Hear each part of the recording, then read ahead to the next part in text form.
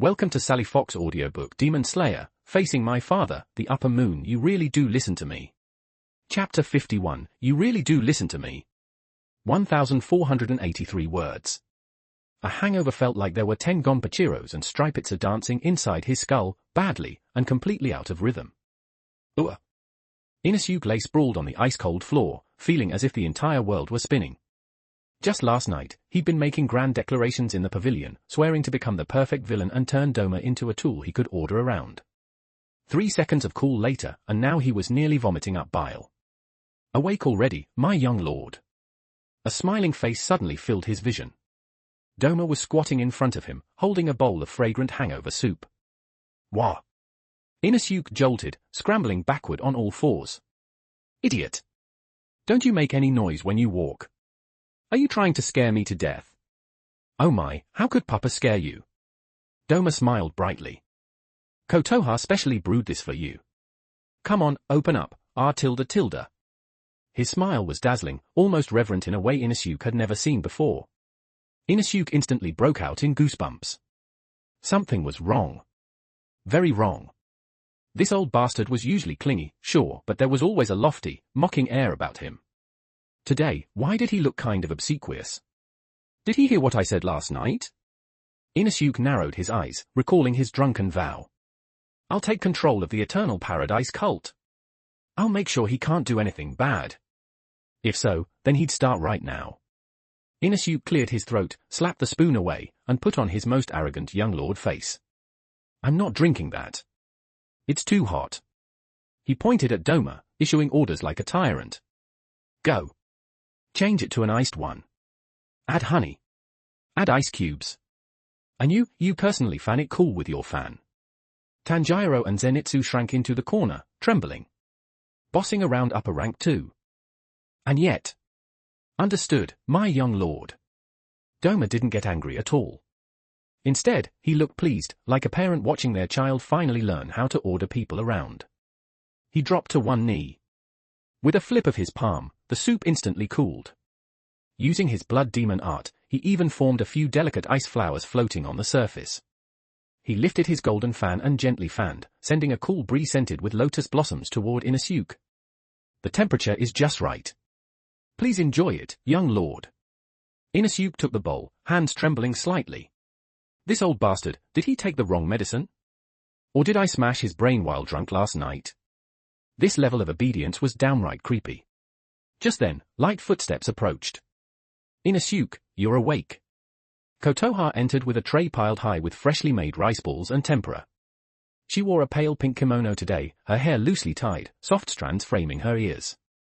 Seeing Inosuke still lying on the floor, she quickly set the tray down and hurried over. Oh dear, why are you sleeping on the floor? What if you catch a chill? She helped him up, letting him lean against a cushion, then gently massaged his temples with her warm hands. Does your head still hurt? Mama made your favorite miso soup, lots and lots of tofu. Feeling that warmth on his forehead, Inosuke's tightly wound nerves instantly loosened. He rubbed his head lightly against her palm. It's fine. Just a bit dizzy. That's what happens when you drink so much. Kotoha scolded gently, tapping his nose, then pulled out a wooden comb and began tidying his messy bedhead. Turn around. Mama will fix your hair. If you're going out, you can't look all sloppy. Inosuke obediently turned around. As she combed, Kotoha chatted softly. Did you pack enough clothes this time? That belly wrap, well, the warm undergarment, you must remember to wear it. And if the food outside isn't clean, eat less. Don't pick things up off the ground like you did when you were little. Mom, stop it. Gonpachiro can hear you. Inosuke muttered, but didn't move away. So what if they hear? Kotoha smiled, though her eyes were faintly red. Friends should look out for each other. She examined his hair tips carefully. Look, your ends are splitting a bit. Remember to eat more black sesame. Nearby, Doma remained kneeling, fan gently moving, watching the mother and son with a constant smile. How wonderful, he sighed. Kotoha-chan's maternal love truly is the most beautiful art in the world. Shut up, old man, Inosuke snapped. Fan your wind. In this warm yet bizarre atmosphere, a crow shattered the moment. Caw! Caw! A scrawny Kazhugai crow crashed through the window like a cannonball, tumbling across the tatami. Emergency summons. Emergency summons. Core. All Hashira. Ankamadu Tanjiro, Hashibira Inusuke, Agatsuma Zenitsu, returned to Demon Slayer headquarters for a meeting. A meeting? Zenitsu's blissful expression instantly darkened. Again? I haven't had enough fun yet. Get ready, you lot. Inusuke shot to his feet, full of energy. Time to make some money. Tanpachiro. Stripitsu. Departure came at the mountain gate. This time, Kotoha didn't cry. Instead, she bustled about, checking the three boys' packs. Tanjiro-kun, take these straw sandals. Shoes wear out fast on the road. Zenitsu-kun, this charm is for you. Hold it when you get scared. Finally, she stepped in front of Inusuke and pulled out a cloth pouch embroidered with a little tanuki, carefully hanging it around his neck. What's this? Inusuke squeezed it, it was soft. A safety charm Mama prayed for. Inside are your baby teeth, and hair from all three of us. She gently straightened his collar. They say it wards off disasters. Inusuke froze for a moment. Hair from all three, so Doma's too? Yeah. That'd definitely ward off disasters. Hair from upper rank too, most demons would flee just smelling it. Got it. You, take care of yourself too. He turned his head awkwardly. If that old bastard bullies you, write to me. I'll come back and beat him up. Oh, you child. Kotoha laughed and rose on tiptoe, kissing his forehead firmly. Safe travels, my precious one. Watching Inusuke blush red as a monkey's backside, Doma walked over with a smile. Then, may your martial fortunes flourish. He placed a hand on Tanjiro's shoulder, then Zenitsu's. Tanjiro-kun, Zenitsu-kun, though you are not demons, as long as you are Inusuke's friends, the gates of the Eternal Paradise cult will always be open to you. Just as Tanjiro was about to bow in thanks, Doma suddenly leaned close and whispered so only they could hear. Kotoha-chan was very happy just now.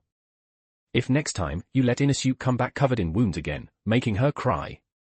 In that instant, Tanjiro and Zenitsu felt as if an icy hand had clenched their hearts, freezing every drop of blood in their bodies. Then I'll have to seriously reconsider whether you truly deserve to be called Inusuke's good friends. With that, Doma stepped back at once, returning to his harmless smile and waving cheerfully. Take care Tilda, come visit again Tilda. Run! Zenitsu screamed, grabbing Tanjiro and Inusuke and bolting down the mountain path without looking back, as if some primeval beast were chasing them. Watching the three boys' figures disappear into the snow, Kotoha stood there for a long time. Lord Doma, will they be safe? Of course, Doma said gently, pulling her close to shield her from the cold. I'm praying for them. And besides, Inusuke is already a man now. Only after the three figures vanished completely did the smile on Doma's face fall away, like a mask torn off. The temperature before the hall plummeted. Snowflakes seemed to freeze midair, even the wind holding its breath in fear. All right.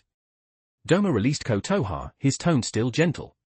Kotoha-chan, things outside are unstable these days. Stay in the inner hall and sew new clothes for Inusuke. Don't come out, okay? All right. Sensing something amiss, Kotoha nodded obediently and went inside. The vast mountain gate was left with Doma alone.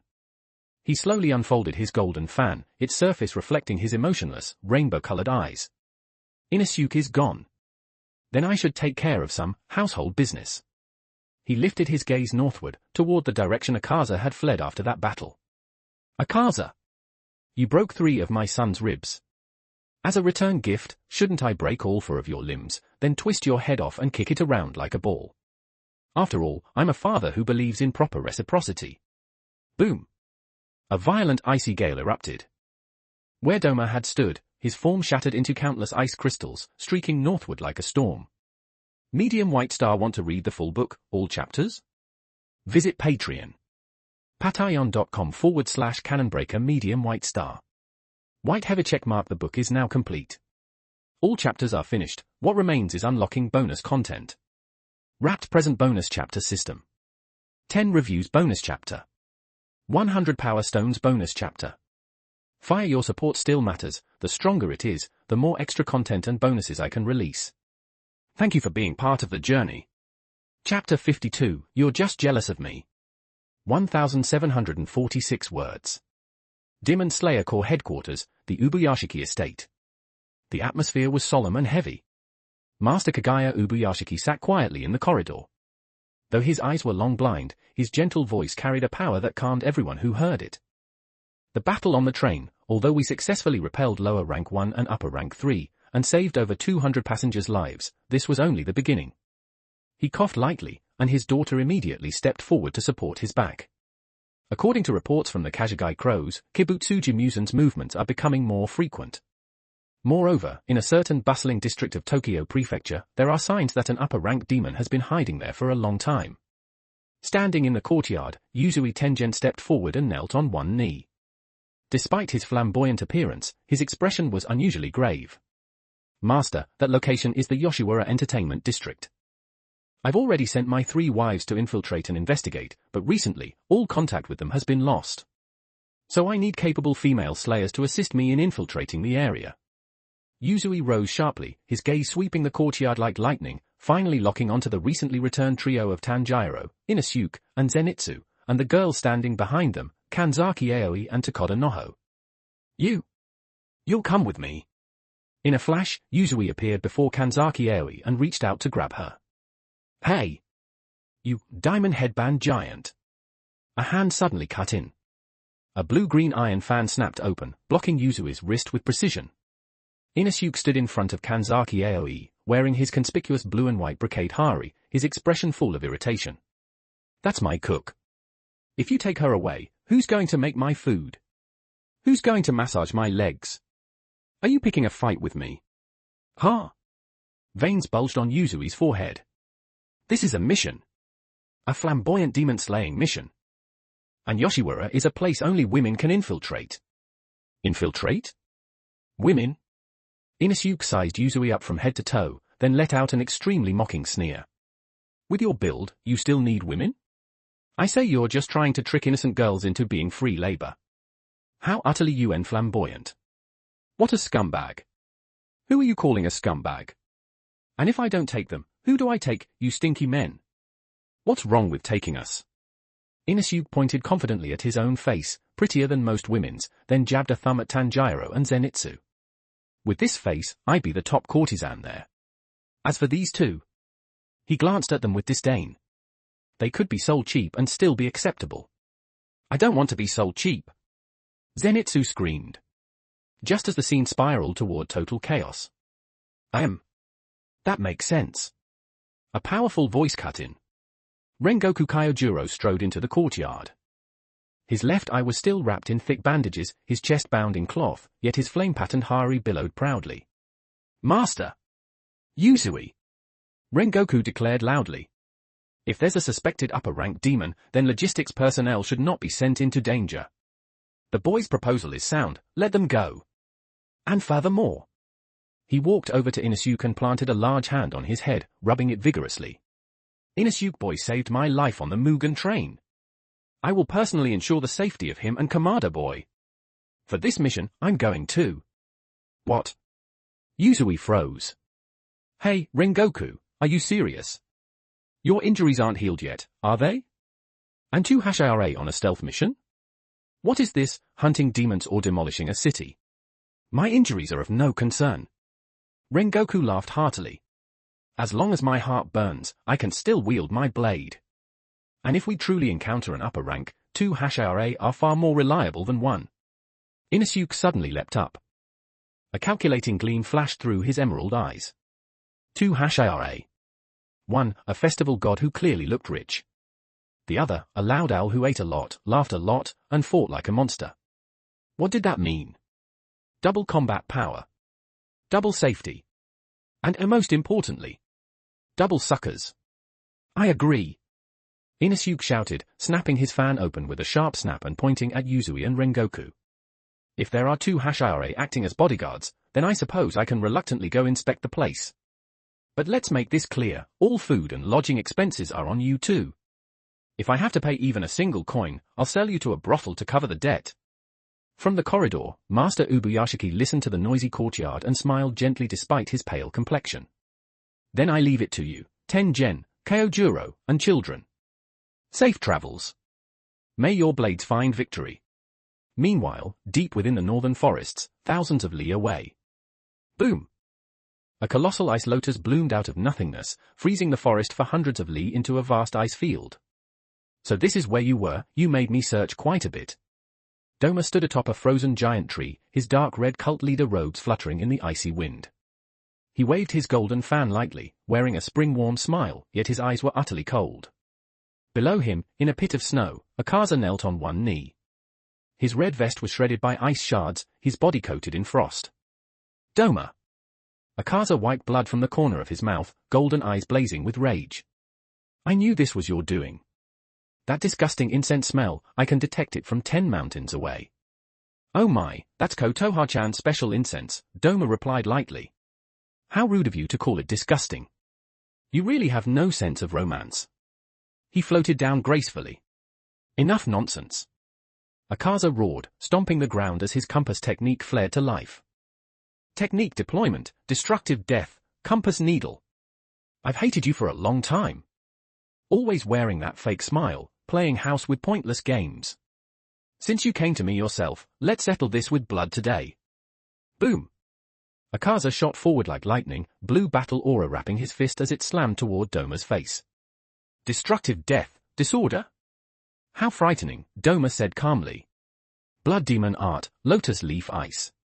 Countless lotus-shaped ice crystals formed instantly, blocking Akaza's punch. The battle erupted. The forest roared with endless explosions. This time, Doma wasn't casual. Every strike targeted Akaza's joints and vital points, ruthless in a way never seen before. Half an hour later. Ha! Akaza knelt in the snow, soaked in blood. His regeneration could no longer keep up with the damage. What's wrong, Akaza? Doma stood before him, spotless, fan gently swaying. Tired already? Your punches are slowing down. Is it because you hurt Inosuke and feel guilty? Shut up! Akaza roared. Who would feel guilty over some human brat? I just can't stand the sight of you. Is that so? Doma narrowed his eyes, his smile fading. Then why are you so angry at me? Because I raised humans. Yes. Akaza ground his teeth. You're an upper rank. Yet you mingle with food, even call them family. It's an insult to demons. An insult? Doma walked closer, looking down at him. Inosuke and Kotoha are my family. In this long, boring, empty life, they are the only things I've ever wanted to keep. Family. Don't make me laugh. Akaza snarled. That kind of fragile thing is only needed by the weak. Fragile. Doma suddenly crouched and jabbed an icy finger hard into Akaza's empty chest. I don't understand emotions, I was born without them, I can only imitate. But what about you, Akaza? You keep saying you hate the weak, hate women, hate family, but do you really hate them? Or is it? His voice became a knife, slicing straight into Akaza's deepest wound. Are you just jealous? Jealous that I have what you once had, and lost with your own hands. You can't stand seeing me happy because you're a pitiful creature who's forgotten who you ever wanted to protect in the first place. Boom. Those words were deadlier than any blood demon art. Akaza's pupil shook violently as a corner of the fog in his mind was torn away. A dojo. A sickly girl. A kind master. And himself, swearing to grow strong to protect them, only to watch them die. Ah. Akaza clutched his head and screamed, a cry born not of flesh, but of a soul collapsing. He stopped fighting, collapsing limply into the snow. Doma watched him, the killing intent slowly fading into puzzled curiosity. Oh? Did you break already? He tapped Akaza's head with his fan. Hey, not fighting anymore? I haven't even finished venting Inosuke's anger yet. Akaza didn't move. He lay among the ice shards, staring at the grey sky, tears streaming uncontrollably. After a long while, a tattooed hand grasped Doma's robe. Doma. Akaza's voice was hoarse, filled with confusion and pleading never before heard.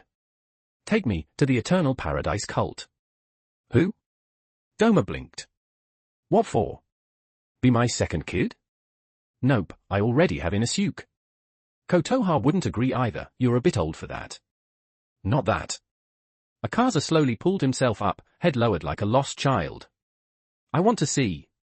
To see how you live with humans. I want to know what that thing called family really feels like. He raised his head. For the first time, there was no killing intent in his golden eyes.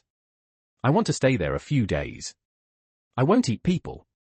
I won't cause trouble. I just want to find what I lost. Doma stared at the usually arrogant upper rank 3. He was silent for a full minute. Then, Phut. Ha. Doma burst into wild laughter, clutching his stomach, tears streaming as he grabbed Akaza around the neck and slapped his back hard. Incredible. Absolutely incredible, Akaza. Are you serious? You want to come to my house and be a watchdog? He leaned in close, his voice dripping with mischievous delight. Don't tell me. You really want to be Inusuke's third uncle? If that's the case, Doma chuckled. Inusuke would probably be very happy. After all, he'd have yet another person to give him allowance, wouldn't he, Tilda? Medium White Star want to read the full book, all chapters? Visit Patreon. patreon.com/Canonbreaker Medium White Star. White heavy check mark. The book is now complete. All chapters are finished. What remains is unlocking bonus content. Wrapped present bonus chapter system. 10 reviews bonus chapter. 100 power stones bonus chapter. Fire your support still matters. The stronger it is, the more extra content and bonuses I can release.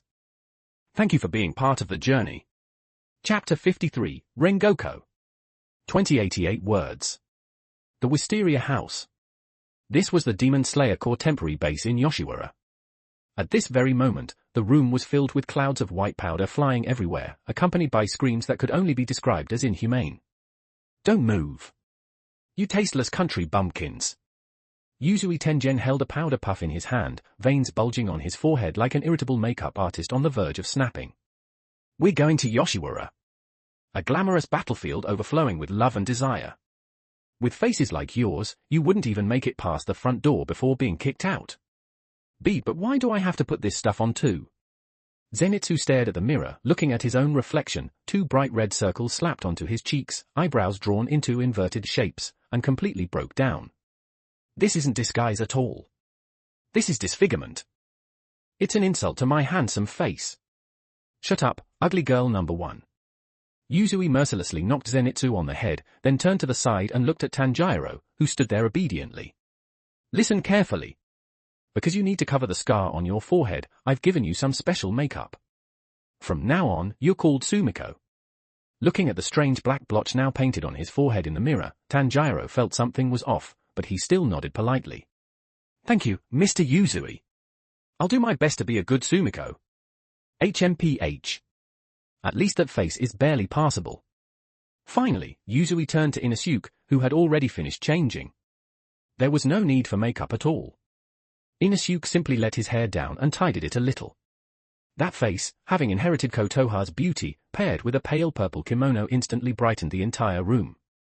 When he didn't speak, he looked exactly like a peerless, breathtaking young lady who had stepped straight out of a painting. Hey, festival guy. Inusuke, now Inoko, shamelessly propped one foot on the table, holding a small mirror and examining himself. The fabric on this outfit is SOSO, but this hairpin's real gold, right? He pointed at the ornament in his hair, emerald green eyes glittering with calculation. Add my appearance fee on top of that. When we sell me later, the money's split 90-10. I take 9. Fine. You can have it all. Yuzui waved his hand impatiently. As long as you don't open your mouth, you'll be the most glamorous Oiran in Yoshiwara. At that moment, Rengoku Kyojuro, who had been standing silently in the corner with arms crossed, expression grave, suddenly spoke. Yuzui. It looks like everyone's changed. What's my assignment? Yuzui turned and sized up Rengoku, 177 centimeters tall, solid muscles all over, flame-patterned Hari billowing behind him. A bold, extravagant, utterly insane idea was born in his mind. Without a word, he pulled out an extra-large kimono embroidered with bright red peonies and handed it to Rengoku. No. Since we're infiltrating, everyone has to be consistent. You're doing it too, Rengoku. Yuzui flashed a devilish smile. What? Rengoku's owl-like eyes widened to their limit. You want me to wear that? Women's clothing. That's right. Yuzui said righteously.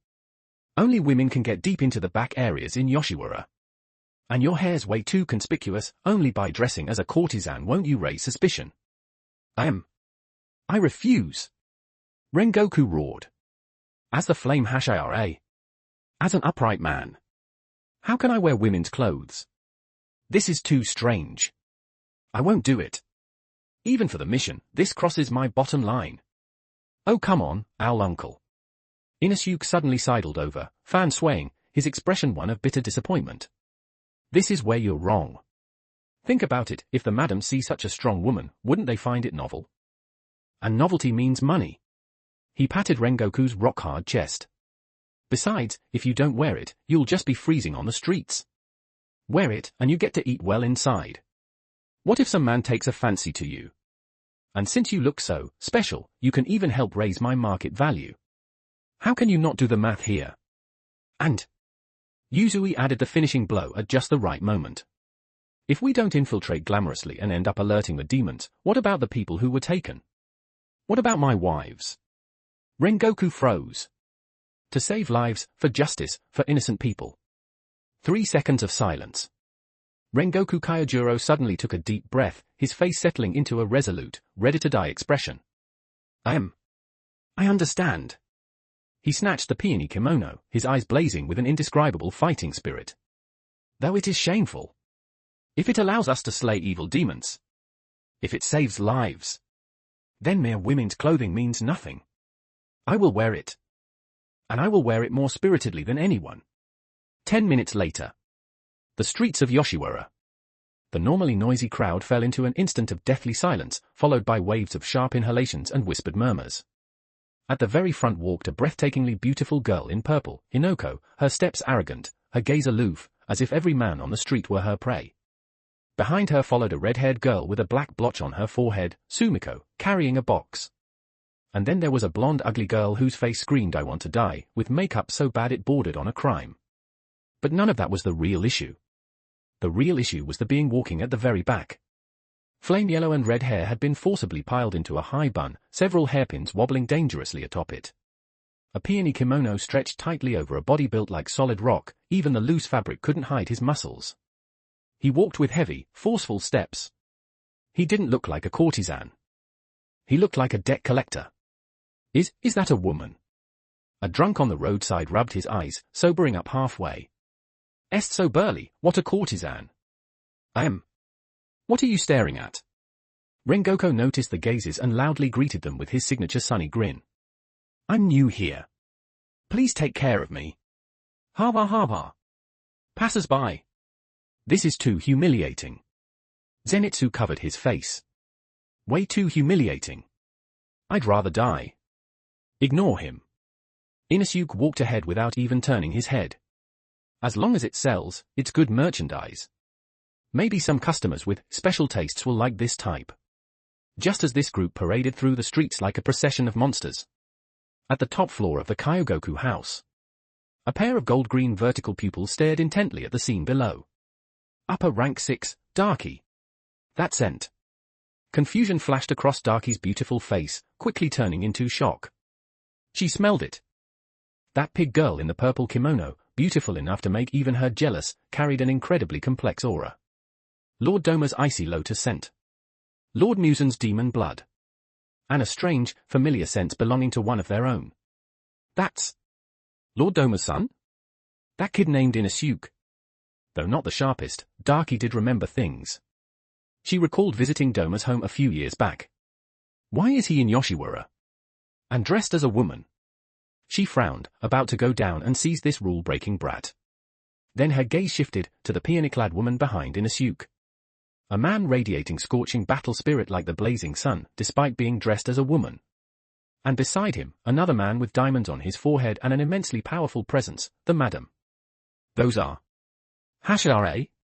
Darky sucked in a sharp breath, her body tensing instantly. The sound Hashira, Yuzui Tengen, and the flame Hashira, Rengoku Kyojuro. What's going on? Why are 2 Hashira on my turf at the same time? And why the hell is the flame Hashira dressed like that?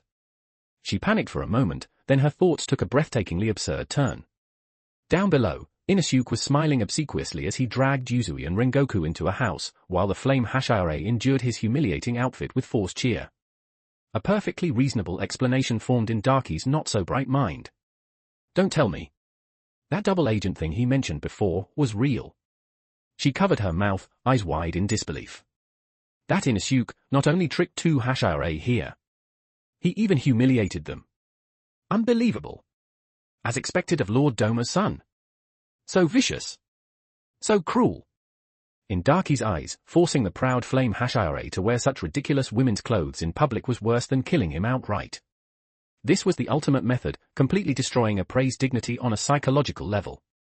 No wonder Lord Muzan favors him. This kid is a genius at tormenting people. He must be pretending to join the Demon Slayer Corps, gaining their trust, then using this chance to lure the Hashirei onto my turf, making them dress as women to lower their guard so we can wipe them out in one go. What was this? This was delivery. Premium takeout, delivered straight to the door. Daki trembled with excitement. No, this kind of merit must be reported to Lord Muzan immediately. She knelt at once, closed her eyes, and connected through her blood to the brilliant Demon King, who was busy with who knew what experiments. Infinity Castle, deep within. Kibutsuji Muzan was in an exceptionally foul mood, poring over ancient texts on the blue spider lily. Lower ranks were dead, useless ones remained useless. Then Daki's overly excited voice echoed in his mind. Lord Muzan! Lord Muzan! I have great news. Quiet, Daki, Muzan replied coldly. It's Inosuke. That Inosuke from the Eternal Paradise cult. Daki's voice trembled with excitement. He brought two Hashirei to Yoshiwara. The Sound Hashirei and the Flame Hashirei. What? Muzan frowned. Two Hashirei? And?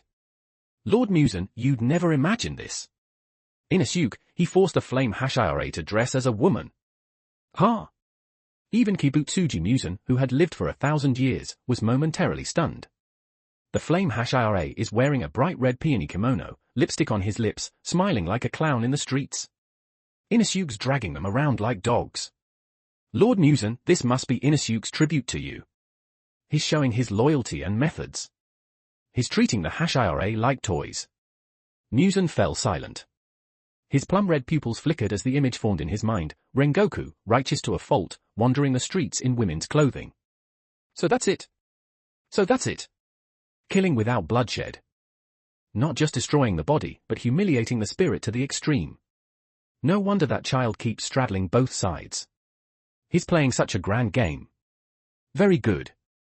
Muzan closed the book, his mood instantly lifting. He hadn't felt this happy in centuries. Doma that useless fool, but he raised an interesting son. Daki, listen carefully. Do not act rashly. Cooperate with Inosuke's actions. Since he's already toying with his prey, wait until he's had enough fun.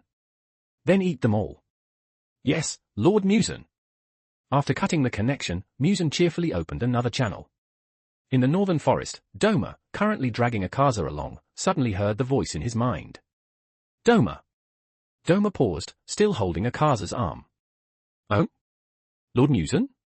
What can I do for you? You've raised a good son.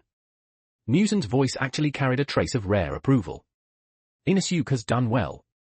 He understands the use of self-harm tactics, the humiliation of a Hashira's dignity, forcing the Flame Hashirei to wear women's clothing.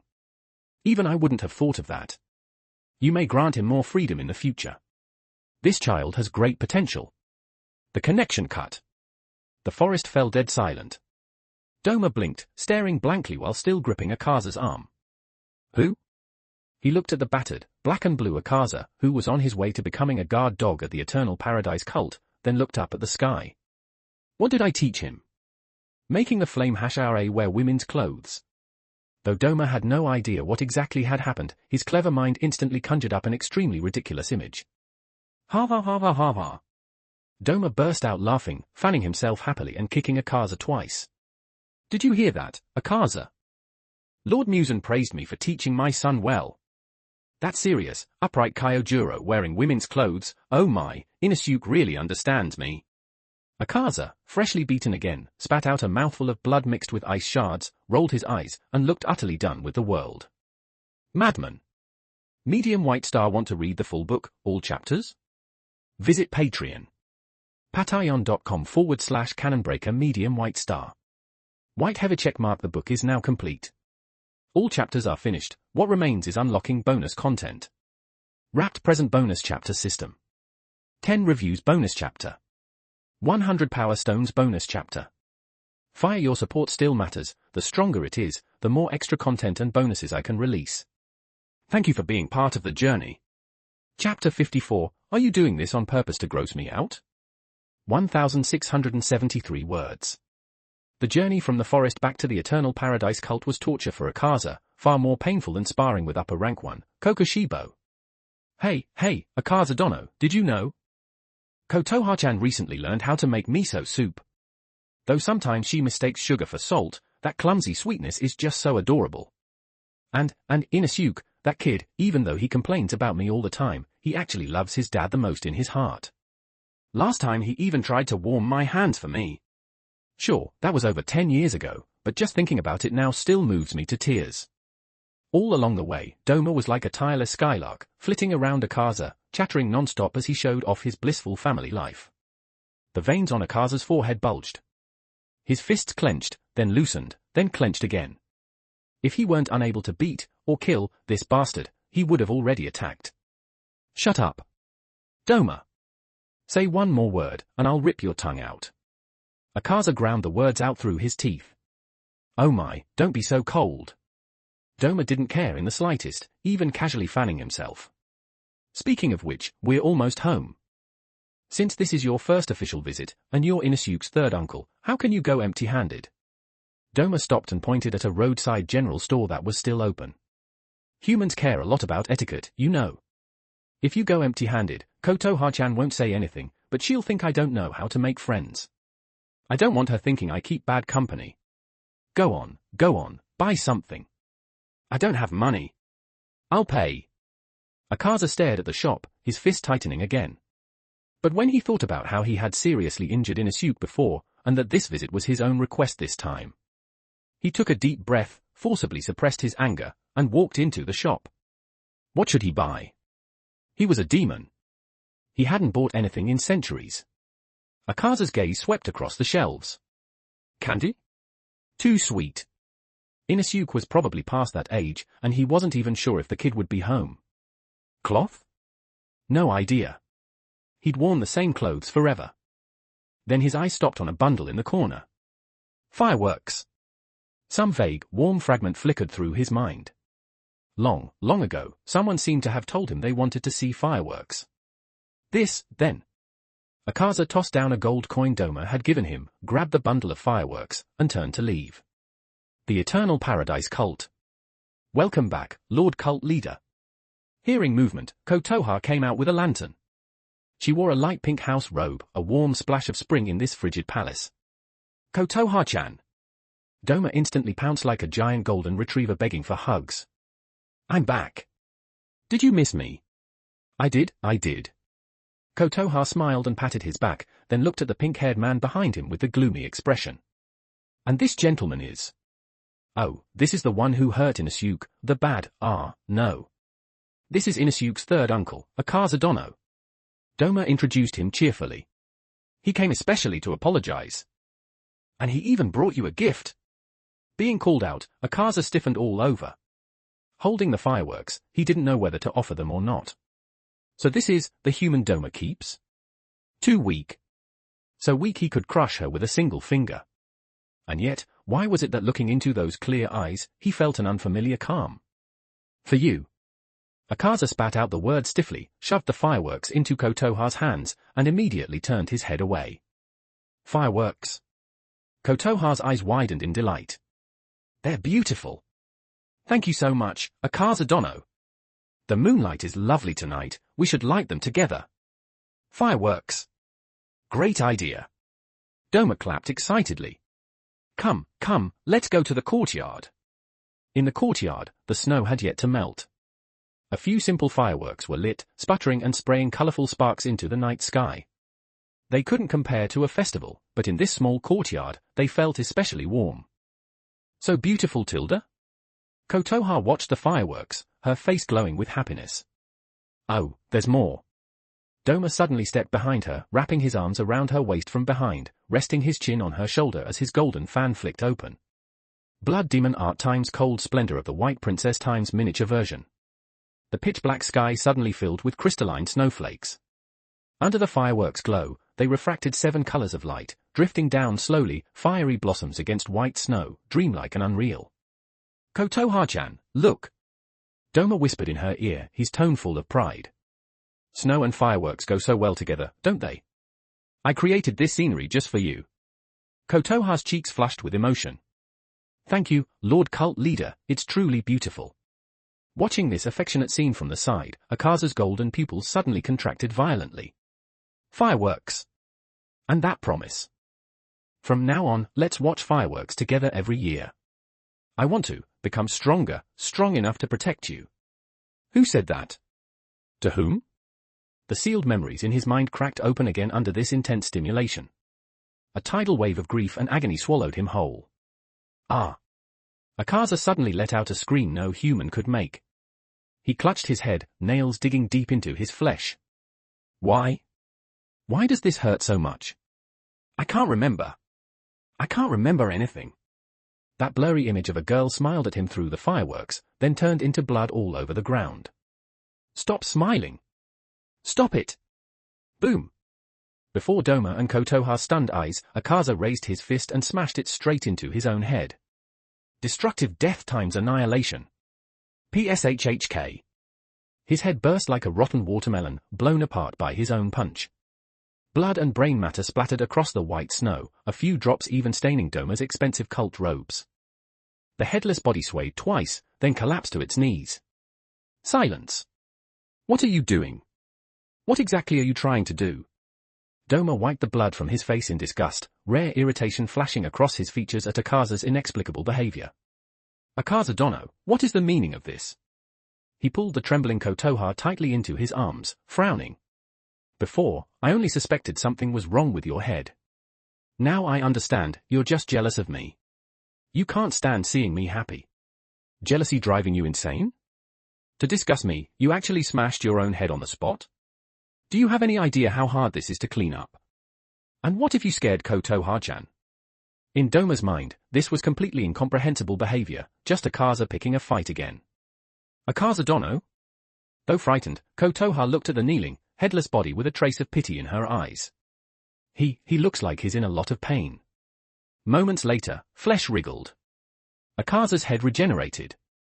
He remained kneeling, gasping for air, drenched in cold sweat, eyes hollow. I'm sorry. His voice was hoarse as he stared at the snow. I lost control. Though the searing pain had faded, the urge for atonement only grew stronger. He looked at Kotoha, at the woman whose gentle eyes mirrored those in his memories. I shouldn't have hurt that kid. And I shouldn't have ruined your evening. Doma raised an eyebrow. Had the sun risen in the west? This mad dog was apologizing? Kotoha slipped free of Doma's arms, carefully walked up to Akaza, and handed him a clean handkerchief. It's all right, Akaza Dono. Her voice was soft. Please wipe up. I don't know what you remembered, but as long as you're alive, there's always hope. Akaza stared at the handkerchief for a long time before tremblingly accepting it. Thank you. He stood up. The killing intent around him was completely gone. He turned to Doma, his expression unusually serious. Doma. I want to atone. For hurting Inosuke, and for the answer I'm searching for. Clenching his fists, Akaza seemed to pour his entire being into those words. Doma blinked, then his 7-colored eyes lit up as if struck by inspiration. Atonement, Hertilda. He found himself, circling Akaza, that familiar mischievous smile spreading across his face. Since Akaza Dono is so sincere, wouldn't it make me look petty to refuse? Doma snapped his fan shut and pointed toward the distant night sky. Inosuke may know some ice breathing and a bit of my blood demon art, but his fighting style is far too wild, nothing but openings. He's basically just hacking away with those 2 blades. Since you're the pinnacle of martial combat, the so-called fist technique master. Doma leaned close and whispered. When Inosuke comes back, you'll teach him martial arts. Teach him everything you know about destructive death. Make him strong enough that no one can bully him again. Akaza froze. Teach that brat martial arts? Tsuryu style? How about it? Doma smiled. A once-in-a-lifetime chance at atonement. A third uncle passing down secret techniques to his nephew, doesn't that sound perfectly reasonable? Akaza fell silent, the image of that boy with the serrated blade screaming as he tried to chop off his neck flashing through his mind. All right. Akaza nodded, a new fire igniting in his golden eyes. I'll teach him. I'll temper him into what you want. Oh my, that's wonderful. Doma clapped happily. Then from today on, you're the Eternal Paradise Cult's martial arts instructor. No salary, food and lodging included, and remember to greet Ko Toha-chan every morning. In the wind and snow, Upper Rank 2 smiled brightly. Upper Rank 3 clenched his fists, eyes resolute. And far away, an oblivious Inosuke was still in Yoshiwara's pleasure district, yelling at Zenitsu for not knowing how to attract customers and make money. Medium White Star want to read the full book, all chapters? Visit Patreon. patreon.com/canonbreaker Medium White Star. White heavy check mark. The book is now complete. All chapters are finished, what remains is unlocking bonus content. Wrapped present bonus chapter system. 10 reviews bonus chapter. 100 power stones bonus chapter. Fire your support still matters, the stronger it is, the more extra content and bonuses I can release. Thank you for being part of the journey. Chapter 55, Resonance from the Depths of the Soul. 1,627 words. The Knights of Yoshiwara were a dazzling haze of indulgence. At the Tokito house, Tanjiro was diligently helping the proprietress carry goods in and out, quickly winning her favor. At the Ojimoto house, Zenitsu was hiding in a corner, plucking away at a shamisen. He played as he cried, looking genuinely aggrieved. The miserable, plaintive music made even passing customers feel the urge to toss him a couple of copper coins. Meanwhile, at an otherwise unremarkable establishment. A branch shop of Kyogokuya. A newcomer by the name of Rensha was busy creating a legend. 5 ants. So this is sake. The flavor's a bit light. But it's so refreshing. Rengoku Kyojuro sat upright in the center of the crowd, cradling a sake jar bigger than his own head. He tipped it back and took a long, heroic swig. Read Rensha-san? Beside him, a somewhat lecherous wealthy merchant stared at the broad-shouldered beauty before him, cold sweat pouring down his face. Could you be a little gentler? We came to drink and enjoy the girls, not to compete in drinking contests. Summoning his courage, the merchant stretched out his greasy hand, trying to touch Rengoku's hand resting on his knee. Just as his fingertips were about to make contact. Smack! Rengoku set the sake jar down. He didn't dodge. Instead, he grabbed the merchant's wrist in a reverse grip, flashing that sun-bright smile. Esteemed guest. If you're going to drink, you must drink with spirit. Cowering like that is no way for a man to act.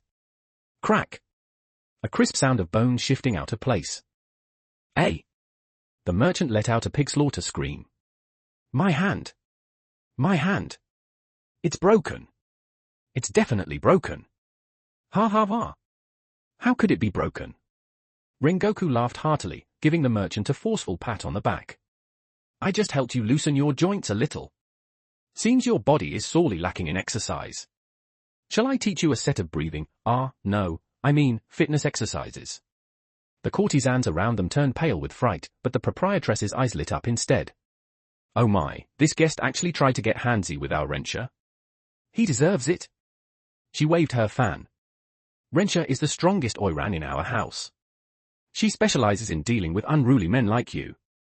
Strangely enough, this violent beauty style ended up hitting certain customers' very specific tastes. So strong, such a robust woman. I kind of want her to crush my hand bones too. Another customer blushed furiously, staring unblinkingly at the cheerfully laughing Rengoku Kyojuro.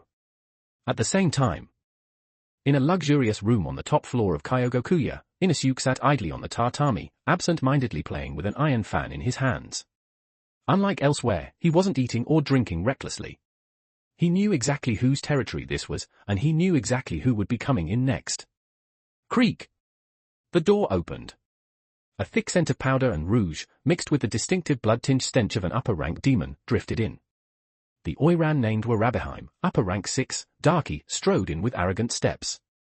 Several pink sashes floated behind her like living creatures. Inoko! Darky closed the door. Excitement gleamed in her golden-green slit pupils. I've sent everyone away. There's only us here now, or rather, only our own people. You're amazing. You really became a double agent. I shouldn't have said those things to you when you were little. Inusuke lifted his eyelids, looking at the stunningly beautiful yet vaguely airheaded demon woman before him. He wasn't flustered.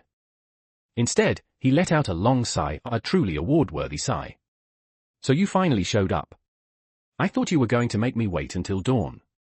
His voice carried a hint of exhaustion, and a weary detachment that seemed to have seen through the world.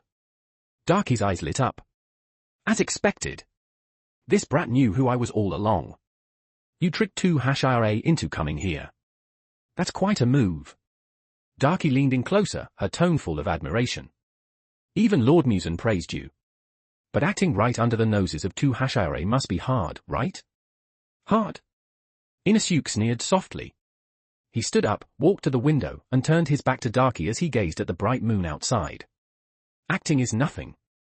Compared to the days I lived in that household, this is practically a vacation. Darky froze. Who? That household? You mean, the Paradise Faith? Yes. Inusuke's voice sank low as he began his performance for the not-so-bright woman. You know what kind of person my idiot father is. One moment he's smiling and putting food in your bowl. The next he might twist someone's head off and kick it around like a ball. He has no heart at all. Inusuke turned around. A perfectly measured hint of vulnerability surfaced in his emerald eyes. I grew up watching his mood just to survive. If not for my mom, that foolish woman who protected me with her life, trembling in fear yet still standing in front of me. He clenched his fists, knuckles turning white. I would have become fertilizer at the Ice Lotus pool a long time ago. To live, to protect that foolish woman, I had to learn to disguise myself. Disguise myself as a good child, disguise myself as a human swordsman, even disguise myself as this kind of courtesan meant to amuse others. Those words landed like a heavy hammer, smashing straight into Darky's heart. A temperamental powerhouse. A weak one desperately trying to protect a child. A boy forced to become cruel and cunning just to survive. In that instant, scenes from hundreds of years ago surfaced in Darky's mind. That snowy day, when her brother held her tightly in his arms. And was cut down to the brink of death while avenging her. It resonated. A resonance from the depths of the soul. Darky looked at Inusuke, her eyes reddening. What she saw was no longer the young master of the Paradise Faith. But someone just like herself, a kindred soul who had been forced to wear masks and suffer countless wounds in a cruel world just to protect someone dear. No wonder? Darky murmured. No wonder you use such bitter tricks, no wonder you could play the Hashira like fools. So you're a child who grew up in hell. She suddenly rushed forward and grabbed Inusuke's hand, her gaze burning with the fervor of someone reunited with a long-lost younger brother. I get you, Inusuke. I really get this feeling. Her voice trembled with excitement. Those Hashira, those hypocritical humans, they don't understand our pain at all. Only our own kind can understand our own kind. Inusuke froze for a moment. He'd intended to sell a tragic story to gain her trust, but this reaction, wasn't it a bit much? So, he asked cautiously. So, this time, Big Sister will cooperate with you unconditionally. Darky thumped her chest boldly, the sashes behind her fluttering excitedly. What do you want? Information? That sound Hashira's wife, I didn't eat her. She's sealed with my sashes in the underground food storehouse. If you need her, use her as bait or a hostage, whatever you like. As she spoke, she pulled out a handful of money given by customers, even several property deeds, and stuffed them all into Inusuke's arms. And this too. You can't get by in human society without money. Take it, if it's not enough, I'll go get more. As long as we can trample those high and mighty Hashira underfoot. As long as it makes Lord Muzan happy, Big Sister will listen to everything you say. Inusuke looked at the pile of treasure stacked in his arms, then at Darky's face, which clearly said we could totally swear brotherhood in a peach garden right now. He blinked, then showed a sincere smile. Thank you, Big Sister. That Big Sister came out smooth, heartfelt, and utterly convincing. Ah. Darky covered her face and let out a delighted squeal.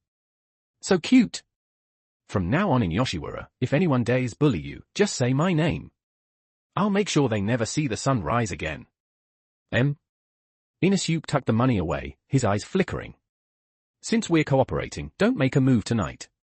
Those two #IRA are very alert right now.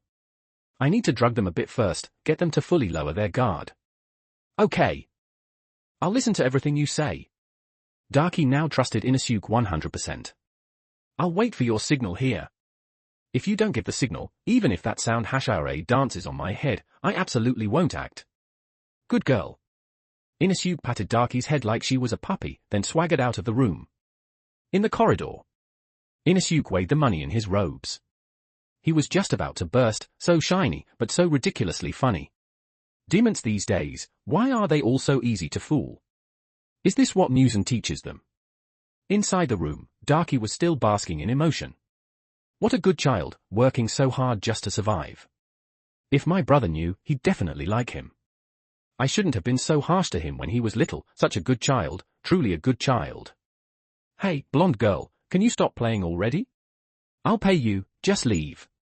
A customer suddenly snapped, tossing a few copper coins at Zenitsu. Zenitsu felt even more aggrieved. The book is now complete. Thank you for all your support throughout this journey. As a bonus for your continued support, one bonus chapter will be released for every 10 reviews.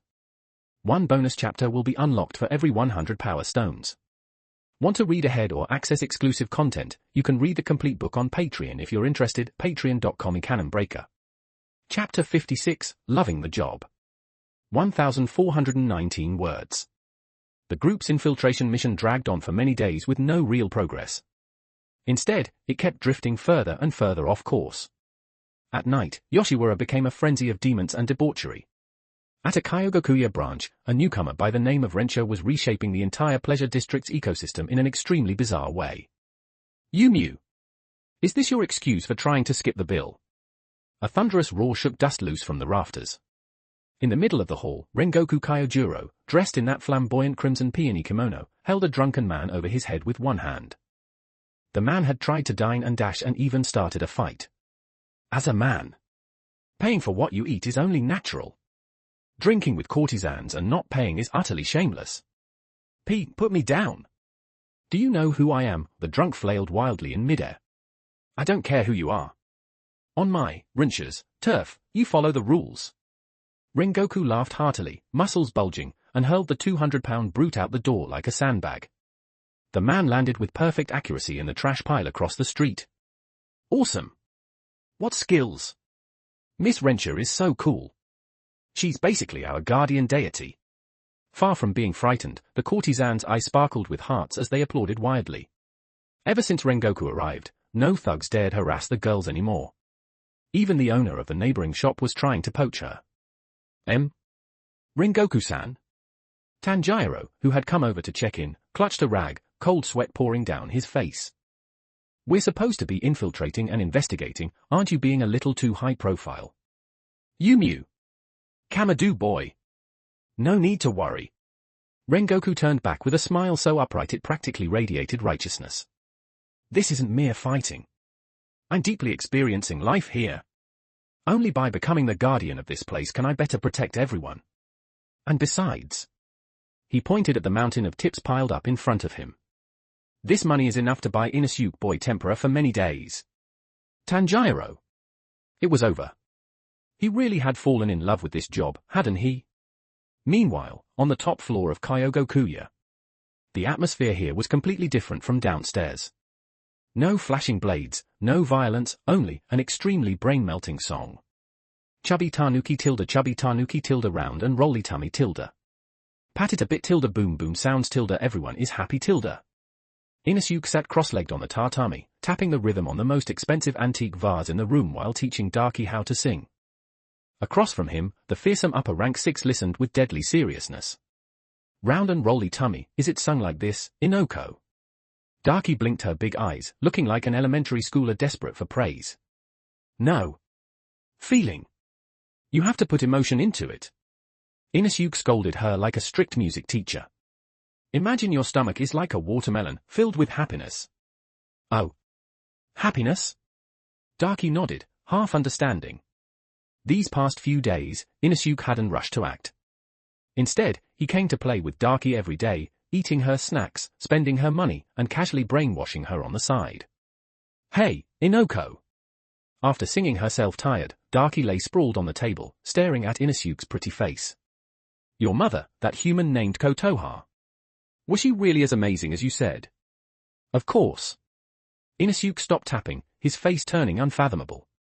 You know my perverted old man, Doma, right? Kills without blinking, eats people without even spitting out bones. But the moment my mom hummed once, he'd obediently go kneel on a washboard. Seriously? Darky was stunned. That was Lord Doma. That's because you don't know how scary my mom really was. Inosuke began lying through his teeth with a perfectly straight face. My mom couldn't fight, but she had a kind of tyrannical love. The wisteria cakes she made, even Lord Musen, even my dad would cry after eating them. Her singing could purify souls. In our paradise faith, my mom was the true queen. My dad was just a tool for making money.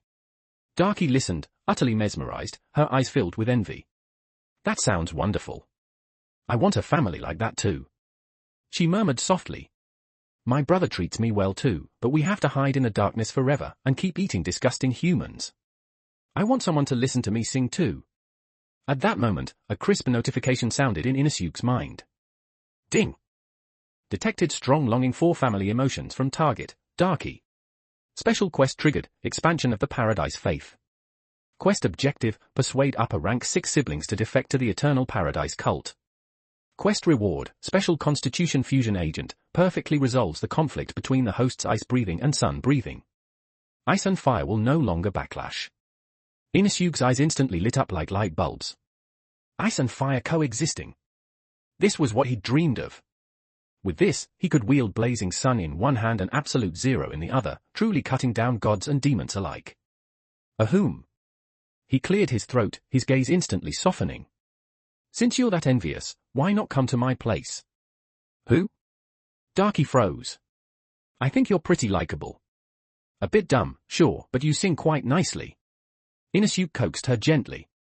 And your brother, doesn't it get stuffy, hiding inside your body all the time? Come to the Paradise Faith. I'll have my mom make you new clothes, and your brother, I'll have my dad teach him how to take care of his skin. Oh really, is that okay? Darky was tempted, but fear crept in. But Lord Musen? What's there to be afraid of? Inosuke slammed the table. If the sky falls, my dad will hold it up. Besides, this is just an internal transfer. It's all work, where you work makes no difference. Just then, Darky's back split open. A gaunt man covered in black spots crawled out, gripping blood sickles in his hands. Gyutaro. He stared at Inosuke, eyes vicious, but without killing intent. Brother! Darky hurriedly grabbed him. I heard everything. Gyutaro rasped, looking at his sister. Yume, do you really want to go? To that place, with a mom? Brother! Darky lowered her head. I want to go. I want to wear new clothes. I don't want to be hunted by Hashirei anymore. Gyutaro fell silent for a long time. He looked at the hope shining in his sister's eyes, a light he hadn't seen in hundreds of years. All right. He turned to Inosuke. That hideous face twisted into a smile uglier than crying. Hey, Doma's kid. If you're lying to us, I'll cut you into pieces. But if you really can give Yume a home, then I am willing to believe you. Looking at the siblings, a strange sense of accomplishment rose in Inosuke's heart. Deal. He extended his hand and slapped palms with Gyutaro's withered one. Welcome to the Eternal Paradise cult. From today on, I've got your backs. Infinity Castle, deep within. Kibutsuji Musen sat before his laboratory table, still in a very good mood. The more he thought about Inosuke's actions, the more satisfied he became, enduring humiliation, steady and grounded, brilliant beyond his years. Very good. Excellent. Looking at the medicine in his hand, Musen decided to add a bit more insurance. Though Inosuke and Darky are doing well, the enemy has 2 Hashirei. To ensure absolute success. He waved his hand. Space twisted, and a pot appeared out of thin air. Upper rank 5, Gyoko. That ridiculous face covered in tiny hands poked out of the pot. Lord Musen tilde your loyal artist Gyoko is here tilde he tilde. Gyoko. Musen spoke coldly. Go to Yoshiwara. Assist Darky and Inosuke. If those 2 Hashirei try to flee, you're responsible for cutting off their retreat. Remember, follow Inosuke's commands. That child's current layout is perfect. Do not ruin it. Yes, Lord Muzan. Gyoko wriggled excitedly. To witness the deaths of two Hashira firsthand, how marvelous. I'll turn them into my most perfect artworks and present them to you. Watching Gyoko vanish, Muzan nodded in satisfaction. With 3 upper-rank combatants, plus Inosuke as an insider, against 2 Hashira. The advantage is mine. Muzan smiled with confidence. The book is now complete. Thank you for all your support throughout this journey. As a bonus for your continued support, 1 bonus chapter will be released for every 10 reviews. 1 bonus chapter will be unlocked for every 100 power stones. Want to read ahead or access exclusive content? You can read the complete book on Patreon if you're interested. patreon.com/canonbreaker. Chapter 57, Bullying the Honest Ones. 2,116 words. Then let's set off now. We shouldn't keep Lord Doma waiting too long. A trace of anticipation flashed across Darky's face, her cheeks faintly flushing. Right. You know my dad is very particular about punctuality. Inosuke was practically about to burst out laughing, yet his face remained as steady as an old dog. Hishu. Hishu. Where are you going? That perverted freak living inside a pot, Gyoko, suddenly popped out from a corner of the room. Not only had he brought Muzan's encirclement plan with him, he was also brimming with excitement, loudly declaring that he wanted to team up with the Darky siblings to turn the Hashira into works of art. This absolutely would not do. If 3 upper ranks joined forces, and with hostages in hand, those 2 Hashira really would be done for. Well. Inoko, Lord Muzan's orders were for us to cooperate. Darky hesitated, looking troubled. Cooperate my ass. Inosuke slammed his palm onto the table, pointing at Gyoko, who was covered in tiny hands, with an expression that screamed you have no taste. Can't you see the aura on this master pot right here? That's loneliness. That's pride. That's the artistic spirit that doesn't need mortals interfering. Inosuke walked up to Gyoko and, suppressing his disgust, patted the slick surface of the pot. Brother Pot, your design is way too avant-garde. Eyes growing out of mouths, mouths growing out of eyes, this kind of structure completely breaks convention. It's a masterpiece. Letting others interfere in your battle would be a desecration of your art.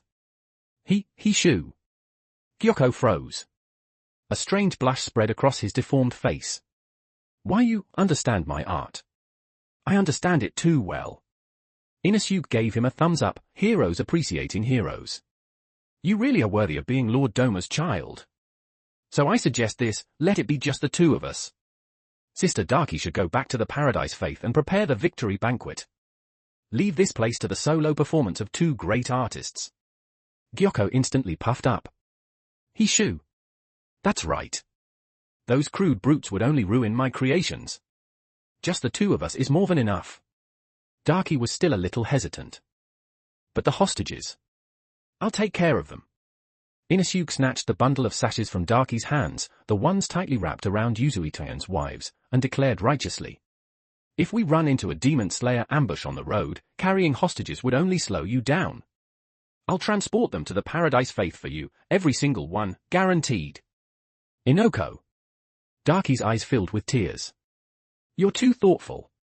Then we'll wait for you at the Paradise Faith. Go, go. Don't delay Master Pot's performance. Inosuke shoved the siblings toward the window, and casually stuffed a letter into Darky's hand. This is a letter of introduction for my dad. With this, no one will dare stop you. Remember, don't come out for the next few days. I've got big things to do. Wait for my signal. MHM. Big sister will listen to you. With her brother on her back and the letter in hand, Darky jumped out the window joyfully, like a grade schooler heading off on a spring outing. Mission complete. Reward issued. At that moment, within the Eternal Paradise cult.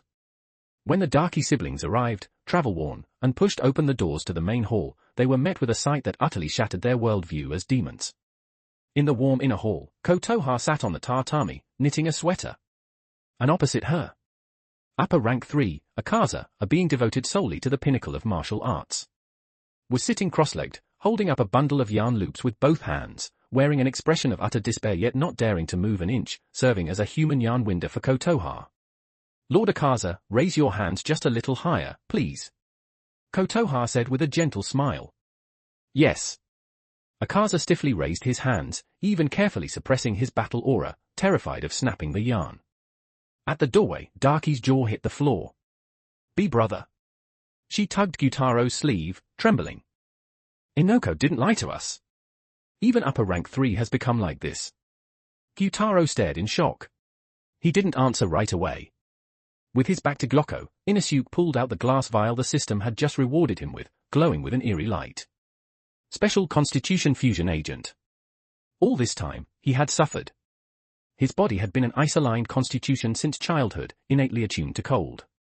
Yet he cultivated sun-breathing, the ultimate yang, blazing and fierce. The clash between the two breathing styles made it difficult for him to use either freely. Whether I can become a true powerhouse depends on this thing. Tilting his head back, Inosuke downed the potion in one gulp. Boom! An indescribable surge of heat swept through his body, followed immediately by a torrent of extreme cold. But instead of clashing as before, the two forces fused perfectly. The cold was no longer biting, but crisp and pure. The flames no longer burned, but felt warm. Inosuke snapped his eyes open. Within those emerald pupils now flickered hints of gold and icy blue. They were starting to resemble his foster father's eyes more and more. "Ha!" He exhaled. The breath instantly crystallized into ice in the air, then ignited in the next second. "Hey, Master Pot!" Inosuke turned around, a smile full of wildness and calculation curling at his lips. He drew his twin blades. No longer did they emit mere icy chill. Instead, flames tinged with frost danced along the steel. The two Hashira are extremely alert. If we go straight at them, they'll definitely run. So. Gyoko tilted his head, the eye on his forehead blinking. So we need a performance. We'll make a huge commotion, pretend there's a fierce battle happening here. Those two Hashira are the type who'll rush over the moment they see trouble, like idiots. As long as we make enough noise, tear this building down, they'll come charging in like moths to a flame. You stay hidden, I take center stage. We strike from inside and out and wipe them out in one go. Hishu. Make sense. Gyoko's eyes lit up. Then let's do it. Inosuke crossed his twin blades and took a stance. No holding back. The more realistic, the better. Let me see the artistic accomplishment of upper rank 5. Good. Then watch closely. Gyoko erupted from his pot, ecstatic. Blood demon art, 1,000 needles, fish slaughter. Countless grotesque fish, bristling with venomous spikes, shot toward Inosuke like a torrential rain. Faced with a dense barrage, Inosuke didn't dodge. He drew in a deep breath, and the power of Ice Sun surged through his body. Watch closely, old man, no, Gyoko. This is my new technique. Rin-Nichi breathing. First form, Frost Sky Flame Dance. Slash. Inosuke's figure vanished instantly. Two brilliant arcs of blade light sliced through the air. The light was utterly bizarre, its outer layer freezing cold, its core blazing like a scorching sun. Everything in its path froze into ice sculptures, then exploded in the next instant, shattering into burning shards of icy powder. What? Gyoko was shocked. Inosuke was already upon him, twin blades descending with mountain-splitting force toward Gyoko's neck. Clang! Upper rank 5 reacted instantly, retracting into his pot. The hardened vessel blocked the strike. A massive shockwave erupted, and the entire floor collapsed with a thunderous crash. Feels good. Inosuke laughed loudly. This was the power he wanted, no backlash pain, only endless explosive strength. Again, Master Pot. This still isn't loud enough. Those two Hashira won't hear it. He attacked wildly as he shouted. Of course, he wasn't actually trying to kill Gyoko yet. His real goal was to test his strength, and lure those two bodyguards over to do some hard labor. Hishu. You little brat, you've got quite some strength. Gyoko had been completely fooled. He genuinely thought this was just acting. If it's a performance, then I'll make it even more dazzling. Blood demon art, blood prison basin. A massive water basin materialized out of thin air, trying to trap Inosuke. Too slow. Rin-Nichi breathing. Third form, blazing sun ice wheel. Spinning at high speed in midair, Inosuke transformed into a burning wheel of ice, cleaving straight through the basin, and kicking away one of Kyogokuya's load-bearing pillars for good measure. Rumble. Under their perfect coordination, the once glorious top floor of Kyogokuya finally gave out, letting out a despairing groan before collapsing completely. A towering cloud of dust shot skyward, and the explosion echoed throughout all of Yoshiwara. On the street below, Miss Rensha was in the middle of throwing out the 11th thug when she suddenly froze. Crack! The sake jar in her hand was crushed to powder. Yumiu! That direction, that's Hinoko boy's presence. Rengoku Kyojuro snapped his head up. His remaining eye locked onto the swaying top floor. There, a nauseatingly dense demonic aura was erupting, along with Inosuke's presence, now far stronger than before. There's a demon. And it's upper rank. Hinoko boy is in danger. On the other side, Yuzui Tengen, who had been pretending to count money as a madam, went pale. The gold coins in his hand were crushed into ingots. That idiot boarhead. Didn't we agree on infiltration? Why did he blow the place up? But fury flared in Yuzui's eyes. Dare to hurt my teammate? That's not flashy at all. Above the ruins of Kyogokuya, Inosuke stood panting atop a broken wall, lightly injured, staring at Gyoko, who was unharmed, though his pot bore visible cracks. 6 of 4. Without either side going all out, it's a 6 for split. Wiping the blood from the corner of his mouth, Inosuke smiled slyly. He shoo. Well? Big enough commotion, right? Gyoko crowed proudly. Those two Hashirei must be scared senseless by now. Yeah, big enough. Inosuke wiped his mouth again and grinned. So big that those two monsters have already arrived. Before the words had fully fallen. Boom! The ceiling overhead was blown away by a terrifying force. Two figures slammed down heavily between Inosuke and Gyoko. The dust settled. On the left, Yuzui Tengen had already torn off his disguise, revealing his solid muscles and flamboyant jeweled headband. Twin blades in hand, chains clanking behind him, his gaze was ferocious like a demon's. Hey, you pot, that looks like rotten seafood. Yuzui ground his teeth, his voice frighteningly low. You dare run wild on my turf? And you even dare to injure that money-grubbing little brat? Are you ready to be flamboyantly sliced into sashimi? On the right, Rengoku Kyojuro had not removed that crimson peony kimono. But the aura radiating from him was more terrifying than ever, so overwhelming it even surpassed Gyoko's upper-rank presence. The once ridiculous women's outfit now snapped violently in the storm of raging flame aura. His Nichiren blade was already drawn, glowing red-hot, the air around it warping from the heat. He wasn't smiling. The usually cheerful face was now carved with the wrath of an elder brother whose line had been crossed. Yumiu! Rengoku stepped forward, staring down Gyoko. His voice sounded like judgment descending from hell. Although my current attire is somewhat improper. But you dared lay hands on the boy I intend to take as my adopted son. No matter if you're an upper rank or whatever else. Tonight, I will burn you until not even ashes remain. He shoo. Gyoko turned to look at Inosuke. Only to find the brat hiding behind the two Hashirei, sticking his tongue out at him. The book is now complete. Thank you for all your support throughout this journey. As a bonus for your continued support, one bonus chapter will be released for every 10 reviews. One bonus chapter will be unlocked for every 100 power stones. Want to read ahead or access exclusive content? You can read the complete book on Patreon if you're interested. patreon.com/canonbreaker. Chapter 58, I've been acting all along. 1,550 words. But the disaster was far from over? Inosuke-kun, are you alright? Two figures followed closely behind, leaping in through the gaping hole that had just been blasted open by Inosuke and Gyoko's fight. Tanjiro gripped his Nichiren blade tightly, the makeup on his forehead smeared by sweat. His gaze was resolute as he stared straight at the monster crawling out of the pot. I smell an incredibly strong stench of evil. It's even worse than the tempura Inosuke-kun stuffed into Zenitsu-kun's bag and forgot about for ages. Ooh? When did that happen? So this is an upper rank? It's so gross. Seriously disgusting. Agatsuma Zenitsu froze for a moment, then his face twisted in pure revulsion. Under the firelight, the blush on his cheeks looked especially ridiculous, but his hand was clenched tight around his sword hilt. At this moment, on the left stood Yuzui Tengen, murderous intent overflowing, flamboyant to an absurd degree. On the right was Rengoku Kyojuro, currently the hottest name in Yoshiwara. Behind them were two juniors ready to spring into action. And in the middle stood a pig-headed youth holding twin blades, wearing a sinister grin. Surrounded dead center, Gyoko froze. Shoo. He counted. 1, 2, 3, 4, 5.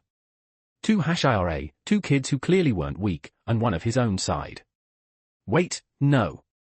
Gyoko turned to Inosuke, his voice trembling with disbelief, almost crying. Kid, is this what you meant by a performance? The script's wrong, isn't it? And who the hell is that red-clothed cross-dressing freak? Why is he even here in such a serious scene? Faced with Gyoko's accusations, Inosuke showed not the slightest hint of guilt. Instead, he arrogantly hoisted both blades onto his shoulders, his purple kimono snapping loudly in the wind. Enough nonsense. This is exactly how I planned it. He gestured at their surroundings, his multicolored eyes glittering with intelligence. 5 against 1, this is called righteous group justice. So, Master Pot? Do you feel your artistic soul trembling? Do you feel inspiration about to explode? Explode my ass. Gyoko shrieked, several tiny hands flailing wildly. I'm done. I'm going home. With that, he tried to retreat back into his pot, preparing to activate his blood demon art and escape.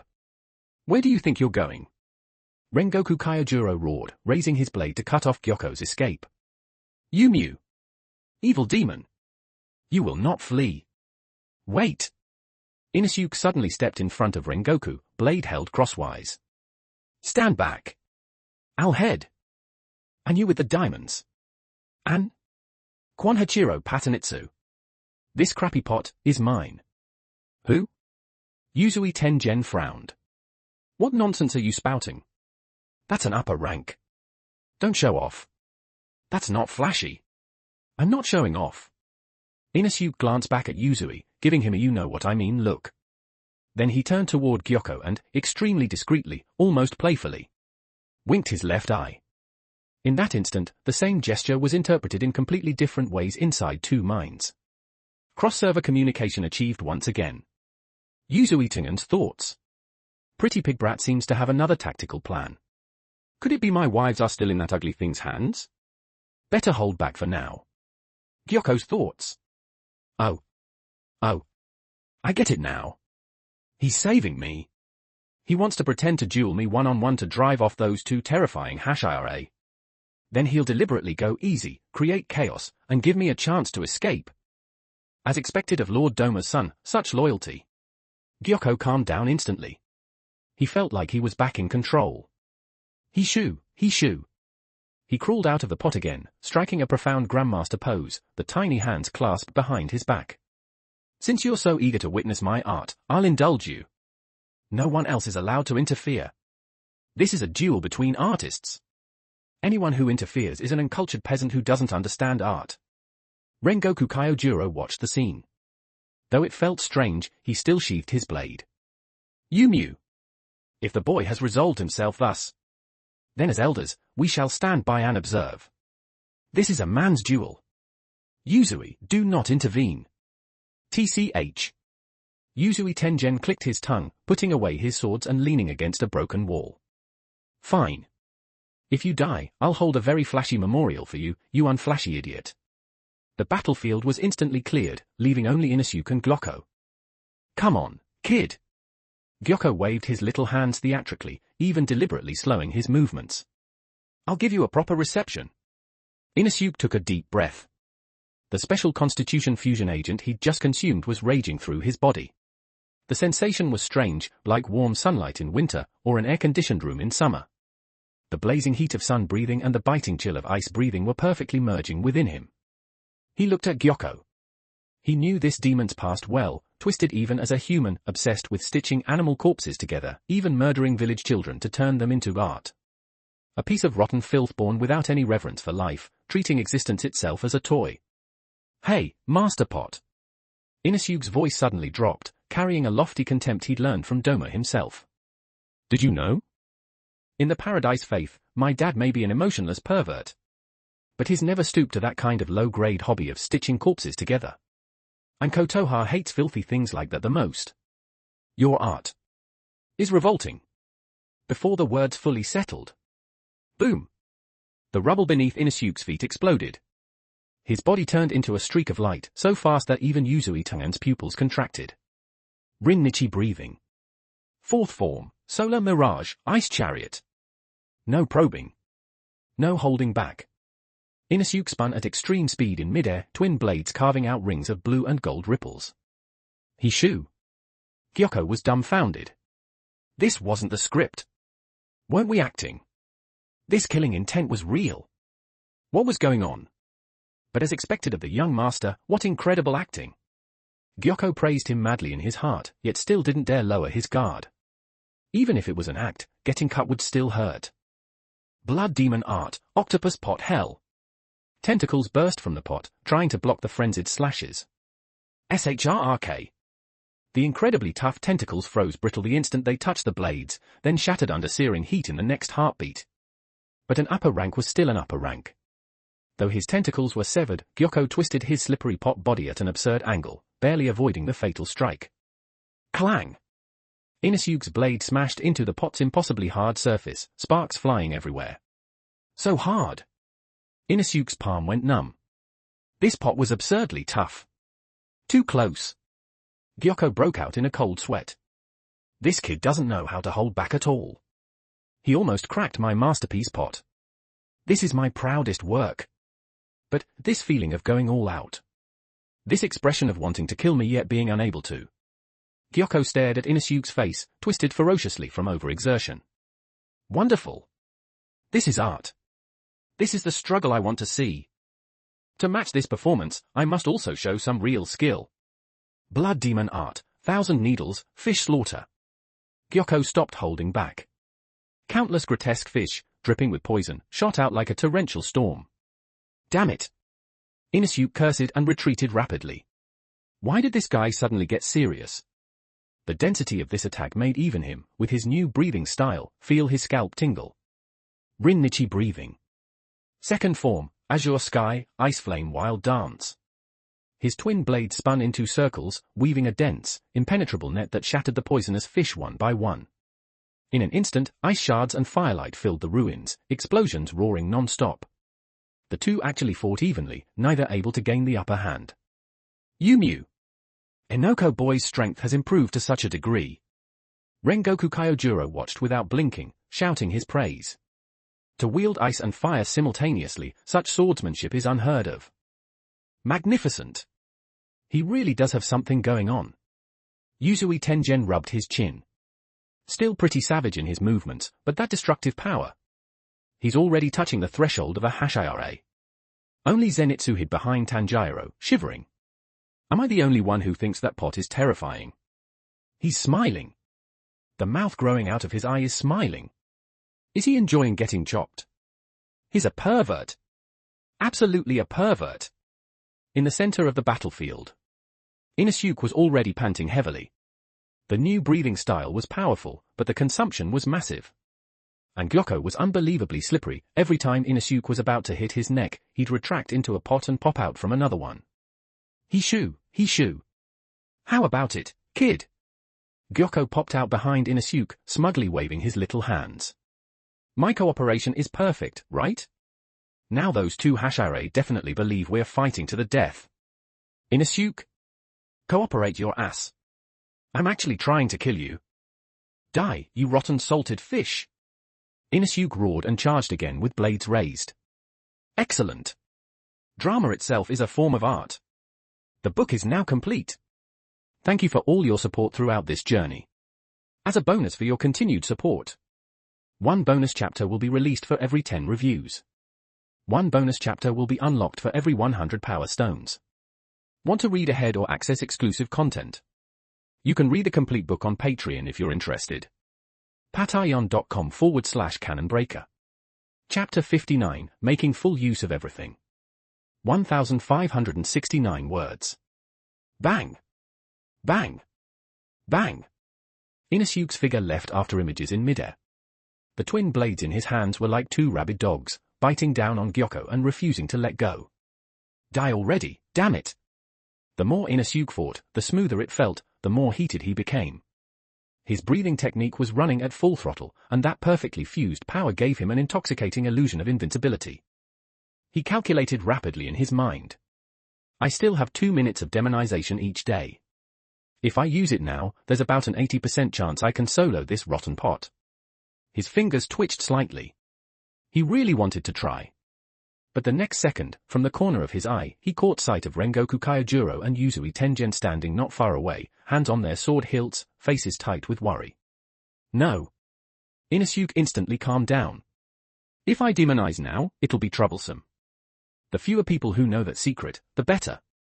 And besides, if I look too strong, what if they start treating me like a work ox afterward? At that thought, a crafty glint flashed through his multicolored eyes. Just as Glocko swung his tentacles again, Inosuke, who could have easily dodged, suddenly staggered underfoot. Ah! Inosuke let out an extremely exaggerated cry. Boom! A massive tentacle slammed squarely into his raised twin blades. His whole body was sent flying like a rag doll, crashing heavily at Rengoku Kyojuro's feet. PFF! Inoko boy! Rengoku and Yuzui cried out in shock at the same time. Inosuke trembled as he propped himself up with his serrated blade, struggling to stand, only to collapse weakly again. He looked up, his face smeared with blood, and stretched out a hand toward the people about to rush over, shouting hoarsely. Don't come any closer. Cough, cough. None of you come closer. He stared at Gyokko with eyes filled with tragic resolve. This guy, he's too strong. I've been barely holding on this whole time. If I don't lure him away, everyone will die. So. I still can't do it. Am I really not a good big brother? Tanjiro. Zenitsu. Turning his head toward Rengoku and Tanjiro, Inosuke squeezed out 2 perfectly timed crocodile tears. Run, take Gonpachiro and the others and go. This young master will stay behind alone to cover the retreat. As long as you can survive. This lousy life of mine. It doesn't matter. The entire scene fell into dead silence. Only the wind wailed. Tanjiro's tears burst forth instantly, snot bubbles forming as he cried. Water? Inosuke-kun. I can smell it.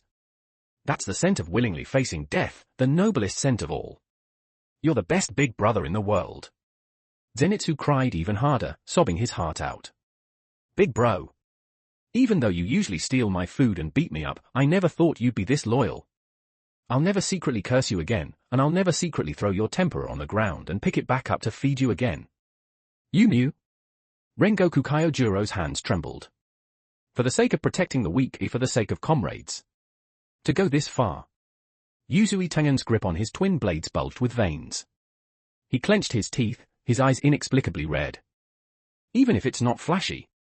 This kid is a real man. On the opposite side, Gyokko watched the scene, so moved that his tentacles were shaking. So professional. So touching. This kid is really ruthless toward himself. The lines. The emotional explosion. You truly understand art. Just as everyone was drowning in their own emotions. But. Who said you're covering the retreat? A furious roar shattered the night sky. Rengoku Kyojuro's aura erupted violently. The crimson peony kimono burned to ashes in an instant, revealing the Demon Slayer core uniform beneath. As a Hashira. As a big brother. How could I let a junior sacrifice himself to protect me? You knew. Unforgivable. Absolutely unforgivable. Boom. Rengoku Kyojuro turned into a blazing meteor, charging at Gyokko with world-destroying momentum. Right after him came Yuzui Tengen. Get out of my way. That rotten pot's head is mine. I'm chopping it up and feeding it to the dogs. Then Tanjiro and Zenitsu. You bastard fish. Give Inosuke-kun his health back, For people, each carrying the intent to dig up Gyokko's ancestral grave, charged forward like madmen. Lying on the ground, Inosuke secretly cracked open one eye, watching Gyokko, now being gang-beaten into confusion and starting to question his entire demonic existence. He wiped the blood from the corner of his mouth, and a smile crept unconsciously onto his lips. At the same time, thousands of miles away. The Eternal Paradise Cult. Outside, snow and wind still raged, but inside the inner hall it was warm as spring. Oh Tilda, I see. Doma sat cross-legged on a lotus platform, holding the wrinkled letter Inosuke had written, smiling with benevolent warmth. Old man, these two were your friends, but now they're my subordinates. The guy's ugly but can fight, the girl's dumb but can make money. Keep an eye on them for me, don't let them run, and don't let Musen find out. Once I'm done with my big business, I'm opening a branch at home. After reading, Doma folded the letter and wiped the corners of his eyes, where no tears actually existed, looking deeply gratified. Kotoha-chan, did you hear that? Inosuke finally made some proper friends. Even if they're idiots, as long as they're willing to work with Inosuke, they're good kids. Kotoha smiled and nodded beside him. That's right. Inosuke has always had strong leadership since he was little. In the corner of the hall, the newly hired members of the Paradise Faith, Daki and Gyutaro, huddled together, shivering as they stared at the pink-haired man mopping the floor. Upper rank 3, Akaza. Sleeves rolled up, rag in hand, he scrubbed the hall floor meticulously. Every plank gleamed so brightly it could be used as a mirror. Daki whispered. Brother, that really is upper rank 3, right? Why is he doing this kind of work? Gyutaro swallowed. Probably, this is how the strong cultivate themselves. Just then, Kotoha walked over. Seeing the spotless floor, she covered her mouth in surprise. Wow! Lord Akaza, you're amazing. You clean even better than the previous believers. There's not even dust in the cracks. She praised him sincerely, eyes full of admiration. It's nothing worth mentioning, Akaza said awkwardly, stopping his movements, the tips of his ears faintly red. This is, for training control over my strength. Since I'm staying here, it's only right that I help out. You're such a good person, Lord Akaza. Kotoha smiled and handed him a cup of tea. Watching this harmonious scene, Doma's smile on the lotus platform stiffened. He was unhappy. Extremely unhappy. That was his Kotoha-chan. She usually praised him. Why was she praising that punch-only striped basketball today? And besides, he was just mopping the floor, was that really worth that much praise? I can mop too. I can mop even shinier than him. Doma narrowed his eyes, snapped his fan shut, and floated behind Akaza like a ghost, speaking in a mocking tone. Oh my, Lord Akaza is truly multi-talented. He pointed at the floor with his fan, dripping with sarcasm. To think that the dignified upper rank 3 isn't just good with fists, but also so skilled on his knees. That mopping posture looks very practiced. Before becoming a demon, were you perhaps a servant specializing in attending others? Akaza's grip on the rag tightened violently. The floor let out a sharp crack. Doma, are you looking for a fight? A fight? Oh no, no, no. Doma waved his hand innocently. I'm just admiring your talents. See, this is what they call putting everything to good use, right? Leaning close to Akaza's ear, Doma whispered. But this is my house. And Kotoha-chan is mine. You, an outsider, working so hard to stand out. Are you trying to steal my spotlight? Jealous to the point of wanting to take my life away? Or is it that? Doma's eyes turned ice cold in an instant. You think that pitiful bit of atonement can make up for injuring Inosuke? Don't get carried away. A watchdog should behave like a watchdog. If you make Kotoha-chan look at you with that admiring gaze again. Doma smiled sweetly and pointed at the freshly cleaned floor. I'll freeze you into an ice sculpture and put you at the front door as a doormat, okay? Veins bulged on Akaza's forehead.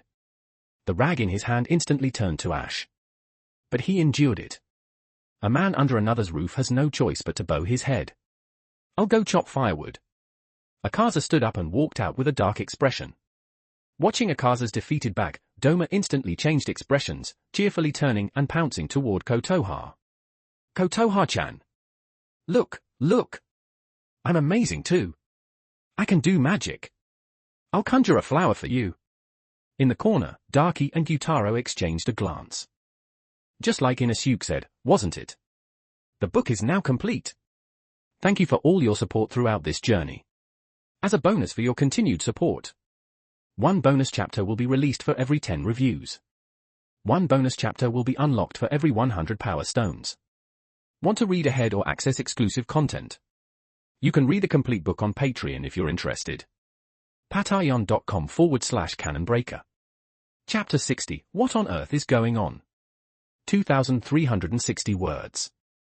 Smoke filled the air. Shoo. Gyoko stared at the two men charging toward him, their expressions twisted with rage, like wrathful gods or demons. You dared lay a hand on my future adopted son. With every inch Rengoku Kyojuro closed in, the heat scorching Gyoko's body intensified. No matter how many pots you have, I will burn you to ashes. On the other side, Yuzui Tengen's twin blades spun at high speed, the chain linking them clattering like a death knell. You utterly unflashy piece of trash, are you ready to receive judgment from the god of festivals? Behind them, Tanjiro and Zenitsu were also red-eyed, looking ready to fight to the death. Instinctively, Gyoko glanced toward the distance. Toward Inosuke, lying on the ground, barely breathing.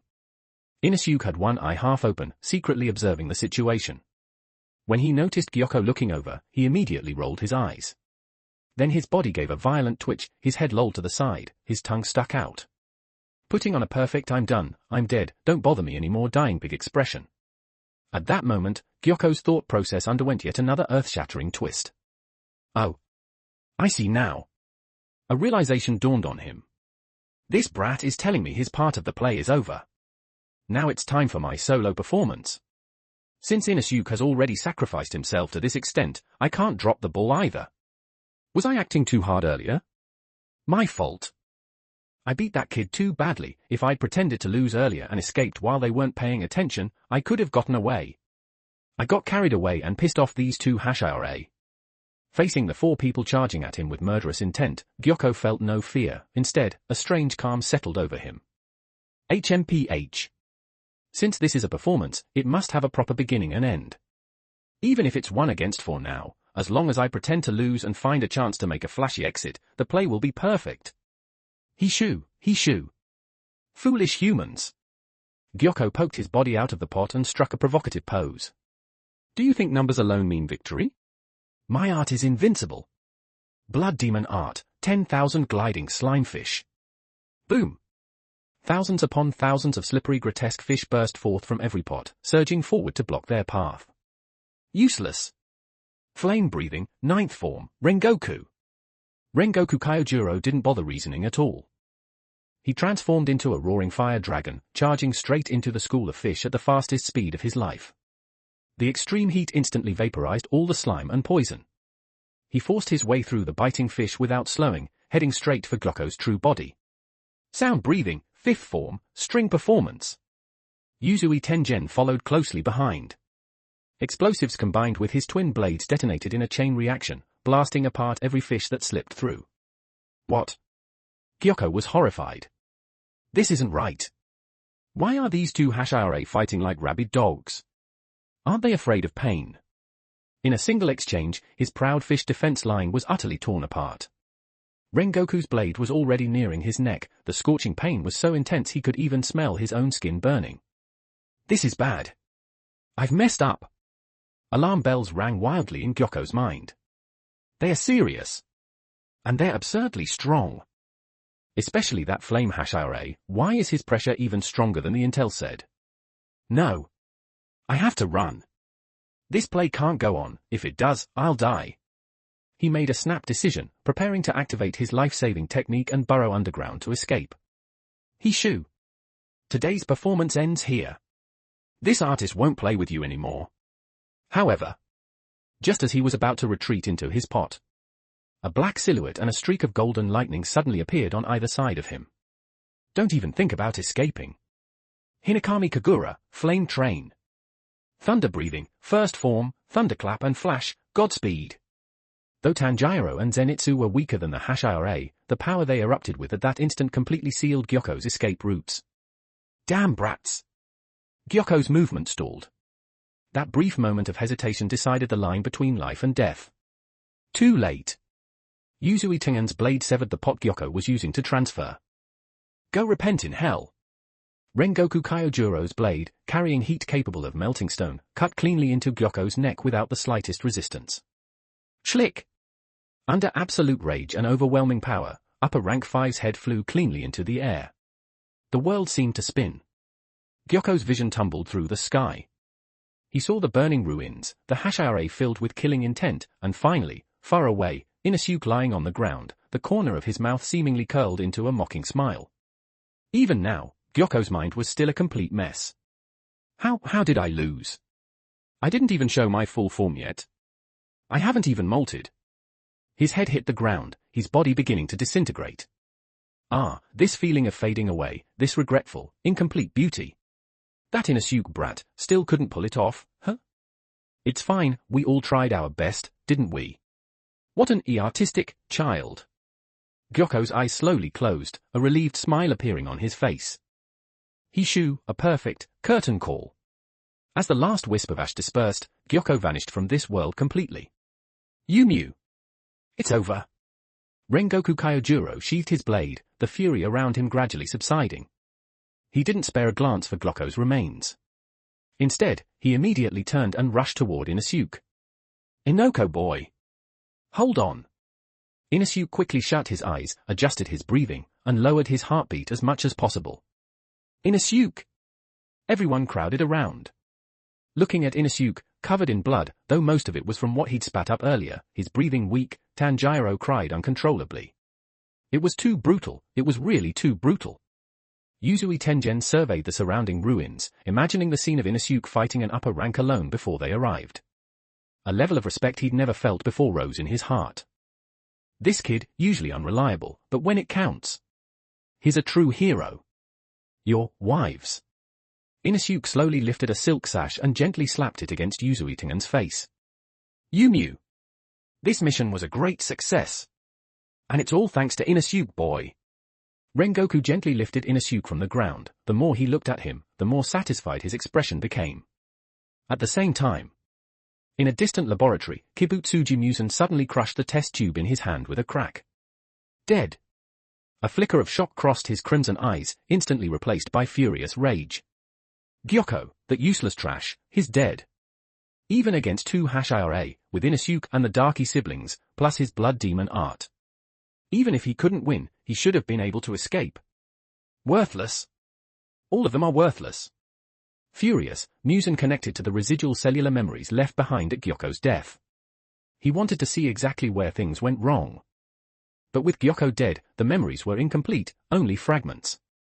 The images began to play. He saw the Darky siblings running toward Doma with a letter of introduction. Was that he calling for reinforcements? He saw Inosuke activating that bizarre breathing style, attacking Gyoko like a madman, shouting about making the act more realistic. He saw their fierce battle. He saw Inosuke deliberately selling an opening to create an escape opportunity, getting whipped away by tentacles, vomiting blood, collapsing, life and death unknown. Then he saw the enraged Hashira arrive, shamelessly ganging up on Gyoko. And that idiot Gyoko, right up until his death, still didn't know what he was thinking, missing the best chance to escape. The memories cut off. Musen fell silent. The laboratory was deathly still. After a long while, he slowly let out a breath. The anger on his face faded, replaced by a complicated expression. So that's how it was. Inosuke, to gain the Hashira's absolute trust, he didn't hesitate to injure himself so badly. He knew that if he didn't risk his life, they would grow suspicious. It's just that Gyoko failed to seize the opportunity, failed to understand his painstaking intent. Fine. Using the life of an upper rank 5 in exchange for two Hashira's complete trust. And a chance to infiltrate the core leadership of the Demon Slayer Corps. Ruthless. Truly ruthless. Even more ruthless than I was back then. Musen stood up and walked to the mirror, gazing at his perfect visage. Gyoko didn't die in vain. He sacrificed himself for the greater plan. As long as Inosuke can fully infiltrate Ubuyashiki's side. Even if more lower ranks die, or even a few upper ranks. It will all be worth it. Doma. Doma. Musen murmured softly, a satisfied, cold smile curling at his lips. You really raised me a fine dog. While Yoshiwara was burning with battle. Far away, at the Eternal Paradise cult. Inside the main hall, the stove burned warmly. Kotoha was in a very good mood today. Inosuke had sent a letter back, and even sent friends to visit. So she decided to personally cook a lavish dinner to welcome the two new guests. At this very moment, the cult leader Doma stood at a small blackboard, holding a teaching rod. Written on the board in big characters. Eternal Paradise Cult Survival Rule Number 1, Kotoha-chan is always right. Seated below were the students. Darky and Gyutaro, newly employed and still utterly confused. Anakaza, wearing an apron, having just returned from chopping firewood, his face dark. Ahum. Class is in session. Doma tapped the blackboard, smiling warmly at this group of top-tier demon combatants. Since everyone will be living in this household, you must follow its rules. For family harmony, and so that Inosuke will return to a warm home, we need unified training. Darky raised her hand nervously. Lord Doma, Aren't we demons? Why do we need to learn this? Oh my, little darky, you don't understand. Doma fanned himself. Outside, we're demons. Here, we're family. And what's most important between family members is emotional intelligence. He pointed at Akaza. Lord Akaza, as the most senior resident here, set an example for everyone. Doma picked up a bowl of soup from the table, a test batch Kotoha had just brought over. Its color was an ominous deep purple, with several unidentified objects floating inside. Let's say this is a soup Kotoha-chan spent 3 hours making. But she accidentally used sugar instead of salt, and vinegar instead of soy sauce. You take a sip and feel like you're drinking foot-washing water. Now Kotoha-chan looks at you expectantly and asks if it tastes good. How do you answer? Gyutaro stared at the soup and swallowed. That looked corrosive enough to dissolve a stomach. Everyone's eyes turned to Akaza. Expressionless, Akaza picked up the bowl. Not just because of Doma's threat, but because he saw that person's shadow in Kotoha. He couldn't bear to disappoint such a gentle woman. Gulp. He tilted his head back and downed it in one go. His face instantly turned green, veins bulging on his forehead, but he forcibly held it in. Setting the bowl down, Akaza took a deep breath and spoke in a solemn tone. This soup has remarkable layers of flavor. The first taste is sour and bitter, the aftertaste sweet. This is the taste of home, full of vitality and life. Very good. Clap, clap, clap, clap. Doma applauded wildly. Perfect. Absolutely perfect. As expected of Lord Akaza. That ability to lie through your teeth, no, your refined palate truly moves me. Darky and Gyutaro were dumbfounded. Is this the world of the strong? Even drinking poison can be turned into the vitality of life? Alright, next question. Doma turned his smiling gaze to Darky. If Kotoha-chan gets inspired and makes us a piece of clothing. But one sleeve is longer than the other and the collar is crooked. She asks you to try it on, what do you say? Darky panicked. She only knew how to kill and act cute, how was she supposed to know this? I'd say, it's very unique. Too ordinary. Again. Doma rapped the board sternly. You need emotion. You need to make Kotoha-chan feel like a genius. Darky struggled for a long while. Finally, seeing her brother's encouraging gaze, she shouted. This breaks convention. It's art. Only someone like Sister Kotoha could design something so free-spirited. I love it. I'll wear it every day, until I die. Very good. Doma nodded in satisfaction. A bit exaggerated, but the emotion is on point. Looks like little Darky has talent. Finally, Doma turned to Gyutaro. If Inosuke comes back and yells at you, treats you like free labor, and even steals your food, what do you do? Gyutaro's deadfish eyes rolled as he answered hoarsely. Young master, that means he thinks highly of me. Having my food stolen by young master is an honor. I'll lick the bowl clean and ask if he wants more. Full marks. Everyone gets full marks. Doma happily tossed aside the teaching rod, feeling like a true educational genius. It seems everyone has deeply grasped the core culture of the Paradise faith. As long as Kotoha-chan and Inosuke are happy, what does a little suffering matter? Alright, class dismissed. Lord Akaza, go clear the snow on the back mountain. Darky-chan, help Kotoha-chan wind yarn. Gyutaro, go squat at the entrance and be a mascot. Watching the demons busy themselves, Doma sat on the lotus platform, fanning himself with his golden fan, smiling like a fox that had stolen cream. Oh my, what a peaceful day. He pulled out Inosuke's letter again and reread it. Inosuke, what big thing are you doing out there? Daddy has managed the household perfectly for you, even prepared watchdogs and maids. I really look forward to the day you come back and see the expressions on this whole family you've assembled. The book is now complete. Thank you for all your support throughout this journey. As a bonus for your continued support, one bonus chapter will be released for every 10 reviews. One bonus chapter will be unlocked for every 100 power stones. Want to read ahead or access exclusive content? You can read the complete book on Patreon if you're interested. patreon.com/canonbreaker. Chapter 61, Promotion and Prosperity. 1,327 words. After the mission ended, the 5 returned to headquarters. But this time, things were different. This time, the three juniors were escorted back like heroes. Butterfly Mansion, Infirmary. Yumiu. These are the badges of a true man. Rengoku Kyojuro stood by the hospital bed, a huge apple in hand, crunching away as he boomed loud enough to shatter glass, enthusiastically recounting Inosuke's heroic deeds to the gathered Kakushi members and nurses. Look at these scars. Look at these broken ribs. This is proof that he fought upper rank 5 alone. At that critical moment, it was Inosuke Boy who discovered the upper rank and engaged him in a life-and-death battle all by himself, buying us precious time. Even after being gravely injured, he still shouted that his life was worthless and told us to retreat. Absolutely flamboyant. Yuzui Tengen sat on the windowsill with one leg crossed over the other, casually toying with a gemstone. Though this kid is usually greedy, conceited, and not too bright, the brilliance he showed this time outshines even my diamonds. He alone forced upper rank 5 into a corner. On the hospital bed, Inosuke, wrapped up like a mummy, lay there with half-lidded eyes, enjoying peeled apple slices fed to him by Tanjiro. In truth, his injuries had mostly healed on the way back. That didn't stop him from enjoying this treatment. Cough, cough. Inosuke put on a weak act and coughed twice. It's not that exaggerated. This young master just did what needed to be done. Cough another piece of apple, please. Aoi Kanzaki, eyes red, fed him while wiping away tears. Inosuke-kun, stop talking and eat more. I won't scold you anymore.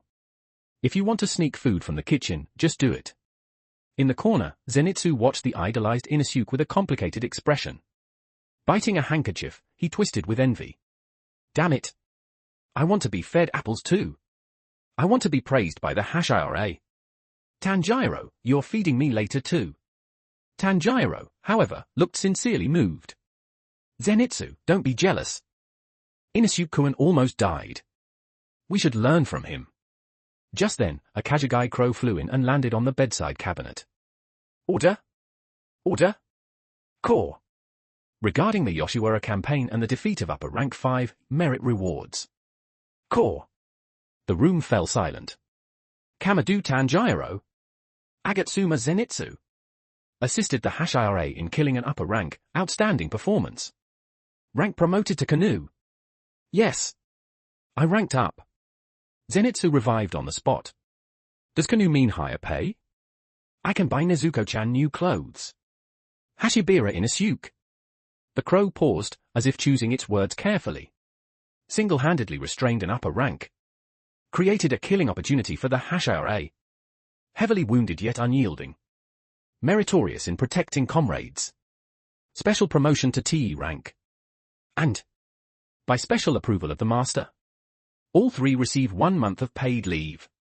All medical expenses waived. Additionally, Hashibira Inosuke is awarded 100 premium tempura vouchers. TE rank. Zenitsu's jaw hit the floor. The Demon Slayer Corps hierarchy was strict. Kino, Hino, TE, Tsukino, Kanu, Shinoto, Mitsunoto, Mizunoto. They'd been at the very bottom, Mizunoto, and now skipped all the way to TE. Hehehe. The mummy on the bed let out a smug laugh. Inosuke suddenly sat up, snapping several bandages. He grabbed the crow, pointed at Zenitsu and Tanjiro, and laughed arrogantly. Did you hear that? Zenitsu. Gonpachiro. From today on, call me officer. Call me boss too. Salute when you see me. Disobey, and I'll dock your pay using my TE rank authority. 100 tempura vouchers. Hava hava. Looking at the idiot standing on the bed with hands on his hips, Rengoku and Yuzui exchanged helpless smiles. Looks like his spirits are high, Yuzui shrugged. In that case, we should report back to the master. Rest well, hero boy. Infinity Castle. A realm without end, where up and down were reversed. Kibutsuji Muzan sat alone in a chamber filled with reagents, the air stifling. Gyoko was dead. Upper rank 5 was vacant. Ordinarily, Muzan should have been furious. Cultivating an upper rank took centuries. Yet now, his mood was strangely calm. Even expectant. He read the detailed intelligence report on the Yoshiwara battle, pieced together from Gyoko's final memories and Daki's account. Gyoko was a waste, but his death had value. Muzan's long fingers tapped the table. He used his life to complete the final piece of Inosuke's Bittermeat scheme. Now that child is a TE rank demon slayer, regarded as a lifesaver by 2 Hashira. That blind fool Ubuyashiki is probably grooming him as a future Hashira already. A cold smile curled on Musen's lips. What a perfect infiltrator. Bearing my blood, wielding a Nichirin blade, slaying demons, protecting humans. When the final battle comes, when everyone believes he is the savior, he will turn his blade at the last moment. Just imagining it filled Musen with long-lost delight. Nakami. Strum. With a Biwa note, the one-eyed demon Nakami appeared. Pass down the order. Upper rank 5 will remain vacant. No need to promote trash. That seat. I'm reserving it for Inosuke. When he's done playing in the Demon Slayer Corps, when he's hollowed that organization out from within, I'll bring him back to sit upon it. A supreme upper rank who wields both breathing techniques and blood demon arts. Heh. Yorichi Tsugikuni. Your legacy will ultimately become mine. Another Kokushibo, perhaps. Back at the Butterfly Mansion. Late at night. Inosuke had gained rank and tempera vouchers, but he noticed something off about his second lackey. Normally, Zenitsu would already be whining about Nezuko or screaming in pain. But tonight, he sat alone in the corridor, gazing at the moon, quiet, no snot bubble in sight. Hey, Zenitsu! Inosuke plopped down beside him, still holding a half-eaten apple. What are you doing? Acting deep? Trying to attract Nezuko's attention like this? Useless. She's my lackey, only if I allow it can she be with you. Zenitsu didn't explode as usual. He just sighed, burying his head in his knees. Boss. His voice was muffled. I miss my grandpa. Your grandpa? Inosuke tilted his head. That master of yours who looks like a thunder god. Yeah. Zenitsu sniffed. These last few times. I almost died. At that moment, I really wanted to go back and see him. He always calls me trash and hits me with his cane. But I miss his rice balls. And now. I'm Kanu. Not as good as you, but still a promotion. I want to tell him I didn't disgrace him. Inosuke chewed his apple, looking at the blonde boy who was usually cowardly yet surprisingly reliable when it mattered. He felt it wasn't a big deal. But now he was the boss. And a boss looked after his men. TCH. That's it. He finished the apple in a few bites and tossed the core into the yard, earning a glare from a passing AoE. Standing up, he stretched toward the moon. Perfect timing. That sickly master gave us a month off. If I stay here smelling medicine all day, my nose will stop working. Inosuke grabbed Zenitsu by the back of his collar and hauled him up. Let's go, Zenitsu. Who? Where? Zenitsu blinked. Dumb question. Your place, of course. Inosuke's multicolored eyes gleamed. This young master is TE rank now, and rich. We'll go inspect that place called Momoyama. I want to see what kind of old man could raise a crybaby like you. Pack your bags. We leave tomorrow morning. This trip. This young master pays for everything. Zenitsu stared at him, tears flooding out. Wara? Boss, you're amazing. You're a god. You're a living bodhisattva. Get lost. Don't wipe your snot on me. Disgusting. You can read the complete book on Patreon if you're interested. patreon.com/canonbreaker. The book is now complete. Thank you for all your support throughout this journey. Want to read ahead or access exclusive content? Join my Patreon. patreon.com/canonbreaker. Chapter 62, Momoyama. 2092 words. Early morning, in the courtyard of the Butterfly Mansion. Zenitsu was staggering toward the front gate with a pack nearly twice his height strapped to his back. Meanwhile, his great big brother Inosuke stood arrogantly at the entrance, barking orders at the still-dazed Zenitsu.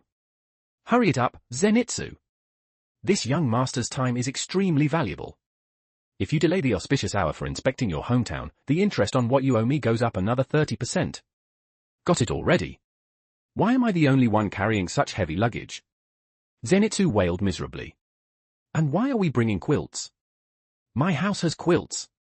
And didn't you just get rich, Inosuke? Why did you turn all the leftover rice in the kitchen into rice balls and pack them? This young master recognizes beds. That's... Cough, this is my exclusive quilt. What do you know? If you can take more, take more. What if you get hungry on the road? Inusuke said it with absolute righteousness. Just as the two were bickering and preparing to depart, Tanjiro, who was hanging laundry in the yard, heard the commotion. Inusuke? Zenitsu? Where are you going? Tanjiro set down the bedsheet and walked over curiously, dark red eyes filled with pure, simple confusion. We're going back to Zenitsu's hometown. Inusuke answered first, jabbing his thumb at himself.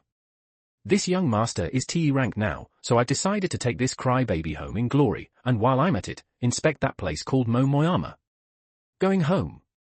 Tanjiro froze for a moment, then looked at Zenitsu. Zenitsu scratched his head awkwardly.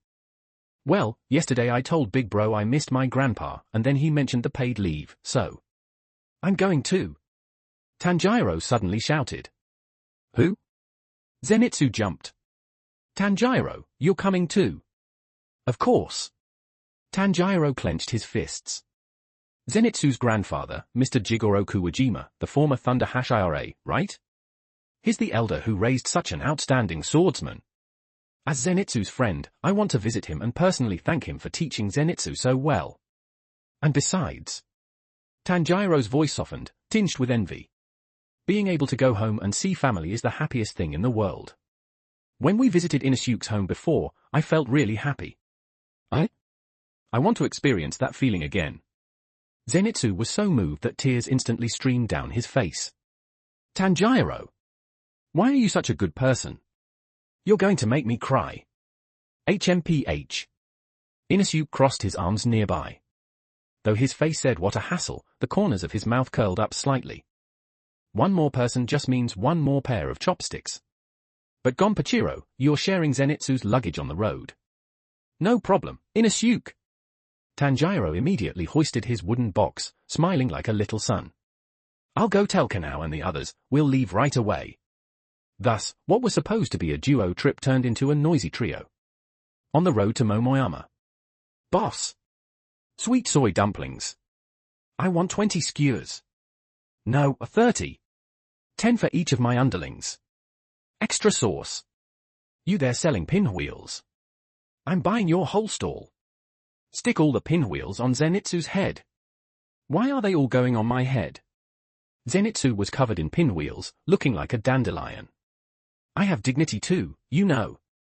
I'm a canoe-ranked slayer now. Tanjiro held dumplings in one hand and a map in the other, looking serious. Inusuke, I think we're entering Momoyama territory. I heard the peaches here are very sweet. Zenitsu gnawed on the 10th skewer Inusuke bought for him, staring at the increasingly familiar mountain paths, his expression growing complicated. Hey, big bro. Zenitsu suddenly spoke. We're almost at Momoyama. That's where my grandpa lives in seclusion. Your grandpa? Inusuke chewed his dumplings, pretending to ask casually. That thunder god-looking old man who beats you until you scream. Yeah. Zenitsu sighed, eyes dim. He's very strict, the former Thunder Hashira. He treats me well, but I always disappoint him. I only know first form, I cry all the time, and I always want to run away.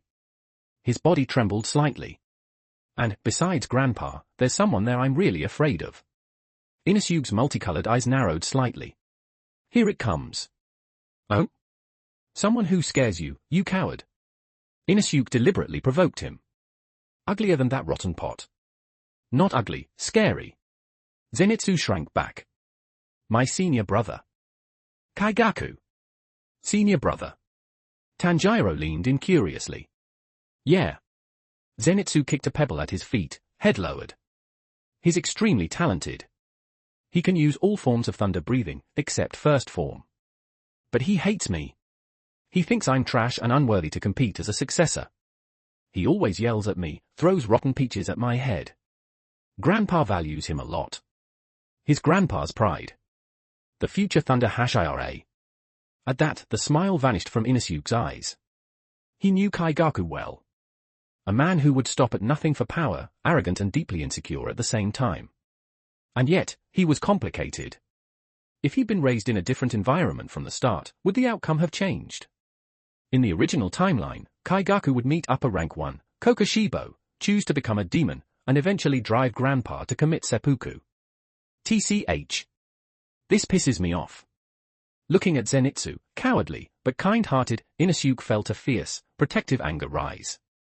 If that guy follows the original plot, Zenitsu will cry his heart out again, and that old man will end up. I'm supposed to be a perfect villain now. How can I let such a cheap tragedy happen to my underling? Inosuke stroked his chin as a truly villainous plan took shape. In the original story, he became a demon because he ran into Kokushibo. So what if I don't let him meet him? Or better yet, before he becomes a demon, I beat him into submission?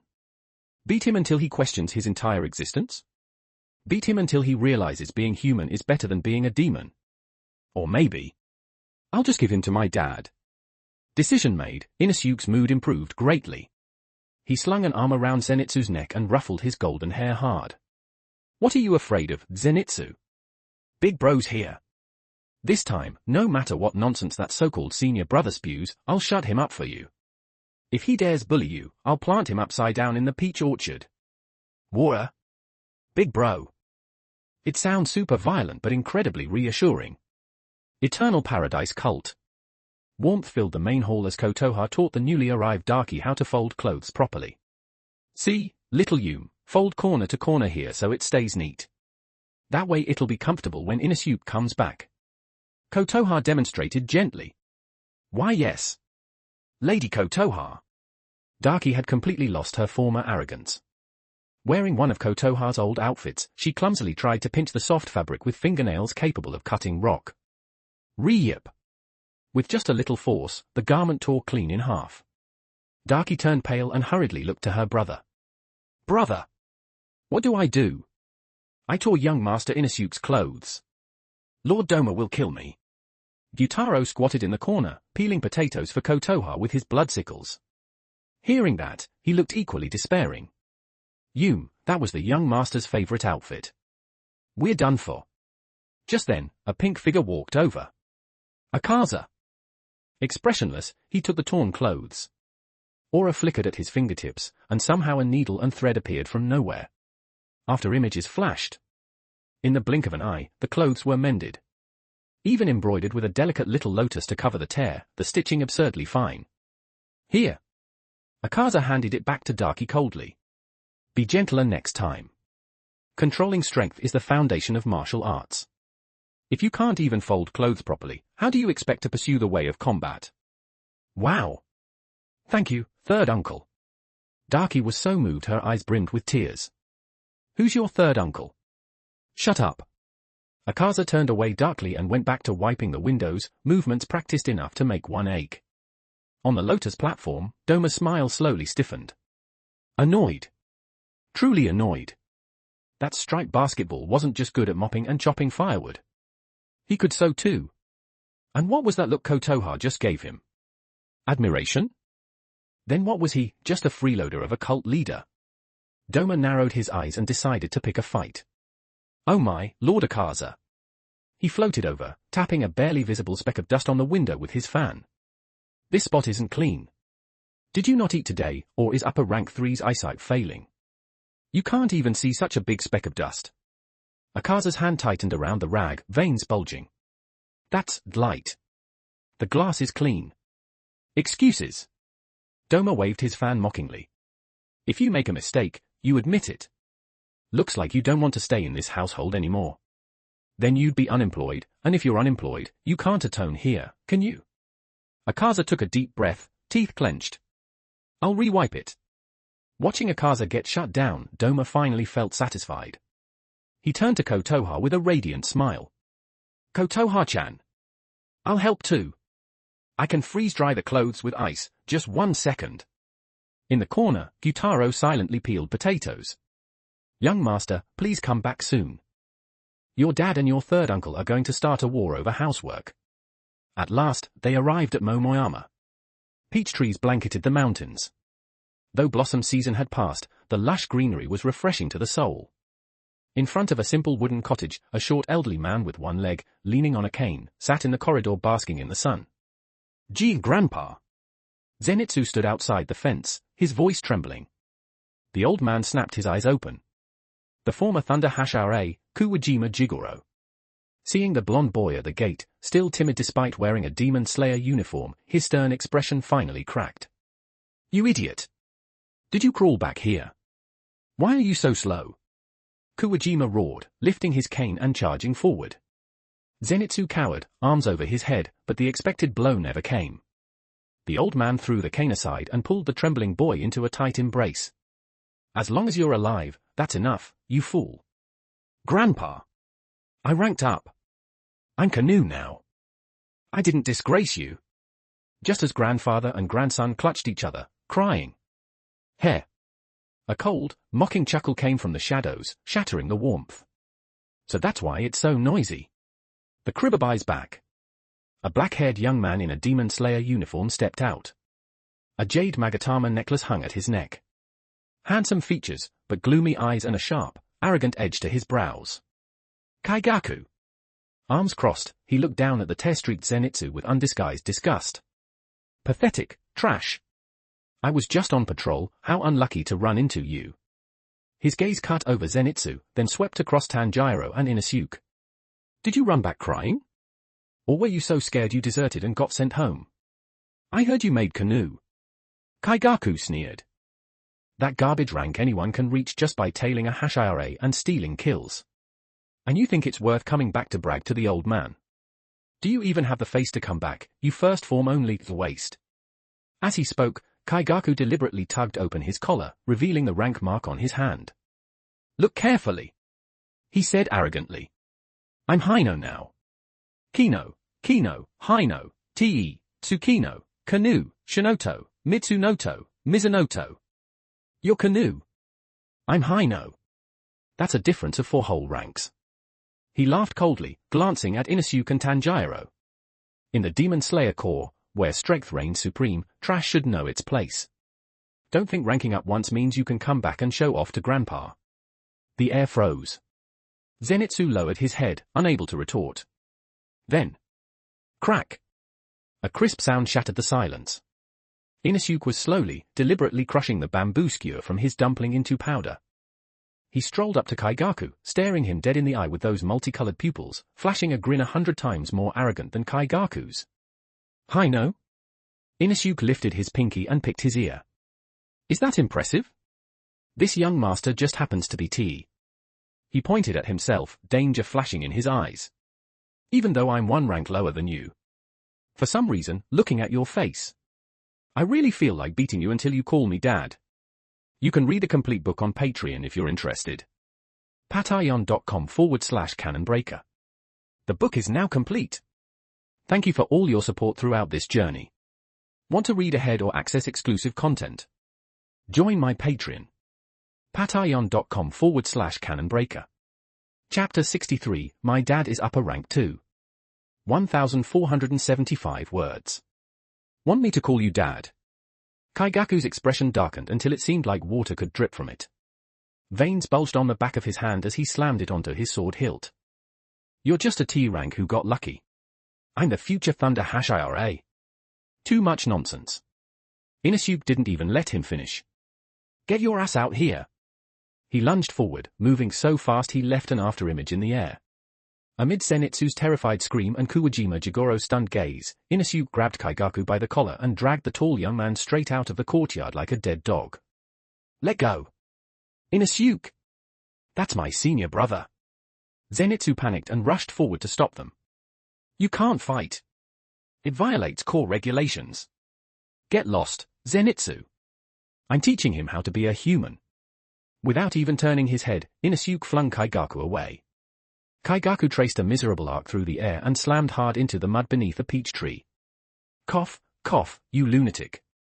Kaigaku scrambled to his feet, covered in dirt, hatred in his eyes thick enough to congeal. Before he could steady himself, a fist rapidly filled his vision. Bang!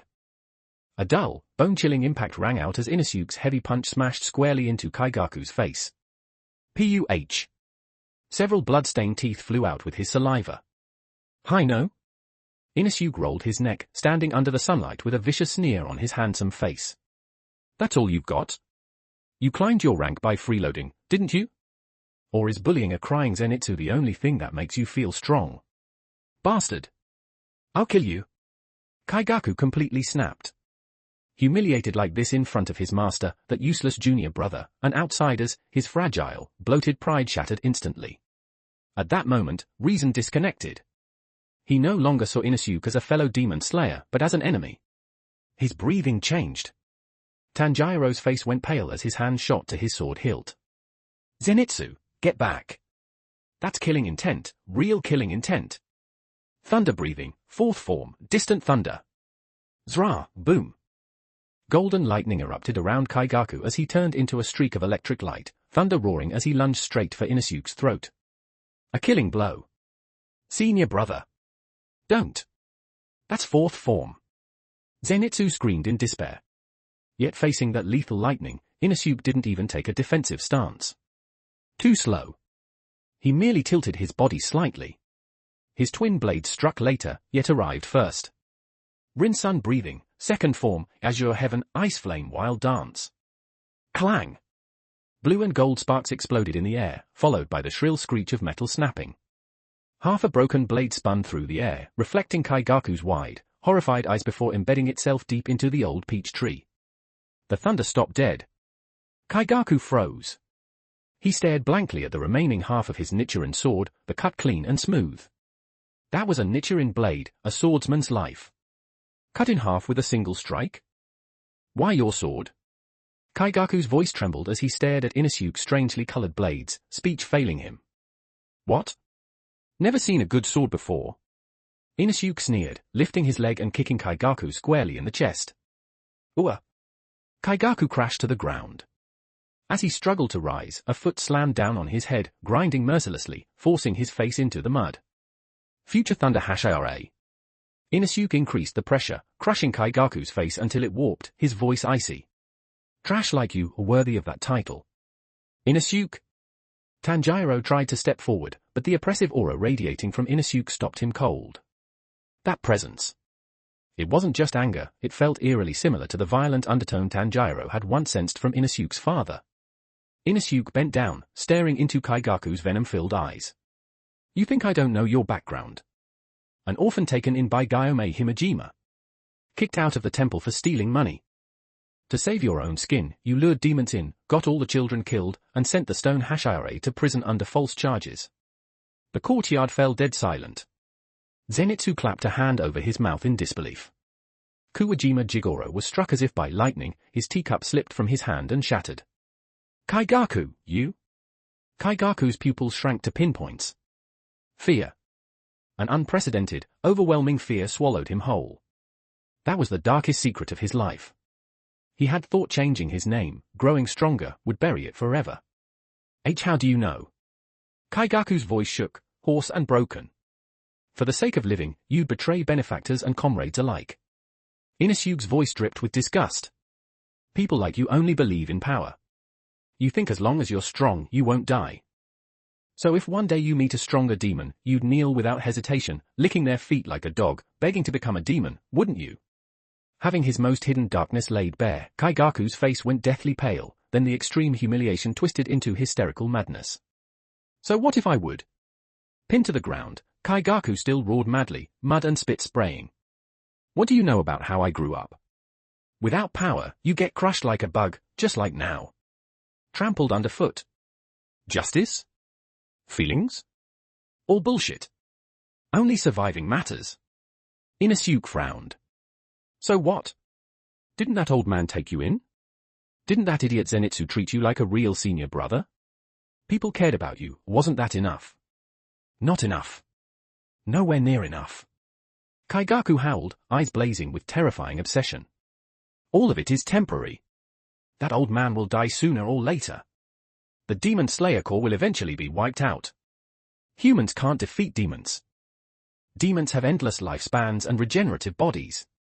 No matter how hard humans try, they're just food.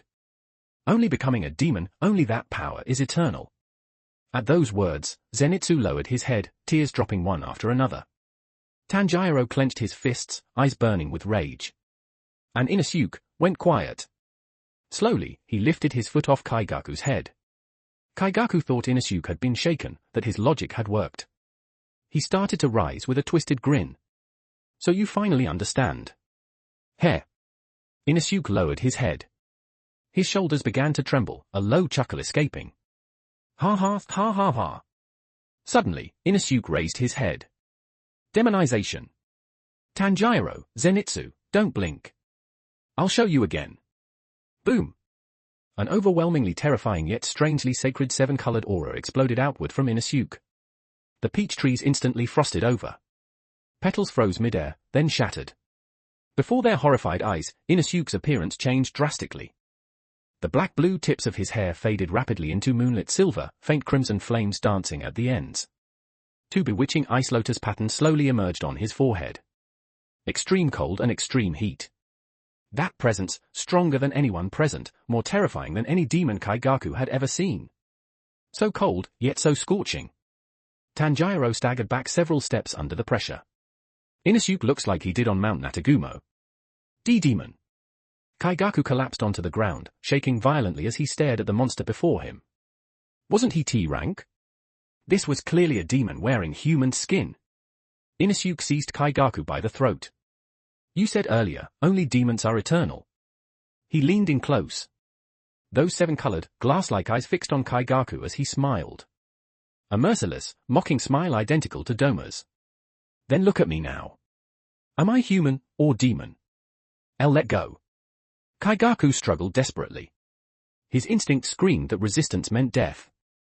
Listen carefully, trash. Inosuke's voice was no longer youthful, it carried an eerie, hollow echo. The one who stepped on your head earlier, that was the human me. The one standing before you now is the demon me. Human or demon? A coward who only bullies the weak like you will always be the bug beneath my foot. Bam! Inosuke slammed Kaigaku into the ground and drove a fist into his abdomen. Ugh! Kaigaku vomited bile in huge gulps, curling up like a shrimp, tears and snot streaming down his face. Inosuke crouched, grabbed his hair, and forced him to stare into those seven-colored demon eyes. Remember this. He whispered into Kaigaku's ear, his tone gentle enough to send chills down the spine. Don't ever think about seeking power by becoming a demon. Because? My dad is upper rank too. Kaigaku's pupils convulsed violently. His heart nearly stopped. Upper rank. 2. If you ever dare become a demon, I won't show anyone mercy. I'll personally send you to hell. Inosuke released him with clear disgust. Silver hair faded. Crimson flames vanished. Demonization ended. He returned to being the same arrogant youth, dusting off his hands. Turning back to the completely petrified crowd, he flashed a bright, carefree grin. A disobedient senior brother like this? One beating is enough. From now on, he declared cheerfully, I'll be the one supervising your senior brother. You can read the complete book on Patreon if you're interested. patreon.com/canonbreaker. The book is now complete. Thank you for all your support throughout this journey. Want to read ahead or access exclusive content? Join my Patreon. patreon.com/canonbreaker. Chapter 64 of An Unusual Emotion. 1,365 words. Beneath the peach tree. Kaigaku lay sprawled in a muddy pit, his eyes lifeless as he stared at the swaying leaves overhead. His face was swollen like a pig's head, but compared to the physical pain, the collapse of his spirit filled him with far deeper despair. It's over. All of it is over. Stealing money and getting expelled from the temple. Luring a ghost inside to save his own life, resulting in an orphan's death. All the festering sores he had desperately tried to hide were ripped open in public by Inosuke, bloody and merciless. He didn't even need to turn around to feel the two gazes behind him. One was his grandfather, Kuwajima Jigoro, that grief-stricken look, as if he had aged 10 years in an instant. The other belonged to that useless junior disciple, Zenitsu, a shock, disbelief, and finally, disappointment. I have nothing left. Kaigaku muttered to himself. There was no way for him to survive here anymore. His grandfather would never forgive him again. At that moment, a foot kicked his face. Hey, trash. Inosuke squatted down, holding a crumpled piece of paper he had just pulled from his robes. Feeling like life's hopeless? Want to die? He looked at Kaigaku the way one looked at a poorly trained dog, the corners of his mouth curling into a vicious grin. Dying is easy. That's exactly why I won't let you. Inusuke took out a brush and scribbled wildly across the paper, then slapped it onto Kaigaku's forehead. Take this and get your ass to the Eternal Paradise cult. Kaigaku froze, instinctively picking up the paper. Written on it were the words. You idiot old man, this is a new guard dog I've taken in. This kid's morals are rotten, find a way to discipline him. Let him see what our family usually does. Remember, do not turn him into a demon. Make him work as a human to atone for his sins until I'm no longer angry. Go see it for yourself, frog in a well. Inusuke leaned in close, his voice carrying a dangerously seductive cadence. Aren't you obsessed with power? Don't you want to become stronger?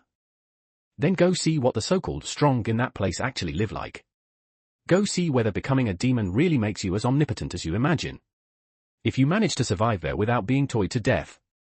Inusuke patted Kaigaku's swollen cheek. I'll acknowledge that you're qualified to be my dog. Kaigaku stared at the boy before him. Just moments ago, this youth had turned into a monster more terrifying than any demon, crushing the pride Kaigaku had always held dear. And yet, he had also given him a way out when he was truly at the end of the road. A deeply twisted emotion began to take root in Kaigaku's heart. Compared to his grandfather's gentle, lukewarm love. Compared to Zenitsu's cowardly kindness. Inusuke's absolute violence and domination gave him a sense of, warped security. Yes. Trembling, Kaigaku struggled to his feet, clutching the letter tightly as if it were his last lifeline. Then, without looking back, he dragged his battered body down the mountain, stumbling step by step. The moment his figure disappeared. Ding! System notification, major deviation detected in the fate line of key character Kaigaku. Original fate, encounter Kokushibo, fall into demonic corruption. Current fate, head to the Eternal Paradise cult, become a labourer and punching bag. Congratulations, host. Potential faction influence successfully expanded. Reward issued, weapon upgrade, cloud swallowing, mist breathing twin fans, greatly enhanced. Item description happy smiley. Human form, forged from extreme cold meteorite iron. Hardness surpasses Nichiren blades. Can conduct any breathing style. Demon form, can perfectly inherit Doma's blood demon art.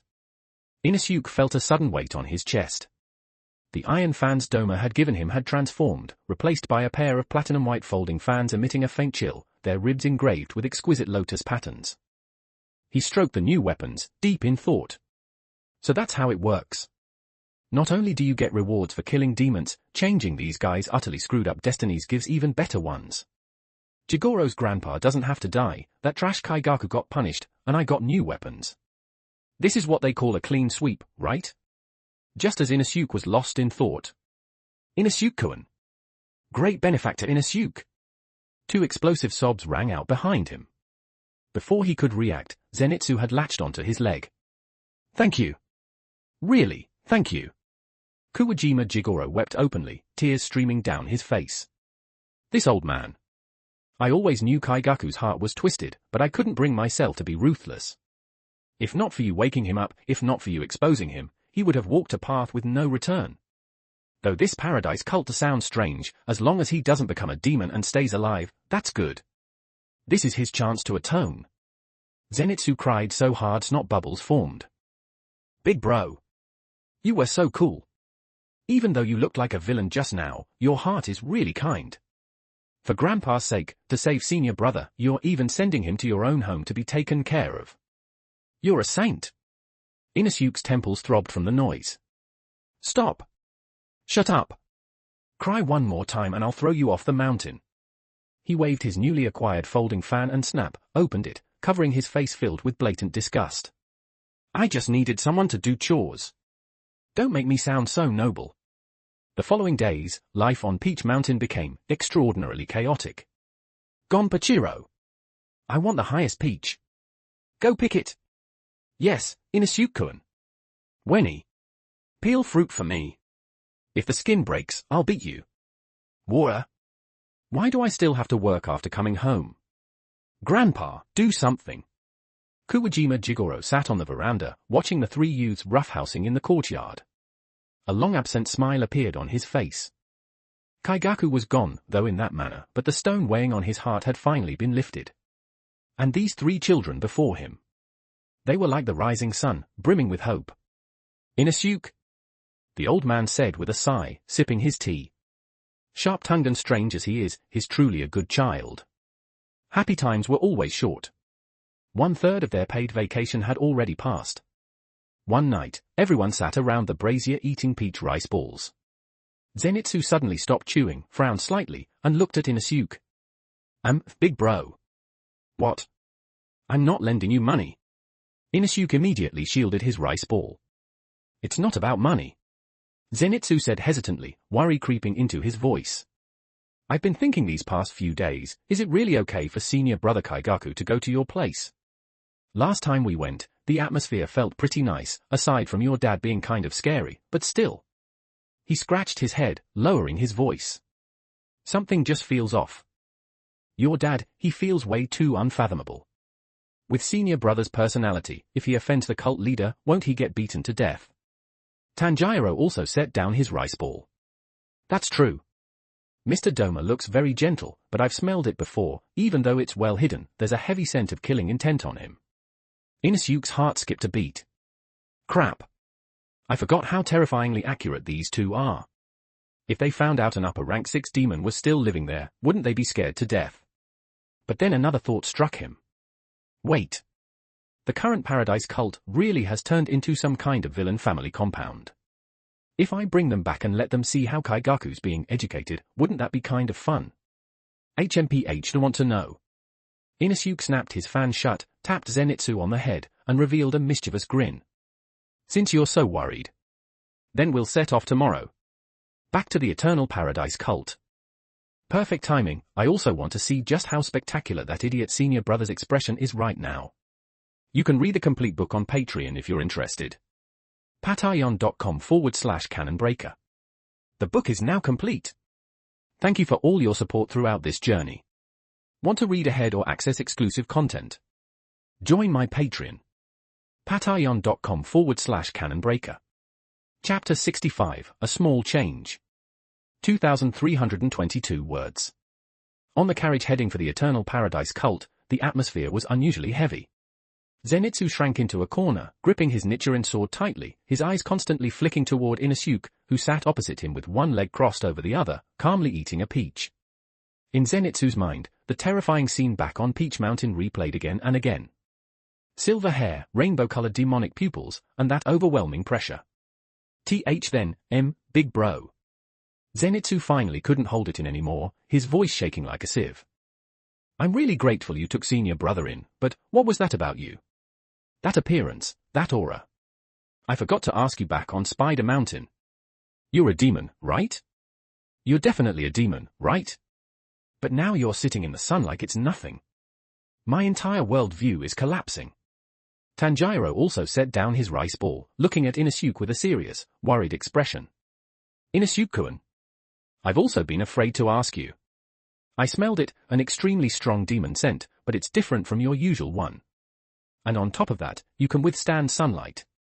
That's just unbelievable. Does that mean Nezuko might be able to as well someday? Inosuke paused mid-chew and rolled his eyes internally. TCH. What a pain.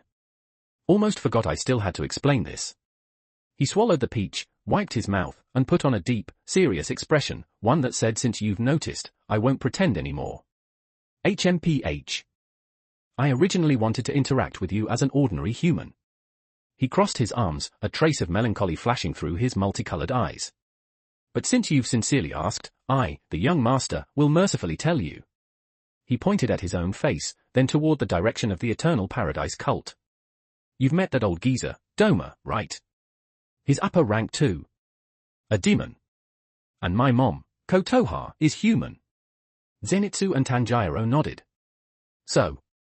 Inosuke spread his hands and lied through his teeth with complete confidence. I'm their biological child. Half human, half demon. That's perfectly logical, isn't it? Eh? Zenitsu and Tanjiro exclaimed at the same time. Wait a second. Zenitsu started counting on his fingers. Dad is an upper-rank demon, Mom is human, the child is born. With demon power and able to bask in the sun like a human. My God! Is this the legendary perfect life form? Tanjiro twitched his nose, suddenly enlightened. No wonder. No wonder Inosuke-kun smells both like Aunt Kotoha's gentle human scent and Mr. Doma's cold demon scent. So you really are father and son by blood. And Inosuke-kun is so good-looking too, he completely inherited the best of both parents. These two idiots. They actually believed it. And not only that, they patched up the logic for me. Whom? That's right. Inosuke immediately went with the flow, putting on an air of mystery. Because I'm a hybrid, I usually stay in human form. Only when I'm extremely angry, or when I need to, fight. Does my old man's bloodline awaken? This is the highest secret of the Eternal Paradise cult. If you dare tell anyone. He made a slicing motion across his throat. I get it. I get it. Zenitsu nodded furiously. To protect Aunt Kotoha and yourself. We'll take it to the grave. Tanjiro nodded solemnly as well. Don't worry, Inosuke-kun. Whether you're human or demon, you're still our companion, just like Nezuko. And even though Mr. Doma is a demon, he looks like a very loving father. Inosuke's mouth twitched. After several days of travel, the familiar gate finally came into view. We're finally here. Zenitsu let out a sigh of relief. Even though Inosuke's background is shocking, his home really is a great place, food, lodging, and beautiful Aunt Kotoha. You lot. Open the gate. Inosuke kicked the door. Boom. The gate was kicked open by this idiot. But the sight that greeted them made Zenitsu and Tanjiro's smiles freeze instantly. In the courtyard of the main hall, a pink-haired, heavily muscled man was wearing an apron covered in tiny pink floral patterns, gripping a large broom and sweeping at a dizzying speed. Fallen leaves were kicked precisely into a trash bin. Not a speck of dust remained. That is. Zenitsu's eyes nearly popped out of their sockets. That's the guy from the Mugen train, the one who injured Upper Rank 3. Their gazes shifted to the side.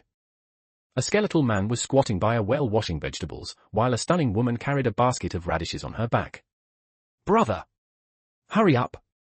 Lady Kotoha is waiting to cook. Shut up, Darky! I'm removing the dirt properly, this is delicate work. That smell, they're also extremely strong demons. Upper ranks. Tanjiro's hand flew to his sword hilt, cold sweat pouring down. Why are there so many upper ranks here? Just as the two of them thought they had stumbled into a demon nest and were preparing for a desperate fight. Oh my! Inosuke is back! A cheerful voice rang out. Doma, dressed in cult leader robes and fanning himself with a golden fan, walked out of the main hall with a smile. Behind him followed a black-haired young man holding a tea tray, trembling from head to toe. Kaigaku! Where was his former arrogance? He wore an ill-fitting servant's outfit, with several bandages stuck to his face. Senior brother. Zenitsu cried out. Doma's eyes lit up when he saw Inosuke. Ignoring the two kids who were half drawing their swords in terror, he lunged forward and gave Inosuke a massive bear hug. Little Inosuke! Daddy missed you so much. Look, your souvenir is being properly educated. Inosuke shoved Doma's face away in disgust. Old geezer, get lost. This is what you call education. He pointed at the trembling Kaigaku behind him. Yes. Doma replied innocently. When he first arrived, this kid had a terrible attitude, he even tried to zap me. So I just let him feel our enthusiasm a little. As the words fell, Akaza, who had been sweeping, walked over and cast Kaigaku a cold glance. Hey, newbie. That area isn't clean. Go wipe it another 100 times. If it's still dirty, no dinner tonight. Kaigaku shuddered violently. Why yes. Darky leaned over and poked Kaigaku in the forehead. Hey, what's your name? My basket is heavy. You carry it. If you drop a single radish, I'll turn you into dried radish strips. Gyutaro added darkly, Mai's right, slack off and I'll cut you. Kaigaku. He wanted to cry. He really wanted to cry. This wasn't the Eternal Paradise cult at all, this was hell. Upper rank 3 was janitorial staff. Upper rank 6 were laborious. Upper rank 2 was a perverted boss. And he was at the very bottom of this food chain. Seeing this, Zenitsu and Tanjiro were completely stunned. Was this really that arrogant, domineering senior brother? He was basically a human punching bag. Just then, gentle footsteps approached. Inosuke! You're back! Kotoha came out smiling, carrying a plate of freshly cooked food. Mom. Inusuke instantly reverted from domineering boss to obedient child, diving into her arms and rubbing against her. Ah. Lady Kotoha. Darky, who had been ferocious a moment ago, immediately turned into a well-behaved kitten. She tossed aside her basket and ran over to cling to Kotoha's arm. Your pancakes smell amazing. Can I have some? Of course you can. Mai-chan worked very hard today too. Kotoha gently patted Darky's head. Even Akaza stopped sweeping and bowed slightly. Lady Kotoha, the courtyard has been cleaned. Thank you for your hard work, Lord Akaza. Come have some snacks. Finally, Kotoha noticed Kaigaku, who was crouched in a corner, ignored by everyone. She walked over, picked up a pancake, and handed it to him. You're Inusuke's friend too, right? You've worked hard these past few days. Everyone can be a bit strict sometimes, but they're all good people. Here, eat up. Don't let yourself go hungry. Looking at this angelic woman.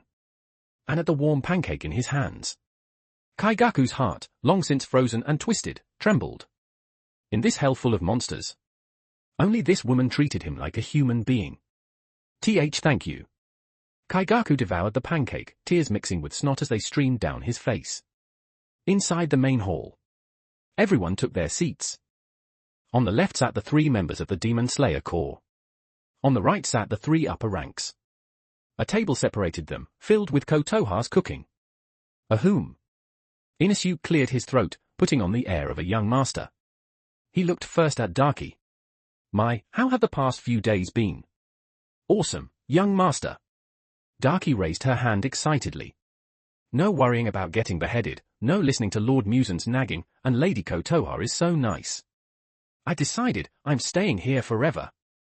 I'll be your big sister. Anyone who bullies you, I'll have my brother slice them up. Gyutaro nodded silently beside her. As long as Mai's happy. I'm fine. Inusuke nodded in satisfaction, then turned to Kaigaku. Kaigaku sat opposite Zenitsu, head lowered, not daring to meet his junior's eyes. Hey, senior brother. Inusuke kicked the table leg. Kaigaku jolted and looked up, his expression complicated. How does it feel being surrounded by strong people these past few days? Starting to think becoming a demon isn't all that impressive. Look at that pink-haired guy sweeping, and that green-haired one washing vegetables, do they look happy? Kaigaku fell silent. Happy my ass. These upper ranks were obedient like grandsons in front of that woman. The so-called power of demons seemed to be used here only for housework. Zenitsu. Kaigaku suddenly spoke, his voice hoarse. Zenitsu jumped. Who? Senior brother. Kaigaku clenched his teeth, turned his head away, his voice barely audible. That. I'm sorry. Who?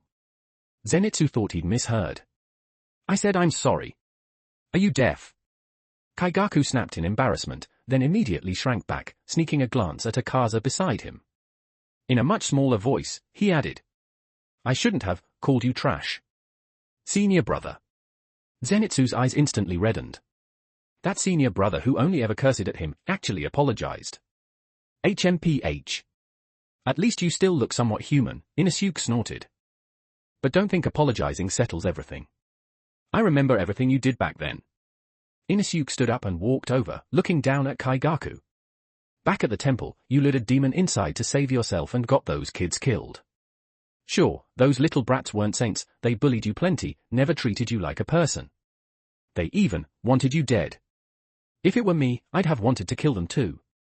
His tone suddenly shifted. Kaigaku snapped his head up. He knew? He knew those kids bullied me? Knew I just wanted to survive? In that situation, wanting to live is instinct. I can understand your fear. I can understand your distrust of others. Inusuke's voice was unusually serious. But that's not an excuse for you to bully Wenny or betray Grandpa. Grandpa gave you a home. Wenny treated you like family. And you took the anger you suffered elsewhere and dumped it on the people who loved and cared about you. That's what disgusts me the most. Kaigaku's body trembled as tears burst forth. No one had ever talked to him like this. People only called him scum, a traitor. No one said they understood his fear. No one ever told him where he was truly wrong. Young master? Kaigaku choked. If one day I really change, really become stronger, will you accept me then?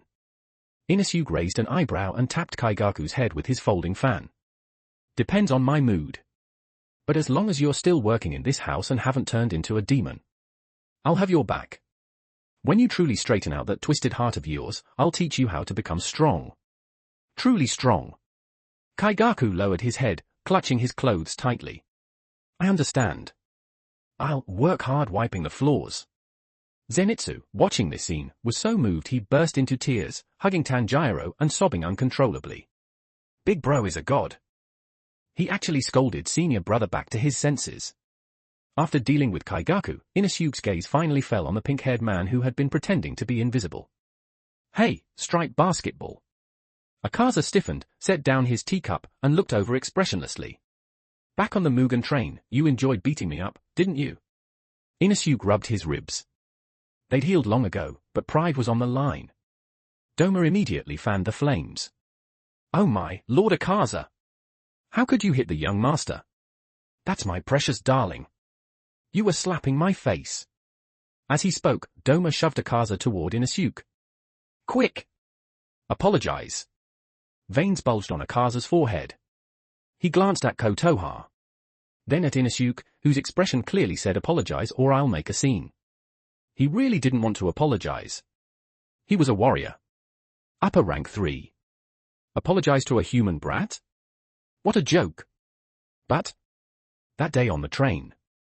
The way this kid fought desperately to protect his companions. It stirred vague memories. That feeling of wanting to protect someone. Akaza took a deep breath, closed his eyes, then bent sharply at the waist, bowing 90 degrees to Inusuke. I'm sorry. That day. I struck too heavily. But you truly are a strong warrior worthy of respect. Dead silence. Upper rank 3, bowing and apologizing to a low-ranking slayer. The world had gone mad. HMPH. That's more like it. Inusuke grinned smugly, opening his fan and waving it. All right, I forgive you. Remember to work harder from now on. I'm thinking of digging a swimming pool in the backyard, leave it to you. Akaza. Just destroy the world already. You can read the complete book on Patreon if you're interested. patreon.com/canonbreaker. The book is now complete. Thank you for all your support throughout this journey. Want to read ahead or access exclusive content? Join my Patreon. patreon.com/canonbreaker. Chapter 66, The Seeds of Emotion. 1,607 words. Just apologizing isn't enough, is it, Lord Akaza? As the third uncle, can you really watch your own kid get bullied? You should make him as strong as you are, Tilda. Doma, as always, was enjoying the chaos with a smile, clearly not afraid of stirring things up. Then, train with me, nephew. Akaza clenched his teeth. Forget it. I'll own it. Who told me to be so damn handsy back then? Sure, Tilda. Striped basketball third uncle. I accept your apology. But Gonpachiro and Wenny have to train with me too. My underlings must keep up with my pace. Inusuke stood up grinning and patted Akaza on the shoulder. Night fell. Moonlight flowed like water, spilling over the bluestone tiles. What had once been a plaza for worshippers was now the training ground for 3 youths. Too slow. Lift your legs higher. Waist and stance as one. Akaza was no longer the janitor with a rag. He had fully returned to the posture of a martial artist. Bare-chested, short hair fluttering in the night breeze, his golden eyes swept coldly over the 3 boys before him. This is your resolve to become stronger? You can't even hold a basic horse stance steady. Damn it. Striped basketball. Don't underestimate me. Inusuke was drenched in sweat. His mouth was stubborn as ever, but his entire body trembled uncontrollably. Inusuke-kun, should we take a break? After several days of vacation, even Tanjiro's body had grown a little slack. As for Zenitsu, because he was too noisy, Akaza gave him special treatment. War? I can't do it anymore. I'm gonna die. Why do I still have to suffer after coming to Inusuke's house? Zenitsu was hanging from a tree, stones tied to both feet, doing crunches. Why is a demon teaching the demon slayer core martial arts? This makes no sense at all. Silence. Akaza flicked a burst of fighting spirit, striking Zenitsu's abs with pinpoint accuracy. Since you've come here, you follow this place's rules. Inosuke said you'd train together, so I won't go easy on you just because you're weak. His words were harsh. But Akaza's heart was anything but calm. He watched Inosuke pushing himself to the limit. Watched those eyes that refused to give in even after exhaustion had long set in. The scene before him began to blur. He seemed to see a dimly lit dojo. To see a frail old man with a gentle smile. And a tattoo-covered boy, once deemed beyond redemption, being sternly instructed by that same old man. Koiki, no, Hakuji. Strength is not for harming others. It's for protecting. That voice. So familiar. Whose voice was it? Hakuji? Is that my name? Akaza clutched his head. Deep within his mind, it was as if a lock had begun to creak open. Sealed memories cracked, just a little, in response to the sight of the three boys training. He looked at Inosuke, the kid who always called him striped basketball. For some reason, he felt that if, hundreds of years ago, he had met a boy like this. Or perhaps, if he had had a junior like this, would his life have turned out differently? 10-minute break. Akaza suddenly turned his back, his voice slightly hoarse. You did well. Who? What did you say? Inosuke flipped up in one motion and dug at his ear. Were you praising me? No. Go drink water. Everyone. Dinner's ready. Kotoha's gentle voice cut through the night sky, breaking the solemn air of the backyard. Yes. Dinner. Inosuke was the first to dash off. I'm eating 10 bowls. When everyone gathered in the warm main hall, the table was already filled with a steaming hot pot. Tanjiro sat on his cushion, his nose twitching slightly. In this hall full of upper-rank demons. At this very moment, he smelled not a trace of killing intent or malice. Only Aunt Kotoha's sunlight-warm scent and the everyday warmth of people eating together. It's safe. Tanjiro concluded. Here, even demons feel like family. The kid was sharp. Last time he came, he hadn't dared let Nezuko out. Only on this second visit did he feel safe enough. He turned around and gently patted the wooden box on his back. Nezuko, you can come out now. Everyone here is a good person. Creak. The small door of the box slowly opened. A tiny hand grasped the edge. And then the bamboo-muzzled girl crawled out sleepily. She even shrank herself a little to better match the room's height. Nezuko blinked her pink eyes, curiously looking at the strange circle of people around her. Dead silence. Water. A scream shattered the quiet. She's so cute. Mai threw her chopsticks away and rushed over like she'd seen a priceless treasure. Is she also little brother's friend? She's one of us. Why is she so small? So cute. Like a doll. The murderous glint that usually filled Darky's eyes was replaced entirely by pink sparkles. She scooped Nezuko up and rubbed her cheek against Nezuko's head over and over. Lady Kotoha, look! Look! Her hair is so smooth. And this bamboo tube, it's a little weird, but it's adorable too. Kotoha set down her ladle and came over with a loving smile. Oh my, so this is Nezuko-chan. I've heard about you from Inosuke. It's such a shame I didn't get to see you last time. You're really so well behaved. Tanjiro-kun, you've taken such good care of your sister. Nezuko seemed to love Kotoha's scent. Her eyes curved happily as she reached out and grabbed Kotoha's sleeve. Oh my god. Darky clutched her chest. I can't take it. I'm dressing her up. I'm going to make her the cutest little sister in all of Yoshiwara, no, all of Japan. That's a wonderful idea. Kotoha's eyes lit up. I still have lots of floral dresses Inosuke refused to wear when he was little. And hairpins. The mood shifted instantly. Dinner turned into Nezuko miracle makeover time. Darky brought out her treasured cosmetics. Kotoha brought out beautiful kimono. Zenitsu. No peeking. Inosuke kicked the drooling Zenitsu straight across the room. She's my underling number 3. A short while later, a completely transformed Nezuko appeared. She wore a pink and white kimono, her hair styled into an elegant updo, with just a touch of light makeup from Darky. Nezuko ran over to Tanjiro and spun around, as if asking whether she looked good. You look amazing. Absolutely amazing. Tanjiro was so moved that tears streamed down his face. Thank you, Aunt Kotoha. Thank you, Miss Mai. HMPH. Of course. Darky lifted her chin, but didn't let go of Nezuko. She's mine tonight. I'm sleeping with her in my arms. From the corner, Gyutaro watched the scene. Watched his sister Mai's smile. Not the fake smile of an Oiran. Not a vicious grin. But the smile of an ordinary girl who simply loved cute things.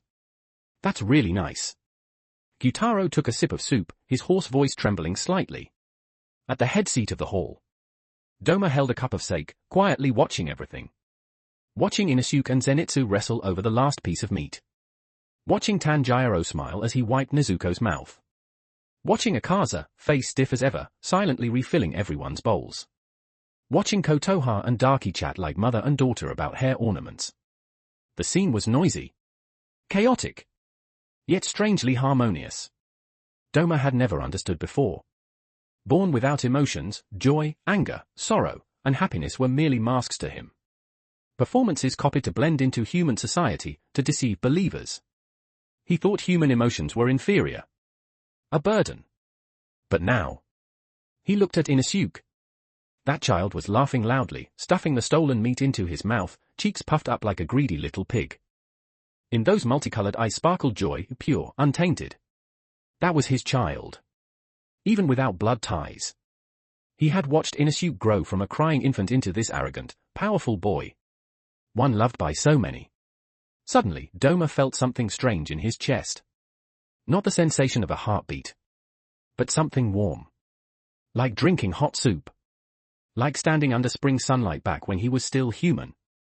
Even a little sour. What is this feeling?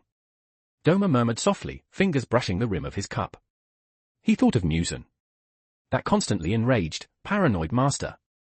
Then he looked again at this eternal paradise cult, filled with everyday warmth. Ah. The curve of Doma's lips was no longer the perfect, fake smile. Instead, it lifted just slightly. Soft. Genuine. This kind of boring pretend family game isn't half bad. If it could stay like this forever. Even if I stopped being a demon. Or even turned the Demon Slayer core into this kind of family. A dangerous yet intriguing thought flashed through his mind. If I can keep Kotoha and Inosuke smiling like this. At that moment, a tiny seed began to sprout. Quietly. Within the heartless body of upper rank 2. Dad! What are you spacing out for? Inosuke suddenly turned around, a bone still clamped between his teeth as he shouted indistinctly. Hurry up and pass the sauce. I'm out. Doma froze, then smiled as he picked up the sauce bottle and walked over. Coming, Tilda. Slow down, little Inosuke. No one's stealing it from you. Outside the window, the moonlight was deep and bright. It almost felt as though the years were gentle and still. You can read the complete book on Patreon if you're interested. patreon.com/canonbreaker. The book is now complete. Thank you for all your support throughout this journey. Want to read ahead or access exclusive content? Join my Patreon. patreon.com/canonbreaker. Chapter 67, The Disobedient Child. 1,484 words. Infinity Castle. It was so quiet here that even time itself seemed to have stopped. Only the glug-glug of an unknown blue liquid boiling inside test tubes occasionally broke the dead silence. Muzan set down the flask in his hand and gracefully wiped his fingers with an expensive silk handkerchief. These past 2 days, he had been in an excellent mood. He felt it was time to summon that Inosuke, the one who had left him rather satisfied. That child had made contributions in Yoshiwara. Though in the end it was a Hashirei who killed Gyoko. But that was purely because Glocko was trash. Inosuke's performance, on the other hand, had genuinely allowed Muzan to glimpse the possibility of victory. Inosuke, come here. Muzan closed his eyes and issued a command through the blood flowing within him, sending it toward Inosuke, the one who carried his bloodline. This command was absolute. For 1,000 years, no demon had ever dared resist it. Not even delay it by a single second. Contained within that blood was supreme authority over life and death. And yet, silence. No spatial ripple of summoning. No terrified, obedient response from the boy. Muzin's consciousness followed the blood connection, only to crash into an invisible wall the instant it reached Inosuke's position. It was an extremely bizarre sensation. He could clearly sense that his blood was indeed inside Inosuke's body. But that portion of blood had completely severed its connection to his will, as though it had been forcibly frozen by some overwhelmingly tyrannical power. Alive, yet no longer obeying him. A pool of stagnant water. Muzin's eyes snapped open. Those plum-red vertical pupils shrank to needle points, shock filling their depths. Out of control. Something that had never happened in thousands of years. No, impossible. The shock in Muzin's eyes quickly turned into raging fury. Veins bulged violently at his temples. With his arrogance, he would never admit that someone had broken his curse. He rapidly constructed a reasonable explanation in his mind. Was it Doma? That useless thing must have used some blood demon art to temporarily suppress my will within the boy. Or perhaps, because the brat made some contributions, he thinks he's now qualified to stand on equal footing with the upper ranks. Or even with me, and thus dares to block my call so brazenly. Arrogance bred by favor. Muzin sneered. Crack, the test tube in his hand was crushed to powder. Shards pierced his palm, only to heal instantly. You think having a bit of talent means you can ignore my orders? It seems Doma has spoiled you rotten. You've forgotten who it was that granted you power in the first place. Muzin stood up. Beneath his black suit, several whip-like tubes writhed restlessly. Since you think your wings have hardened, I'll find you an opponent. I'll make you understand that without my protection, you are nothing. Eternal Paradise Cult, Rear Mountain Cliff. The night wind was sharp. This was the place closest to the moon. Everyone in the main hall was already asleep. Only Inosuke sat alone atop a massive boulder by the cliff. He rolled up the sleeve on his left arm and, under the moonlight, coldly stared at his forearm. Beneath the pale skin, a mass of purplish-black markings writhed violently, as if alive, trying desperately to crawl toward his heart. Just moments ago, this blood had surged violently. Clearly, that old bastard Muzin had attempted to forcibly seize control of his body. HMPH couldn't hold it in any longer, ho. Inosuke frowned and suddenly clenched his left arm with his right hand. Total concentration, ice breathing, absolute zero seal. An extreme cold, born from his ice spirit physique, erupted instantly from within his body, locking down his left arm completely. Under the suppression of absolute frost, the purple blood stopped writhing, and once again fell into death-like stillness. Ha! Inosuke exhaled a long breath, his gaze growing deep. If not for this physique of his, he would have long since become Muzin's puppet. And after the battle on the Mugen train, he had discovered something astonishing. That day, to save Rengoku, I forcibly drew out a trace of demon blood to activate sun breathing. Two forces that should never have been compatible. After colliding, the violent will belonging to Muzin within that demon blood was actually burned away. Inosuke clenched his fist. He thought of the original ending. Why was it that only Nezuko and Tanjiro could conquer sunlight? Was it really just because of the blue spider lily? The flower Muzin searched for 1,000 years without finding? Nezuko had never seen that flower. Tanjiro had only glimpsed it once as a child with his mother. No. Inosuke shook his head. Multicolored light flickered with intelligence in his eyes. More likely, it's because of the Hinokami Kagura. That fire god ritual breathing, passed down for generations in the Kamado family. Through centuries of inheritance, that breathing style already altered their physiques, combined with their unyielding willpower. That's the real secret to overcoming sunlight.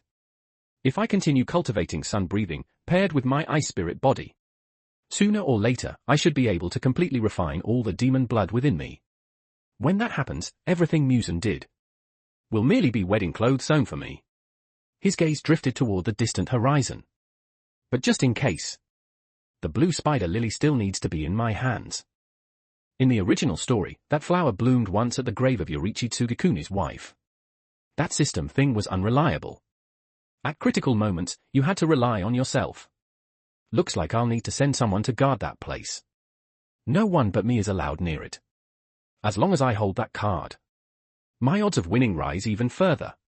While Inosuke calculated the future, thousands of miles away, in a forest, a filthy, disheveled figure wandered like a wild beast, muttering madly. I'm a sword master. I'm the strongest. That brat, dual blades. Impossible, he couldn't beat me twice. Sasaki.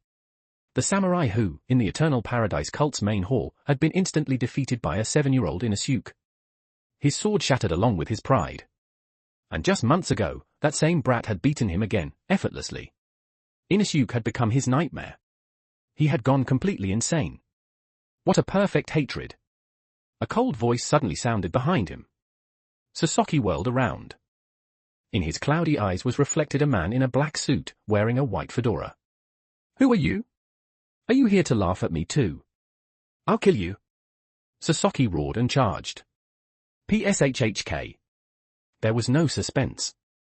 A pale hand pierced straight through his chest, lifting him into the air. Trash. Muzan looked at the human before him like refuse. And yet, he was very satisfied. Satisfied with the towering hatred for Inosuke buried deep in this man's soul. Satisfied with his twisted craving for power. Do you hate that child? Muzan asked softly, his voice dripping with temptation. The one who trampled you underfoot. The little brat who turned you into a stray dog. Hate. I hate him. Very good. Muzan smiled cruelly. Since you crave revenge so badly, I'll grant you power. Power enough to crush him. PSHHK. Muzan's finger stabbed violently into Sasaki's neck. This time, the amount of blood he injected was enormous.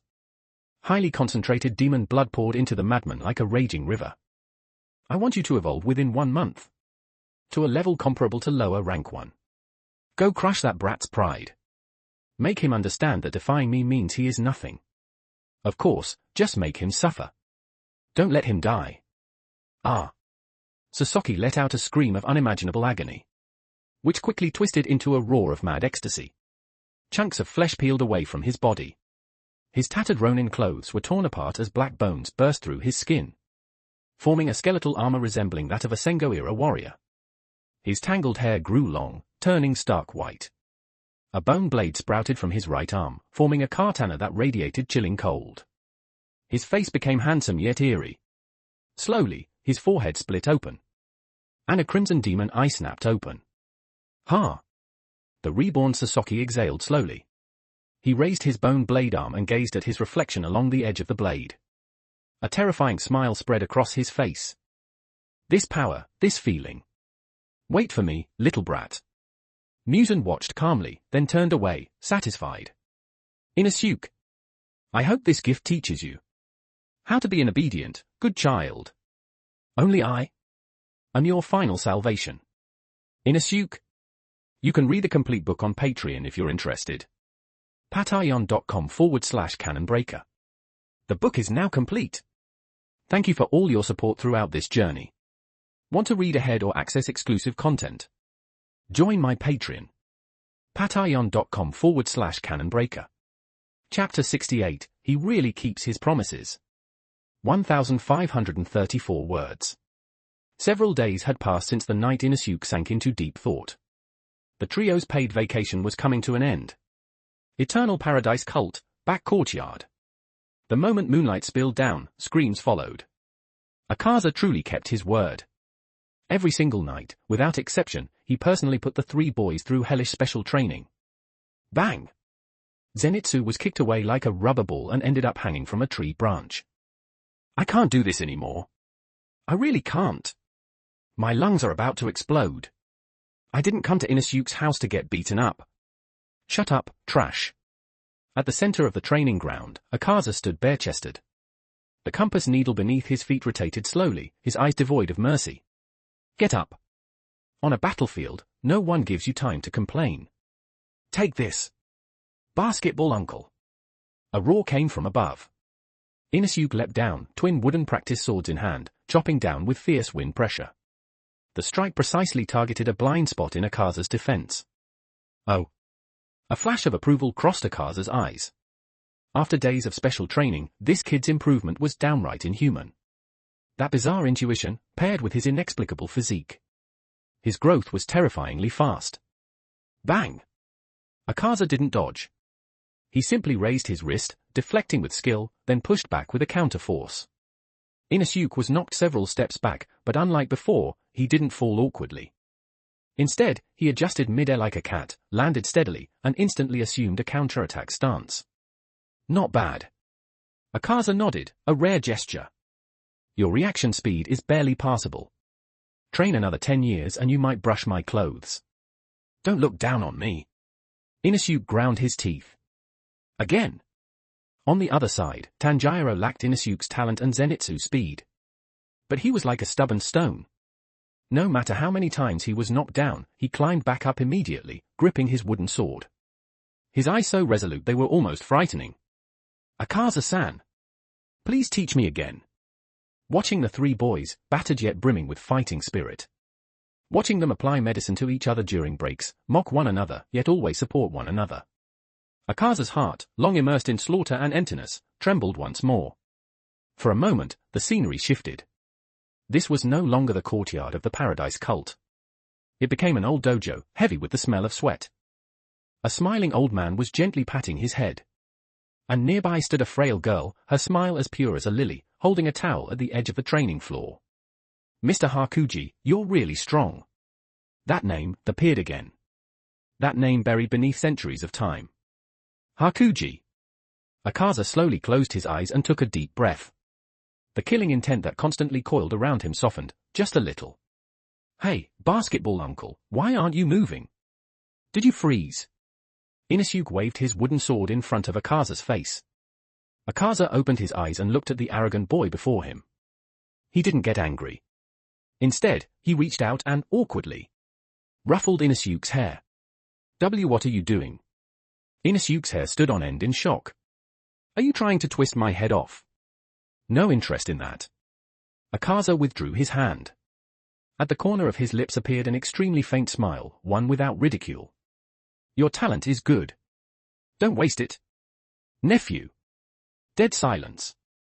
Zenitsu, hiding in the tree, was so shocked he fell straight down. My God. Upper rank 3 called someone family again. And this time it was so sincere. Is the world ending? Inosuke froze too. His cheeks inexplicably felt a little warm. TCH, who's your nephew? By seniority, I'm your young master. Even as he said that, his grip on the wooden sword tightened slightly, his heart feeling strangely. Inner hall. Ah. Nezuko-chan looks great in pink. No way. Red suits her better. Makes her skin look brighter. Kotoha and Daki were in the middle of an intense discussion. Nezuko, meanwhile, was like a well-behaved doll.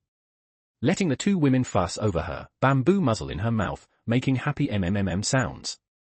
Lady Kotoha, I've decided. Daki hugged Nezuko and declared seriously. I'm taking her as my little sister. Anyone who bullies her, I'll have my brother cut them down. Gyutaro, squatting in the corner peeling apples, nodded silently. As long as Mai's happy. I'll cut anyone. That won't do, Kotoha said with a smile, gently patting Nezuko's head. Nezuko is Tanjiro-kun's little sister. If you take her away, Tanjiro-kun will cry. Then we'll just take that charcoal-selling kid too and make him a laborer. Daki said righteously. Amid this warm, lively scene. Wara, this is so unfair. A deeply aggrieved voice came from behind the screen. Doma floated out, handkerchief in hand, fake crying. Kotoha-chan, clearly I'm your husband, clearly I'm the pillar of this household. Yet you braid that little girl's hair, make clothes for that ugly Gyutaro, cook for Inosuke.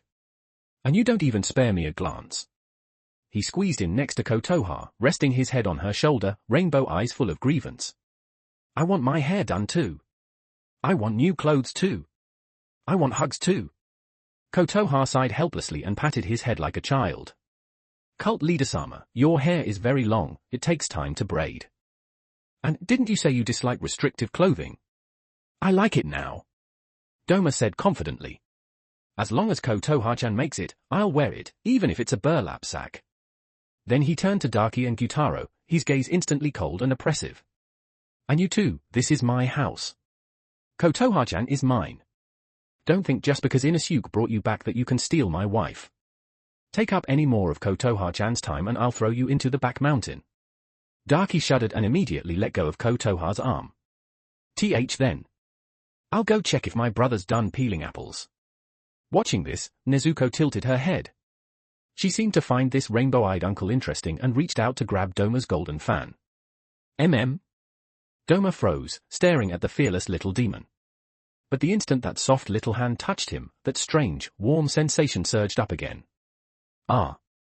The fake smile vanished from Doma's face, replaced by something akin to a doting father's kindness. Looks like this little one likes me too. Such good taste. Happy times were always short. Inusuke's paid vacation was nearly over. At the front gate of the Eternal Paradise cult, Inusuke waved vigorously. Go back already. Stop seeing us off. It's awkward. When he will get tired. Zenitsu stood at the gate, carrying a bundle twice as large as when he arrived. He was exhausted. He really wanted to go back to the Demon Slayer Corps and rest. Inusuke! You have to write often. Kotoha's eyes brimmed with tears. Little brother. Remember to bully that yellow-haired guy extra hard. Don't embarrass the Paradise cult. Daki waved her handkerchief. Be careful on the road. Akaza stood with arms crossed, head turned away, though his ears were perked. Stay safe. I'll wait for you to come back, junior brother. Kaigaku also stood among the crowd, awkwardly waving. Doma fanned himself and smiled. Little Inusuke, if you get tired of playing outside, come home. Daddy will always be your strongest support. And if you run into someone you can't beat, remember to say my name. It might not help, but it'll scare them a little. So noisy, old geezer. Inusuke rolled his eyes, but the moment he turned away, his eyes were faintly red. Let's go. Wenny. Gonpachiro. How long are you going to keep your young master waiting? Coming. The three boys, packs on their backs, set off toward the sunrise. At the same time, hundreds of miles away, in a remote village, no trace of life remained. The air was thick with blood. Severed limbs littered the ground. A monster covered in black bone armor, its right hand transformed into a massive bone blade, sat atop a pile of corpses. Crack, crunch. It was eating. Not only humans, but also a lower-ranked demon clutched in its hand. Not enough, still not enough. Sasaki growled through a mouthful of flesh. Ever since receiving Musen's blood, his thirst for power had become a bottomless hunger. Musen told him that the more he devoured, the stronger he would become. He had even tacitly allowed Sasaki to consume his own kind. A privilege reserved for only the most favored demons. Roar! As Sasaki swallowed the last chunk of flesh, his bones erupted with explosive cracks. Blood-red patterns began creeping across his once jet-black bone armor. His aura swelled at an astonishing rate. He lifted his head. In his single crimson eye was reflected the image of that boy. The hatred carved into his soul. Hashibira? Inusuke? Sasaki stood up. The ground beneath his feet shattered. Wait for me. I can already smell you. This time. I'll carve your flesh off, slice by slice. Dragging the massive bone blade behind him, he vanished into the darkness. You can read the complete book on Patreon if you're interested. patreon.com/canonbreaker. Thank you for all your support throughout this journey. Want to read ahead or access exclusive content? Join my Patreon. patreon.com/canonbreaker. Chapter 69, Sasaki's Bad Luck. 1,581 words. After parting with the Eternal Paradise cult, the trio set out on their return journey. Though a hint of parting sorrow lingered in their hearts, boys recovered astonishingly fast. Before they had even gone 10 li, Inusuke was already using the excuse of disciplining an unruly underling to forcibly tack on another 10% of interest to Zenitsu's debt. When they arrived back at the Demon Slayer Corps headquarters, a Kashagi Crow was already waiting. Corps. Delivering orders. Delivering orders. By the Master's decree. In recognition of Hashibira Inusuke's outstanding performance in the Yoshiwara district battle, and his assistance in a Hashira slaying up a rank 5, he is hereby granted 1 instance of Hashira level privilege. Hashira level privilege. Zenitsu drooled with envy. Does that mean money? Or a big house? The crow cleared its throat and continued. Proceed to the Swordsmith village. Be personally received by the village chief. Master Swordsmith Haganezuka Hotaru is specially commissioned to forge a custom Nichirin blade for Hashibira Inusuke. The goal, to definitively cure his chronic habit of destroying swords. Corps. The Swordsmith village. Tanjiro's eyes lit up. I've heard it's the most mysterious place in the Demon Slayer Corps. Every Nichiren blade is made there. Inosuke-kun, that's amazing. You'll finally have a sword you don't need to modify. Inosuke froze for a moment, then planted his hands on his hips and burst out laughing. Ha ha ha ha. That sickly master knows what's good for him. A genius swordsman like me should have had a dedicated craftsman serving me long ago. Outwardly arrogant as ever, Inosuke's mind was racing. The swordsmith village. His multicolored eyes narrowed slightly. In the original story, the swordsmith village was exposed because of Gyokko, leading to a brutal bloodbath. Tanjiro and the others were forced to awaken their demon slayer marks early, trading lifespan for power. But now, Gyokko had already offered himself up to art. Which means, the swordsmith village's location is safe for now. As long as no one leads demons there, it's an absolute paradise beyond the world. He glanced at Tanjiro and Zenitsu, who were still grinning foolishly beside him. That's good too. Without Gyokko's attack, these idiots won't have to desperately awaken their marks to protect the village. Live a little longer, you fools. Hey! What are you spacing out for? Let's go. To that village thing. This young master is getting an insanely cool sword made. The rules for traveling to the swordsmith village were extremely strict, blindfolded, ears plugged, carried relay style by members of the Kakushi. Though Inosuke could have memorized the route purely by touch, he was unusually cooperative this time, not making trouble for the Kakushi carrying him. Finally, after days of jostling travel, the scent of sulfur drifted into their noses. When the blindfolds were removed, a rustic village hidden deep among misty mountains appeared before them. Wow! It's incredible! Tanjiro exclaimed. But before they could enter, a boy wearing an oversized corps uniform, with long black hair and eyes as hazy as drifting clouds, stood blocking the path, seemingly lost in thought. Move aside. Inosuke strode up casually. Don't block this young master's way. The boy slowly turned his head. Who are you? His voice was light and flat, without the slightest ripple. I don't remember ever seeing someone like you. Mist Hashare, Tokito Muichiro. A man whose right arm had turned into a bone blade sat atop a small mound made of severed limbs. As if recalling something, he silently walked toward a familiar direction. His eyes were hollow. It was Sasaki. His life was like a badly told third-rate joke. He was a man cursed with bad luck. That much had been proven the day he was born. It was pouring rain that day. The midwife broke her leg on the way over. He was dragged out of his dead mother's womb by his father's calloused hands. His father was a ronin. The most useless and despised profession in a time of peace. Yet his father loved him deeply. Every day, his father polished his only good sword until it gleamed, then beneath a leaking roof, taught Sasaki to swing it again and again. Sasaki, you must become a great swordmaster. His father always said this while coughing, spitting up blood. Only by becoming a swordmaster will a lord hire you. Then you'll eat your fill, marry a beautiful wife, and won't have to live like a dog the way your father does. Sasaki believed him. He truly worked hard. When other children played in the mud, he practiced his swings. When others slept, he trained Iai. He had real talent. At 10, he could cut falling cherry blossoms. At 15, no dojo within 100 li could take a single strike from him. Everyone said the Sasaki family would produce someone great. But he was a man of bad luck. At 16, he went to a guard selection trial. That day, he performed flawlessly, he even forced the Lord's chief guard back 3 steps. Just as the Lord was about to nod, the Lord's beloved cat suddenly darted out and clawed his face. The Lord flew into a rage. The selection was cancelled. Sasaki stood in the rain all night, sword in hand. At 18, his father fell gravely ill. They needed money, lots of it. To buy medicine, Sasaki cast aside the dignity of a future swordmaster. He guarded gambling houses. Worked as muscle for rich merchants. Even carried palanquins for courtesans. He didn't marry. He never bought new clothes.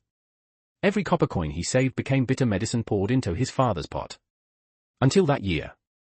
A wealthy man named Tanaka took a liking to his swordsmanship. Sasaki. Be my personal guard. 5 gold ryo a month. 5 gold ryo. Enough for the best medicine. Enough to even buy some meat. Sasaki knelt and kowtowed 3 times. He thought his bad luck had finally ended. That day, Tanaka was going to a place called the Eternal Paradise Cult. They said a living god resided there. Sasaki followed behind Tanaka, gripping the sword his father left him, thinking about buying roast chicken on the way back. Then he met that child.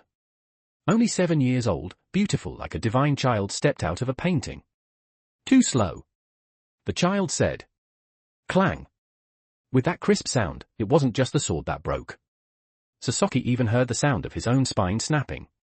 The blade that carried his father's hopes was shredded by that child, using a ragged, serrated sword. Tanaka wet his pants in terror. The first thing he did upon returning was kick Sasaki out. Trash. You can't even beat a child. And you want 5 gold Ryo. Get lost. No one hired him again. Useless Sasaki who can't even beat a kid. The nickname spread like a plague. That winter was especially cold. No money for medicine. No money for charcoal. His father lay on a bed of straw, thin as dried firewood. Sasaki, my son, you are a great swordmaster. Those were his father's last words. Sasaki went mad. He was an unlucky Ronin. He never met a teacher like Akaza's master, someone willing to pull him back even if he were a sinner. What he met instead was a divine child who ground him into the mud. He never had a warm family like Tanjiro's. He had only endless wind and snow. Later, he heard that the divine child used twin blades. He killed a wild boar and wore its pelt on his head. He smashed his new sword into a serrated shape. He thought that if he became like the divine child, he would gain the divine child's strength. In the woods near Mount Fujikasane, he met him again. The grown-up divine child. So ugly. The divine child said. He lost again. Utterly. Even his qualification to imitate was stripped away. Until that night. The man in the white fedora found him. Do you hate? Of course he did. How could he not? He hated this cursed world. Hated this cursed luck. Hated that high and mighty divine child. He let the man's blood flood into his body. It hurt. But not as much as the day his father died. He laughed joyfully. Because he was finally strong. No longer unlucky Sasaki. But a demon personally chosen by the Demon King. The moon hung high. Eternal Paradise Cult. Dragging the bone blade fused to his arm, Sasaki stood like a ghost among the shadows of the trees. This was where his nightmare began. And where he would end it. He smelled it. The divine child scent wasn't here. But here was the scent of what the divine child cherished most. On the corridor. A woman in plain robe sat alone, admiring the moon. She held an unsewn hari in her hands, her face lit with a gentle, happy smile. Kotoha. So beautiful. He murmured hoarsely, drool dripping from his pale fangs. So this is the divine child's mother. If I eat you? That divine child who's always above everyone else. That divine child who's never known despair. What kind of expression will he make? Sasaki took a step forward. Moonlight stretched his grotesque shadow. This time. Bad luck finally seemed ready to fall on someone else. You can read the complete book on Patreon if you're interested. patreon.com/canonbreaker. Thank you for all your support throughout this journey. Want to read ahead or access exclusive content? Join my Patreon. patreon.com/canonbreaker. Chapter 70, The First Time He Got Angry. 1946 words. Kotoha seemed to sense something. She paused her sewing, lifting her head in confusion. What met her eyes was a face split open to the ears, saliva dripping from it. What a beautiful mother. Sasaki laughed hoarsely. His right hand, now transformed into a massive bone blade, rose high into the air. Twisted delight flickered in his single eye. That high and mighty divine child, that arrogant little brat. If he saw his own mother turned into a pile of minced flesh, what kind of expression would he make? Kotoha's pupils dilated instantly. The red light in Sasaki's eye flared violently as the bone blade howled through the air and chopped down. Die! However, just as the blade was an inch from Kotoha. Whoosh! A streak of pink light instantly coiled around the bone blade. Who? Where did this ugly freak come from? An arrogant, killing intent-filled voice rang out from the rooftop. Sasaki froze and looked up. Countless gorgeous pink sashes danced wildly in the night sky, and at their center, Darky gazed down at him from above, naked disgust in her eyes. What do you think you're doing with that filthy hand? Trying to touch Lady Kotoha? Do you want to die? Before Sasaki could even react, an even colder, darker aura surged up behind Darky.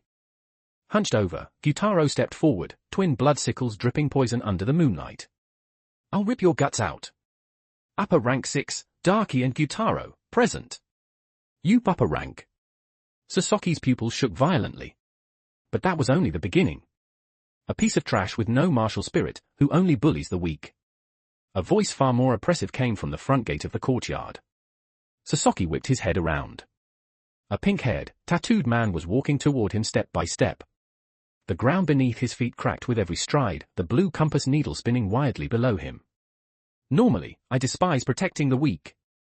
But if it's that woman, that's another matter entirely. Akaza took a stance, golden eyes blazing with tangible fury. Destructive death, air type. Boom. From dozens of meters away, an invisible, terrifying pressure of fists slammed straight into Sasaki's chest. He didn't even have time to scream, his body was blasted away like a cannonball, smashing straight through the courtyard wall. Upper rank 3, Akaza, present. Sasaki spat out a mouthful of black blood and struggled to rise. Fear, an unprecedented fear, swallowed him whole. Why? Why were there so many upper ranks here? Ah, my. The temperature of the air suddenly plunged to freezing. A figure stepped out from the shadows behind Kotoha, frost crunching beneath his feet, gently waving a golden fan. He didn't even glance at Sasaki. He took off his ornate cult leader's robe and carefully draped it over the still trembling Kotoha. Then he gently reached out and tidied her disheveled hair at her temples. It's all right now, Kotoha-chan. It's just a rather ill-mannered little mouse. Only after that did he turn around slowly.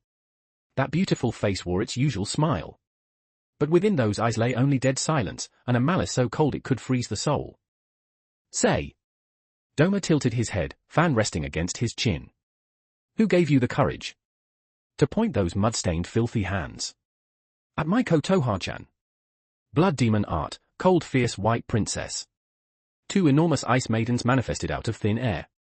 Upper rank 2, Doma, present. Ah. Sasaki screamed as his body began to freeze, his bone armor cracking apart. Before these 3 apex beings, he was nothing more than an ant that had wandered into a dragon's nest. It's over? Sasaki closed his eyes, his heart filled with hatred toward fate. As expected. I really am a man cursed with bad luck. Even after becoming a demon. Bad luck? A voice that towered above all else suddenly sounded by his ear. No, Sasaki. I am your good fortune. Time seemed to freeze at that instant. The demons who had been about to tear Sasaki apart. All of them stopped dead the moment they heard that voice. A man in a black suit and white fedora had appeared at the center of the courtyard without anyone noticing. He was like the night itself, devouring all light. Kibutsuji Musen. Musen-sama. Darky collapsed flat onto the ground, trembling violently. Gyutaro immediately knelt as well. Akaza grit his teeth, withdrew his fighting spirit, and dropped to one knee, lowering his head. Musen didn't look at them. He walked straight up to Sasaki and gently patted his head, as if soothing a frightened dog. See? I came to save you. Even when beating a dog, one must look at its owner. My dog, upper rank or not, cannot be killed at will. Sasaki stared blankly at the man before him. A wild joy of surviving death, mixed with twisted worship, flooded his chest. Master. Master! After calming his new pet, Musen slowly turned around. Those plum-red vertical pupils swept coldly over the demons kneeling on the ground. Finally, his gaze stopped on Doma, who stood in front of Kotoha, not kneeling, only slightly bowing. Can someone tell me?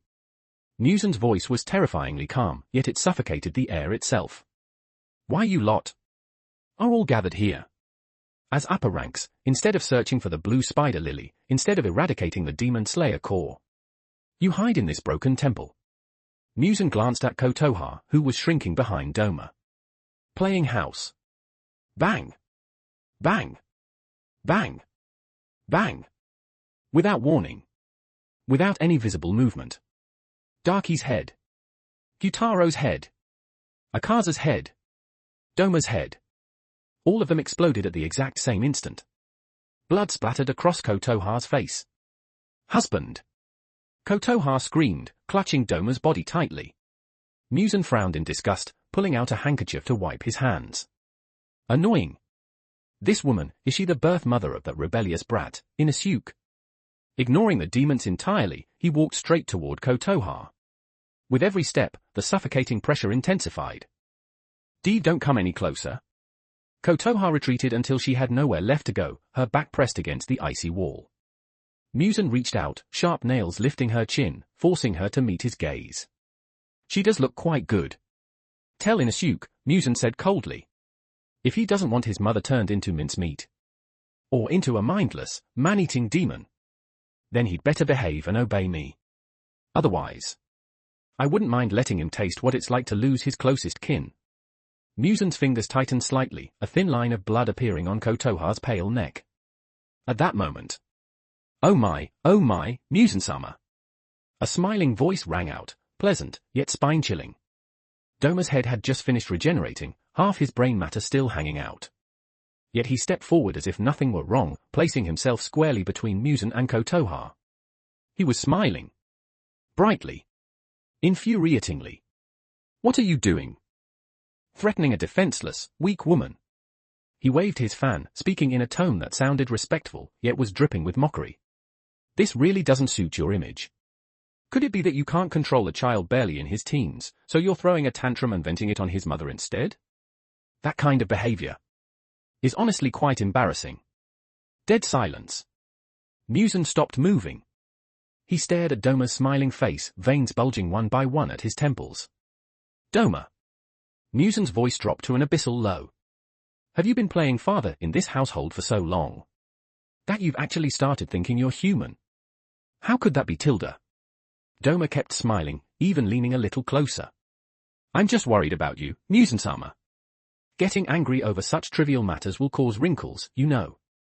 And besides. For a fleeting instant, Doma's eyes changed. Cold. Like trash being appraised. She's my believer. If she gets damaged, it'll be very troublesome for me. Die. Muzan exploded with rage. Countless flesh whips burst from his back, stabbing toward Doma's vital points. If that strike landed, even an upper rank would be gravely wounded. Destructive death, disorder. A pink figure charged in instantly.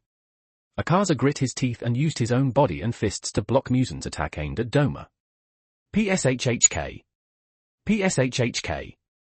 The flesh whips pierced through Akaza's shoulders and abdomen, pinning him brutally to the ground.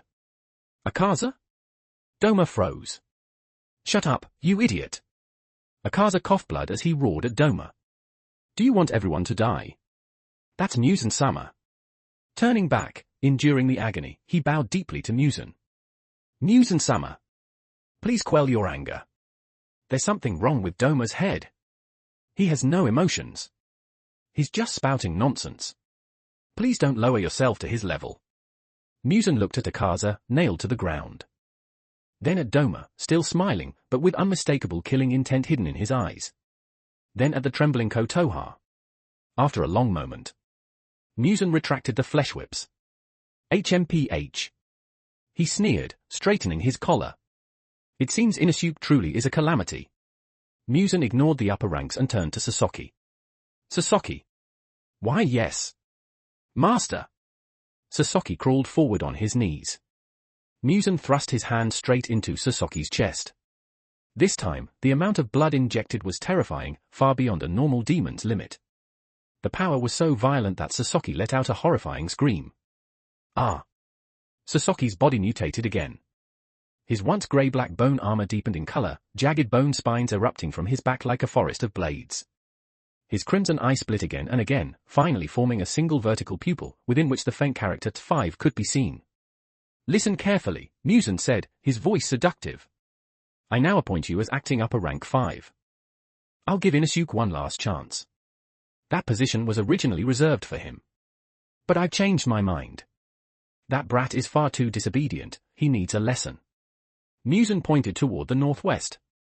Just now, Nakami and Hantengu sent word. They found traces of that brat. You'll go and cooperate with Hantengu. Go, Sasaki. If you can defeat him. If you can bring me his head. You'll become the true upper rank 5. Your so-called bad luck will finally come to an end.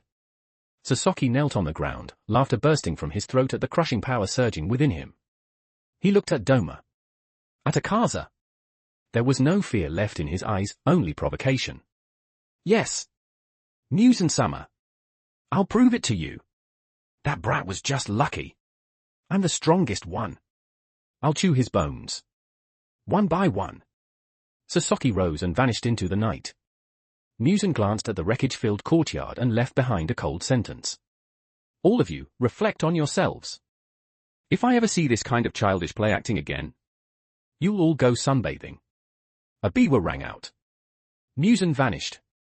The courtyard fell into deathly silence. Doma slowly stood up. He didn't go to Akaza. He didn't go to Daki. He walked quietly to the still trembling Kotoha, extended that clean hand of his, and gently, carefully, wiped the blood from her face. I'm sorry, Kotoha-chan. I couldn't hold my tongue just now. His voice was soft. Gentle. But when he turned his head toward the direction Sasaki had disappeared. For the first time. The face that always wore a smile showed no smile at all. In those rainbow-colored eyes, monstrous killing intent surged. Lord Akaza, Doma suddenly spoke. What? Akaza stood up, clutching his wounds. Tell me. Doma tilted his head, his tone icy. If that newly arrived piece of trash really hurts Inosuke, shouldn't we go collect a corpse? Akaza stared into Doma's eyes, silent for a moment. You don't need to say it. You can read the complete book on Patreon if you're interested. patreon.com/canonbreaker. Thank you for all your support throughout this journey. Want to read ahead or access exclusive content? Join my Patreon. patreon.com/canonbreaker. Chapter 71, Who Are You? 1569 words. At the entrance to the swordsmith village, Tokito Muichiro tilted his head slightly, those mint-green eyes of his empty and unfocused. That single question, who are you, still echoed in Inosuke's mind. Muichiro's voice had been light and drifting, with neither anger nor curiosity in it. As casual as asking whether the weather was good today. Who? Veins bulged instantly at Inosuke's temple. Snap! He flicked open the folding fans in his hands, revealing a handsome face as sea blue hair fluttered lightly in the wind. Look carefully. Ring any bells yet? Remember who I am now? Are those eyes of yours just for breathing, huh? Seaweed head. Seaweed head. Muichiro blinked, reaching up to touch his long black hair. His expression remained utterly flat. I don't know what you're talking about. But you're blocking my way to get the key. Only then did Tanjiro and Zenitsu notice. Behind Muichiro was a small child wearing a fire god mask, trembling from head to toe. Kotetsu. And behind Kotetsu stood a strange mechanical doll, battered and old, with 6 arms. Give it to me. Muichiro pointed at the key clutched in Kotetsu's arms, his tone completely matter-of-fact. A Hashira's time is valuable. A training doll that can break doesn't matter. It should be used by someone with talent. Don't waste time. And no. This was left behind by our ancestors. Kotetsu was on the verge of tears. Muichiro couldn't be bothered to argue. He reached out to snatch it by force. Smack! A long, pale hand moved even faster than Muichiro's. Inosuke grabbed Kotetsu by the collar and lifted him behind himself like a chicken. Hey, seaweed head. Standing in front of Muichiro, Inosuke propped a fan against his chin. The villainous expression on his face was 100 times more arrogant than Muichiro's. You want to grab this key? He pointed at what Kotetsu was holding and flashed an extremely nasty grin. Well, this young master has taken a liking to it too. If anyone's robbing someone, it's gonna be me first. Got it? First come, first served. Even if I technically came later. Tanjiro. Zenitsu. Tanjiro rushed in to stop things from escalating. Inosuke-kun. Don't fight a Hashira, eh? And why are you stealing a kid's stuff? And you too, Hashira-san, you can't bully children either. Muichiro looked at Inosuke, who had suddenly barged in. For the first time, a trace of focus appeared in those empty eyes. You're in the way. His hand instinctively rested on the hilt of his sword. Move. Otherwise. At that moment, Muichiro's nose twitched slightly. His sharp instincts caught a faint, elusive trace of demonic aura from the wooden box on Tanjiro's back. What's that? His gaze sharpened. Without any hesitation, he reached straight for the box. Smack! A loud, crisp slap echoed through the silent forest. Inosuke backhanded Muichiro's arm away without the slightest courtesy. Don't touch my underling, that's rude. He flicked his hand dismissively. That's my lackey. If you break it, even selling you wouldn't cover the damages.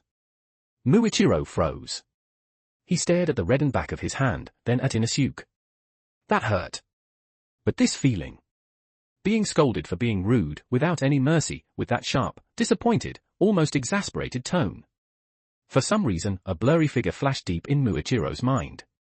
That way of talking. It kind of sounds like, who? He tilted his head again, looking at Inosuke. The cold indifference in his eyes faded a little, replaced by a puzzled look. Like he was observing some rare creature. Hey, seaweed head. Inosuke sized Muichiro up from head to toe, then nodded in satisfaction. You look kind of slow in the head, but that reach just now wasn't bad. He opened his fan, covering half his face, striking the pose of the young master of the Eternal Paradise cult. This young master just happens to be short of fourth lackey. You've got decent aptitude, so I'll make an exception and hire you. From now on, your job is to fan me. What do you say? Pay's negotiable. I'll give you 2 Kunpaito candies a month. Tanjiro went pale in horror. Inosuke-kun. That's a hashira. The missed hashira. Isn't 2 candies way too little to hire a hashira as a lackey? Muichiro. No. He rejected it cleanly. I don't know you. And I'm here to train. While the three were bickering. Core. Idiots. Idiots. Muichiro's long-eyelashed Kashgai crow seized the chance, swooped down, snatched the key from Kotetsu's hands, and tossed it to Muichiro. Ah. The key! Kotetsu burst into tears. Muichiro caught it expressionlessly and inserted it into the mechanism. As expected, taking it by force is faster. Click, clack, click. The mechanical doll known as Yorichi Type 0 began to move. Though one arm was missing from years of disrepair, the remaining 6 arms swung with movements that still carried a faint echo of Tsugikuni Yorichi's former brilliance. Oh. Inosuke's attention was instantly drawn. He leaned in to watch for a moment. The doll was fast, its swordsmanship sharp and precise. But Inosuke smacked his lips, interest draining from his eyes almost immediately. TCH, that's it. He yawned, waving his fan lazily. Way too worn out. Too slow.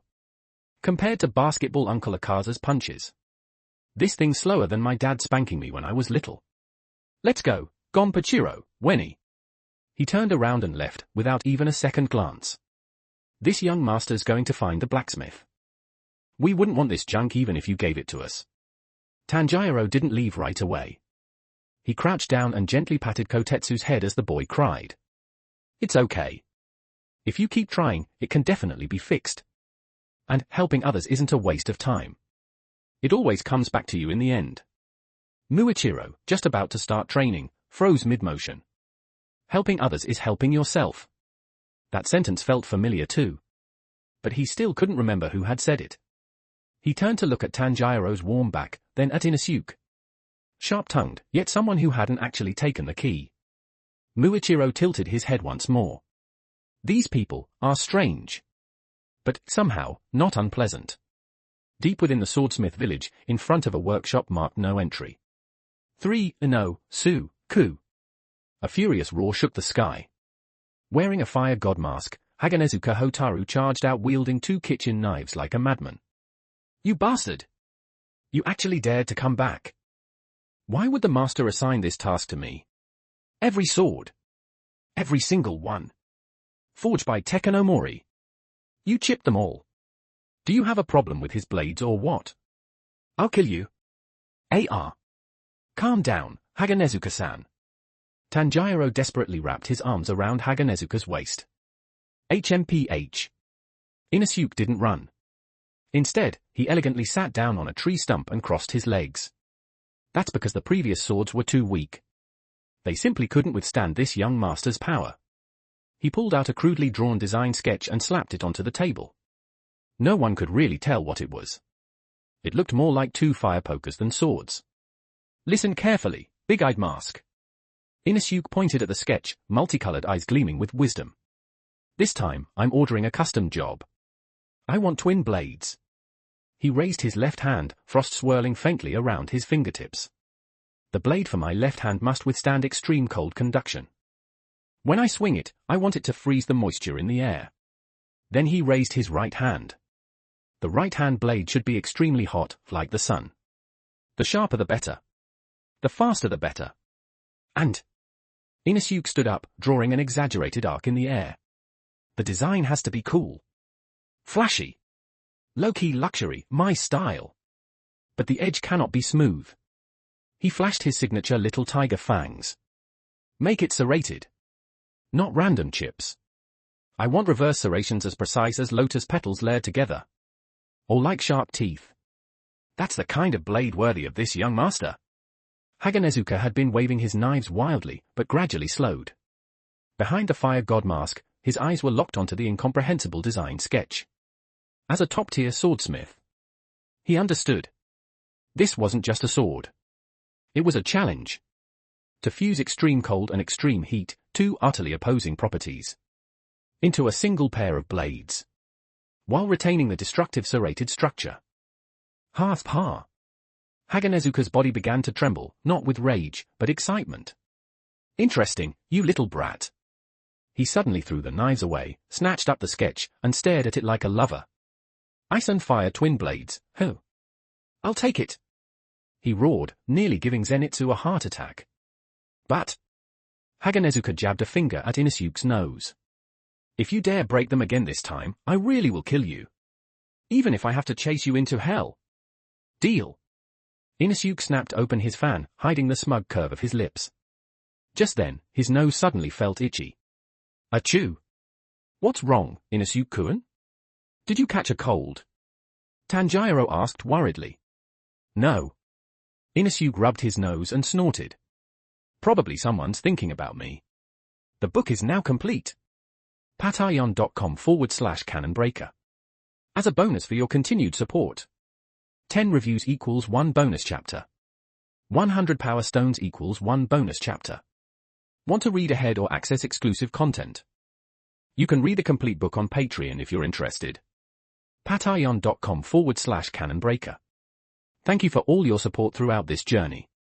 Chapter 72, The Love #IRA. 1617 words. Don't talk. Don't breathe. Don't let the sound of your voices contaminate my steel. Haganezuka Hotaru suddenly roared without warning. The next instant, he danced like a madman in front of the furnace, arms flailing wildly, yet the rhythm of his hammer strikes was eerily precise. TCH, how boring. Inosuke covered his nose and mouth with his folding fan, waving away the coal dust in disgust. Let's go, underlings. Let this guy go crazy over this young master's design by himself. I'm going to inspect this village's entertainment facilities. Sooner or later, this place will be my territory anyway. And so, the young master swaggered through the village with his 2 lackeys in tow. Until they once again heard the crying of that child named Kotetsu. Wara, the arm broke. That was our ancestors' legacy.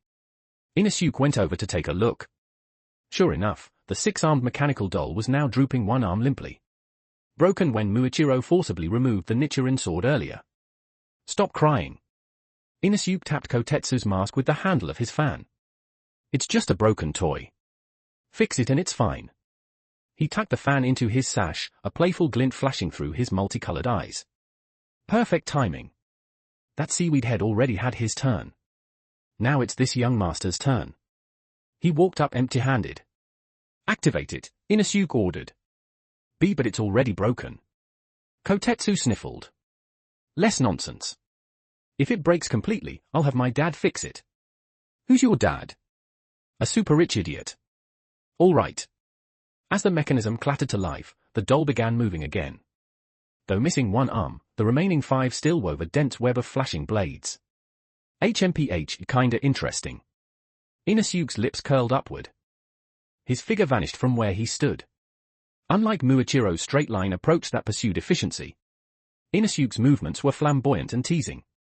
He was like a butterfly dancing on knife edges. Every time a blade was about to hit him, he dodged by a hair's breadth. sometimes even flicking the doll's forehead with a finger or stepping on its foot for fun. This? Kotetsu stared, dumbfounded. So strong and so elegant. It's like he's playing with it.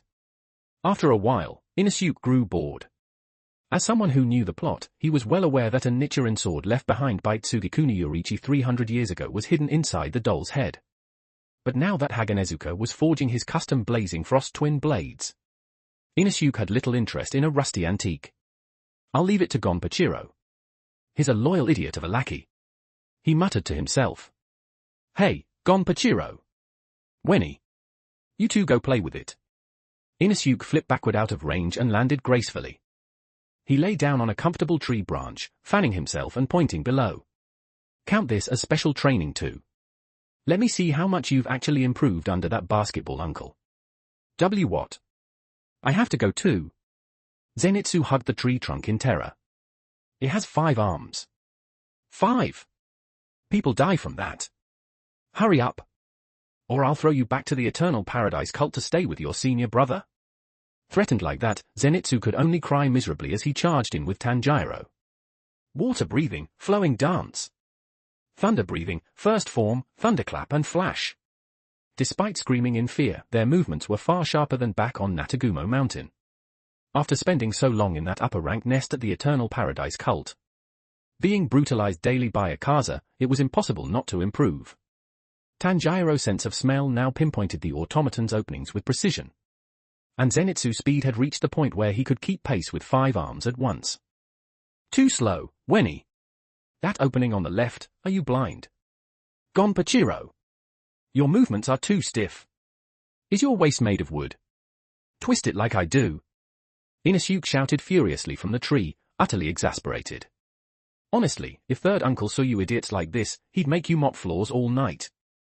Finally, under Inosuke's guidance, Tanjiro seized a fleeting chance, slammed his head hard into the doll's jaw, and followed up with a decisive slash.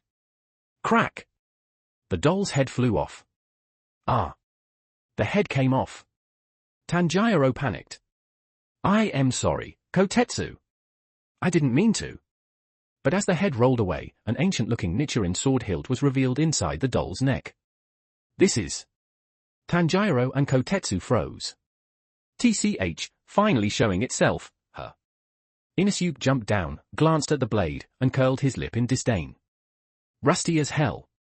Cutting vegetables with that would be a chore. Kotetsu, however, excitedly pulled the sword out and handed it to Tanjiro. Big brother. This sword is for you. Thank you for speaking up for me earlier.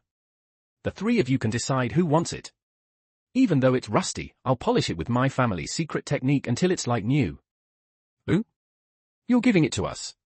Tanjiro was flustered. Just then, Inosuke suddenly leaned in close, his handsome face startling Kotetsu. Hey, kid. Inosuke pointed at him. Since you know polishing techniques, how about becoming this young master's lackey? Temporary lackey number 4.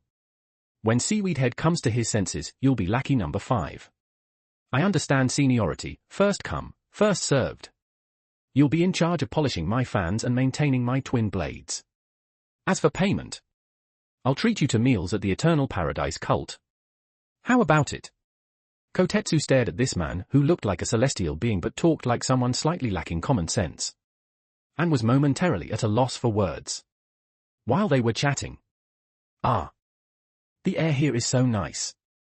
A sweet voice, tinged with natural airheadedness, rang out. A girl with long hair that faded from pink to green, a curvaceous figure, and a springy step came bouncing over. The love #IRA, Kanroji Mitsuri. Oh. It's those 2 boys who fought the wind #IRA before. Mitsuri spotted Tanjiro, then her gaze instantly locked onto Inosuke. His flashy hari and striking face were impossible to ignore. Wow.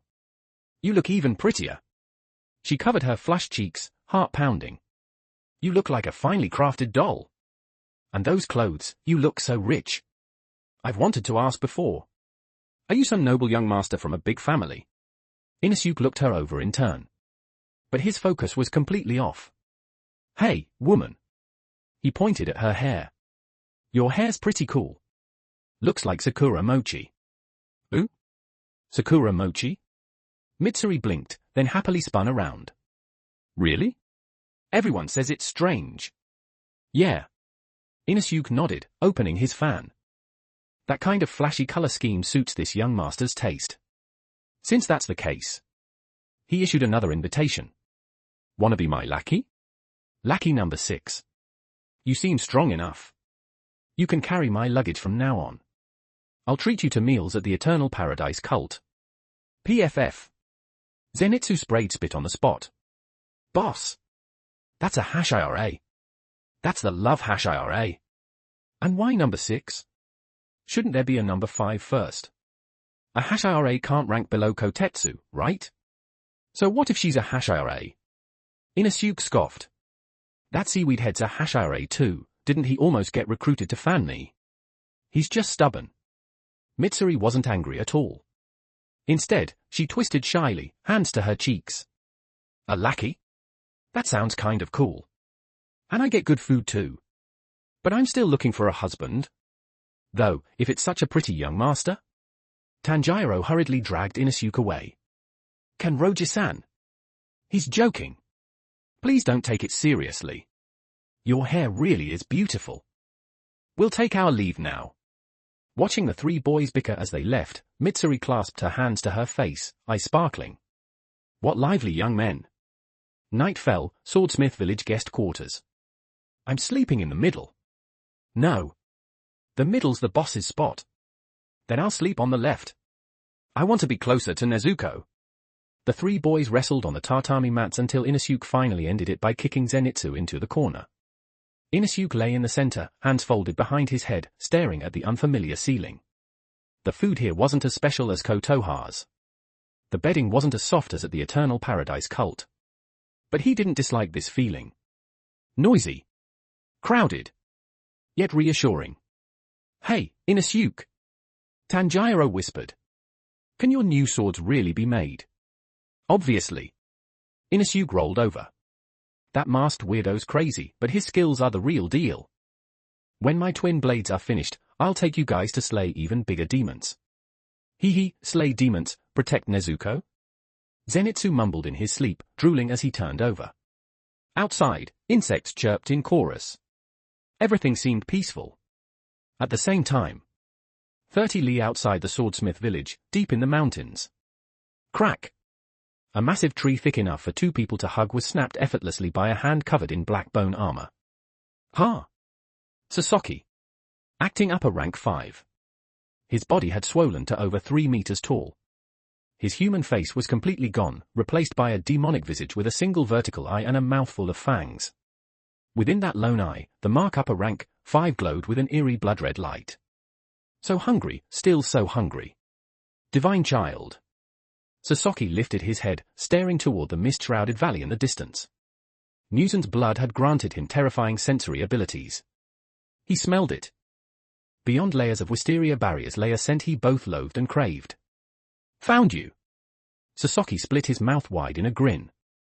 Hashibira? Inosuke? You can read the complete book on Patreon if you're interested. patreon.com/canonbreaker. The book is now complete. Thank you for all your support throughout this journey. Want to read ahead or access exclusive content? Join my Patreon. patreon.com/canonbreaker. Chapter 73, Good Evening. 1796 words. The night at the Swordsmith Village was unnervingly quiet. Only the occasional cry of some nocturnal creature pierced the stillness. Hoo-oo, snort. Hoo-oo, snort. Inside the guest room, a thunderous noise was mercilessly torturing Inosuke's eardrums. Veins bulged violently at his temple. He sat up with a jerk, glaring by moonlight at Zenitsu beside him. Sleeping like a dead pig, a huge snot bubble hanging from his nose. Wenny, you bastard! Inosuke ground his teeth, his folding fan lifting several times as if he were about to smash that snot bubble to pieces. Did you put all of thunder breathing into snoring? How is this young master supposed to sleep? I've never suffered this kind of humiliation in my entire life. He raised his foot, about to kick Zenitsu straight into the wall. But stopped mid-a. Forget it. Inosuke withdrew his foot and irritably scratched his hair. He's my own lackey. Arguing with a sleeping idiot would be beneath me.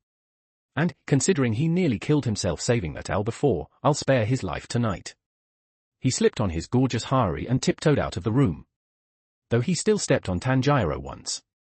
The air outside was cool, carrying the scent unique to deep mountain forests. Inosuke leapt onto the roof, found a comfortable spot, and sat down, staring at the moon while fanning himself. The moon, who? He shook his fan, his gaze drifting. I wonder what those guys at the Eternal Paradise cult are doing. Did that old geezer bully the idiot siblings while I was gone? Did Kotoha go to bed on time? Is Basketball Uncle actually wiping the floors properly? TCH, it's only been a few days. He let out a self-mocking chuckle. He used to find that blood-soaked place annoying. Yet now it felt like the safest den in the world. Just then. Buzz? A bone-chilling cold, like a venomous snake crawling up his spine, stabbed straight through Inosuke's senses. His abnormal sense of touch screamed its highest-level warning yet. HM. Inosuke shot to his feet. His multicolored eyes shrank to needle points as he locked onto the village entrance. This presence, it's strong. And disgusting. Stronger than Gyutaro. Even stronger than that pot-obsessed freak, Gyoko. His heart sank. What's going on? In the original story, the Swordsmith village was attacked by Gyoko and Hantengu. Gyoko is already dead. So why is there a demon this strong? Don't tell me, because I changed the plot, that idiot Muzan sent in a substitute. Before he could think further. Tap, tap, tap. Heavy, deliberate footsteps echoed through the night. With every step, stone slabs cracked underfoot. A massive shadow slowly emerged from the darkness. Over 3 meters tall. Its entire body was encased in grotesque grey-black bone armor, jagged spines rising from its back like a sword graveyard. Its right arm was a gigantic bone blade grown straight from flesh. But what made Inosuke's pupils quake was what the monster was casually playing within its hand. A head. The severed head of a Swordsmith village resident, frozen in terror. He. The monster stopped before Inosuke and lifted its head. On its face, marked by a single vertical eye, appeared a smile filled with twisted delight, like an old friend reunited. Blood dripped from its fangs as it laughed. Good evening. Divine child. Inosuke didn't answer. His gaze was locked onto the number reflected in that vertical eye. Upper rank, 5. Upper rank 5. Inosuke clenched his folding fan until his knuckles turned white. So it really is the butterfly effect. Gyoko's gone, so Muzan just made a new monster to fill the vacancy. And the stench of blood on this thing is overwhelming. What? Don't recognize me. Sasaki casually crushed the head in his hand, tossing away the gore like trash. He stared at Inosuke's face, still breathtakingly beautiful even in shock. Envy and sick satisfaction spilling from his eye. That hurts, you know. I've been thinking about you day and night. So much my bones ache. Inosuke frowned, covering his nose with his fan in open disgust. What sort did you crawl out of, you ugly freak? Among the people and demons I know, there are ugly ones, but none with creativity like this. You some kind of turtle from a drainage ditch. Ha ha ha ha ha. Instead of getting angry, Sasaki burst into manic laughter, doubling over. Exactly. Exactly. I knew you'd say that. You've always been like this, looking down on everyone. Always so arrogant. The laughter stopped abruptly. Sasaki lunged closer, his single eye boring into Inosuke. Do you remember the Eternal Paradise cult ceremony when you were 7? Do you remember the katana you shredded?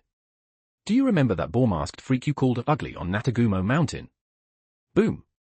The floodgates of memory flew open. Inosuke froze. 7 years old, the Ronin he'd killed in one move. Spider Mountain, the madman wearing a boar's head, imitating him. It was you? Inosuke stared at the towering monster in disbelief. You finally remember. Sasaki bared his fangs. That's right. I'm Sasaki the Unlucky. I'm the trash whose life you destroyed. The garbage you crushed beneath your feet. He raised his bone blade arm, gently stroking its edge with his other hand. Do you know what I paid to stand here today? What I sacrificed, just to face you again. I devoured 3 entire villages. Elders. Children. Women. Even demons, if it made me stronger, I ate them. His eye glazed over with madness and ecstasy. Every time I ate someone, I told myself. This is all because of that divine child named Hashibira Inosuke. It was your arrogance that created me. You personally pushed all those people to their deaths. Look at these hands, drenched in blood. Sasaki extended his massive hand toward Inosuke. All because of you, divine child. Inosuke's pupils trembled violently. Guilt? Shock? He had always believed he was saving people.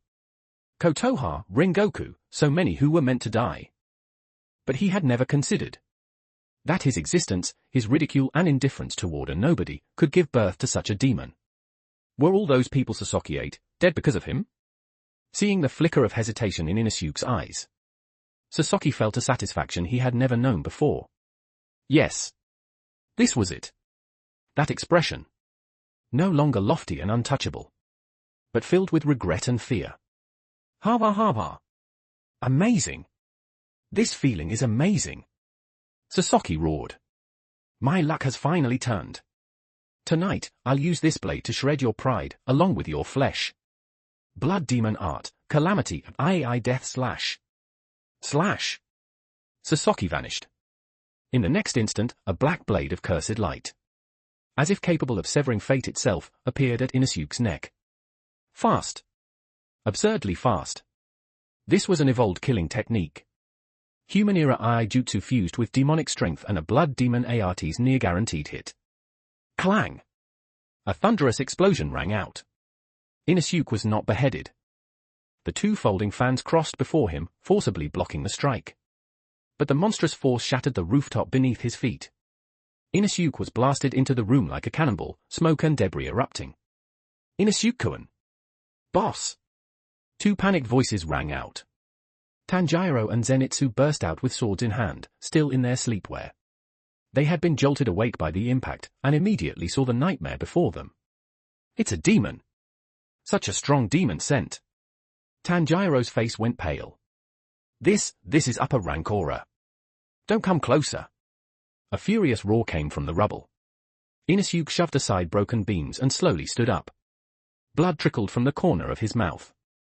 A slash marred his beautiful Hari. But in those multicolored eyes, there was no longer confusion. Only cold resolve. Listen carefully, Gonpachiro.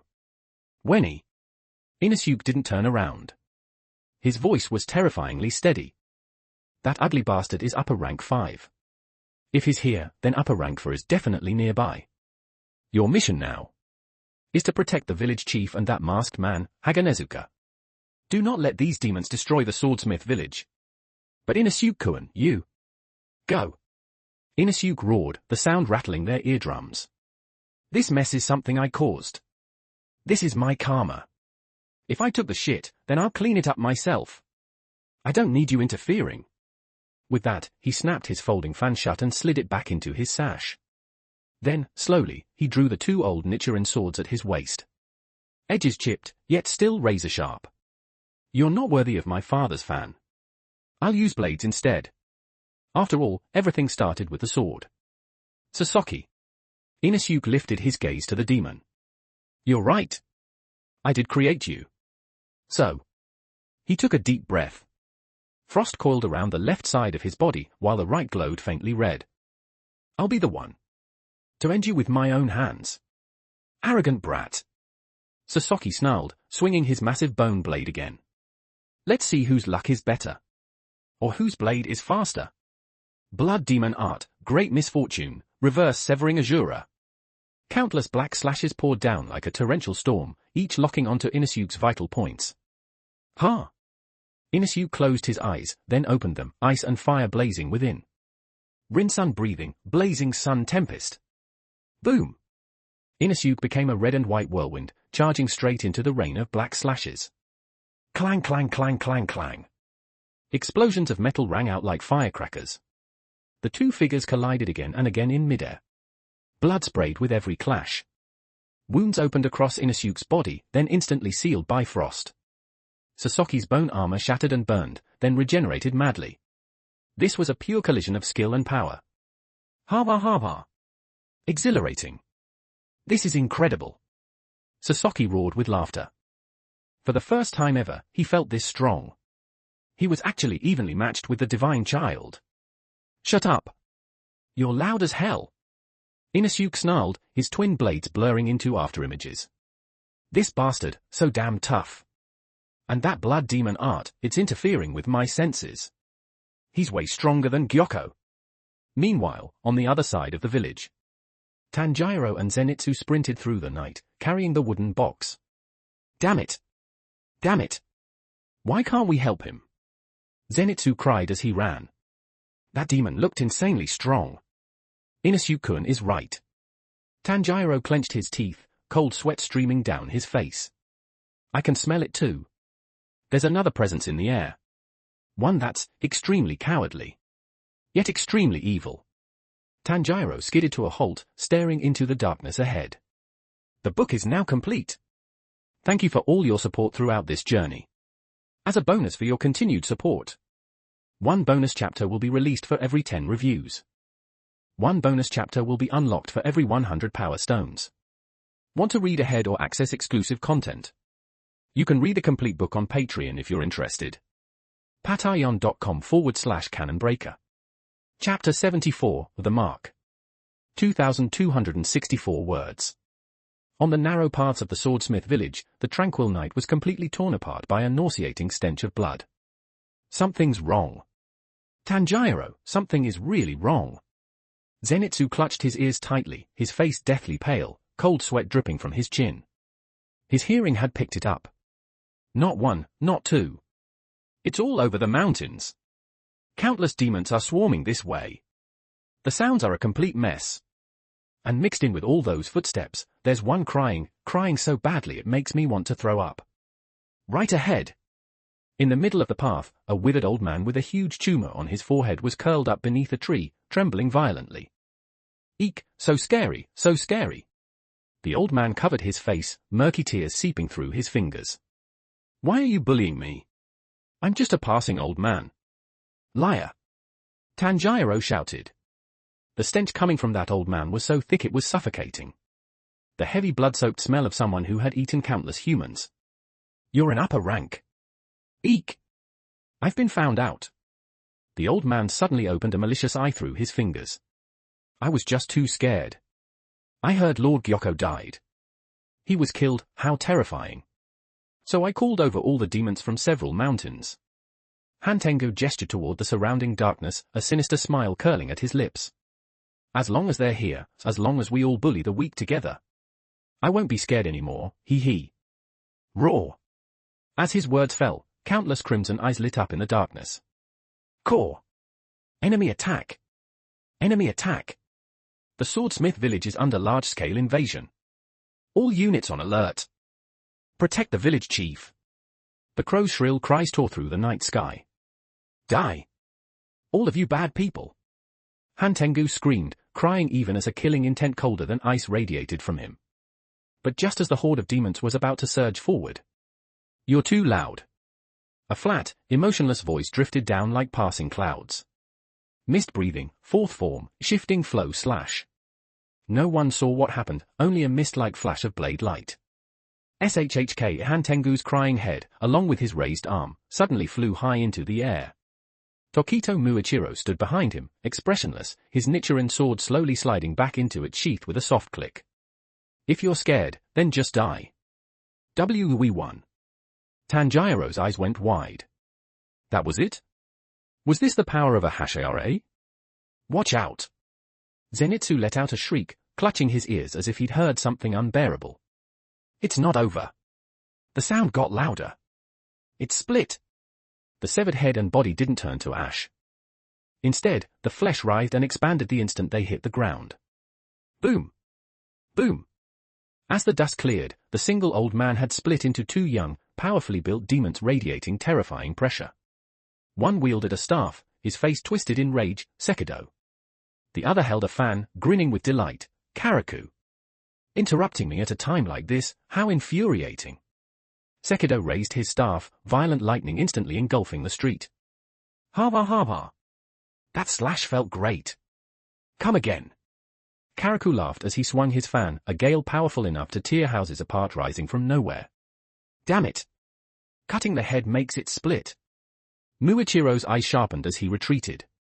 That regeneration speed, definitely upper rank. Meanwhile, on the other side of the village, the residential area. Countless demons drooled as they smashed through the craftsman's doors. Meat! Human meat! Eat them! Just as a demon's claws were about to tear through a young craftsman's throat. No. You absolutely can't bully these adorable villagers. A pink afterimage, accompanied by a girl's shrill cry, burst into the battlefield. Love breathing, first form is shivers of first love. Swish swish swish. Her blade moved like a whip, like a ribbon. In her hands, it seemed alive. At angles that defied physics, pink arcs of slashes filled the air. SHHK. SHHK. SHHK. More than a dozen demons were diced apart before they could even react. Kanroji Mitsuri landed lightly, her Sakura mochi-colored hair fluttering, cheeks flushed from exertion. Yet her blade was spotless, not a drop of blood clinging to it. Everyone, run! I'll protect you. Anyone who dares touch even a single blade of grass here. I'll make them feel the pain of heartbreak. Boom! Sekido's lightning crashed down, aimed straight at Zenitsu, who looked frozen in terror, eyes shut tight. Die, coward! Your voice sounds the weakest. But the charred corpse never appeared. Bzzzzz. The roar of 1,000 birds. Zenitsu lowered his head, golden bangs shadowing his eyes. His legs were shaking, instinctive fear. Tears clung to the corners of his eyes, fear of death. But his hand gripped the sword hilt with iron resolve. Inosuke isn't here. Zenitsu muttered, his soft voice cutting through the thunder. That idiot, always pushing himself. That guy who calls me useless and steals my rice balls. Is not here right now. He's charging ahead alone again, just like always. Peach Mountain flashed through his mind. Inosuke, who turned his most terrifying senior, Kaigaku, into someone who apologized, someone who could see him off. Inosuke, who looked like a bully yet recorded every debt, never truly forcing him to repay a single coin. Inosuke, who changed everyone's fate just so Grandpa wouldn't be heartbroken. I don't have any regrets anymore. Grandpa is safe. My senior is getting better. I'm not the useless coward who only cries behind others anymore. This is what Inosuke gave me. Sekido's staff slammed down. Die. Thunder breathing, first form, thunderclap and flash, Godspeed. Boom. Zenitsu vanished. In his place, a golden lightning bolt that tore through the night. He didn't dodge. He charged straight into Sekido's lightning. What? Sekido stared in shock as the boy appeared right before him. Slash. One strike, just one. Sekido's arm, the one holding the staff, was severed clean off. Using the momentum, Zenitsu spun through the air like a golden cyclone and slammed a kick into Karaku's face as he tried to ambush Tanjiro. Tanjiro! Don't worry about me, go for the neck. Zenitsu roared, blood streaming down his face, his golden eyes burning with unprecedented resolve. Hurry! Inosuke is fighting alone over there. We have to finish off these trash mobs and go help him. Seeing Zenitsu's explosion of strength, Tanjiro's blood boiled. Right! But at that moment, Muichiro suddenly appeared between them. You two, stand down. His voice was still calm, his brow furrowed. This is an upper rank. Not something your level should handle. And? I can feel it too. There's an even stronger presence outside the village. You'll only get in the way. Go protect the village chief. Leave this to me. Are you kidding me? A hoarse shout cut him off. Tanjiro, normally gentle to a fault, was now red-eyed, blocking Karaku's attacks as he yelled. Then what are we supposed to be? If it's to protect others, even if we're weak, we have to fight. He pointed toward the direction of that terrifying presence outside the village, tears mixing with blood. Muichiro! You're a Hashira, you feel it too, right? Inosuke's presence, it's with that stronger demon. That aura is even more terrifying than this one. He's fighting alone. This is the second time. The Mugen Train, and now here. He always says he's using us, that we owe him money. But he's always the one standing in the most dangerous place. He always faces the strongest enemy alone. If we can't even beat these clones, how are we supposed to help him? We're his partners too. Muichiro froze. The mist in those empty mint green eyes shattered under the force of that shout. Partners? Doing it for others is doing it for yourself. Fragments of forgotten memories overlapped with the sight of these boys before him. Muichiro tightened his grip on his sword. I understand. In that case, don't slow me down. We finish this quickly. At the edge of the village, amid the ruins. This battle was true hell. Ha.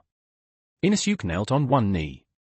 His gorgeous Hari had been reduced to tatters, his body carved with bone-deep wounds. Blood poured from every cut, he didn't even have time to use his ice physique to stop it. Across from him, Sasaki was still smiling, mockery thickening in his single eye. Inosuke stared him down.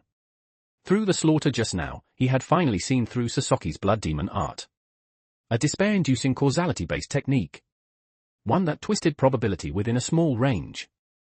Inosuke's blade would clearly aim for the neck, only to slip off course because of some tiny chance event, like his foot slipping. Sasaki's blade, even when perfectly dodged, would land anyway due to bizarre ricochets or flying debris. Even worse, after being hit, Inosuke's vision would lag and distort. What's wrong, young master? Sasaki stepped closer, savoring the cat-and-mouse game. Is this all you've got? Without upper moons backing you, you can't even touch me. Divine child, genius. In front of absolute luck, you're just a joke. Seeing Inosuke silent, head lowered, Sasaki grew bored. He wanted to crush the boy's spirit completely. Hey, Inosuke. Sasaki leaned close, lowering his voice like a snake flicking its tongue. Before coming here, I visited the Eternal Paradise cult. Inosuke's body stiffened violently, his breathing faltered for an instant. Your mother is really beautiful. Sasaki licked his lips, deliberately making a disgusting slurping sound. Such a slender neck. Such fair skin. That scent, her blood smelled so sweet it made me drool. At that time, my blade was right against her neck. Just a little more, and I could have tasted her flesh. Inosuke slowly raised his head. His multicolored pupils rapidly filled with red. Such a shame. Sasaki shook his head, feigning regret. Your father stopped me. But I did see a great show. Pointing at Inosuke, Sasaki laughed so hard he bent over. That so-called father of yours, upper rank too, Doma. He usually acts like a god, but in front of Lord Muzan, his head got blown off again and again. Like a dog protecting its master, smashed to pieces, kneeling on the ground, wagging his tail, saying that woman was his believer. Ha. Divine child. Your family is really a bunch of pitiful worms. All thanks to Lord Muzan, your good luck is about to run out. Your father, in front of him, really looked like a dog tilde. Thump. Thump. Thump. Thump. Inosuke heard the thunderous pounding of his own heart. His temperature soared. His blood boiled. The final thread of reason snapped. Calm. Analysis. Tactics. Luck. All of it could go to hell. What did you say about my mom? What did you say my dad looked like? Inosuke stood up. His voice was terrifyingly calm. The stillness before a typhoon. Hiss. Massive amounts of white steam erupted from his body. The cold within him vaporized instantly. He was engulfed in scalding white mist, the air around him warping from heat. Sasaki's laughter cut off. Instinctive terror flooded him. Why you, what is this? At Inosuke's bare collarbone, an alluring deep red lotus-shaped mark bloomed and spread at visible speed. Mark awakened. Inosuke raised his twin blades. He didn't even look at Sasaki anymore. The blade in his left hand no longer radiated ordinary cold, it condensed into black ice. Even the surrounding air froze into black crystalline shards. The blade in his right hand turned a blinding fiery red, heat crackling loudly through the air. Rin-san breathing, ultimate art. I shouldn't have wavered because of trash like you. Sasaki felt true fear of death. Who are you pretending to scare? You think you can beat me? I don't believe it. I'm an upper rank. I have luck on my side. Blood demon art, great misfortune, 10,000 deaths. Sasaki swung his bone blade wildly, endless black calamity slashes exploding toward Inosuke. Too slow. With the mark active, Sasaki's movements were snail-like in Inosuke's eyes. So-called luck, in the face of absolute speed and power, was a joke. Inosuke vanished, leaving only steam behind. Rin-sun, solar eclipse, twin poles of ice and flame. No flashy dance. Just a single crossing slash. The blazing hot blade instantly incinerated Sasaki's bone armor. The extreme cold blade froze every regenerating cell at the same moment, sealing all life. Crack! A sound impossibly crisp echoed through the night. Time seemed to stop as the two passed each other. Inosuke stood with his back to Sasaki. The twin blades in his hands, shattered. Unable to withstand the ultimate clash of ice and fire, the old sword snapped clean in half, leaving only bare hilts.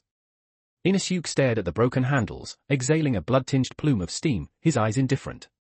Behind him, Sasaki remained frozen in his attack stance, terror and disbelief still etched in his single eye. The next instant, a thin red and blue line appeared across his neck. Then, that massive one-eyed head slowly slid off. Thud. The head rolled to a stop at Inosuke's feet. The severed head's lips suddenly curled into a bizarre smile. He, your blades broke, huh? Looks like luck is still on my side. You think this is the end? I ate 3 whole villages. The book is now complete. Thank you for all your support throughout this journey.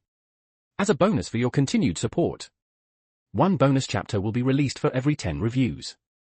1 bonus chapter will be unlocked for every 100 power stones.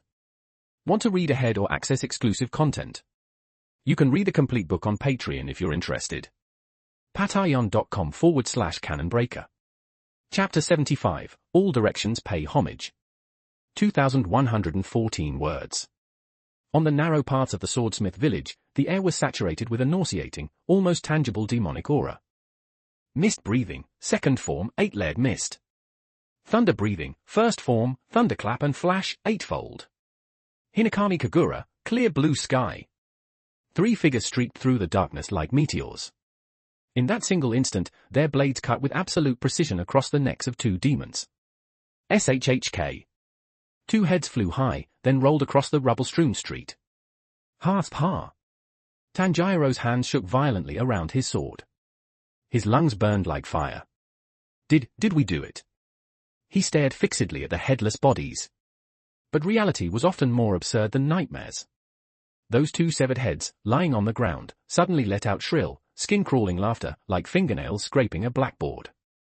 He, that hurts, that really hurts. But it feels so good.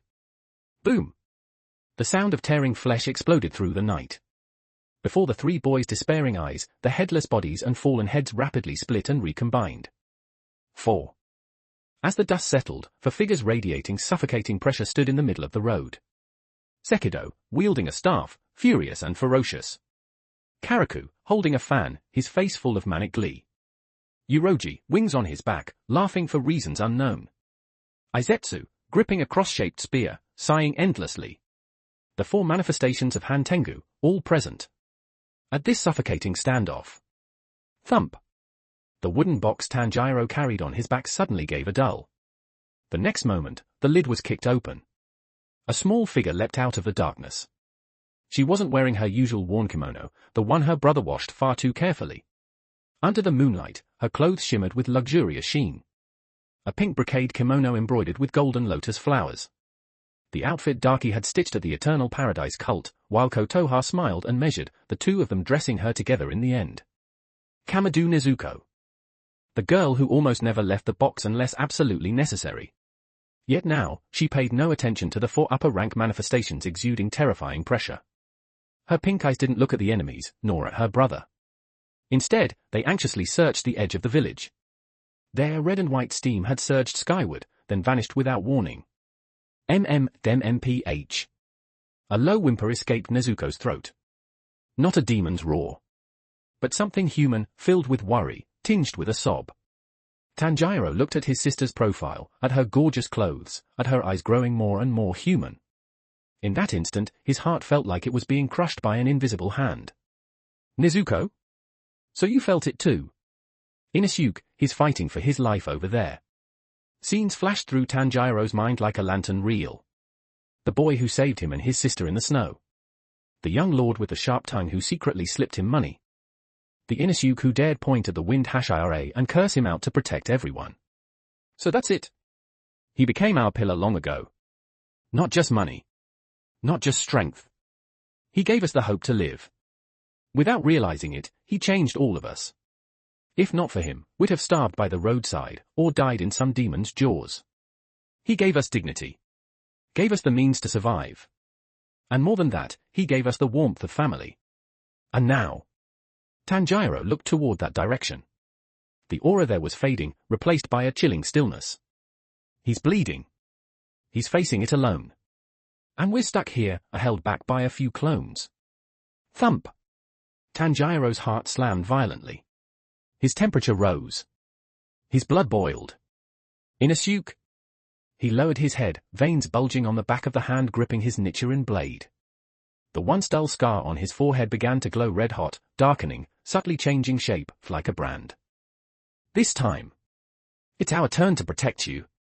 Tanjiro snapped his head up, tangible fury burning in his eyes. Even if it means death. Even if we go down together. I'm going to your side. Thump. His heart thundered again. Unforgivable. The figures. Zenitsu tightened his grip on his sword, knuckles white. I knew it. That bastard big bro who threw me at Akaza for special training. There's no way the enemies he attracts would be simple. Zenitsu raised his head and stared straight at Sekido and the others. Hey! Tanjiro! Muichiro! His voice was low, steady, nothing like the coward who used to sob and shake. Don't count on anyone coming to save us. Inosuke's over there fighting his life away. If the three of us can't even deal with trash like this. Electricity crackled around him, his Harari fluttering without wind. Then what right do we have to face that idiot who treats us like family? A faint lightning-shaped mark began to surface beneath the skin of Zenitsu's neck. Blade drawn, his eyes held no trace of fear. I'm going to save that idiot big bro. I want to become someone who can protect others too. Behind them, Muichiro quietly watched everything. He felt the heat surging from these two boys. Anger born of protecting others, flames kindled for comrades. The thick ice sealing his heart began melting at an astonishing pace. This feeling. It's not bad. Completely different from fighting alone just to complete a mission. An unnatural flush spread across Muichiro's cheeks. He tightened his grip on the hilt. The once ethereal fighting spirit within him now carried a scorching warmth. If we're all going to risk our lives, count me in. At the very moment their momentum peaked. Roar! The earth trembled. In the darkness, tens of thousands of crimson eyes lit up. These weren't ordinary demons. They were a legion Muzan had deliberately cultivated for this very situation. Their sheer numbers instantly surrounded the three. Hava hava! Despair! Sekido raised his staff, laughing wildly. This is Lord Muzan's divine punishment. You'll be torn apart by this demon tide. Oppression. Suffocation. For upper rank manifestations, plus thousands of demons. There are too many. Tanjiro gritted his teeth. A demon's claw lashed toward Nezuko. At that critical moment. Love breathing, fifth form, wavering affection, chaotic claws. A pink storm descended with a roar. Swish swish swish swish. Dozens of demons were shredded instantly, erased without a chance to regenerate. Kanroji Mitsuri made her dramatic entrance. She stood before them, ribbon-like Nichiren blade dancing through the air, her Harari snapping loudly. Absolutely not. She turned around, her usually shy, blushing face now blazing with anger. These ugly things, trying to bully the few with the many. Her eyes reddened as she looked toward where Inosuke was. Is that where Inosuke is? That doll-like, adorable kid, fighting an upper rank all alone. He even said he wanted to take me on as a follower. He said my hair was cool. Mitsuri slashed again, pink aura erupting as she forced Sekido back. Everyone. Back to back. We're the Demon Slayer Corps. We're Inosuke support. At the same time, high in the sky hundreds of li away. A Kashagi crow, plucked nearly bald and looking utterly miserable, flapped its wings desperately while coughing up blood. It was pushing itself beyond its limits. Its throat was already hoarse, yet it kept screaming. Corps! Emergency! Emergency! 2 upper ranks. 2 upper ranks. Demons. So many demons. The Swordsmith village is about to fall. About to fall. Hashibira Inosuke, alone against upper rank 5. Alone. Life and death unknown. Unknown. Missed #IRA. Love #IRA. Separated. Reinforcements. Reinforcements. That piercing cry struck the hearts of two #IRA nearby like a sledgehammer. Boom! The ground beneath Rengoku Kyojuro exploded as terrifying flames surged skyward. Again, alone. For the first time, such savage fury twisted the flame Hashira's face. On the Mugen train, he took that punch for me. In Yoshiwara, he held off an upper rank by himself. And now, again he's alone. Are we so-called #IRA really only fit to hide behind that boy? Rengoku recalled the boy who always shouted, "I'm the boss." Yet when danger came, silently shielded everyone behind him. Unforgivable. Unforgivable. If he dies, then what right do I, Rengoku Kyojuro, have to bear the name of Flame #IRA? He's the boy I wanted to take as my successor. Flame-breathing, esoteric art, Rengoku. He became a blazing meteor, charging toward the Swordsmith village at beyond-limit speed. Elsewhere, when Iguro Obanai heard that Mitsuri was on site and Inosuke's life was uncertain, his heterochromatic eyes filled instantly with killing intent. That idiot. He remembered that boy. The Eternal Paradise cult's young lord who dared trade insults with the Wind #IRA at the pillar meeting. The awkward kid who once shoved a plate of Sakura mochi into his hands and muttered, "Hey, you like that Sakura mochi girl, don't you?" Noisy. Arrogant. But the only one who saw through his heart and clumsily tried to help. "You dare touch Mitsuri. You dare touch that stupid brat." Hiss. A massive white serpent phantom rose behind him. "I'll mince every last one of you demons into paste." Two figures representing humanity's peak combat power, tearing through the night sky with fury enough to shatter heaven and earth. Meanwhile, 50 kilometers from the Swordsmith village, deep in the mountains, two figures sprinted at supersonic speed, trees snapping apart in their wake. Akaza Dono, faster Tilda? Doma's usual fake smile was gone. His face was dark enough to drip water. Those rainbow glass eyes burned with boundless savagery. Kotoha-chan almost fainted just now. His fingers brushed the ribs of his golden fan, voice icy enough to freeze the air. "That's my Kotoha. That's my Inosuke. That's my home. To bully my child while I'm away. That trash named Sasaki." Akaza said nothing. He only ran, faster than Doma by a margin. But the closer they drew to the Swordsmith village, the stronger that urge to protect someone became. His head began to throb violently. Like a hammer pounding sealed memories from centuries past. "Master. Corky. I have to protect." The image of that warm, medicine-scented dojo grew clearer. The smiling girl who always called him Kamaji-san.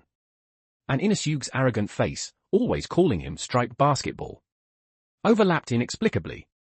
What he had once lost. What he had sworn to protect, and failed. This time. "I don't want to be late again. Whoever dares touch that damn brat, I'll kill them." Inosuke stood motionless, only bare hilts left in his hands. He gasped for breath. The steam around him had thinned. That Mark-awakened strike had nearly drained him dry, his body swayed, his vision blurred. Across from him, the severed head on the ground laughed madly. The headless corpse began to change in a grotesque way. Gurgle, gurgle. The corpse's right arm, the massive bone blade, suddenly flared with blinding blood-red light. No head regrew at the severed neck. Instead, a fleshy tumor swelled there. Sasaki's true core had never been in his neck. It was in that blade, the bone sword carrying all his human obsessions and hatred. "Ha ha ha ha ha." Sasaki's voice rang out from the blade, manic with triumph. "Didn't expect that, divine child. My weakness isn't my neck, it's this sword. When Lord Musen granted me power, I swore this blade would be my life. Now look at you, your blades are broken, your strength is gone. And me, as long as this sword exists, I can regenerate endlessly. Your good luck has finally run out. Divine child." A dead end. Inosuke lowered his head, staring at the broken hilts. The blades broke. His voice was soft, emotionless. Clang. He casually tossed the scrap aside. "Yeah. They broke." Inosuke slowly lifted his head. Dark cloud swallowed the moon, plunging the ruins into darkness. Yet in that darkness, his eyes shone with terrifying brilliance. No longer tricolored, but 7-colored. Inusuke's hand rose slowly to his chest. There, pinned in place, was a pair of folding fans. The ones he had refused to use before. Symbols of that idiot father's power. Sasaki, you said earlier. Snap! The fan snapped open. A cold 10 times more terrifying than before exploded outward from Inusuke. This wasn't breathing's chill. It was true blood demon art cold. At his collarbone, the mark changed color. The lotus turned an eerie ice blue, creeping up his neck and across half his face. If human blades can't kill you. If breathing still isn't enough. Inusuke raised the fan, covering the lower half of his face, revealing only his eyes. 7-colored glass, lotus patterns faintly blooming within. He smiled. Just like Doma. Then let me show you. As the young lord of the Eternal Paradise cult. What I really am. You can read full book on Patreon if you're interested. patreon.com/canonbreaker. Sparkles bonus chapter goal sparkles. 10 reviews equals 1 bonus chapter. 100 power stones equals 1 bonus chapter. Chapter 76, A Sky Filled with Wails of Grief. 2075 words. The night over the Swordsmith village felt as though it had been torn apart. The once pitch-black sky was forcibly claimed by 2 utterly opposing colors. Icy blue on the left, blazing crimson on the right.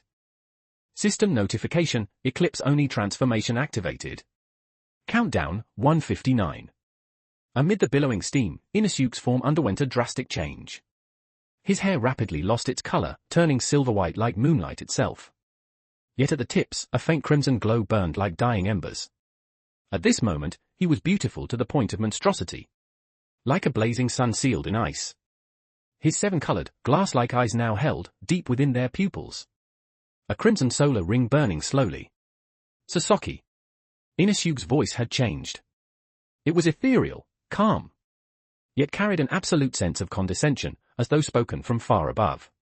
He gently opened the folding fan in his hand. You said? I ruined your life. Inusuke coldly regarded Sasaki, who was beginning to tremble in fear. You said you devoured 3 villages, because I broke your sword. You said all of this is because of me. Faced with the drastically transformed youth, instinctive terror made Sasaki want to retreat. Yet the bone blade in his hand trembled violently, almost screaming. Why? Why can he become a demon too? Yes. It was you. You, this high and mighty divine child. If you hadn't humiliated me.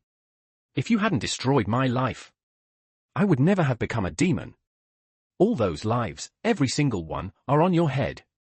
Absurd sophistry. A cold smile tugged at Inusuke's lips. Countdown, 1:30. Flash! Inusuke vanished. In the next instant, he appeared directly before Sasaki. Less than an inch from his face. He raised his hand. The fan flicked gently. Blood Demon Art times Eclipse times Frost Lotus, Crimson Lotus. PSHHK. PSHHK. PSHHK. Countless massive, translucent ice lotuses erupted without warning from inside Sasaki's body. The terrifying part. They weren't white. At their cores burned deep crimson flames. Ah! Sasaki screamed in agony. The moment those ice lotuses pierced his body, they brought not only absolute freezing cold, locking down regeneration, but also searing heat, like the sun itself. If part of why you became this monster is because of me, and you broke my twin blades as well. Inusuke stomped down hard on the grotesque, tumor-swollen neck, driving Sasaki's enormous body deep into the earth. Then today, let's end this completely. Despair consumed Sasaki. His body was collapsing. Ice encasing ash, disintegrating layer by layer. The blood demon art he took such pride in couldn't even activate before overwhelming power. He raised his right arm, the massive bone blade, his final hope. No, am I luck? I have great fortune. I shouldn't die here. Your luck ends here. Countdown, 1:20. Inusuke slowly raised the fan. His left hand radiated bone-chilling cold. His right hand ignited with the blazing scarlet of sun breathing. Rin-yang times blood demon art fusion times eclipse times absolute freeze. The fan gently tapped the bone blade. Crack! Crack! In that instant, grey-white frost spread across the blade. It turned into a fragile ice sculpture. Shatter! Inosuke's eye sharpened. He prepared to snap the fan shut. To pulverize the frozen bone blade and all of Sasaki's sins along with it. However, at that decisive, critical moment, just as his fingers were about to exert force, zing! A crisp Biwa string rang out, exploding inside Inosuke's mind. His movements froze. His seven-colored eyes trembled violently as an irresistible pulling force surged up from beneath his feet. The mutant blood within him responded to its master's absolute summons. This presence. The woman playing the Biwa in the Infinity Castle. What's happening? My body won't move. Space beneath his feet shattered. Countless sliding doors appeared from nowhere. Get lost! Inosuke roared, trying to resist the pull. But this was Kibutsuji Musen's will. An absolute command. Whoosh! There was no room for resistance. Inosuke's figure, along with the ice and fire steam filling the sky, was swallowed by the doors in the blink of an eye. Not even a scrap of fabric remained. Silence returned to the ruins. The wind stopped. The ice melted. The godlike boy vanished into nothingness. Only Sasaki remained, alone at the bottom of the crater. 1 second. 2 seconds. Ha. Sasaki trembled as he lifted his head, staring at the empty sky. That suffocating aura of death was gone. The frost on the bone blade melted. Regenerative power flooded back into his body. Ha. Sasaki scrambled to his feet, laughing hysterically, tears streaming down his face. I knew it. My luck is with me. What divine child? What genius? In the end, he still lost to my fortune. Is he dead? Doesn't matter. I won. I'm the final victor. His laughter echoed through the dead silence above the swordsmith village. Shrill and grating. Come on. Who's next? Who else can kill me? But he failed to notice. The sky above had changed.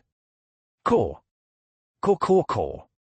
At first one cry, then 10, then hundreds.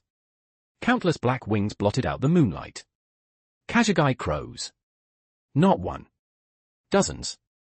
Hundreds. As if every crow in the Demon Slayer Corps had been summoned here by fate. They circled overhead, crying mournfully. Tears streamed from the corners of their eyes. They could no longer sense Inosuke. Not at all. That flame of life had gone out in that instant. They beat their wings wildly, voices hoarse, delivering the despairing news to everyone below.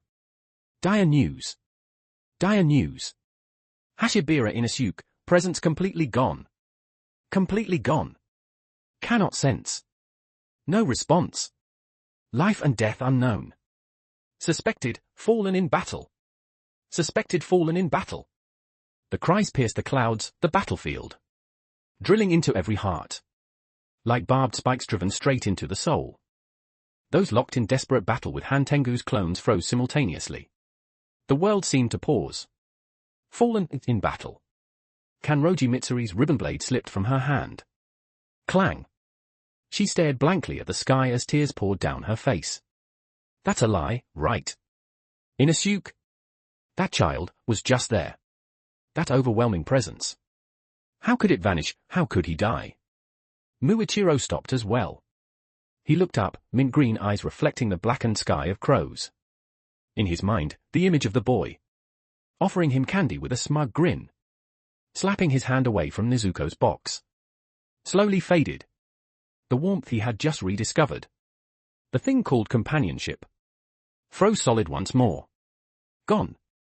Another one, disappearing before my eyes again. Sealed memories surged back like a flood. Just like my brother.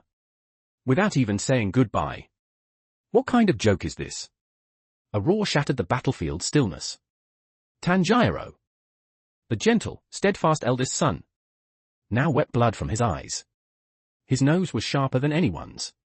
He smelled it. That direction held only the stench of demons. Not the faintest trace of Inosuke. We promised we'd go back together. We promised to eat tempura together. We promised to be brothers for life. Inosuke! Give Inosuke back to me. Boom! The deep red scar on Tanjiro's forehead exploded outward. His heartbeat thundered, transforming into blazing flame patterns. Mark times activated. Hinokami Kagura times Haloed Sun Dragon times Head Dance. At that moment, the Nichiren blade outshone the moon. Tanjiro began to slaughter. He became a fire dragon, fueled by boundless grief and killing intent. Instantly piercing through Sekido, Karaku, and Uroji. That was speed beyond all limits. Zenitsu! Tanjiro roared. I know. Zenitsu kept his head lowered. His golden bangs hid his expression. But the hand gripping his sword no longer trembled. In his eyes lay only dead, silent thunder. I can't hear it anymore. Big Bro's heartbeat. His breathing. His voice yelling at me. All gone. That idiot. Did he really leave us behind? Zenitsu slowly raised his head. Tears streamed down his face. Yet his lips twisted into a smile uglier than crying. If Big Bro's gone, then you trash. Can all go keep him company. Zra. A golden lightning mark erupted along Zenitsu's neck, stretching to the corner of his mouth. Mark times activated. Thunder breathing times 7th form times flaming thunder god. His self-created technique. His ultimate trump card. Now unleashed without restraint. A golden thunder dragon roared forth. So fast even an upper-rank clone couldn't react. Obliterating Izetsu, the one with the strongest defense, into powder. Wara, give him back. Give that adorable child back to me. Mitsuri sobbed as a clover-shaped mark appeared on her neck. Mark times activated. Love breathing times 6th form times cat-footed love gale. A pink storm expanded tenfold, shredding everything in its path with grief-fueled fury. Muichiro lowered his head, tears falling soundlessly. Unforgivable. Mist-like patterns bloomed across his cheeks. Mark times activated. I won't let anyone steal my memories again. Mist breathing times 7th form times obscuring clouds of heaven. Slaughter. A one-sided massacre soaked in blood and tears. Across mountains and valleys, demons fell like dry grass before enraged warriors bearing activated marks. Hantengus for clones were beheaded, shattered, burned to ash. Eek! They're insane. They've gone mad. Hiding in the shadows, Hantengu's true body nearly lost its mind, desperately trying to fuse the clones into Zohakuton. No. I'll be killed. Fuse now. 100 li away. Suspected, fallen in battle. Rengoku Kyojuro sprint halted violently, stone exploding beneath his feet. He heard the crow's final report. Impossible. The flame Hashira raised his head. Those ever-bright eyes were filled with overwhelming grief. That boy with limitless potential. Just gone. Ah. Rengoku roared to the heavens. A cry of losing family. Inosuke, my boy. Hot tears streamed down his face, instantly vaporized by fury. Unforgivable. Upper ranks or Demon King alike. I will make you pay in blood. Boom. Rengoku's speed surged once more. He burned his own life force, racing toward the place where that boy last existed. In the treetops. Iguro Obanai's heterochromatic eyes shattered with reason gone. Dead. That idiot is dead. Mitsuri must be crying so hard. His voice was cold as hell itself. Then let every demon be buried with him. Sasaki was still laughing wildly. I won. The divine child is dead. He swung the bone blade, turning to slaughter the defenseless villagers. Suddenly, the crow's cries cut off. The temperature plummeted instantly to absolute zero. A cold so pure, so lifeless, it erased all warmth. A gentle voice, so chilling it froze the marrow, whispered into Sasaki's ear. Who did you just say was dead? Sasaki's smile froze. He turned his head. Two figures stood behind him, unknown when they arrived. On the left, short pink hair, blue killing intent radiating from his body. Battle aura so strong space itself distorted. His fists clenched with a grinding crack. Golden eyes filled with the word slaughter. Upper rank 3 times Akaza. On the right, blonde hair, tall hat, a golden folding fan swaying lazily. He was smiling. But that smile was more terrifying than any scream. Those 7 colored, glass-like eyes locked onto Sasaki. Upper rank 2 times Doma. I heard you, Tilda. Doma closed his fan, resting it lightly against his chin. There was no mirth in his eyes. You said, my Inosuke is dead. You said, you won. Sasaki trembled violently. Doma-sama. Akaza-sama? I did it for Lord Musen. Shut up. Boom. Akaza appeared instantly, smashing Sasaki's knee to pieces with a single punch. You remind me of some very unpleasant memories. His voice was terrifyingly low. The memories he had just begun to recover shattered again. The one he wanted to protect vanished before him once more. That brat was annoying. But who gave you permission to erase him? Doma walked forward slowly. With each step, an ice lotus bloomed beneath his feet. He reached out and gently stroked the bone blade Sasaki cherished as life itself. You said, your luck is on your side. Crack. Doma's fingers tightened slightly. The freshly regenerated bone blade instantly filled with fractures. How unfortunate. He opened those eyes devoid of all warmth, revealing the true visage of a demon. My child is gone. So right now? I am very, very angry. Blood demon art times crystalline divine child times myriad lotuses of wrath. Countless miniature ice domas appeared from thin air, each striking the same pose.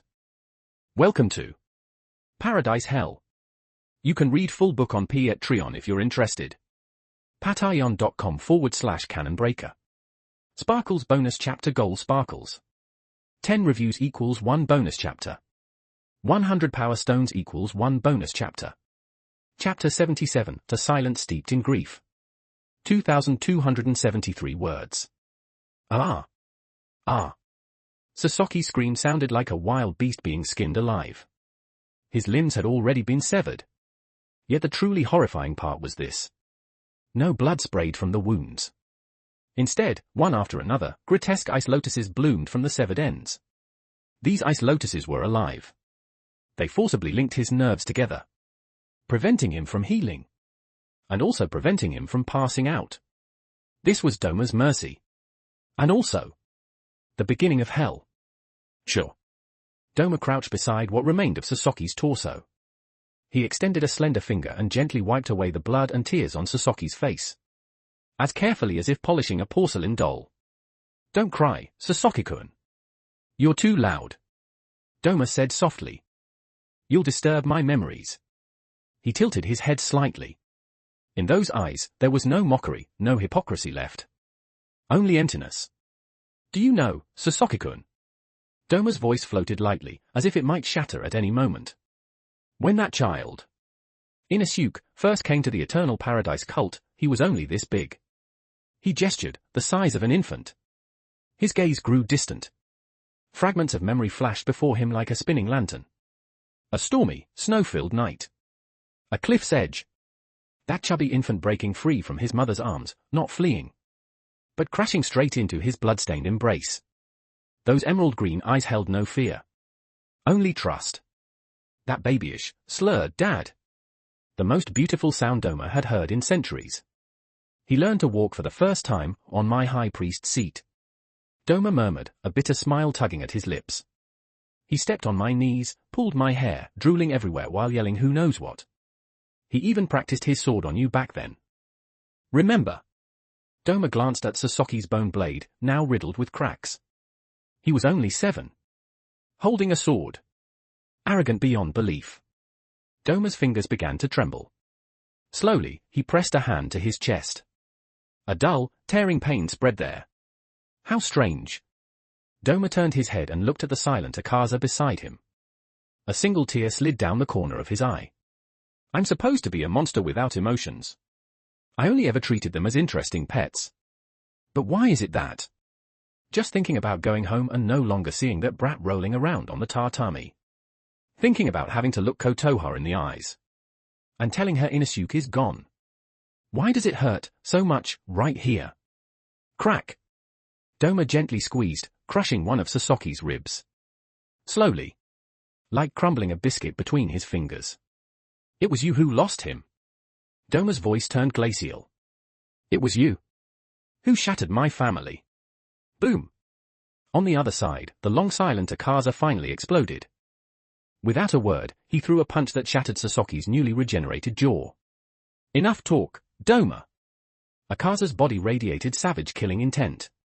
Even his golden eyes burned with towering rage. At long last. At long last. He had seen, in that boy, the shadow of the person he once swore to protect. That brat who called him striped basketball. That foul-mouthed, lazy kid who would still hand him a rice ball when he spaced out. The only color in his endless demon life. The only key to his memories. Now the key was broken. The color was gone. You deserve to die. Akaza unleashed raw, primal violence. 1 punch. 2 punches. 100 punches. Every strike avoided vital points. Every strike crushed bones into powder, turned flesh into pulp. Save me. Lord Muzan? I have strong luck. Sasaki wailed in despair. Before the absolute might of 2 upper moons. What lucka was left? He was less than dust. Lord Muzan. Doma laughed until tears streamed down his face. He can't hear you, Sasaki-kun. This place has been completely sealed by my blood demon art. Here, there is no king. There are only 2 demons who lost a child. A father. And an uncle. Before you die, savor our pain properly. For Sasaki. This was a long, endless execution by 1,000 cuts. Regeneration. Dismemberment. Regeneration again. Crushed again. An infinite loop. Until, finally, his mind collapsed completely. And the bone blade, his very core, was ground into dust. There was no strong luck. In Paradise Hell, he became nothing more than a formless pile of rotten flesh. The wind and snow ceased. The 2 upper moons stood before the remains, silent. Let's go, Akaza Dono. Doma wiped the tears from his eyes and forced that familiar fake smile back onto his face. But the smile looked fragile. Like a shattered mask barely held together. He picked up one of Inosuke's broken sword hilts from the ground. And carefully tucked it into his robes. We still have to go back. And make up a reason for Kotoha-chan. Doma's voice trembled slightly. Say he went on a journey? Special training? Or maybe he was just being playful and got lost. Akaza said nothing. He simply turned away. His fists were clenched tight, nails digging deep into his palms. As they stepped out of the ruins, the 2 demons who stood at the pinnacle of the demon world shed a single tear each. Deep in their hearts, a seed named revenge began to sprout wildly. Not long after Doma and Akaza left, 2 figures rushed into the deathly silent ruins. Inosuke boy! Rengoku Kyojuro shouted, his voice hoarse, almost pleading. He begged to hear that arrogant voice again. Begged to see the boy jump out shouting that he was fine. But no one answered. Only the lingering, terrifying demon aura.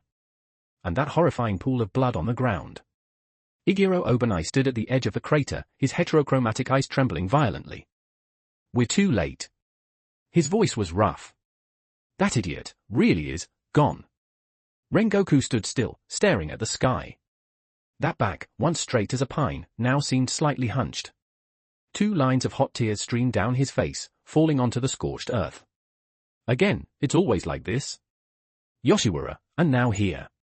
Why am I always 1 step too late? I couldn't protect him. Grief surged like a tide. But in the next instant, Rengoku wiped away his tears and turned around. The flames in his eyes burning brighter than ever. Igiro! Now's not the time to cry. Rengoku drew his Nichirin blade, the steel glowing red-hot. Inosuke boy sacrificed himself to protect everyone. There are still kids fighting over there. Villagers waiting to be saved. If we fall here, then we truly betray him. Carry Inosuke boy's share with us. And slaughter every last demon. Yeah. The white snake around Igiro's neck hissed mournfully. Kill them all. Leave none alive. Ruo. Zohakuten. Driven into a corner, Hantengu finally broke. Sensing the killing intent of the youths, he fused all his clones into his strongest form. A massive wooden dragon roared. Thunder drums boomed on its back as it charged to crush the humans before it. You villains! How dare you bully the weak? Zohakuton pounded the drums furiously. I'm the victim.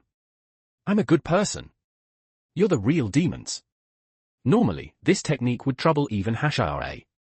But now, he faced people who had just lost the most important family of their lives. Shut up! The mark on Tanjiro's forehead glowed blood red. He abandoned all defense, letting the wooden dragon pierce his shoulder. He didn't retreat even a step. His blade carried the resolve of trading life for life. Give him back to me, you bastard! Thunder breathing times 7th form times flaming thunder god. Zenitsu became a golden lightning dragon. So fast even Zohakuton couldn't track him. He showed no hesitation. Every slash struck the dragon's joints. Bones broke. Organs ruptured. He didn't stop. Die. Die. Die. I'll take your head to honor my big brother. Muichiro's strikes cut straight into vital points. The boy had completely lost himself to bloodshed. Mitsuri lashed out wildly, her ribbon blade turning into a living meat grinder. Then, two even more terrifying presences joined the battlefield. Flame breathing times esoteric art times Rengoku. Serpent breathing times 5th form times slithering serpent. Rengoku and Iguro tore through the wooden dragon's defenses in an instant. Across the mountains, demons were annihilated. There. The main body is there. Tanjiro smelled Hantengu's true form. Like a frenzied execution. 6 Nichirin blades, 6 breathing styles. Struck Hantengu's tiny body simultaneously. Eek! With a shrill scream, Hantengu's head rolled away.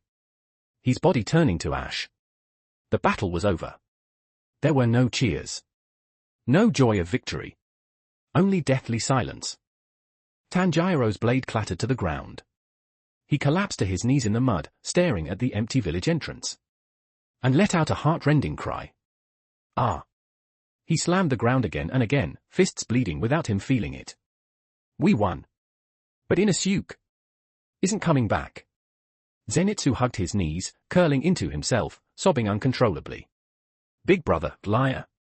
You big liar. At that moment, 2 figures came stumbling over. Haganezuka Hotaru and Kanamori. Haganezuka clutched 2 brand new twin blades in his arms. The blades he had forged overnight, exactly as Inosuke demanded. Savage serrations lined the edges. As flamboyant and unrestrained as their owner. Hey, you brat. Haganezuka's masked voice trembled as he looked around, searching desperately. The blades are done. Didn't you say you wanted the coolest serrations? I made them. Where are you?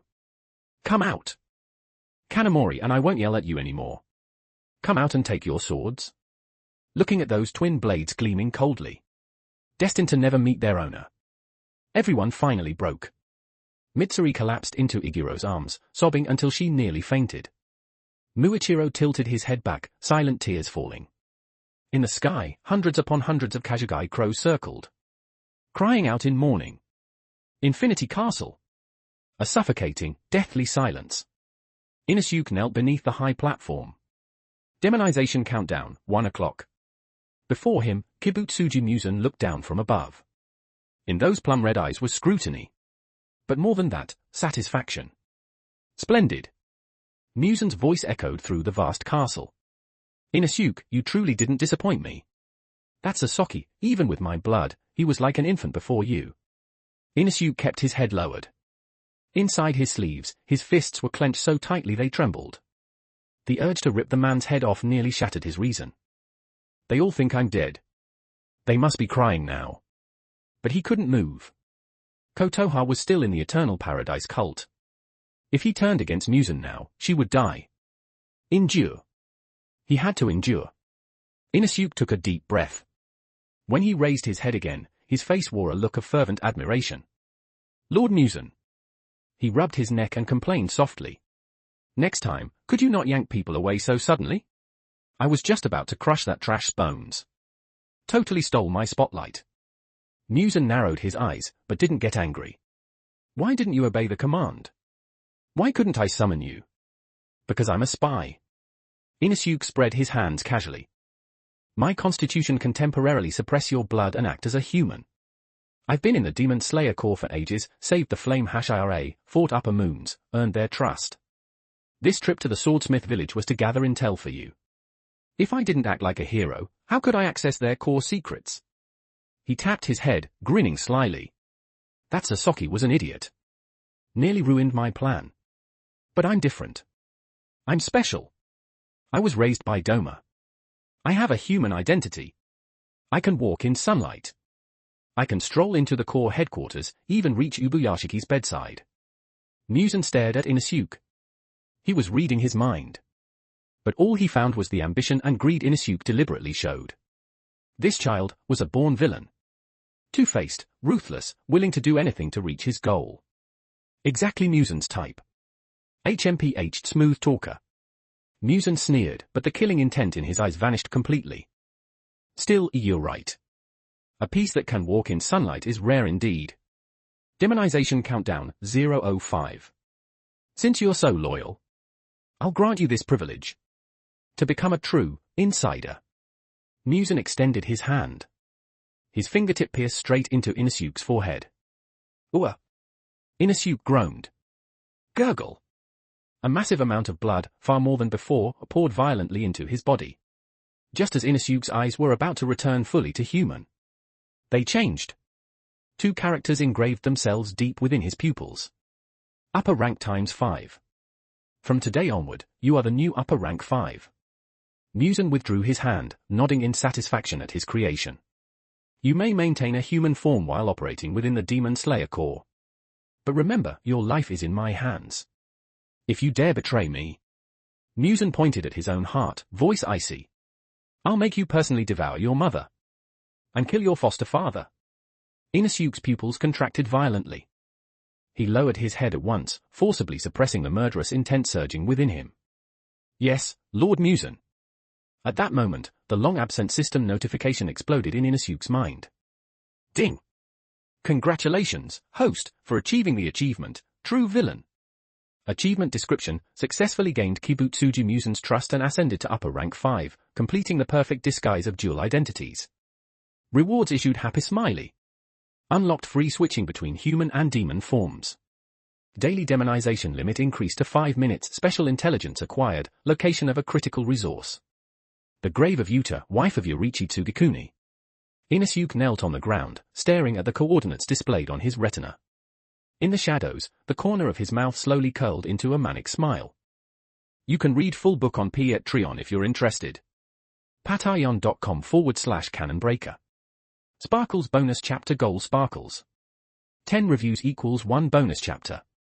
100 power stones equals 1 bonus chapter.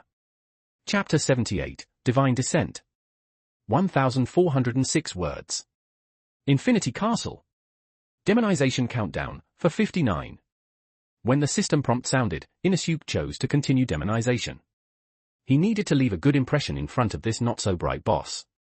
Muzan noticed nothing amiss, on the contrary, the satisfaction in his eyes deepened. With a casual wave of his hand, he said, Now that you've been promoted, go back. Continue lying low within the Demon Slayer core and await my orders. Please wait, Lord Muzan. Inosuke did not rise. Instead, he lifted his head. This subordinate requests permission to return to the Eternal Paradise Cult first. Muzan frowned slightly. The Eternal Paradise Cult? Why?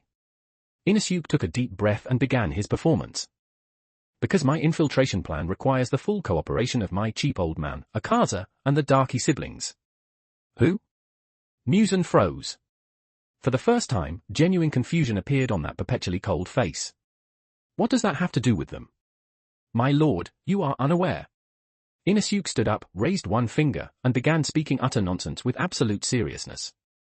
The Demon Slayer Corps may be foolish, but their instincts are sharp, especially the two brats who stick close to me. One has an absurdly sharp nose, the other absurdly sharp hearing. My demonic aura, my origins, trying to hide them is like hiding a firefly in the dark. Impossible. He paused, his eyes turning fervent and sinister. So concealment is useless. The best disguise is not hiding. It's misdirection. I want them to believe that it's not just me. But Doma, Akaza, Darky, our entire family, who are anomalies.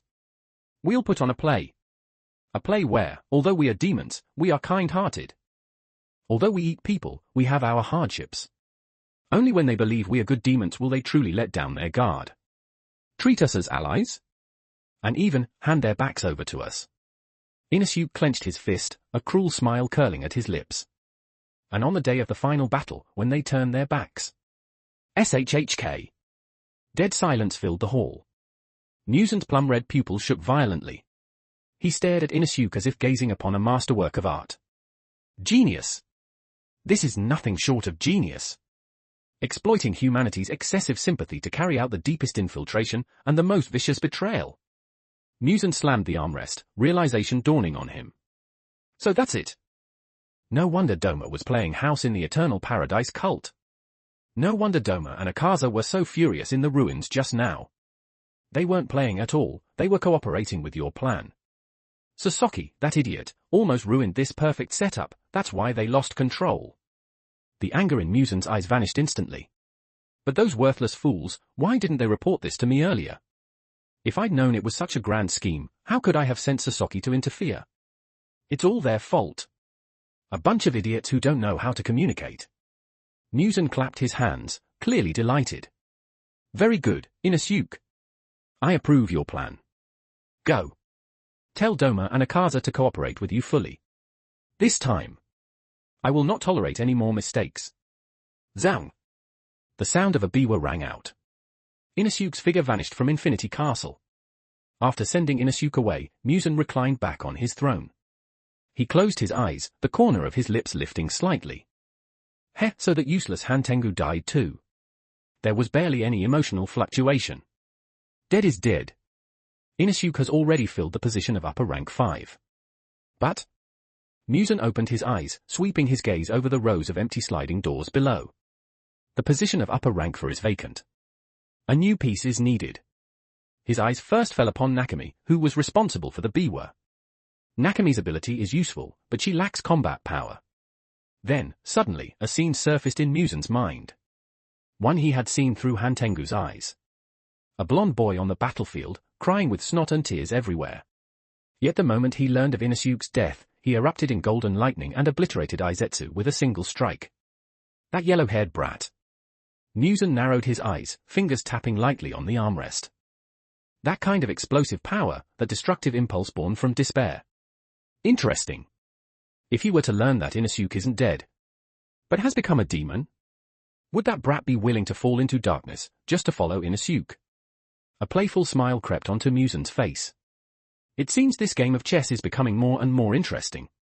Eternal Paradise Cult. The cult was devoid of its usual laughter and cheer. Even the believers who constantly cried out for salvation had all been driven away. The atmosphere was suffocating. Kaigaku worked in silence, wiping the floors over and over, tears dripping down.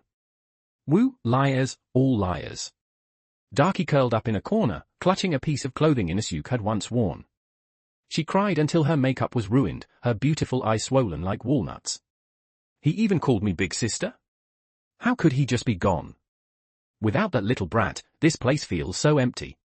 Gyutaro squatted beside her, wanting to comfort his sister, but not knowing how. All he could do was scrape the floor again and again with his bone sickle, producing a grating screech. Outside the courtyard. Boom! Boom! Boom! A massive ancient tree, thick enough for 2 men to embrace, was being subjected to devastating blows. Akaza was venting his rage on it again. Like a madman, he punched the trunk over and over. No aura. No technique. Just pure physical force. His knuckles regenerated, were smashed to pulp, then regenerated again, over and over. Useless? I'm useless? I failed again. In Akaza's mind, Inusuke's arrogant grin overlapped with the blurred image of a girl from his sealed memories. Kamaji-san, will you protect me? Striped basketball uncle, take this. Ah. With a roar, Akaza shattered the ancient tree with a final punch. That helplessness. That despair of having power yet still losing everything. Drove him mad. The cult leader's chamber. Doma sat high upon his throne. His expression was strange. That habitual, compassionate fake smile still hung on his lips. Yet tears streamed down endlessly like broken beads. Thump, thump, thump. Doma clutched his chest. So fast. His heart was beating so fast. This feeling, what was it? When believers died before, he had only felt bored. But now, whenever he closed his eyes, all he saw was that little brat sleeping on his knees, snatching his fan, stepping on his shoulders. So this is sadness. So this is pain. Doma caught a tear with his fingertip and tasted it. So bitter. Bitterer than bile. He had just coaxed Kotoha to sleep. He lied to her, said Inosuke had been sent far away on a secret mission and might not return for a long time. Kotoha said nothing. She simply cried quietly, then turned her back to him. She didn't believe it. As a mother, how could she not feel the oppressive gloom hanging in the air? How could she fail to see through such clumsy lies? What should I do? Doma hugged his knees, curling into his oversized cult leader robes like an abandoned child. The hall echoed with sobbing so violent it sounded like coughing up blood. Time passed, little by little. The Eternal Paradise cult sank into ashen despair. Until just before dawn. Bang! A thunderous crash. The heavy gates of the Eternal Paradise cult were kicked open, violently, unreasonably. Cold wind rushed into the hall, scattering the stagnant gloom. All crying stopped. Darky froze. Akaza halted his fist. Doma lifted his head from the throne. His tear-streaked face still had a snot bubble hanging from his nose. Outside the gate, dust settled. A familiar figure stood there, backlit by the dawn, hands on hips, radiating outrageous arrogance. His clothes were tattered. His face smudged with grime. But that overwhelming, shameless aura. No one else could imitate it. The boy shook his black and blue long hair, his multicolored eyes sweeping across the hall filled with sobbing upper moons. Finally, his gaze landed on the disheveled Doma atop the dais. He grinned, revealing his signature little fangs. What are you crying for, you idiot old man? Silence. 1 second. 2 seconds. The next moment. The entire Eternal Paradise cult exploded. You can read full book on Patreon if you're interested. patreon.com/canonbreaker.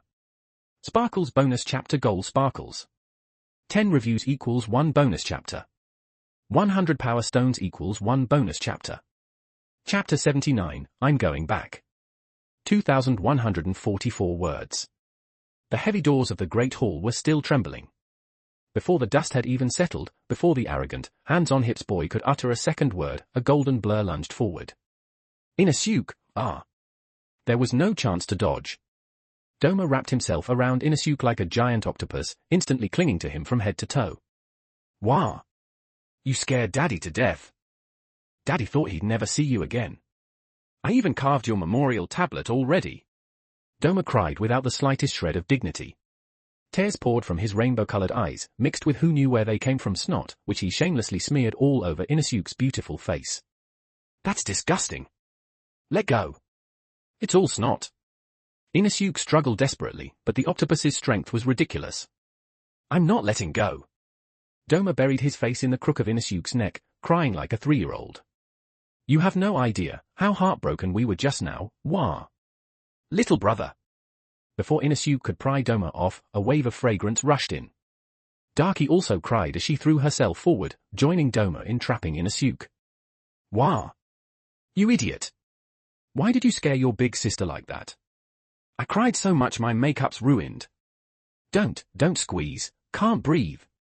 Caught between 2 upper moons, Inosuke felt more pressure than anything Sasaki had ever given him. HMPH. A cold snort sounded nearby. Akaza stood in the shadows of the corridor, fists clenched so tightly they cracked, his face wearing an indifferent expression. So you're back. Did you really have to make such a scene? He glanced sideways at the Inosuke buried in bodies. His tone was harsh, but the tension in his eyes finally eased. You had that much trouble with a loser like Sasaki who only relied on luck? You even almost got yourself killed? Arms crossed, Akaza looked utterly disappointed. Looks like my previous training was too gentle. You didn't even learn the basics. Don't go anywhere these next few days. He pointed toward the old training grounds. Stay home and train until you learn how not to get yourself killed. Fat. Darky, who had still been crying, suddenly burst into laughter. She poked her head out of Inosuke's arms and pointed at Akaza. Third uncle, that's just embarrassing, isn't it? Who are you acting tough for? You literally punched all the trees on the back mountain into splinters. If you don't want Inosuke to leave, just say it, why pretend it's training? Shut up, Darky. Who's your third uncle? Akaza's face instantly turned liver purple, veins bulging on his forehead. That was anger. Anger at the weak. I wasn't worried about this brat at all. Exposed, Akaza stormed toward the courtyard in embarrassment, raising his fist to smash the already destroyed tree again. But then... ZZZZT. The first rays of morning sunlight broke through the clouds and spilled into the courtyard. Water! Demonic instinct kicked in instantly. Akaza recoiled like a cat whose paws had been burned, hopping backward and darting straight back into the shadows. Ha ha ha! Inosuke finally broke free of Doma and pointed at Akaza, laughing loudly. Idiot basketball! You almost stepped out of bounds just now. Shut up, you brat! Akaza leaned against the wall, his face even redder now, but as he looked at the lively, unharmed boy, the corners of his mouth couldn't help but lift. In a corner. Kaigaku, who was wiping the floor, scrubbed even harder at the sight, polishing the floor until it shone. That's great, the young lord is back. As long as the young lord is here, my position in this family is secure. Nearby, Gyutaro had already squatted down and started peeling potatoes. Watching Darky cling to Inosuke and laugh through her tears, his gloomy face softened into a doting smile. That's good. Mai looks happy? As long as Mai's happy, I don't mind peeling potatoes for the rest of my life. Just then, the door to the inner hall slowly opened. Inosuke? A trembling voice rang out. Kotoha stood barefoot in the doorway, dressed in a thin sleeping robe. Her eyes were swollen like peaches, her hair a mess, she looked utterly exhausted. She had heard that voice. The voice she thought she would never hear again in her lifetime. The great hall fell silent. Doma wiped his nose. Darky loosened her grip. Akaza turned his head away. Inosuke looked at the woman who seemed like a breeze could knock her over, and his usual arrogance vanished instantly. Scratching his head, awkward and guilty, he walked over. Mom. Inosuke! Kotoha completely lost control. With a heart-rending cry, she stumbled forward and wrapped her arms tightly around the boy now taller than herself. Wah, you scared mommy to death, you really scared me. They all said you went far away, but I had nightmares. Thank goodness, it's really you, you're warm. Feeling his mother's hot tears soak into his shoulder, Inosuke's hands froze in midair, then slowly came down, gently patting her back. It's nothing, don't have such stupid dreams. Wah! Nearby, Doma, who had just barely stopped crying, completely broke again at the sight. Kotoha-chan is crying so hard, my heart hurts too, wah. He squeezed in and opened his arms, hugging both Kotoha and Inosuke together. That's wonderful. Our family is whole again. Demon Slayer Corps, Butterfly Mansion. White morning banners filled the courtyard. The air was heavy with the scent of incense. Big brother. Zenitsu knelt in the center of the yard, curled into himself like a shell of a person. It's a lie, it's all a lie. Beside him, Tanjiro knelt with his forehead pressed hard into the ground, fingers digging into the soil until his nails broke and bled, yet he felt nothing. He made no sound, but his tears pooled on the earth. Again. I'm always the one left behind. On the altar before them lay the twin blades forged by Haganezuka. Blades that would never meet their owner. The steel wailed softly in the cold wind, as if mourning its master. Gyutamioka stood beneath the corridor, expressionless, but the deep blue of his eyes was utterly dead. Mitsuri covered her face, leaning against Shinobu, sobbing uncontrollably. Rengoku Kyojuro and Iguro Obanai stood in silence, like volcanoes on the verge of eruption. Even the ever-flamboyant Yuzui Tengen had removed his headpiece, bowing his head in mourning. The master has arrived. Ibuyashiki Kagaya was helped forward by his daughters. His face was even paler than usual, his blind eyes filled with boundless sorrow. My children. His gentle voice carried solemn weight. Hashibira Inosuke. A free soul, yet one who possessed the purest of hearts. In the battle at the Swordsmith village, he faced upper rank 5 alone. To protect the village, to protect his comrades, he fought to his final moment. Perishing together with the demon. His courage and his sacrifice are the pride of the Demon Slayer Corps. And our eternal pain. Kagaya paused, his voice catching. In recognition of his achievements, including slaying lower moons and independently defeating an upper rank, I hereby posthumously confer upon Hashibira Inosuke the title of Ice Hashira. May his soul remain pure as frost, and rest in eternal peace. Wah. At the words Ice Hashira, Mitsuri completely broke down. The boy who said her hair was cool never even got to wear a Hashira Hari. Thump! Thump! Thump! At that moment, the wooden box on Tanjiro's back began to shake violently. Nezuko clawed desperately from inside, slamming herself against the lid. MMHH. Nezuko, don't. Tanjiro turned around and hugged the box tightly, tears overflowing. Don't come out, please. Inosuke isn't out there anymore. I don't want to lose you too.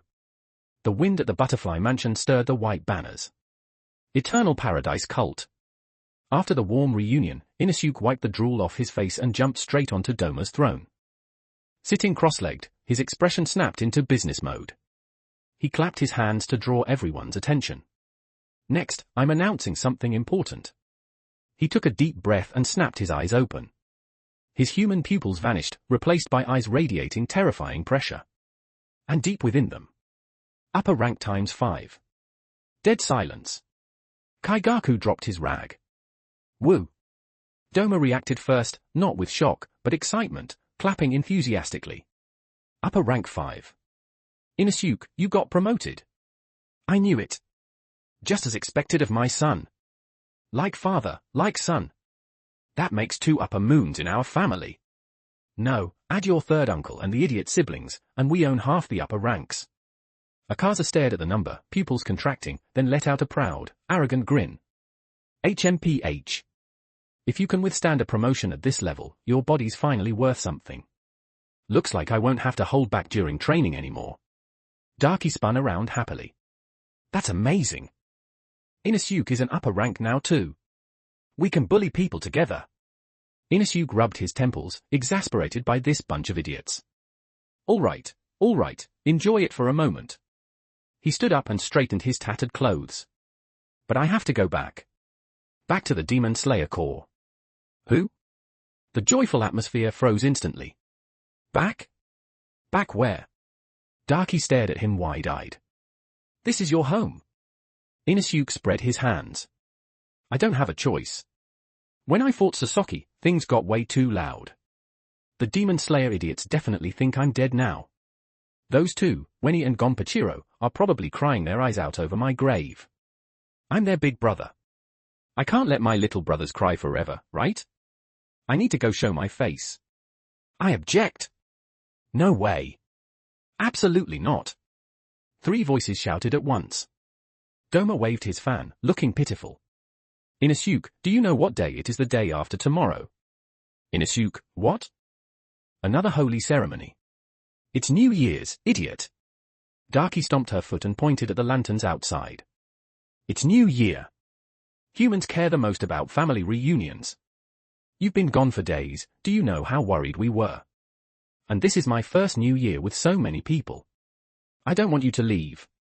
If you don't spend New Year's with Dad, Mom, your siblings, and Uncle, where are you going? To that wisteria stinking Demon Slayer place to eat scraps. Akaza stepped forward, blocking the doorway, battle aura flaring instantly. You want to leave? Fine. He took the stance of destructive death, eye sharp. Then fight a blood battle. You're upper rank 5 now. I'm upper rank 3. By the rules, you can challenge me. If you beat me, I'll let you walk out that door. Inosuke twitched. I just finished a blood battle. Not my problem. Akaza crooked his finger. Now, no need to be so violent. Doma smiled and grabbed Inosuke's hand. Inosuke, be good. Look at Kotoha-chan, she just stopped crying. If you leave now, she'll cry herself blind again. Inosuke turned to look at Kotoha. She sat on the couch, red-eyed, gripping his sleeve tightly. He fell silent. Sigh. Inosuke scratched his head. He walked over, gently hugged Kotoha, then turned back to the idiots blocking the door. Fine, I admit it. I can't beat striped basketball right now. And yeah. I really want Mom's tempura. Everyone's eyes lit up. But. Inosuke raised a finger. I have to go back, at least show my face. Otherwise, if the Demon Slayer Corps really builds me a grave, I won't even be able to explain things when I come back to life. How about this? He looked at Kotoha, eyes firm. Tomorrow night. I'll definitely be back by tomorrow night. I swear I won't miss New Year's Eve dinner. I'm the big brother. When I say something, I mean it. The hall was quiet for a few seconds. I believe in Asuke. Kotoha's gentle voice broke the silence. She stood, walked up to him, and straightened his torn collar. Inosuke has never lied to mommy. She turned and smiled at Akaza and Doma. Let him go. Just like he said, he's the big brother. He can't let his friends worry. We'll make dinner at home and wait for him. Since Kotoha had spoken, no one could argue further. Akaza withdrew his stance with a snort. Doma waved his fan and added cheerfully. Bring back some souvenirs, okay Tilda? Even though the Demon Slayer Corps is poor, they didn't protect you very well this time. I'll settle accounts with them later. Inosuke grinned and waved. I'm off. As the boy disappeared into the night, warmth returned to the Eternal Paradise cult. Daki wiped her tears and lightly kicked Kaigaku, who had been watching. What are you staring at? Go wash vegetables already. If the New Year's dinner tastes bad, I'll eat you. Kaigaku, yes, miss. He smiled softly. The day after tomorrow. Will Zenitsu come too? You can read full book on Patreon if you're interested. patreon.com/canonbreaker. Sparkles bonus chapter goal Sparkles. 10 reviews equals 1 bonus chapter. 100 power stones equals 1 bonus chapter. Chapter 80, I've come back from hell. 1553 words. It was already noon. The master had departed. Sunlight broke through the clouds and poured down, yet it could not dispel the gloom hanging over the estate. White morning streamers fluttered in the cold wind, and the air felt suffocating. At the center of the courtyard stood a memorial table. Behind it was no coffin, only a neatly folded set of clothes. A beautifully made Hari. One of Inosuke's favorites. Because there was no body to be found, everyone believed the boy had turned to dust. All they could erect was an empty memorial. Shinobu Kocho knelt beneath the corridor, holding a handkerchief Inosuke had once given her. Her head was lowered. The gentle, smiling eye she always wore now held nothing but emptiness. That child. Shinobu's voice was light as smoke, as if she feared disturbing the dead. He hated bitter things so much, every time he drank medicine, I had to coax him forever. He was so afraid of pain, how much must he have suffered at the very end? Beside her, Kanao Tsuyuri clutched the hem of Shinobu's sleeve. Don't flip a coin. If you want something, go take it. The boy's voice still echoed in her ears. Large tears fell from Kanao's eyes and splashed onto the ground. For the first time, she didn't use a coin to decide. She chose, on her own, to cry. Aoi Kanzaki, Kyo, Sumi, and Noho huddled together, sobbing uncontrollably. Inosuke, no one's going to steal tempura from the kitchen anymore. The kitchen, it's so quiet now. Namo Amida Butsu. Stone Hashira Gyome Himajima clasped his hands in prayer. Thick tears streamed down his face as his prayer beads clacked loudly. What a wonderful child, such a pure, powerful soul, burning himself out at the brightest age just to protect others. Sanemi Shinazugawa stood by the window, staring hard at the sky outside. His chest heaved violently, rage compressed to its breaking point. TCH. Sanemi smashed his fist into the window frame. Wood splintered. That damn brat, that little bastard who headbutted me at the meeting. And he just dies like that? Not even a body left behind. Damn it. Who gave you permission to die? I hadn't even beaten you up yet. Muichiro Tokito sat in a corner like a puppet that had lost its soul. In his hand, he tightly held a small packet of sugar candies, already melted. Zenitsu had given them to him after the battle. Inosuke wanted me to let you try these. He really wanted to recruit you as his sidekick. Muichiro put one candy into his mouth. So sweet. Then why was his throat filled with bitterness, so thick he couldn't swallow it? We can't let him wander outside as a lonely spirit. Rengoku Kyojuro finally broke the silence. If we can't find his body, then carve his name onto the monument of fallen heroes.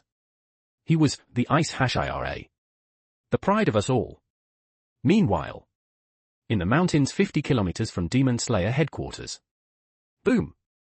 A familiar blur raced across the treetops. The speed was extreme. Every step made the branches explode under the strain. Huff, puff, huff. Inosuke gasped for breath. Yet he didn't slow down. Instead, he pushed agility and lung capacity enhancements to their absolute limits. Faster! Faster! That crybaby Wenny must have fainted from crying by now, right? And that stiff Gonpachiro's probably blaming himself again. If I'm late, I might really get buried. And if they put up a tombstone, what am I supposed to carve I was here on it later? That's cursed. As he ran, Inusuke rapidly reviewed the Swordsmith Village battle. In the original timeline, Tanjiro and the others would struggle until dawn. Most importantly, Nezuko would conquer sunlight, alerting Muzan and triggering the all-out war of Infinity Castle. But this time, it's different. Inusuke grinned wildly into the rushing wind. Because I interfered. The battle ended way too fast. And Nezuko was protected the whole time. She never conquered sunlight. This was a butterfly effect powerful enough to change the entire timeline. Nezuko hadn't overcome the sun. Muzan wouldn't learn of her special nature. And thus, he wouldn't rush into a total war. Which meant time. Inusuke had bought precious time for the Demon Slayer Corps, for everyone. As long as the Infinity Castle battle doesn't start, I can use my position as upper rank 5, a double agent, to slowly infiltrate, slowly lay the groundwork. I'm going to find a perfect ending, one where no one has to die. Where everyone survives. Just then, a burning pain surged from his collarbone, like red-hot iron pressed against skin. Inusuke glanced down, pupils tightening. From prolonged extreme exertion and emotional turbulence, the lotus-shaped mark at his collarbone surfaced once more, clear and vivid. Mark, who? He didn't stop running. Instead, he pressed his hand against the scorching pattern. His eyes softened, yet grew resolute. He knew the price of the mark. Anyone who awakened it would not live past 25. Fine. This life-burning curse. I'll shoulder it alone.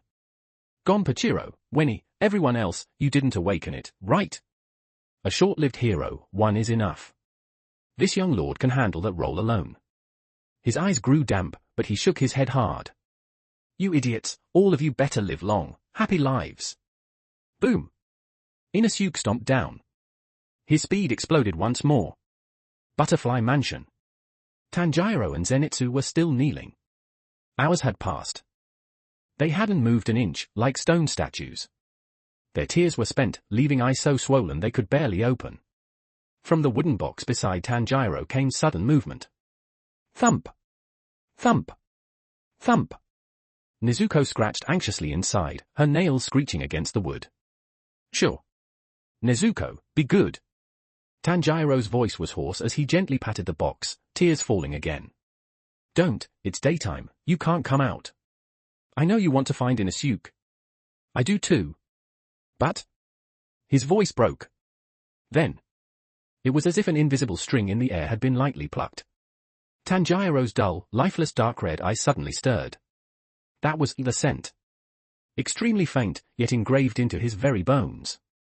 The scent of ice and snow from the Eternal Paradise cult, mixed with that uniquely youthful vitality. And it was coming from very, very far away. At an unimaginable speed. At the same time, Zenitsu's drooping ears shot upright. Thump. Thump. Thump. Thump. A heartbeat. A rhythm he had heard countless times. When he was crying, when he was being protected, when he was slacking off. That's... Zenitsu jerked his head up, disbelief exploding in his eyes.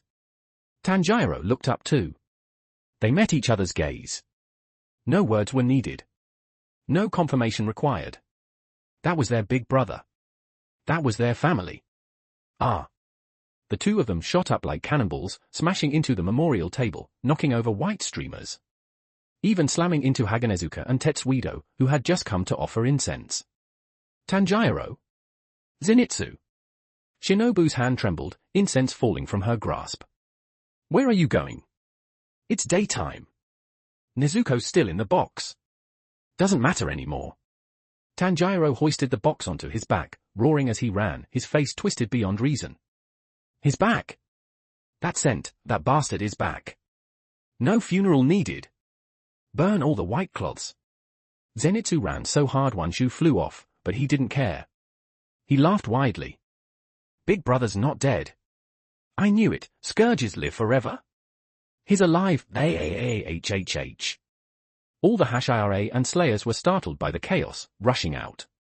What's going on? Did those two snap? Gyome was still crying. Sanemi frowned.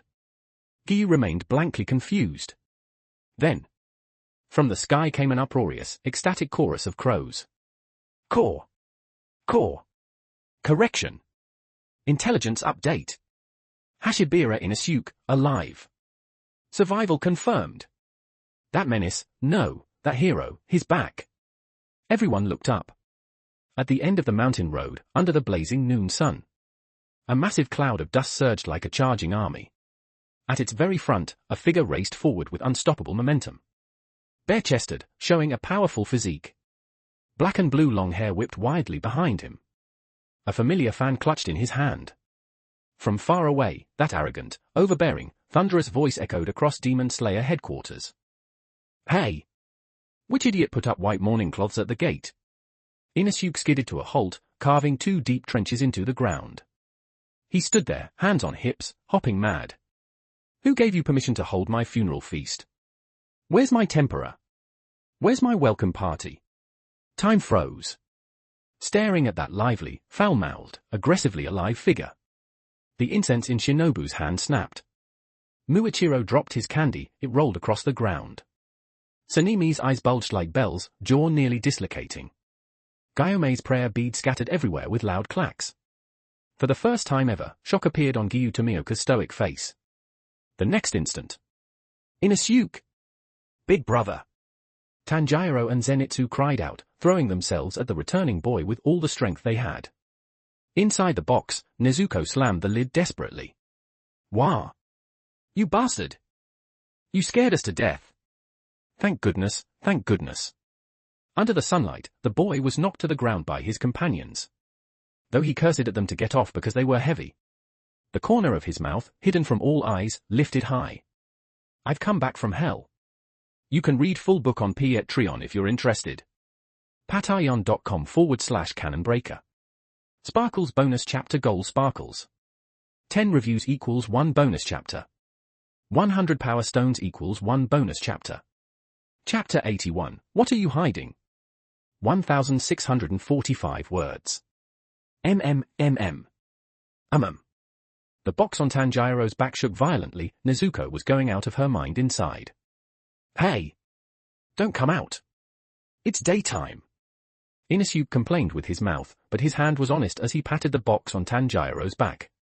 Only then did the box finally calm down.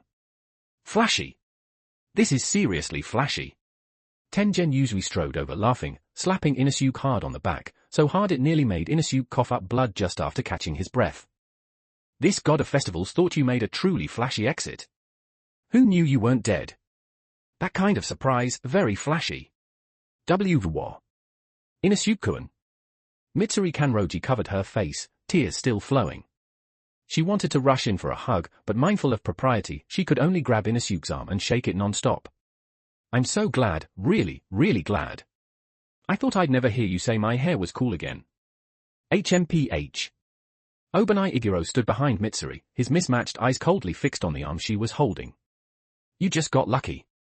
If you make Mitsuri cry like that again, I'll throw you into a snake pit. His words were vicious, but the hand hidden in his sleeve quietly relaxed. Sanemi Shinazugawa stormed over, scratching his head irritably, then gave Inosuke a light punch on the head. You brat! If you weren't dead, you should have come back sooner. You made me just now, TCH. He turned his head away, ears slightly red. Almost crying earlier was absolutely not something he would admit. Gyome Himejima clasped his hands together, tears pouring even harder. Namu Amida Butsu, this is the blessing of the gods, this child's fate was not to end. I want to be your friend, your sidekick. I'll think about it. Muichiro Tokito also came over, a faint smile on his face for once. Why is everyone crowding around here? Only Giyu Tomioka still looked somewhat lost, but the dead emptiness in his eyes had finally regained its light. He stepped forward, stared at Inosuke for a long moment, then blurted out stiffly. How did you live? I'm glad you're not dead. Everyone. All right, stop crowding. You're sucking all the air out. Inosuke pushed everyone away. Core. Attention. Attention! A Katagai crow swooped overhead, circling. Master Kagaya Ubuyashiki, upon learning that Inosuke was alive, had returned. Some things were better said face to face, especially with this young lord who never played by the rules. Supported by his daughters, Kagaya approached with a gentle smile. Inosuke. His voice was like a spring breeze. Since you have returned safely, and possess the strength to independently slay an upper rank, the posthumous appointment still stands. From today on, you are officially one of the Demon Slayer Corps, Ice Hashira. Who? Ice Hashira? That sounds awful. Inosuke picked at his ear, face full of disdain. Nope. What's so good about being a Hashira? Meetings, running around everywhere, babysitting a bunch of weirdos, exhausting. This young lord isn't doing a loss-making job like that. Dead silence. Rejecting the rank of Hashira? A first in the Corps history. Something countless people dreamed of, and this kid was calling it a hassle. Oh my, that's such a shame. Shinobu Kocho stepped forward with a smile, wagging one finger in front of Inosuke. I was just about to tell you, becoming a Hashira comes with many privileges. For example, you can apply for exclusive activity funds from the Corps. Unlimited amount. Buy whatever you want, eat whatever you want. Even emptying all the specialty shops in Asakusa can be reimbursed. Inosuke's ears shot straight up, multicolored eyes sparkling with sudden wisdom. Unlimited. Eat anything I want. Yes, indeed, Shinobu smiled like a fox. Inosuke immediately straightened, adjusted his tattered collar, and put on a righteous expression. As a member of the Demon Slayer Corps, slaying demons is my duty. Tired? That's something only the weak complain about. The position of Hashira, if not me, then who? Quick! Where do I get that funding? I want to advance 100 million. Everyone. But Inosuke's mind was racing. He suddenly realized something and whipped around to face Giyu and Obanai. Wait, if Hashira can freely advance funds. He walked up to Giyu and held out his hand. Then why haven't you paid me back for the meals you owe, plus emotional damages, plus social skills coaching fees? Giyu blinked. You didn't ask me to advance funds. Veins popped at Inosuke's temple. Then what about you, Obanai? You look rich. You even said you'd throw me in a snake pit, add another emotional damage fee. Obanai sneered. You want money? Then let's calculate how many times you made Mitsuri cry. Just in the past hour, Mitsuri shed more tears than she did in the entire past year. How do you want to settle that? Want to fight? Huh? Inosuke nearly bit someone. You were the ones holding a funeral. And you blame me. Just then, Kyojuro Rengoku laughed heartily and walked over, patting Inosuke on the shoulder. Hava hava. Inosuke, my boy. I'm so glad you're safe. Inosuke's eyes lit up. Right, there was still an honest guy here. Big brother. You're a Hashira too, right? You can advance funds. Back on the Mugen train, I saved your life. That 100 million gold guardian fee, time to settle up, yeah. Rengoku froze for a moment, then nodded solemnly. So we can advance funds. I had no idea. As a man, debts must be repaid. Though borrowing money isn't my style, since it's for Inosuke. I'll go ask the master right now. Even if I have to sell my ancestral home, I'll gather the money. And he actually turned to leave. Tanjiro rushed forward and hugged Rengoku around the waist. Rengoku-san. Don't. Inosuke's joking. 100 million would bankrupt the Corps. As the farce escalated. Hey! Brat! A furious shout rang out. Haganezuka Hotaru, wearing his fiery mask, charged over wielding two swords. Behind him, Tekken and Kotetsu followed, carrying supplies. My swords! My masterpieces! Haganezuka shoved the two brand-new Nichiren swords into Inosuke's arms and promptly lost his mind. Thank goodness, the swords are here, and you're here. I thought these two were going to be buried with you. Inosuke took the blades. The left scabbard was ice blue, radiating cold. The right scabbard was blazing red. He drew them. Unlike other Hashira blades, they bore no inscription of destroy evil. Instead, the blades were lined with ferocious yet elegant serrations, each tooth carefully honed to tear flesh and catch enemy weapons. Top-tier craftsmanship. Not bad, big-eyed man. Inosuke swung them a few times. The feel was excellent. Then Kotetsu timidly stepped forward, holding a polished ancient blade, the one retrieved from Yoriichi Type 0. Big brother, this is for you too. I polished it. It's old, but really sharp. Inusuke glanced at Tanjiro and Zenitsu. Hey, one of you take it. Tanjiro shook his head. I already have a sword. And this is Kotetsu's sincerity. You taught me how to defeat the doll, it should be yours. Zenitsu shook his head like a rattle drum. No way. One sword is already heavy enough, two would kill me. TCH, no taste. Inusuke grabbed the ancient blade and slung it onto his back. Fine. I'll reluctantly accept it. Two serrated blades at his waist. One ancient blade on his back. Three-sword style, Hashibira Inusuke, officially online. All right. Inusuke finished gearing up, retied his hair, and waved at Tanjiro and Zenitsu. Since I didn't die, we're still celebrating the new year. Let's go. Gonpachiro. Wenny. And you in the box. Follow this young lord home, new year at the Eternal Paradise Cult. Ooh? Really going? Zenitsu hesitated. We just came back from there a few days ago. Stop whining. There's tempura. And free hot springs. Inusuke grabbed one with each hand and dragged them downhill. Wait, Inusuke! Tanjiro shouted. That's the wrong way. That road doesn't lead to the cult. Who said we're going straight home? Inusuke looked back, flashing a sly grin.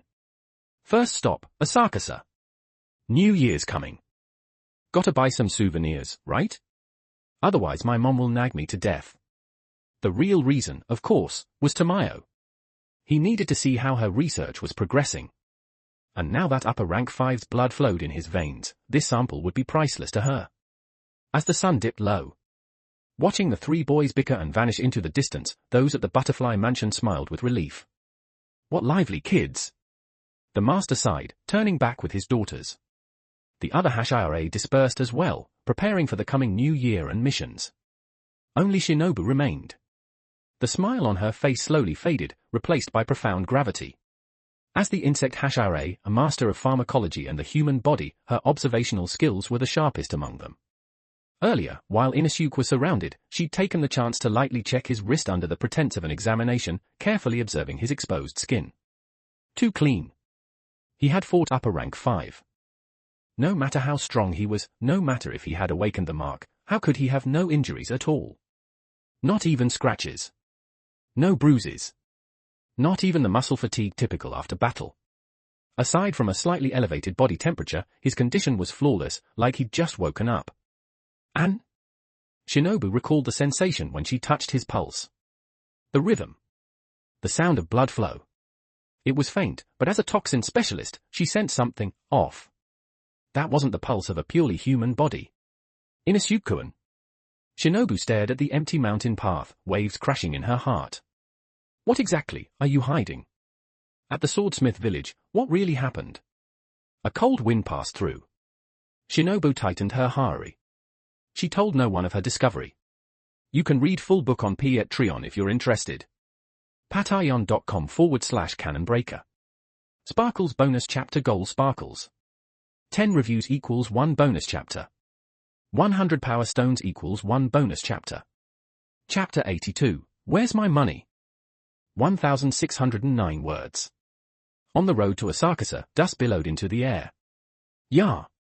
Big brother! Slow down! Slow down! Zenitsu's scream was stretched long and thin. They were running so fast that the wind pouring into his mouth made the skin on his face flap uncontrollably. Shut up, Stripitsu! Inusuke, running at the very front, didn't even turn his head.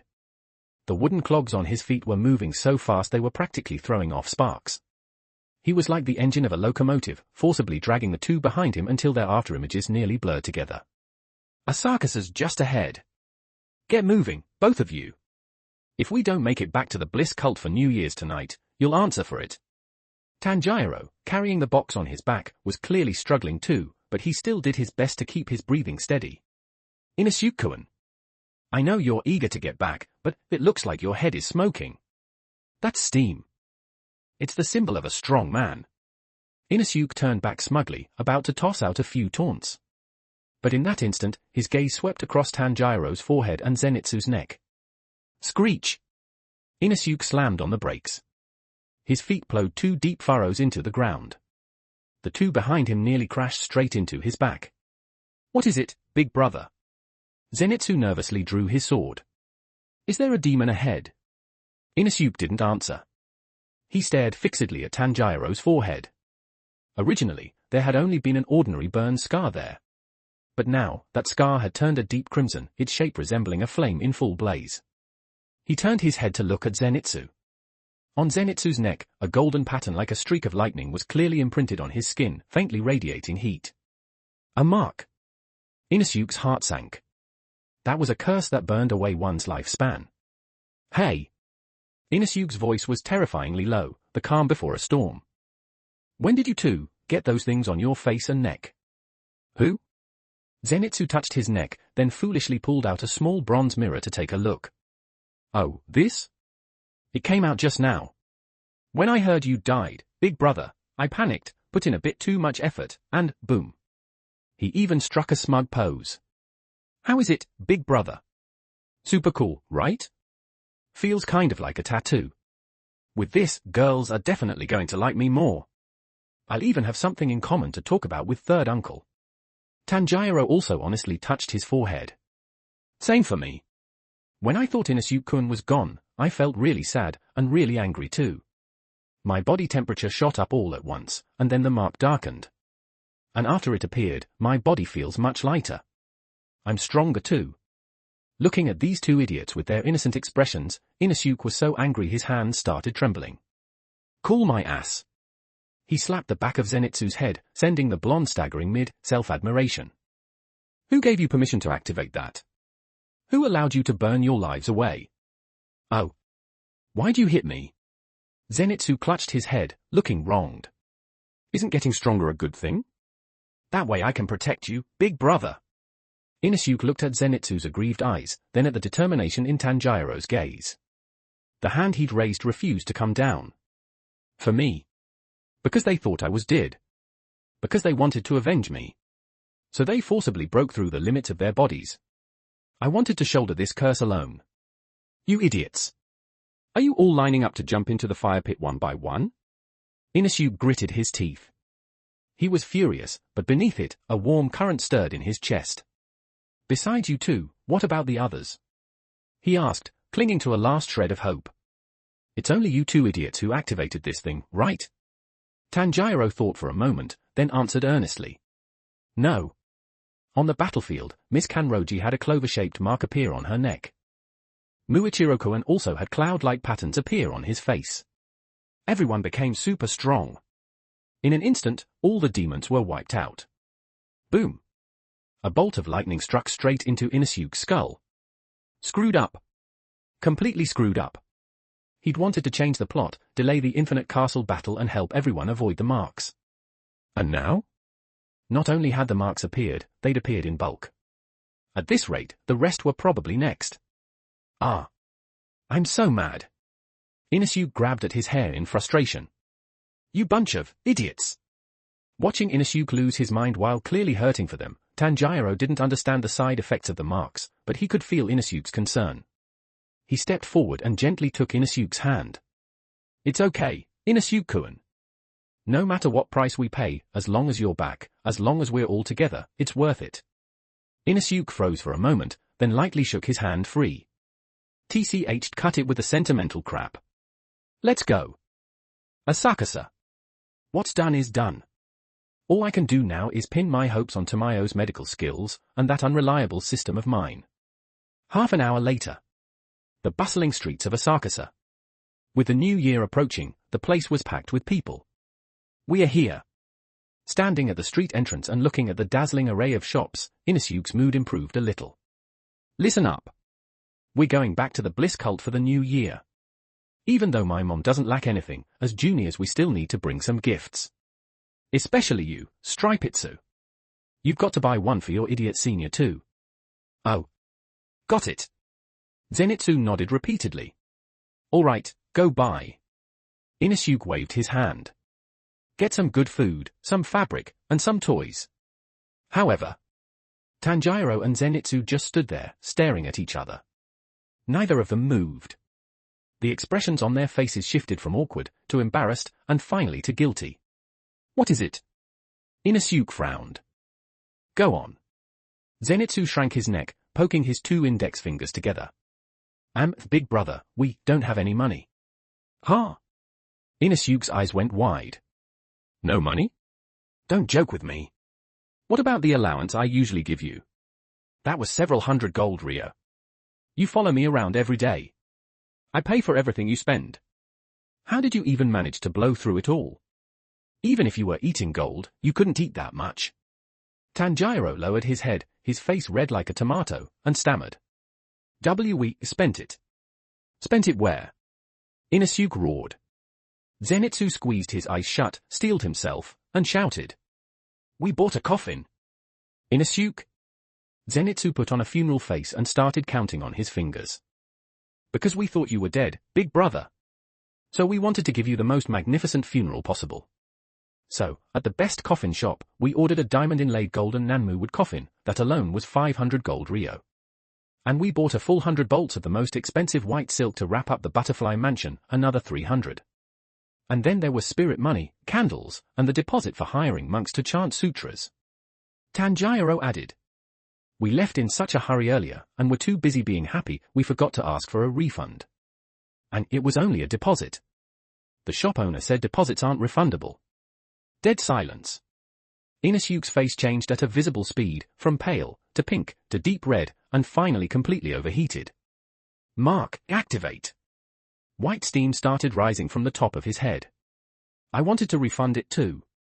Zenitsu muttered weakly. But the owner said it was for the dead, so it couldn't be returned.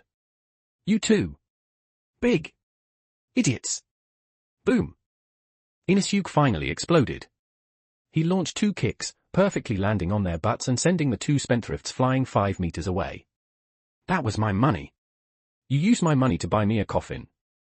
And it was diamond inlaid. I'm already dead, what do I need to look that fancy for?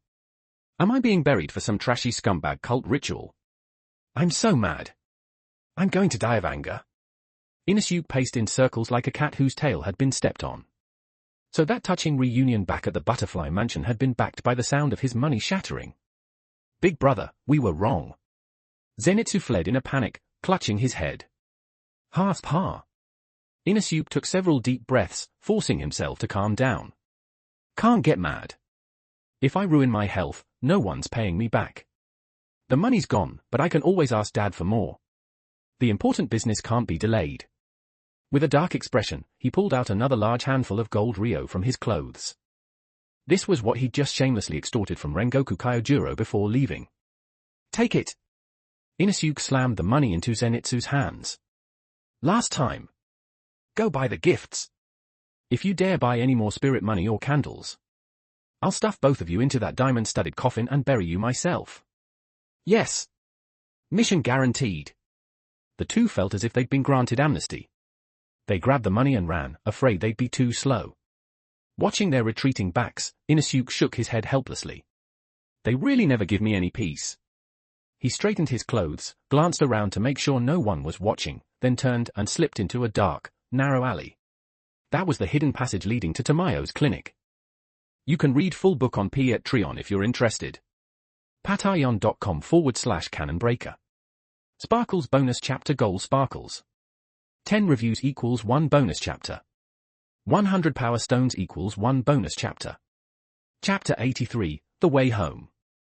1096 words. Passing through layers of concealment and illusions. A residence appeared in Inosuke's line of sight. Who's there? A hostile young voice rang out.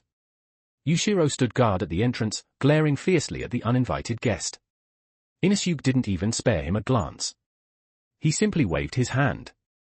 Move aside, green-haired turtle. I'm here to see Auntie Tamayo. Auntie? Yushiro instantly exploded. Veins bulged on his forehead. It's you, you bastard. The bastard who dares call Lady Tamayo Auntie. She's an eternally beautiful maiden. I'll kill you. Yushiro, stand down. A gentle, elegant voice came from inside the house. Tamayo slowly stepped out. When she saw the cocky-looking boy at the door, a flicker of surprise crossed her eyes. You are that child from that day? Your aura has changed. Inusuke shoved aside the hopping mad Yushiro and swaggered inside, plopping down on a sofa he found comfortable. Long time no see, Auntie Tamayo. Let's skip the catching up, I'm on a tight schedule. Inusuke's eyes snapped open. A glassy, lapis-colored light instantly illuminated the dim room. Upper rank, 5. Yushiro sucked in a sharp breath, instinctively positioning himself in front of Tamayo. Upper rank. Tamayo, however, was unusually calm. She studied Inusuke's demon eyes, then his body, which still retained human characteristics. I see, so you succeeded. You retained human consciousness while possessing the power of an upper rank. How did you do it? Muzan didn't control you. I've got my methods. Inusuke tapped his temple, then casually rolled up his sleeve, revealing his pale arm. Auntie, I want to make a deal with you. I'll provide you with my blood, upper rank 5's blood. And not just that. He grinned. The blood of a demon who can walk in the sunlight. Tamayo's eyes, usually so tranquil, contracted violently for the first time. You said, sunlight. That's right. Inusuke bared his teeth. I get 5 minutes a day where I can fully demonize and completely ignore sunlight. I'm pretty sure there's something strange inside my body. I want you to help me figure it out. And while you're at it, I want to know just how far this body of mine can go. Clever as he was, Inusuke had decided it was time to squeeze some real value out of his system. Tamayo wasted no words. As a physician and researcher, she had no intention of wasting time when faced with a specimen that could overturn all existing knowledge. Blood draw. Testing. Microscopic observation. Half an hour later. Tamayo held a report in her hands, and they were trembling slightly. Yushiro had never seen Lady Tamayo so shaken. This is unbelievable. She looked at Inusuke, her gaze impossibly complex. Inside your body, it's practically a miniature battlefield. Muzan cells are extremely tyrannical. They're trying to devour you, but... Tamayo pointed at the data on the report. There's an extraordinarily pure cold energy that has sealed most of Muzan's cells into a dormant state. And there's another force. She hesitated. That should be the power of the sun. Inusuke nodded. More or less. This sun-aspected power is constantly purifying and restructuring the awakened demon cells. Tamayo took a deep breath and delivered a shocking conclusion. Those purified cells retain a demon's regenerative ability and monstrous strength, yet they've lost their weakness to sunlight. Inusuke-kun, if every cell in your body completes this transformation, you will become a perfect life form, surpassing Muzan himself. Perfect life form. Inusuke stroked his chin. Sounds pretty good. At that, Tamayo retrieved an exquisite wooden box from a cabinet behind her. Opening it revealed 10 neatly arranged syringes, each glowing with a faint violet light. This is the result of my research using the blood you left behind earlier, combined with wisteria poison. It's not as powerful as your current blood, but it's still astonishing. She picked up one syringe, her expression grave. This is a semi-demonization serum. For a short time, it can grant an ordinary human a demon's regenerative ability and physical power, about 5 minutes. Used for emergency treatment, healing severe injuries, or even turning the tables in a hopeless situation, it's nothing short of a miracle drug. Inusuke's eyes lit up. This stuff was amazing. With this, if Tanjiro and the others got hurt in the future, one injection and they'd be jumping around again. But... Tamayo's tone sharpened, her gaze turning severe. The side effects are very clear. First, after injection, the user must absolutely not come into contact with sunlight, or they will disintegrate into ash just like a demon. Second, trace amounts of Muzan's cells will remain in the body. Although they'll be suppressed by your antibodies if this is used long-term or in large quantities. That person truly will become a demon.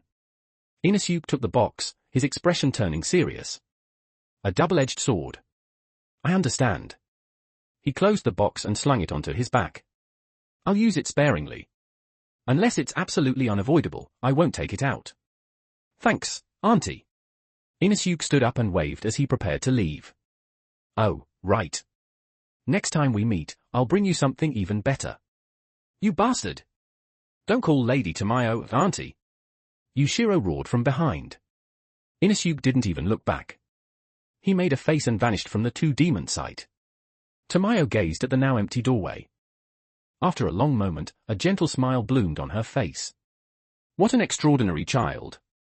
On the streets of Asakusa. Big brother. You're finally back. Zenitsu and Tanjiro stood under a street lamp, laden with bags, having waited until their eyes nearly went dry. They were carrying all sorts of strange toys, bolts of fabric, and several boxes of high-end sweets. What did you buy? Inusuke leaned over to rummage through the bags. The best silk for Aunt Kotoha. The finest tea for Lord Doma. The most expensive roux for Lady Darky. And wrist guards for third uncle. Not bad, not bad. Inusuke nodded in satisfaction. At least you've got some conscience. By now, the sky was turning fishbelly white with dawn. Lanterns along the street were beginning to light up, filling the air with the atmosphere of the new year. Snowflakes started to drift down. All right. Inusuke swept his arm wide. Minions. Set off. Our destination. The Mansei Bliss cult. Going home, to celebrate the new year. Yeah. 3 boys, and a girl inside a box, set off on their journey home beneath the falling snow. You can read full book on Patreon if you're interested. patreon.com/canonbreaker. Sparkles bonus chapter goal sparkles. 10 reviews equals 1 bonus chapter. 100 power stones equals 1 bonus chapter. Chapter 84, Why Isn't He Back Yet? 1,573 words. Even though the 3 boys were running at full speed, night still fell quietly. Heavy snow dyed the mountain path leading to the Mansei Bliss cult, a vast stretch of silver white. Carrying large bundles and small packages, the 3 youths ran tirelessly toward the cult. Achoo! So cold, it's really cold. Zenitsu hunched his shoulders. His runny nose had frozen into an icicle, swaying back and forth under his nose. He had Asakusa specialties strapped to his back and was carrying 2 boxes of high-end sweets in his hands. Big brother, how much farther is it? My feet are about to fall off. Feels like I've already walked every road I'll ever walk in my entire life. Shut up, Stripitsu. Walking at the very front, Inusuke didn't look back. He was holding a folding fan, fanning himself in the middle of a snowstorm, an utterly incongruous sight. This is nothing. Back when I was still a baby, I already ran across a whole mountain with my mom. With this pathetic stamina, how are you supposed to be my underling in the future? Yes, Big Brother is the greatest. Zenitsu sniffed, complaining with his mouth, but his feet never slowed. As he looked at Inusuke's back, his eyes gradually softened. Actually, I don't feel tired at all. Zenitsu thought silently. If it weren't for Big Brother, I'd probably still be crying somewhere right now, getting scammed out of money by girls. Or getting bullied by my senior disciple. He's the one who dragged that senior off for reformation. He's the one who turned me into a brave person. Inusuke really is a great Big Brother. Zenitsu, let me carry the box. I'm not tired. Tanjiro's gentle voice came from the side. He was carrying Nezuko on his back and holding gifts in his hands, yet there wasn't the slightest trace of exhaustion on his face, only anticipation, like someone about to see family. No need. I need to train my muscles too. Zenitsu stubbornly puffed out his chest. Tanjiro smiled, then turned his gaze toward Inusuke walking ahead. In his heart, he was also filled with quiet gratitude. Inusuke-kun. Tanjiro touched the mark on his forehead. You changed everything. If things had followed the original path, Nezuko and I would have lost so much along the way. It was you, using that forceful, unreasonable way of yours, who blocked all the sorrow outside. You gave us money, gave us dignity, and even, for everyone's sake, didn't hesitate to. Hey! You too! Inusuke suddenly stopped and turned around, looking at them suspiciously.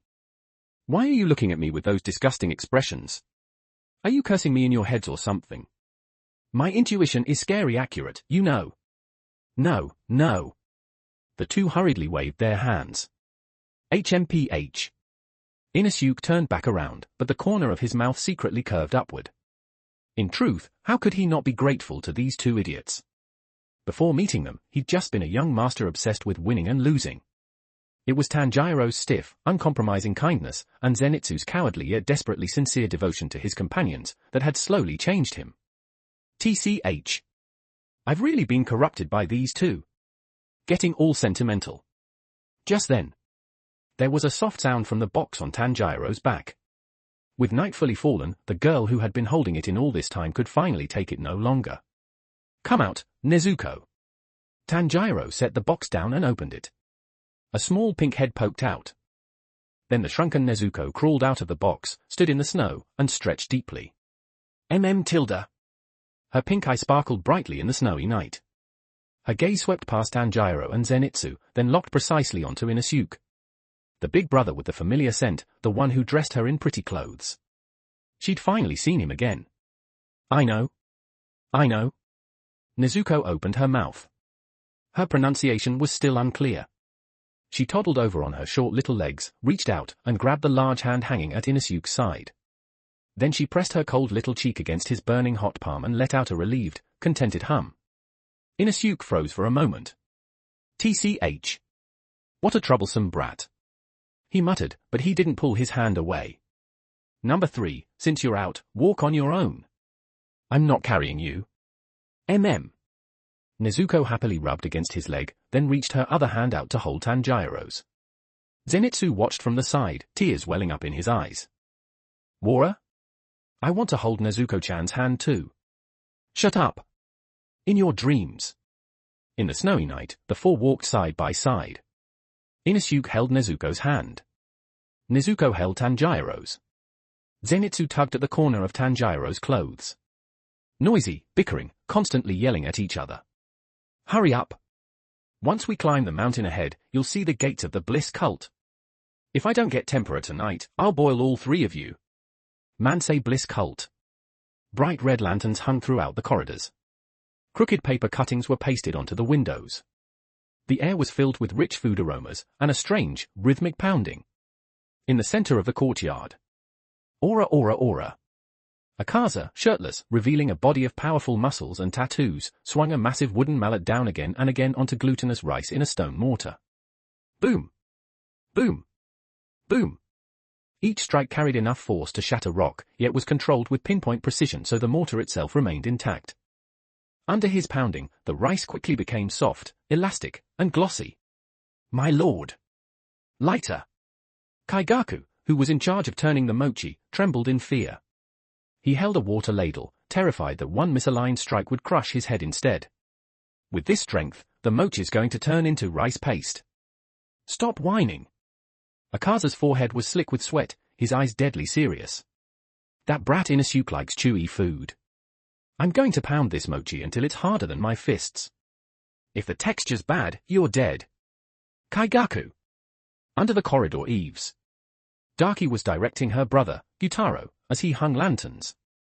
It's crooked. Brother. A bit to the left. No, the right. Ua, you're so stupid. You can't even hang a lantern properly. Gyutaro didn't get angry at all. He just chuckled. As long as you're happy. But will that brat really like these bright red things? I think hanging some heads might be more. Shut up. Daki shot him a glare, then nervously took out a small mirror. This is a human new year. It needs a festive atmosphere. And besides... She adjusted the new kimono she'd specially changed into, anticipation blooming on her face. Inosuke said red looks best on me. When he comes back tonight, he'll definitely praise me, right? In the kitchen? This was now the absolute core of the Bliss cult. The one ruling this place wasn't the cult leader, but a human woman named Kotoha. Lord Doma. No sneaking food. Holding a ladle, Kotoha unceremoniously smacked a hand that was trying to reach for freshly fried tempura. Doma, now wearing a pink apron, his face dusted with flour, retracted his hand like a scolded child. Oh, Tilda, Kotoha-chan is so fierce. He sucked on his finger, looking wronged. I just wanted to check the seasoning for Inosuke, Tilda. No. Kotoha was firm. As she skillfully coated tempura in batter, she gave instructions. This plate is Inosuke's. That one's for Tanjiro and Zenitsu. The guests aren't here yet, how can the hosts eat first? Now go cut the daikon over there. Thin slices, remember. Don't use your fan to freeze shatter it like last time. Yes, and Tilda? Doma cheerfully picked up the knife. Though he complained with his mouth, his rainbow-colored eyes were full of warmth. He looked at busy Kotoha, at Akaza pounding mochi outside the window, at the bickering Darky siblings. At that moment, he felt as if his heart were being filled by something. This feeling of bustling about to welcome someone home. This warmth, this liveliness called family. It's really quite nice, Tilda. Time slowly passed.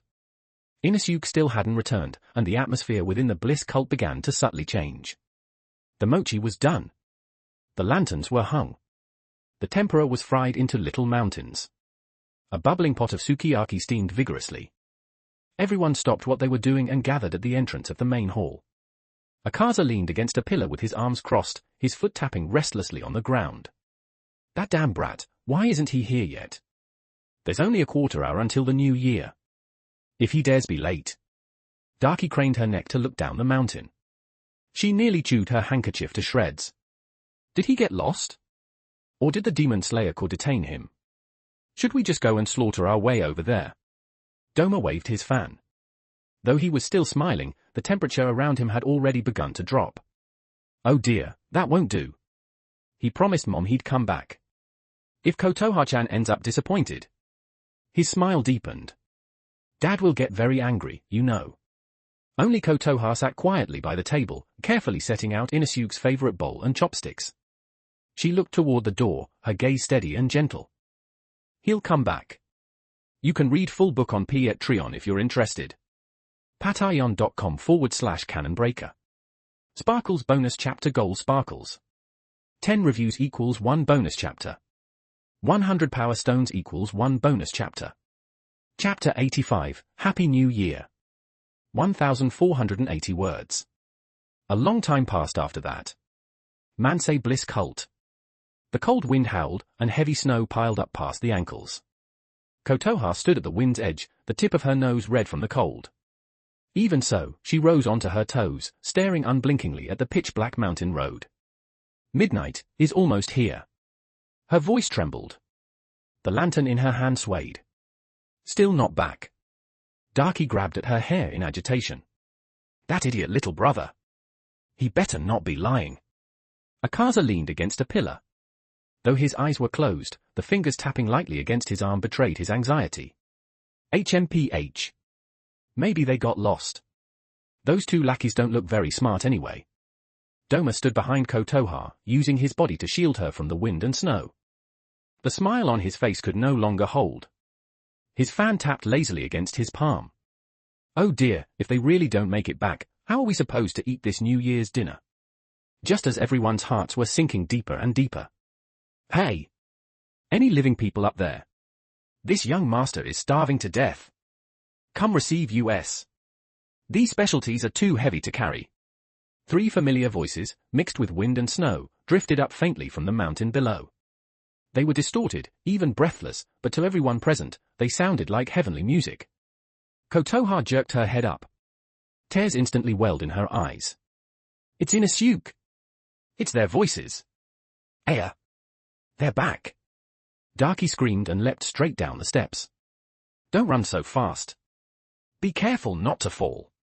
Seeing how worked up Kotoha was, Doma suddenly scooped her up in his arms. Hold on tight, my Lady Tilda. Let's go welcome our child. Ah. Kotoha cried out softly, then instinctively wrapped her arms around Doma's neck, a faint blush spreading across her face. Whoosh! Whoosh! Whoosh! Several figures shot down the mountain like arrows loosed from a bowstring. Doma carried Kotoha, stepping on ice lotus blooms. Akaza complained about the trouble, but was faster than anyone. Darky and Gyutaro followed close behind. Kaigaku tossed aside his broom and stumbled downhill after them. Halfway down the mountain, Inusuke and the others were panting heavily as they dragged a huge pile of luggage. Suddenly, their vision blurred. Inusuke! Before the 3 could even react, a crowd pounced on them. Mom! Dad! Can you watch where you're going? You almost crushed me. Inusuke was squeezed between Doma and Kotoha, nearly knocked breathless. Kotoha cried as she cupped his face. Doma laughed, rubbing his head. The intertwining sensations of icy cold and gentle warmth made Inusuke feel indescribably at ease. On the other side. Zenitsu! You useless idiot, why did you take so long? Kaigaku stood awkwardly in front of Zenitsu. He wanted to curse him out, but seeing Zenitsu's face frozen purple, the words that came out instead were, "At least you didn't die out there."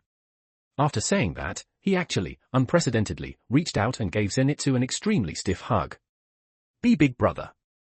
Zenitsu was so shocked his tears retreated back into his eyes. "Did you eat the wrong medicine? Or get possessed by a demon? Shut up. If you don't want a hug, then scram." Kaigaku shouted, red from neck to ears. "That's great, everyone's still here." Tanjiro watched the scene with a bright, happy smile. Demon Slayer Corps. This place, too, was brightly lit. A long table was filled with dishes. Rengoku Kyojuro was as energetic as ever, shouting loudly. "Delicious! Delicious! All the hard work this year was worth it." Yuzui Tengen raised his cup. "Let's celebrate flamboyantly." Yet everyone felt that something was missing. They were missing that arrogant Inosuke. Missing that blonde boy who cried and screamed for help. Missing that gentle boy who was always apologizing and breaking up fights. Well. Tomio Kagiyu sat alone in a corner, holding a plate of salmon and daikon. Shinobu Kocho walked over and sighed. "Tomioka-san, everyone's gathered together. Why are you sitting here by yourself? People will dislike you, you know." Giyu looked up, utterly serious. "I'm not disliked. What if Inosuke and the others come back?" He pointed to the 3 empty cushions beside him. "What if they suddenly want to come back to eat salmon and daikon?" Shinobu froze. Then her eyes reddened slightly. She smiled softly and sat down beside him. "Yes, what if those greedy kids suddenly follow the smell back here?" "Everyone!" Rengoku Kyojuro stood up, lifting his cup high toward the 3 empty seats. "Even if they aren't here, our hearts are together. May young Inosuke, young Kamado, and young Agatsuma have a wonderful new year over there as well. Next new year, they must come celebrate with the Demon Slayer Corps. Cheers!" Inner hall of the Mansei Bliss cult. A massive heater burned brightly. The table was filled with a lavish New Year's feast. Tempura, sukiyaki, sashimi, ozoni, mochi, everything imaginable. "Drink! Everyone drink!" Inosuke had completely cut loose tonight. Standing on a chair, he held a sake bowl bigger than his face.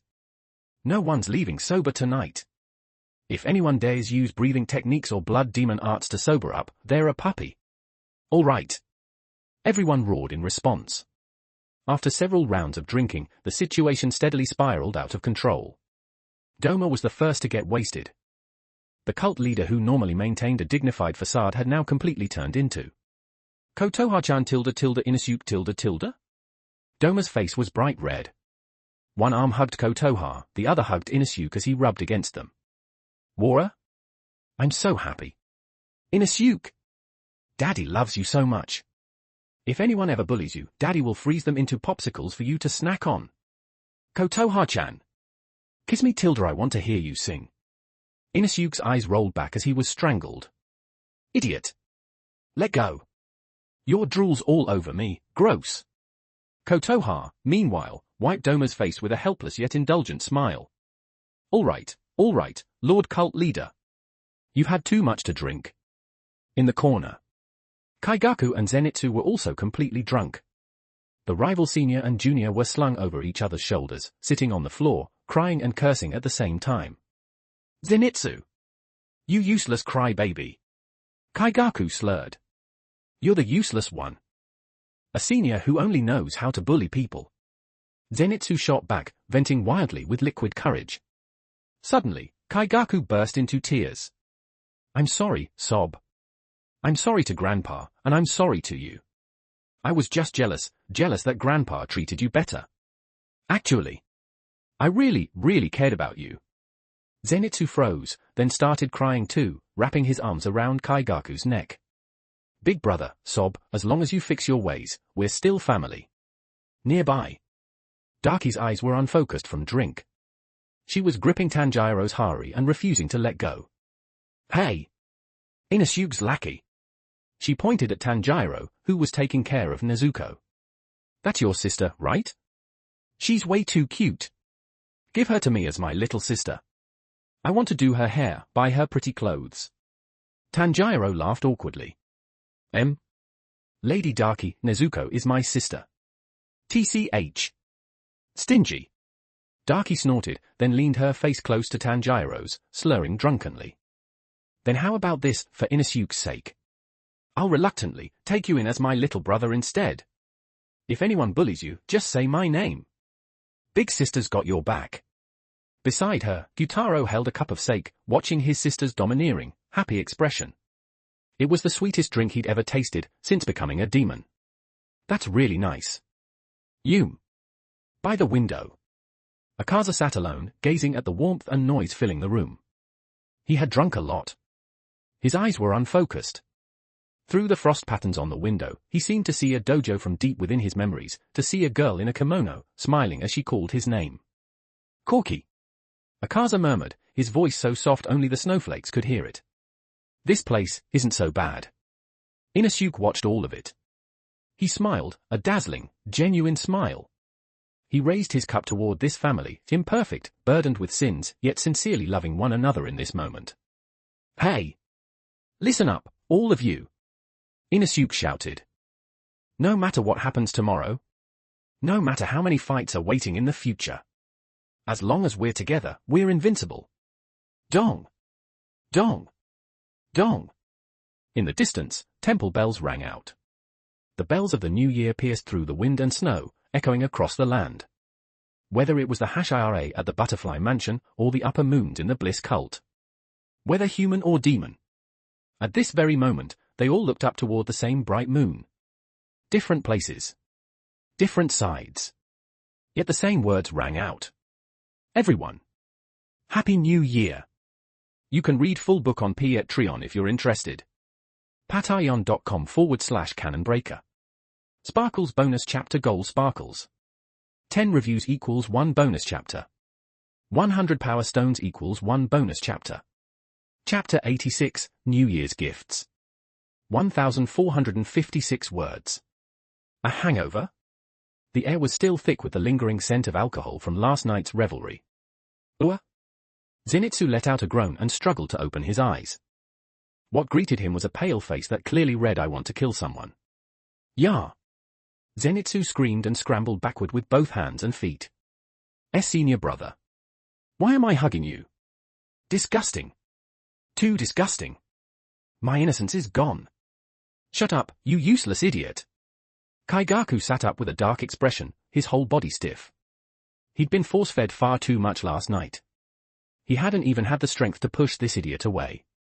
Why did it feel like his entire body was now covered in Zenitsu snot and tears? You think I wanted this? You were the one clinging to me, crying and calling me a grandpa. You wiped all your snot on my clothes. How are you paying that debt? On the other side, Tanjiro also woke up. Rubbing his temples, he realized his head was resting on Gyutaro's bony thighs. Gyutaro, meanwhile, was staring blankly at the ceiling. Ah. I'm so sorry, Mr. Gyutaro. That was very rude of me. Gyutaro glanced at him gloomily. It's fine. You kids sleep pretty quietly. Unlike over there. Snore, snore. Inosuke was sprawled out belly up on Doma's stomach, sleeping soundly. Doma had one arm wrapped around Inosuke, the other still clutching the corner of Kotoha's sleeve, wearing his trademark foolish grin. Wake up, all of you. Darky burst in full of energy, followed by a line of followers carrying gift boxes. First day of the new year. Get up and receive your presents. Startled awake, Inosuke kicked Doma square in the face. So damn noisy. Who's yelling? He wiped the drool from his mouth and looked around at the room full of family and underlings. His still groggy mind instantly cleared. Oh. New Year, huh? Happy New Year, everyone tilde. Doma sat up with a footprint on his face, clapped his hands, and said with a smile. Since everyone's awake, let's start today's main event. As the head of the household, I've prepared New Year clothes for everyone. Whether human or demon, everyone deserves a fresh start. The followers presented the gift boxes one by one. First, Inosuke's. Doma handed over the heaviest box. Inosuke tore it open violently. Inside was a cloak woven with pure gold thread, the collar trimmed with fur. You're my child. Of course you have to be dressed nicely. Do you like it? Doma was very pleased with himself, he knew his son's taste perfectly. Buy the most expensive. Buy the flashiest. Oh. This is good. Inosuke's eyes lit up. He immediately threw it on. The golden cloak swayed with his movements, and he nodded in satisfaction. HMPH. At least you've got good taste. Then Doma turned to the others. These are for Tanjiro-kun, Zenitsu-kun, and Nezuko-chan. Tanjiro received a high-grade black and green patterned hari, made from the finest silk, no cheaper than Inosuke's cloak. Zenitsu got a dazzling golden hari, also woven with gold thread. Nezuko received a cherry blossom patterned furosode kimono. The two boys hugged their clothes, moved to tears. Thank you, Lord Doma. This is far too precious. And this is for Kotoha-chan. Doma took out a snow-white kimono, his eyes gentle. Kotoha-chan is as pure as snow. This suits you best. Kotoha blushed as she accepted it. Thank you, Lord Cult Leader. This one's for you. Daki was given an extraordinarily luxurious gold thread Oiran outfit. You're our family's star attraction, of course you should shine the brightest. Daki spun around happily. Then Doma took out a black box and handed it to Gyutaro. This is for Big Brother. Inside was a well-tailored suit that concealed his gaunt frame. You may not care much about appearances, but you're Yume's brother, and one of the family's pillars. You can't keep dressing so raggedly. Gyutaro froze, his hands trembling as he held the clothes. For me? This one's for Kaigaku. Doma tossed him a Western-style-made outfit. Work hard. If you do well, you'll get a new gift next year. Thank you, Lord Cult Leader. Finally. All eyes turned to Akaza. Doma took out the last box, smiling meaningfully. Lord Akaza, this one's yours. Akaza frowned and opened it. In the next second, his face turned pitch black. Inside was a martial arts uniform. Doma. Akaza said, puzzled. Why are you giving me clothes? Aren't we of the same generation? Doma looked innocent. You've been wearing that little vest for centuries. Now you're Inosuke's third uncle, dressing so shabby just embarrasses him. You look like some poor relative who refuses to leave my house. Akaza ground his teeth. Seeing the expectant looks all around, he took a deep breath and grabbed the clothes. Don't let this happen again. After the clothes were distributed, Inosuke jumped onto the table and stretched out his hand. All right. Clothes are done, next is New Year's money. I'm a junior. Those three are juniors too. Come on. Pay up. Doma didn't hesitate at all. He pulled out a handful of gold Rio and scattered them. Take it and spend it. Daddy's never short on money. Kotoha gently handed out the red envelope she'd prepared in advance. Daki arrogantly tossed over several sachets stuffed full of gold Rio. Even Kaigaku was forced by Inosuke to cough up his hard-earned savings. Finally, it was Akaza's turn. Akaza crossed his arms and sneered at Inosuke's outstretched hand. Money?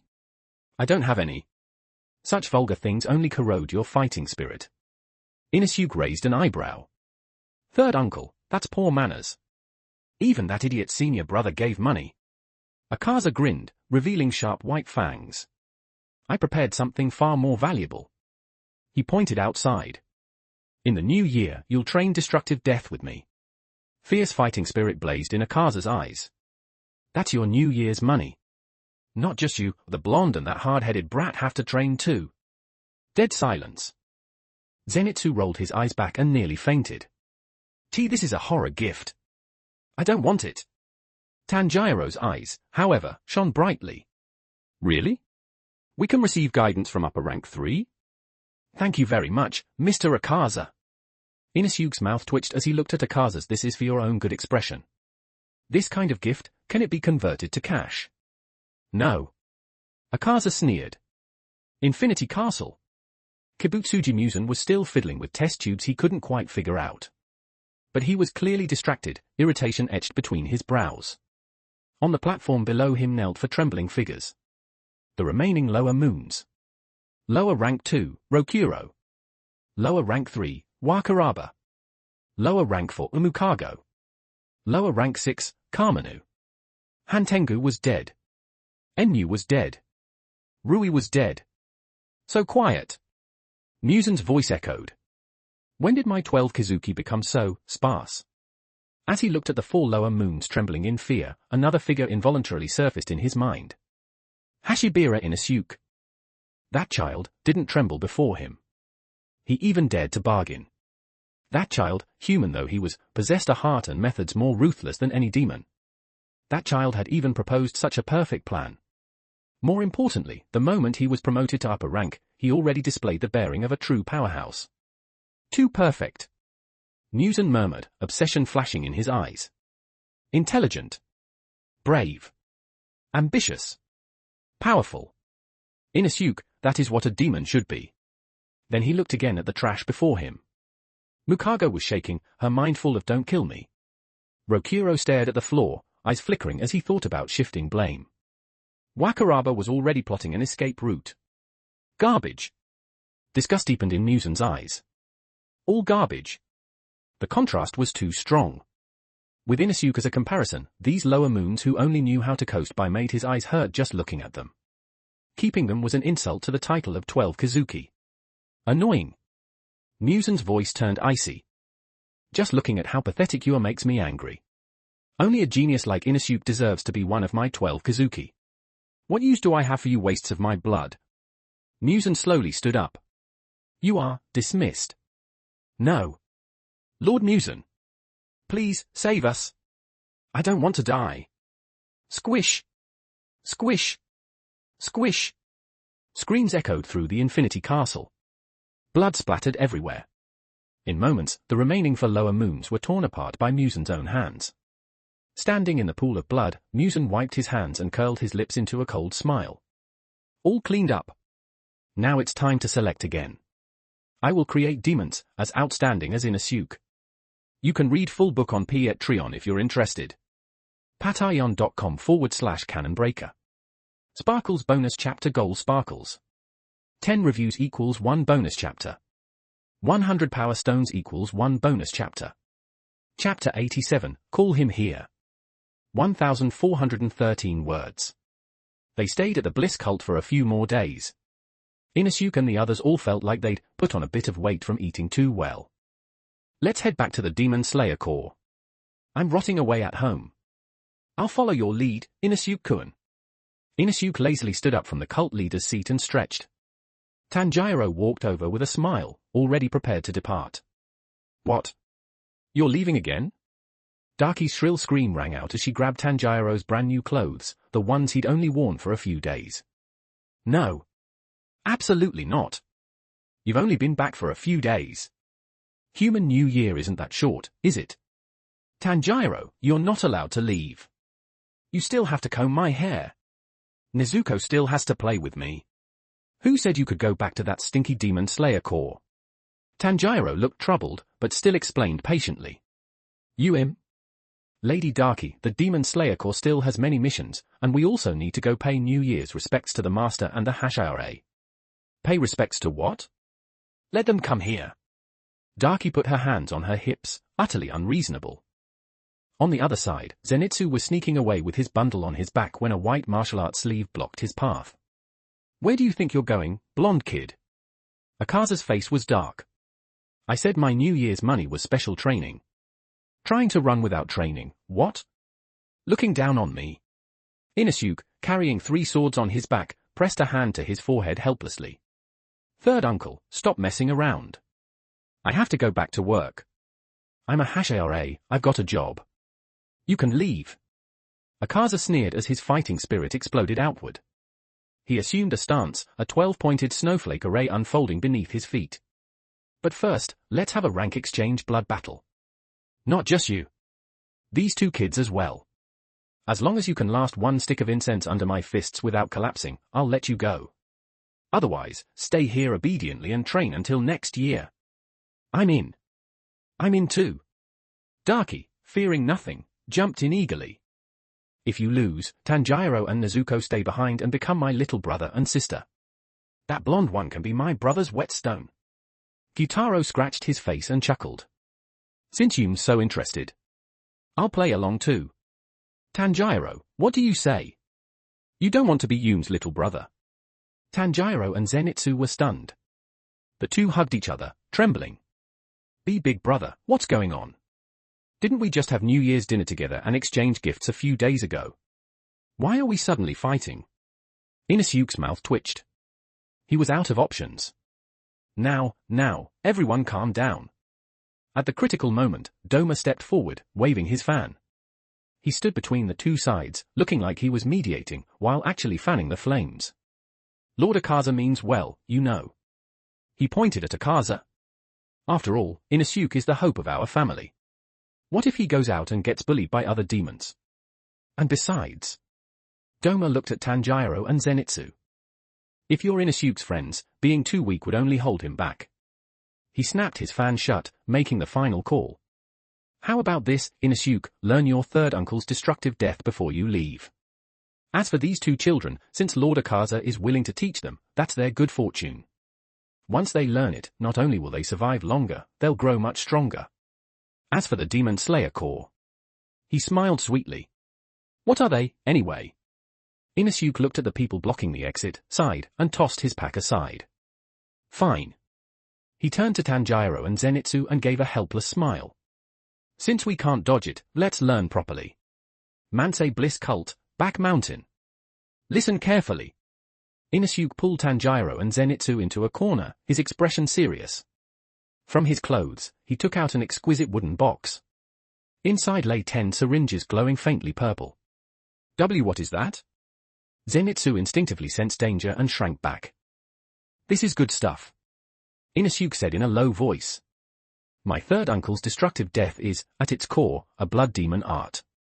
You're human. Learning it in a short time, let alone keeping up with upper rank 3's movements, is basically impossible. He picked up a syringe and shook it lightly. But with this, it's different. This is a semi-demonization serum. It contains my blood, along with wisteria extract. Drink it, and for 5 minutes, you'll gain the power of a demon. Tanjiro's pupils shrank. A demon's power. That's right. Inusuke nodded. You've seen my usual state, haven't you? This is a simplified version. If you want to learn destructive death, this is the only way. But... Inusuke's voice turned sharp as he stared at them. Remember this stuff is forbidden. I don't know how many times it can be used safely, but at most, you're allowed 3 times. If you use it too much, your cells will be assimilated. You'll truly become demons, and even I won't be able to save you. Understood? Tanjiro looked at the purple serum, then at Akaza waiting in the distance. He remembered how everyone had nearly been killed on the Mugen train.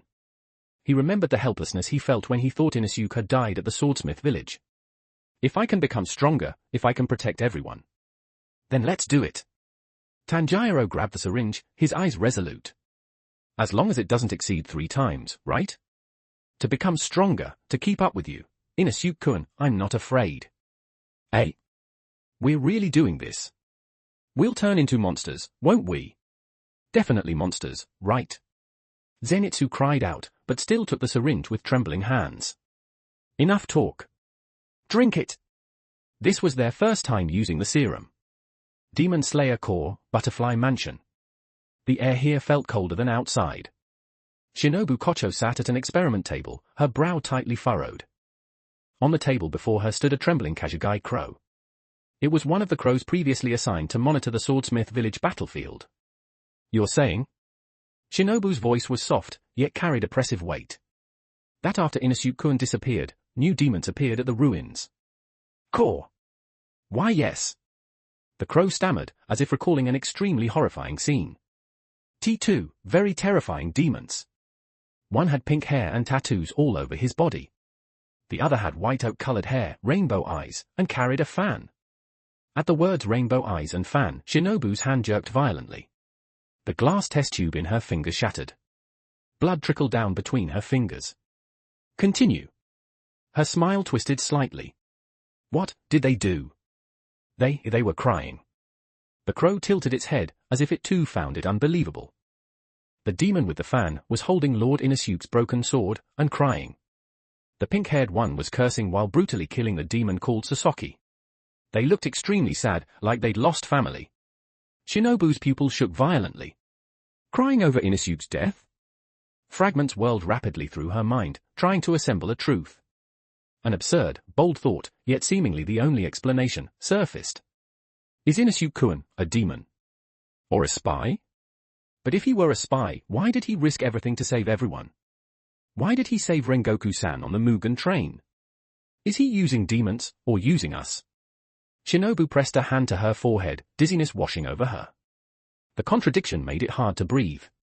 She wanted to hate him because he was connected to her sister's killer. Yet she couldn't bring herself to. Inosuke-kun. She gazed at the falling snow outside the window, her eyes complex and searching. What kind of person are you really? Mansei Bliss Cult. The special training on the back mountain was in full swing, screams rising one after another.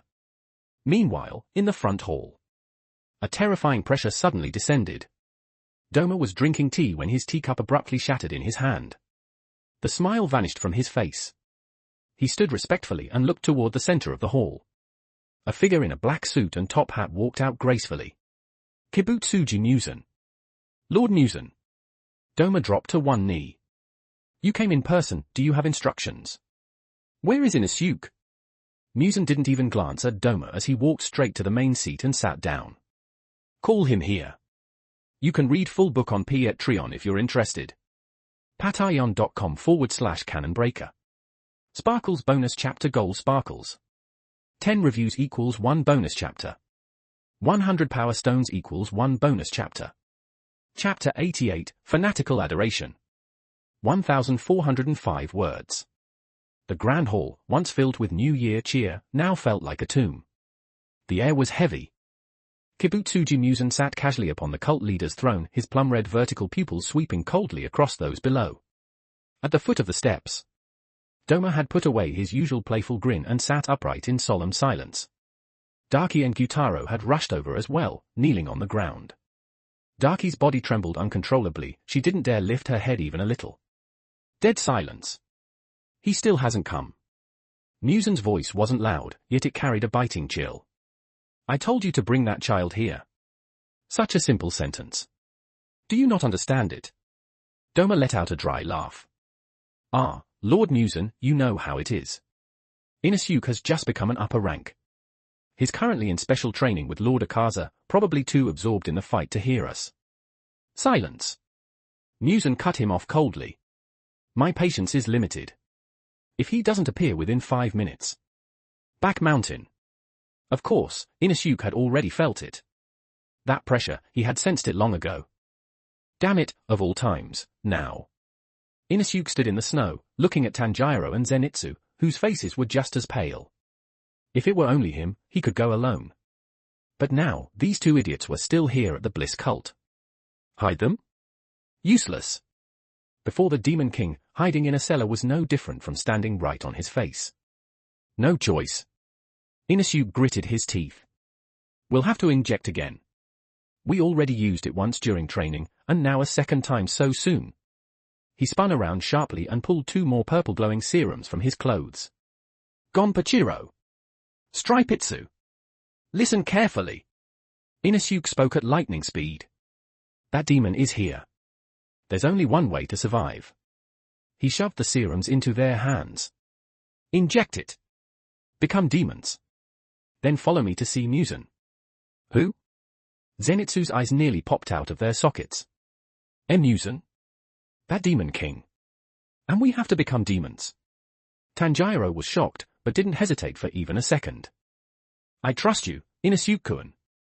He pulled off the cap and drove the needle hard into his carotid artery. As long as we can live, as long as I don't become a burden to you.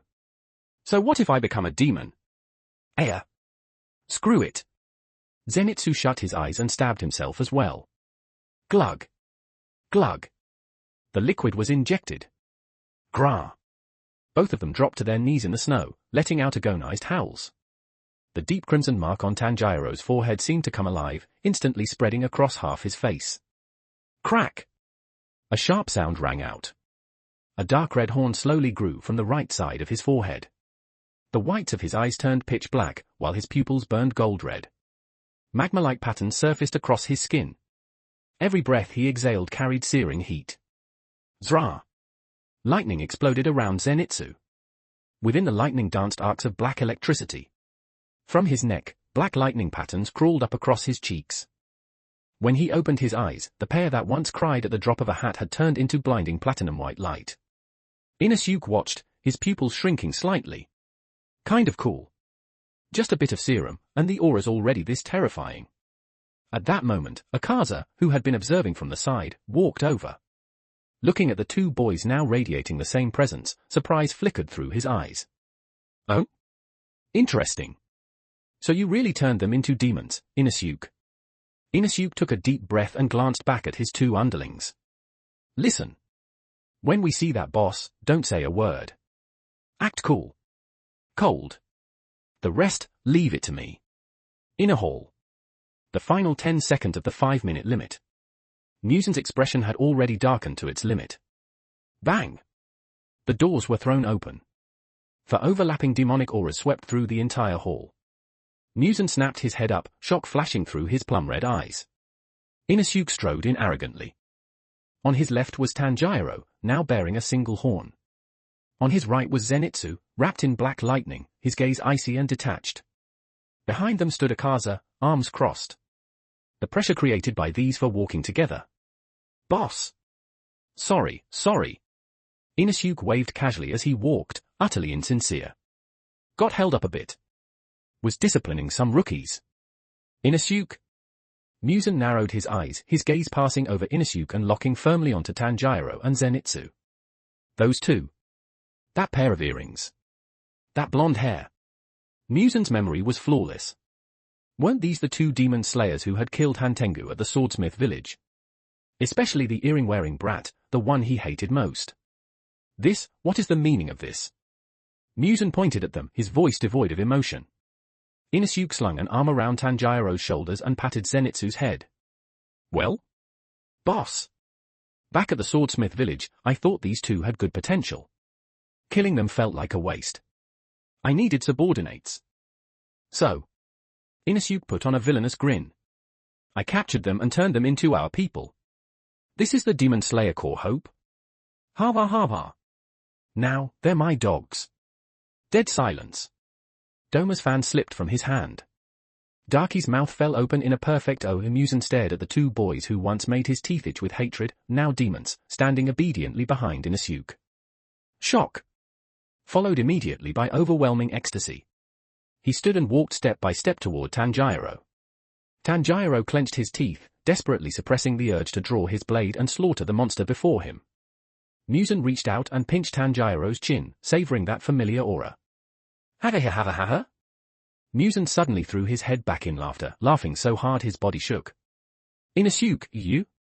He turned back toward Inusuke, his gaze growing ever more fanatical. You are a genius, through and through. Musen slapped Inusuke's shoulder excitedly.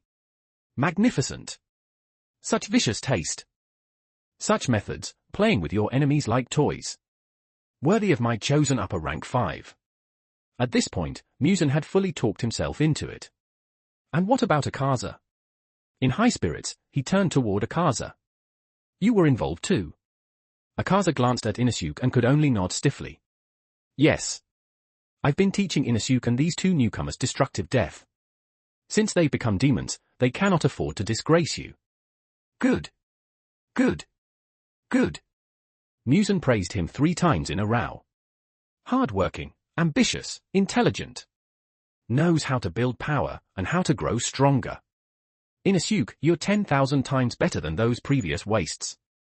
These two brats, I'm very satisfied. Musen nodded. For now, they're under your command.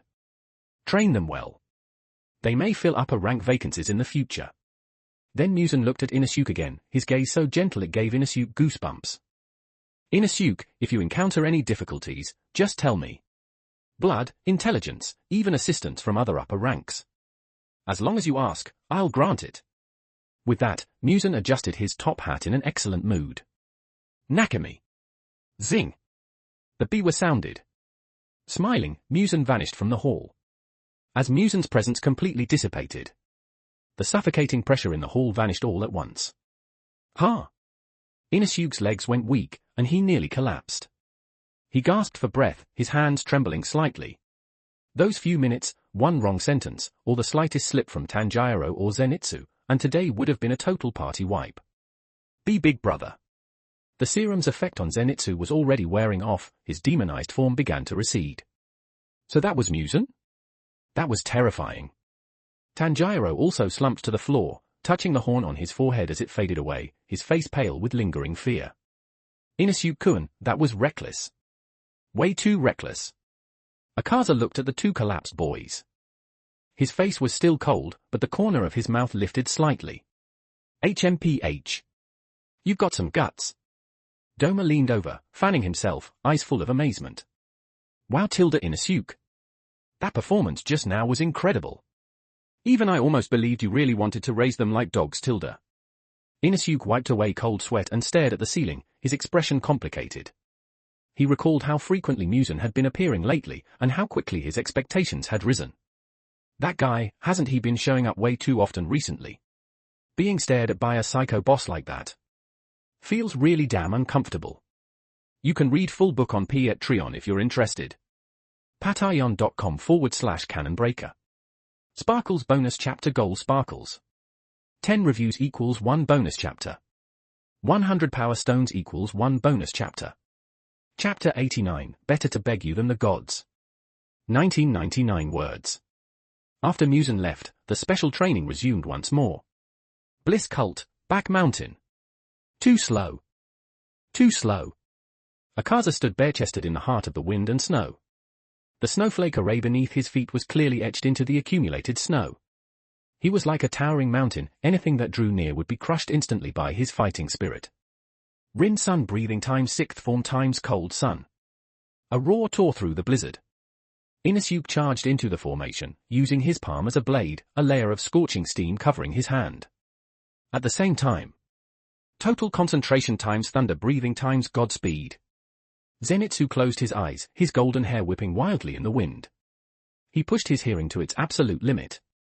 The tightening of muscles, the flow of blood, even the faintest shift in Akaza's center of gravity, all of it wove together inside his mind. Total concentration times sun breathing times phantasmal sun halo. Tanjiro sprinted across the snow, his nostrils flaring as he breathed deeply. The scent called weakness had never been clearer. 3 figures attacked Akaza's blind spot simultaneously, from 3 different angles. Akaza's pupils shrank violently. He threw a punch-in counterattack. But time seemed to slow. In the eyes of the 3 youths, the world drained of color. The wind and snow froze. Akaza's lightning-fast fist became slow motion before their eyes. Everything about him became crystal clear. Selflessness. For a single instant, the 3 seemed to be guided by instinct alone. They made evasive movements that should have been impossible, and struck back. Boom! Boom! Though all 3 were still blasted away by Akaza's far more seasoned fists, sent crashing into snowdrifts. This time, Akaza did not pursue. He withdrew his stance, the compass array beneath his feet slowly fading. He looked at the 3 boys climbing out of the snow pits, and for the first time, true recognition appeared in those perpetually dissatisfied eyes. That's enough. Akaza exhaled a breath of white mist, a faint smile surfacing. No need to train any further. Who? Zenitsu, his face swollen like a pig's head, stared in disbelief. Why not? Third uncle, are you looking down on us for being stupid? I really feel like I've gotten so much stronger these past few days. Idiot. Akaza walked over and, for once, reached out to pull Zenitsu up, then dragged Tanjiro and Inosuke to their feet as well. That moment just now, you saw it, didn't you? The 3 exchanged looks. That sensation, seeing through everything. That is the highest realm of martial arts. Akaza looked at Inosuke, his tone grave. You brats, reached it in just a few days. Especially you, Inosuke. His palm pressed against Inosuke's shoulder, feeling the surging vitality within the boy's body. Your instincts, your physical structure, you were born for battle. I've taught you everything I can. What remains, must be honed through real combat between life and death, tempered with blood. Inosuke wiped the blood from the corner of his mouth and grinned. Thanks, third uncle. Your New Year's money was priceless. Happy New Year. It really was time to say goodbye. Inosuke's Kazagi crow, now with barely any feathers left, had already circled the mountain peak 3 times. Kotoha had even knitted it a tiny hat, yet still felt apologetic that her child had abused it into such a state. At the mountain gate of the Mansei Bliss cult, The cold wind still howled. Inosuke? Tanjiro, Blondie, you have to remember to come back often. Darky clung tightly to Tanjiro's sleeve, refusing to let go, like a spoiled little girl throwing a tantrum. If you stay away too long, I'll kill my way to the Demon Slayer Corps and kidnap Tanjiro's sister as a hostage. I won't forget, Lady Yume. Next time, I'll bring you an even prettier hairpin. Tanjiro smiled, subconsciously adjusting the box on his back. Darky sniffed, huffing awkwardly. HMPH, that's more like it. At least you've got a conscience. On the other side, Kaigaku shoved a heavy bundle into Zenitsu's arms, his face fierce. Take it. Food, and the best wound medicine. Don't get the wrong idea. I just don't want you starving to death on the road, or getting beaten to death and embarrassing Grandpa. And next time you come back, let's go to Mount Dao together to see Grandpa. Zenitsu hugged the bundle, still warm, and burst into tears, snot and all, trying to rub his face against Kaigaku. Senior brother, sob, even though your mouth is still vicious, your heart is small, and your temper awful, you really are getting better. Thank you, Bliss Cult. Get lost. Don't wipe your snot on my new clothes. Kaigaku roared, but he didn't push away the sobbing fool. Inosuke stood on the steps. He didn't cry. He didn't make a scene. He simply looked quietly at the two people before him. His parents. Doma waved his golden folding fan, that ever-present smile still on his face. Yet his gaze lingered on the bruises covering Inosuke's body, injuries from training with Akaza that hadn't yet healed. Inosuke, when you go out this time, try to get hurt a little less. Doma blinked. If you ever run into something you can't handle, come home. Dad will be here. Got it, Dad. Inosuke clicked his tongue and looked toward Kotoha. Her eyes were red. Inosuke. Kotoha's voice was gentle, but he heard the tremor within. Come back early. Mom will always be waiting for you here. Inosuke's heart clenched hard. He took a deep breath, then broke into a wide grin and pulled the frail woman into his arms. Don't worry, Mom. Once I finish this big job, we'll never be separated again. He released her, turned his back, and waved. Let's go.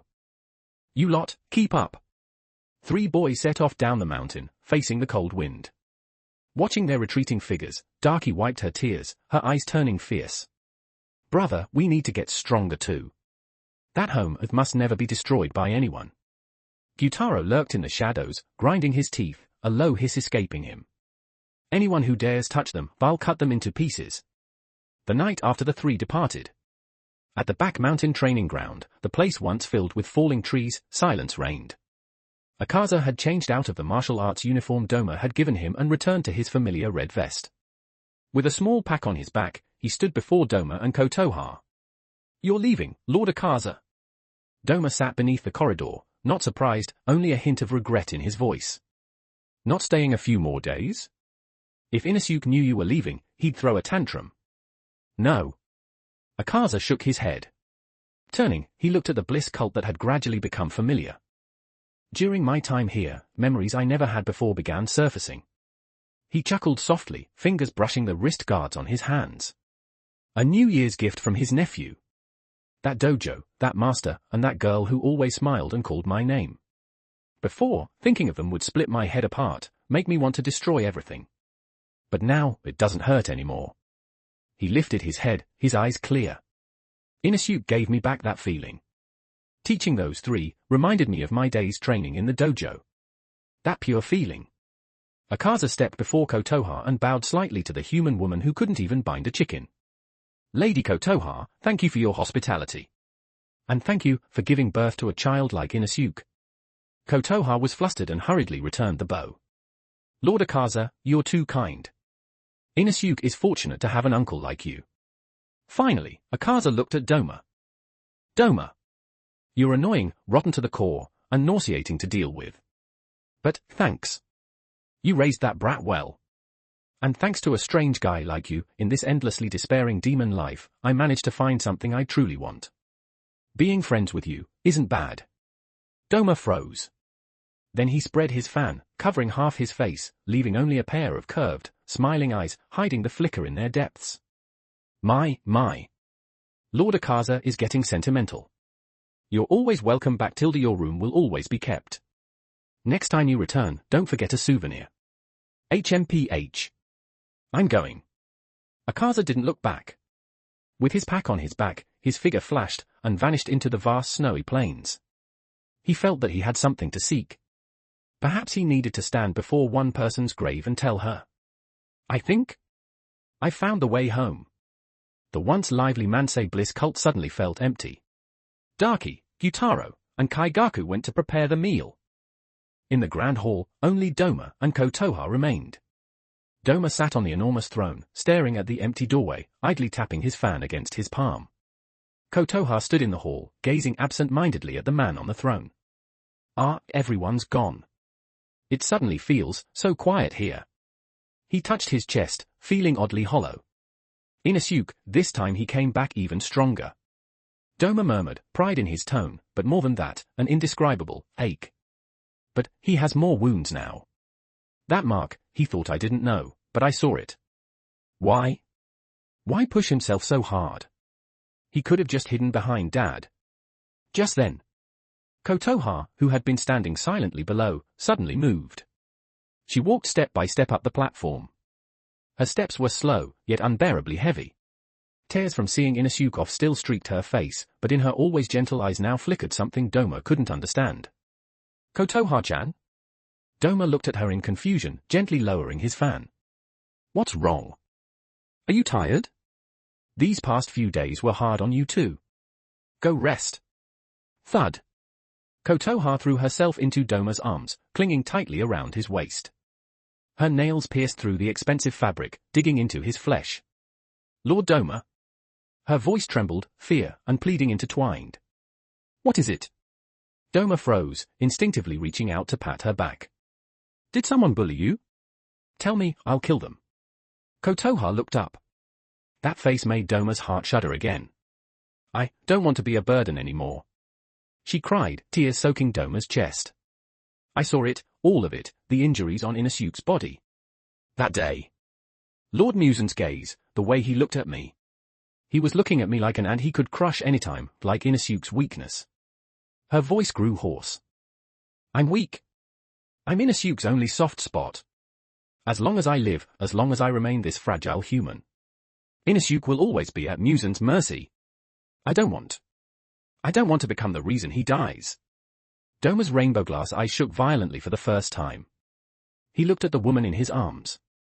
She was so fragile, so foolish, so beautiful. Kotoha was meant to be cherished and protected.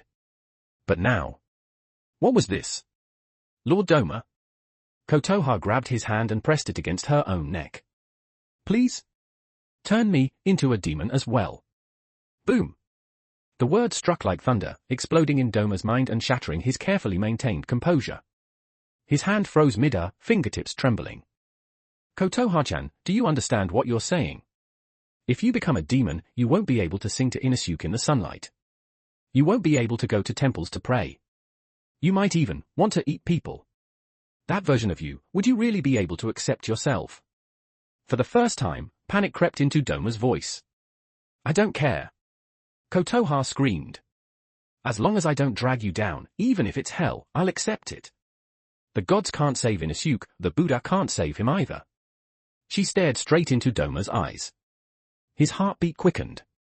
Better to beg you or than the gods. A new arc begins. Full Throttle hype continues. You can read full book on Patreon if you're interested. patreon.com/canonbreaker. Sparkles bonus chapter goal Sparkles. 10 reviews equals 1 bonus chapter. 100 power stones equals 1 bonus chapter. Chapter 90, Prelude to a Dirge. 1,483 words. The air seemed to freeze. Kotoha's voice wasn't loud. Yet it shattered every shred of Doma's pride. He looked at the woman trembling and crying in his arms. At this mother willing to fall into hell for her child. What am I even doing? Doma stared around him in a daze. A luxurious palace. A warm hearth. A perfect family he believed he had built. But then, why did Inosuke come back more injured every time? Why did Musen's visits grow more frequent? Why was gentle Kotoha being driven to the point of wanting to become a man-eating monster? And why, as upper rank too, did he feel like a complete and utter failure right now? An anger mixed with helplessness, unlike anything he had ever felt, erupted from the depths of Doma's hollow soul. Muzan, the demon slayer core, this damned world. Why? Why, after I finally gained something that resembled happiness? Do all of you insist on tearing it away? No. Doma abruptly pulled his hand back. He crushed Kotoha tightly into his embrace, yet carefully restrained his strength. No, my lady. Not yet. His voice was hoarse, almost pleading. Believe me, all right? I'm begging you to, believe me. If that day truly comes, if things really become irreversible, I will turn you into a demon with my own hands. But now, please. He buried his face in the crook of Kotoha's neck, his shoulders shaking violently. Just be Kotoha. Be the Kotoha who sings, who makes tempera, who gently calls my name. Don't think so much. Don't force yourself like this. Please. I'm begging you. Kotoha finally broke down, sobbing uncontrollably in his arms. But I'm scared. I'm really scared of losing all of you. I'm scared too. Doma, the monster said to have no emotions, cried out loud for the first time, like a real human being. Bliss cult, back kitchen. The crying from the inner hall pierced everyone's hearts like needles. Brother. Yume threw herself into Gyutaro's gaunt chest, crying until she could barely breathe. Why, brother? We've already been so obedient. We've already hidden ourselves here. Why is there always someone trying to destroy our lives, no matter where we go? Why does separation follow us everywhere? Daki lifted her tear-streaked face, fear filling her beautiful eyes. I don't want to live like we're always running anymore. I don't want to let this happiness slip away. I want everyone to stay together. Isn't it fine to keep being this noisy forever? Gyutaro said nothing. He simply used his rough hands to gently pat his sister's back, just like when they were human. His murky eyes were also brimming with tears. In the corner, Kaigaku leaned against the wall, tightly gripping the New Year's gift Zenitsu had given him. His head was lowered, bangs hiding his eyes. Happiness? Who? How ridiculous. Am I really starting to crave something like that? Listening to the crying outside, watching the siblings clinging to each other, his heart grew restless. How do you even protect something like happiness? He thought of that useless Zenitsu who always called him senior brother. Of the clear-eyed Tanjiro. And of the arrogant, domineering Inosuke who carried everything on his shoulders. It's up to you idiots. Kaigaku clenched his fist. And me too. All of you stay alive, you damn junior. Several days later, late at night. Ubuyashiki Kagaya's estate. Master. Shinobu knelt outside the door, her voice calm. I apologize for disturbing you so late. I've thought about this for a long time. I still believe this decision should be yours. But regarding Hashibira Inosuke, there are matters of extreme importance, things that may overturn everything we know, that I must report. Ubuyashiki Kagaya's gentle voice came from within. Come in, Shinobu. Shinobu entered and bowed deeply. She raised her head, her violet eyes filled with unspoken thoughts. Please, master, keep this confidential for now. Only the Hashare should know. If my conjecture is correct, what we are facing may be far more complicated than simply slaying demons. A mountain path, deep in the wilderness. Inosuke, Tanjiro, and Zenitsu were traveling onward. The deeper they went, the more desolate the scenery became, yet it carried an inexplicable sense of sanctity. Big bro, where are we even going? Zenitsu panted, tongue hanging out. There's not even a ghost around here. It's creepy. Shut up. We're almost there. Inosuke stopped and looked at the bald-feathered Kashagi crow on his shoulder, still holding its head high. This crow had followed him for a long time. Its feathers had been plucked by him. It had been threatened by him. Yet at the swordsmith village, it had nearly flown itself to death trying to deliver his message. Hey! Stupid bird. Caw. The crow tilted its head, looking at its troublesome master. Inosuke glanced around to make sure Tanjiro and Zenitsu were distracted by the scenery. Then, sneakingly, he pulled something from his clothes. A tiny anklet ring, polished from pure gold. Etched upon it, in minuscule letters, was Inosuke's name. Stick your foot out. Inosuke said gruffly. The crow froze, then obediently extended its claw. with movements so gentle they hardly seemed like his own. Inusuke carefully fastened the ring around the crow's ankle. Back then? I was ignorant. He scratched his head. A faint blush crept onto his cheeks, and his voice softened. I only cared about strength and looking cool. I thought you were weak and ugly, a bald bird. But? He reached out and lightly touched the tiny hat on the crow's head. You stayed with me the whole time. Even facing an upper rank, you didn't run. You're weak, but you're the best partner I acknowledge. This is a New Year's gift. And an apology. Happy New Year, stupid bird. The crow froze. A sheen of tears welled up in its bead-like black eyes. It flapped its wings and croaked loudly. Caw. Happy New Year, young Master Inusuke. Caw. I'm not touched at all. Caw. Zenitsu and Tanjiro were already dumbfounded. That's big bro. Zenitsu rubbed his eyes. Is apologizing to a crow? And giving it a ring? Is that a token of love? That's wonderful. Tanjiro smiled gently. Inusuke-kun, you've really become very kind. They passed through another misty forest, and the view suddenly opened up. A valley embraced by mountains. At its center stood a solitary grave. The tombstone bore only a single character. Sure.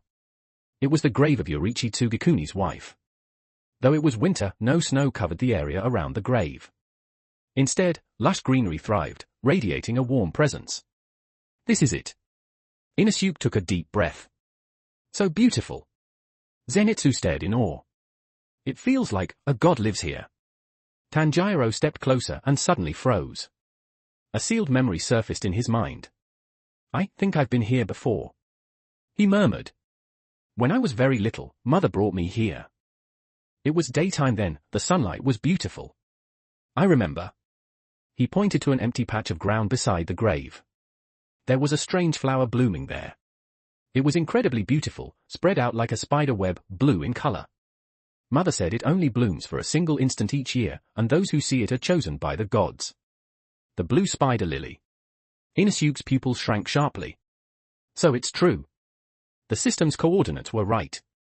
The thing Muzan had searched for 1,000 years was here, in the most dangerous, yet safest place of all. Before the grave of Yoriichi Tsugikuni's beloved wife. How ironic. Inusuke said nothing. He walked up to the grave, pressed his palms together, and bowed deeply. Then he lifted the Kashagi crow from his shoulder and placed it on the empty ground. Listen, stupid bird. Inusuke crouched down, eyes level with it, his gaze more serious than ever. I have a task for you. One more important than killing demons. I want you to stay here. No matter the wind or rain. No matter what happens. He pointed at the land. You are to guard this place, for me. Guard that flower, that has yet to bloom. It's the key to ending all tragedies. And our hope, to survive. Even if one day I die. You stay here and wait for it to bloom. Can you do that? The crow met Inusuke's multicolored eyes. It didn't flap its wings this time. It nodded solemnly and stood firmly atop the tombstone, unmoving. Caw. The wind swept through the valley, rustling softly. Like whispers from a couple of centuries past. Inusuke stood and looked toward the distant sky. The sun was slowly rising, golden light spilling over the grave. And over the three boys. All right.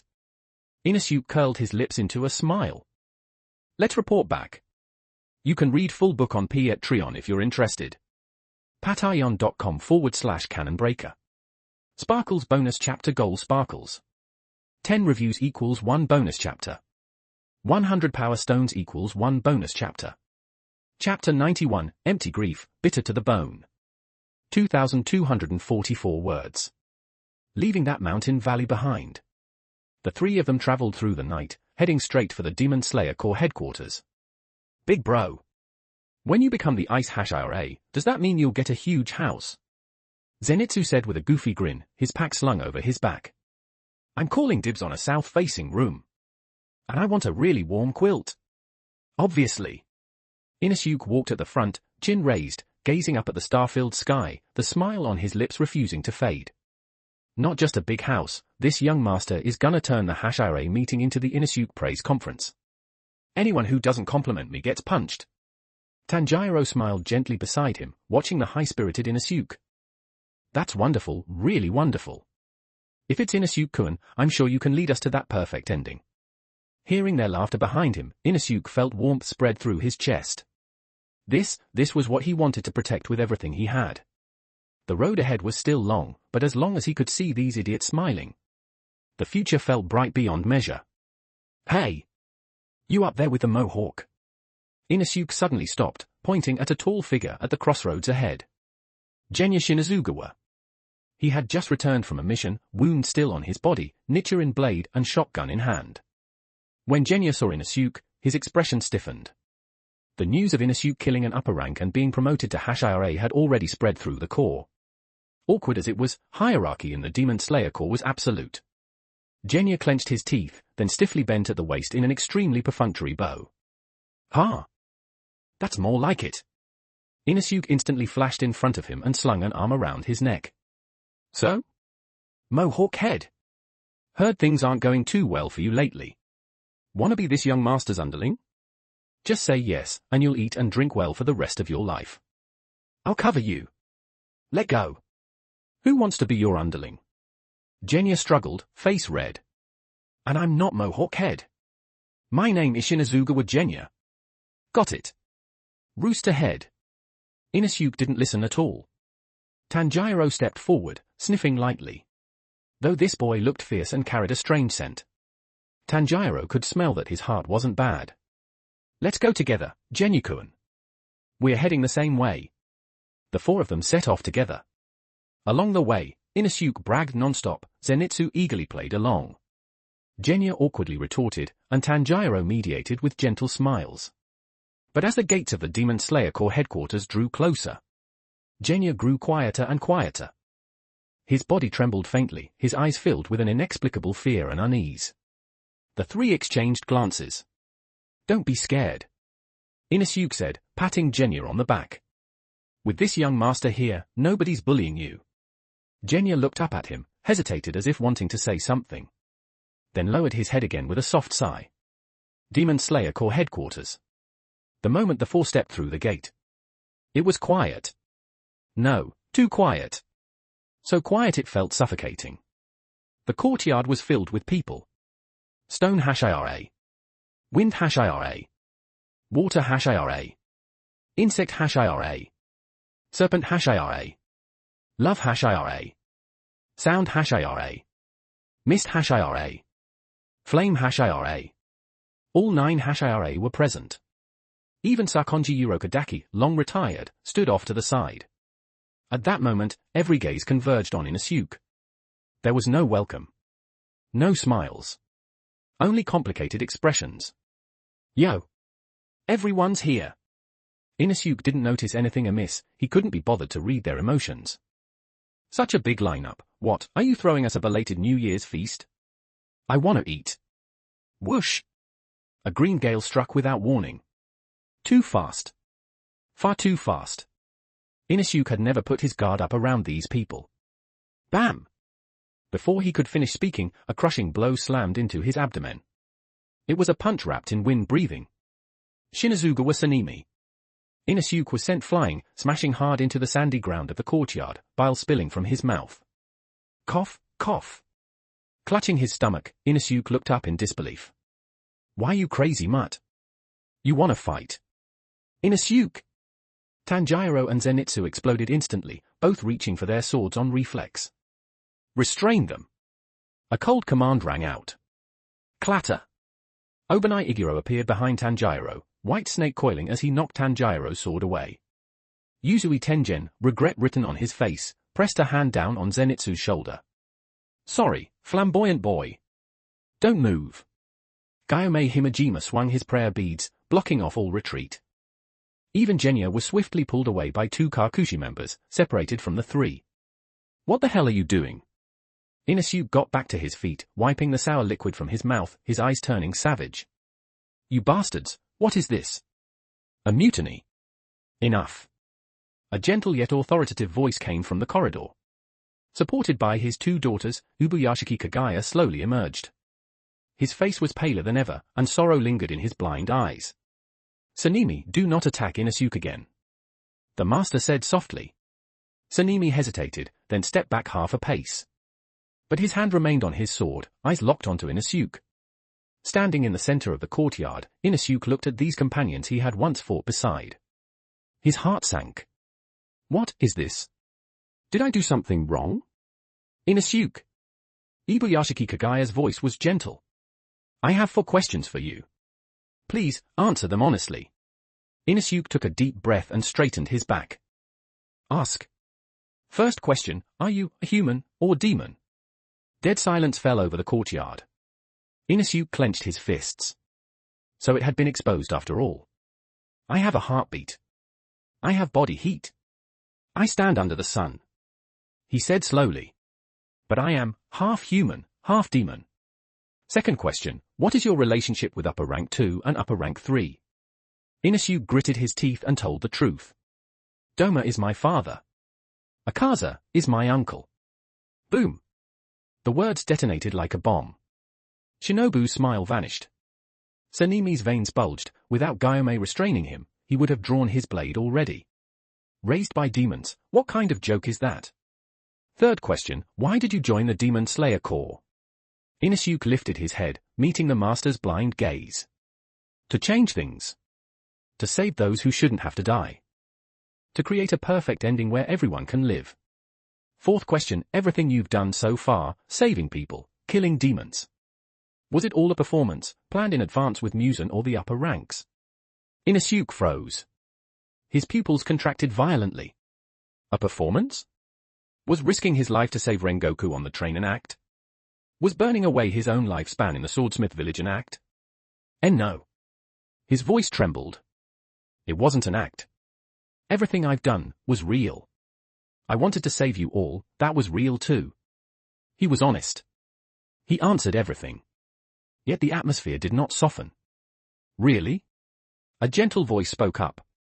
Shinobu Kocho stepped forward. Her violet eyes held no trace of their usual smile. Only bottomless hatred and sorrow. Inosuke-kun. How are we supposed to believe you? Each word was like a poisoned needle. You're not the same as Nezuko. She's a demon, yes, but she has the mind of a child. She can't scheme, she protects humans by instinct. But you're different. Shinobu pointed at Inosuke, her finger trembling. You're too smart. You think. You plan. You became a Hashira at this age. And more than that, you were raised by upper rank too. A child raised by that monster? Her voice suddenly rose as all her grief and doubt burst forth. You say you want to create a perfect ending where no one dies. Then what about my sister? Who takes responsibility for her ending? What if all this kindness and passion you show is just to earn our trust, to make us turn our backs to you? And then, in the final battle, you stab the Demon Slayer Corps in the back, fulfilling Muzan's plan. Inosuke stood there, stunned. He looked at Shinobu. The gentlewoman who had bandaged his wounds, who always smiled at him. Now she looked at him as if he were the most despicable liar alive. Why? Inosuke murmured. I've tried so hard to change things. I saved Rengoku. I saved the Sound Hashira's wives. I stopped so many tragedies. I even tried to shoulder everything myself so no one would have to burn their life away awakening marks. Why? He suddenly raised his head, eyes bloodshot, voice hoarse with a roar. Just because I didn't tell you who I was at the beginning. Just because of that idiot father of mine. I'm sorry. I'll atone for his sins. But I really, really just wanted everyone to live. That's enough. Sanemi roared. Shut up, you liar. You can't trust a single punctuation mark from a demon's mouth. Inosuke looked around. Mitsuri covered her mouth, crying, but didn't dare step forward. Obanai turned his head away. Muichiro looked worried, yet was blocked behind the stone Hashira. And you? Inosuke pointed at Tanjiro and Zenitsu, who were being restrained. Let them go. They know nothing. They're just idiots. This has nothing to do with them. Let me go. Tanjiro struggled on the ground, veins bulging on his forehead. Inosuke isn't lying. My nose can smell it. He isn't lying, he's been saving people all along. Why won't you believe him? Why? Zenitsu screamed through tears. Big Bro isn't a bad guy. You bastards! How much blood has he shed for you? Are you blind? If he were a traitor, you'd have died hundreds of times already. But no one answered. Once the seed of doubt is planted, trust collapses. I believe him. A voice like blazing fire shattered the silence. Rengoku Kyojuro strode forward and stood in front of Inosuke. He knelt before the master and slammed his forehead into the ground. Master! On the night of the Mugen train, without young Inosuke, I would already be dead, so would the 200 passengers. If he were a spy, he could have watched me die. But he didn't, he fought desperately to save me. Rengoku lifted his head, eyes blazing.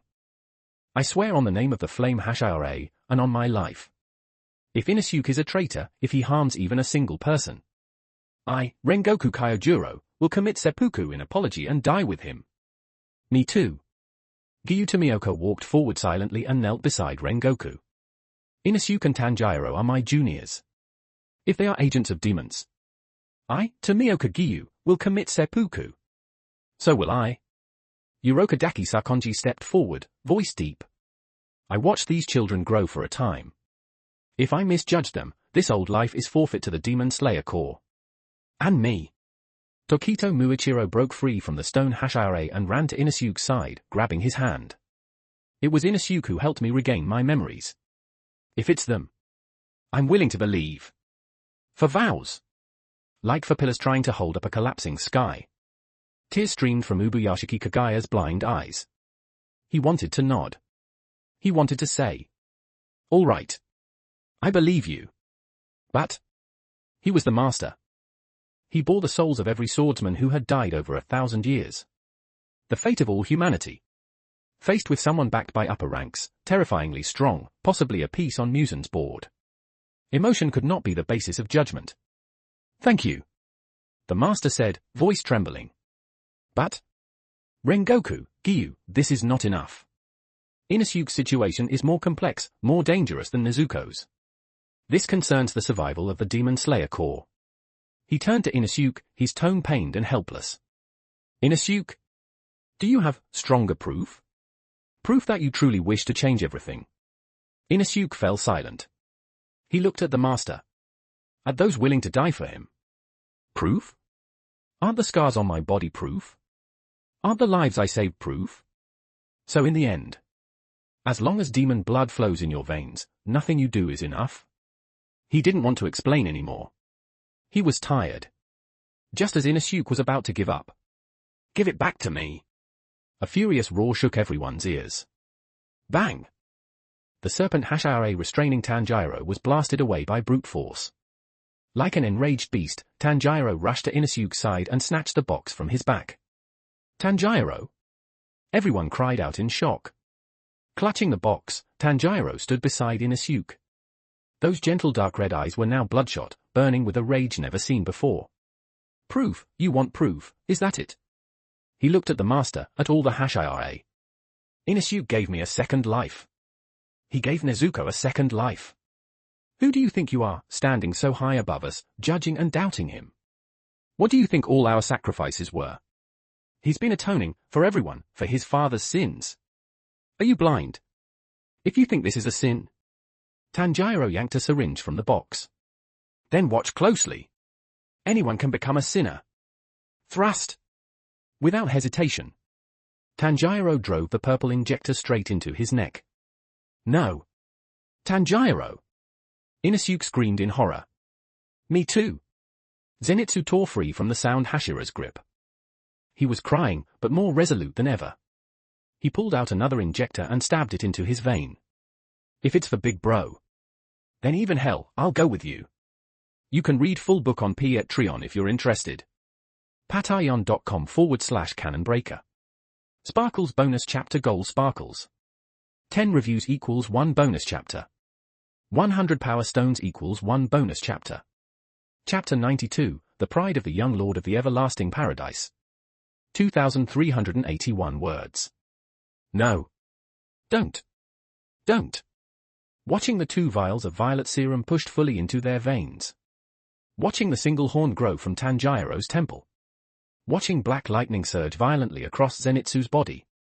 The final taut string in Inosuke's mind snapped. He collapsed to his knees, both hands clawing into the sand of the courtyard. His fingernails shattered. Blood poured freely. "You bastards, you absolute bastards."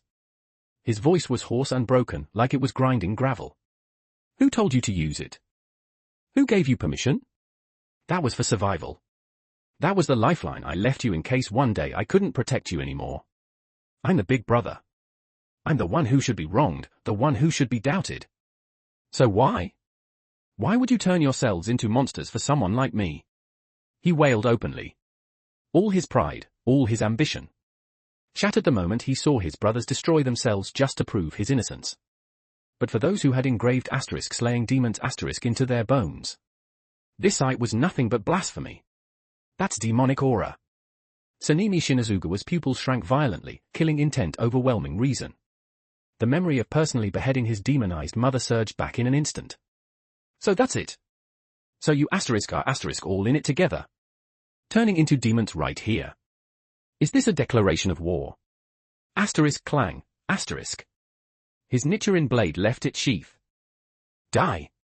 Wind breathing exploded into motion, sand and dust spiraling as he charged, blade aimed straight for Tanjiro and Zenitsu's throats. Sanemi! Stop!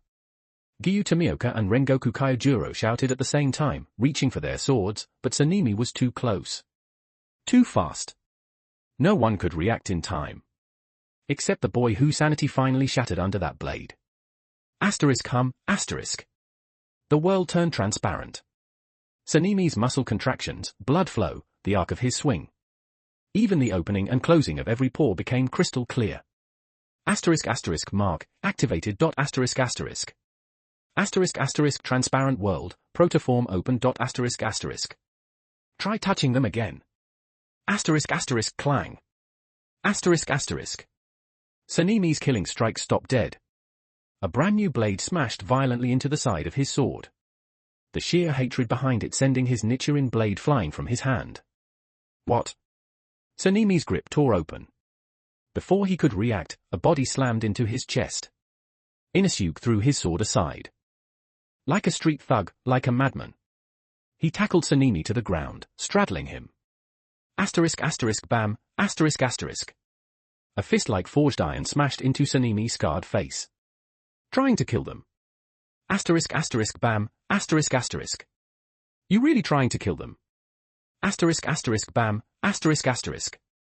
Who the hell do you think you are?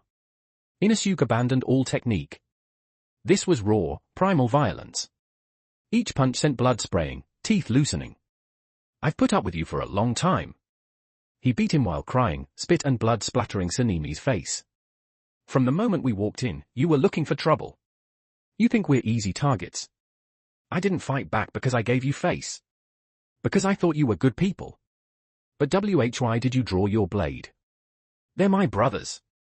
They're idiots who gave up being human just to prove my innocence. What more do you want from us? Inosuke grabbed Sanemi by the collar, yanked him up like a dead dog, and slammed him back down. Do you want me to tear out my heart and show you? Do you want my life? You take advantage and still act righteous. Who? So what if I was raised by Doma? Did I eat your rice? I fought on the Mugen train. I killed the upper rank. I saved your lives. All the suffering, all the beatings I took growing up in the everlasting paradise. They don't even compare to what I suffered here today. His roar echoed through the courtyard, every word soaked in blood and tears. The Hashira fell silent. They had never seen Inosuke like this. They had never seen Sanemi like this. I'm telling you, demon slayer bastards. Inosuke raised his blood-soaked fist. If Zenitsu and Tanjiro can't turn back. If something happens to them because of this cursed drug. You'd better remember this. Sanemi was dazed, but he was a man who had crawled out of piles of corpses. Humiliation ignited his rage. He kicked Inosuke away and staggered to his feet. Bastard! His face was drenched in blood, one eye swollen shut, looking terrifying. What nonsense are you spouting? Are you threatening me? You demon-raised freak! He reached for his fallen sword.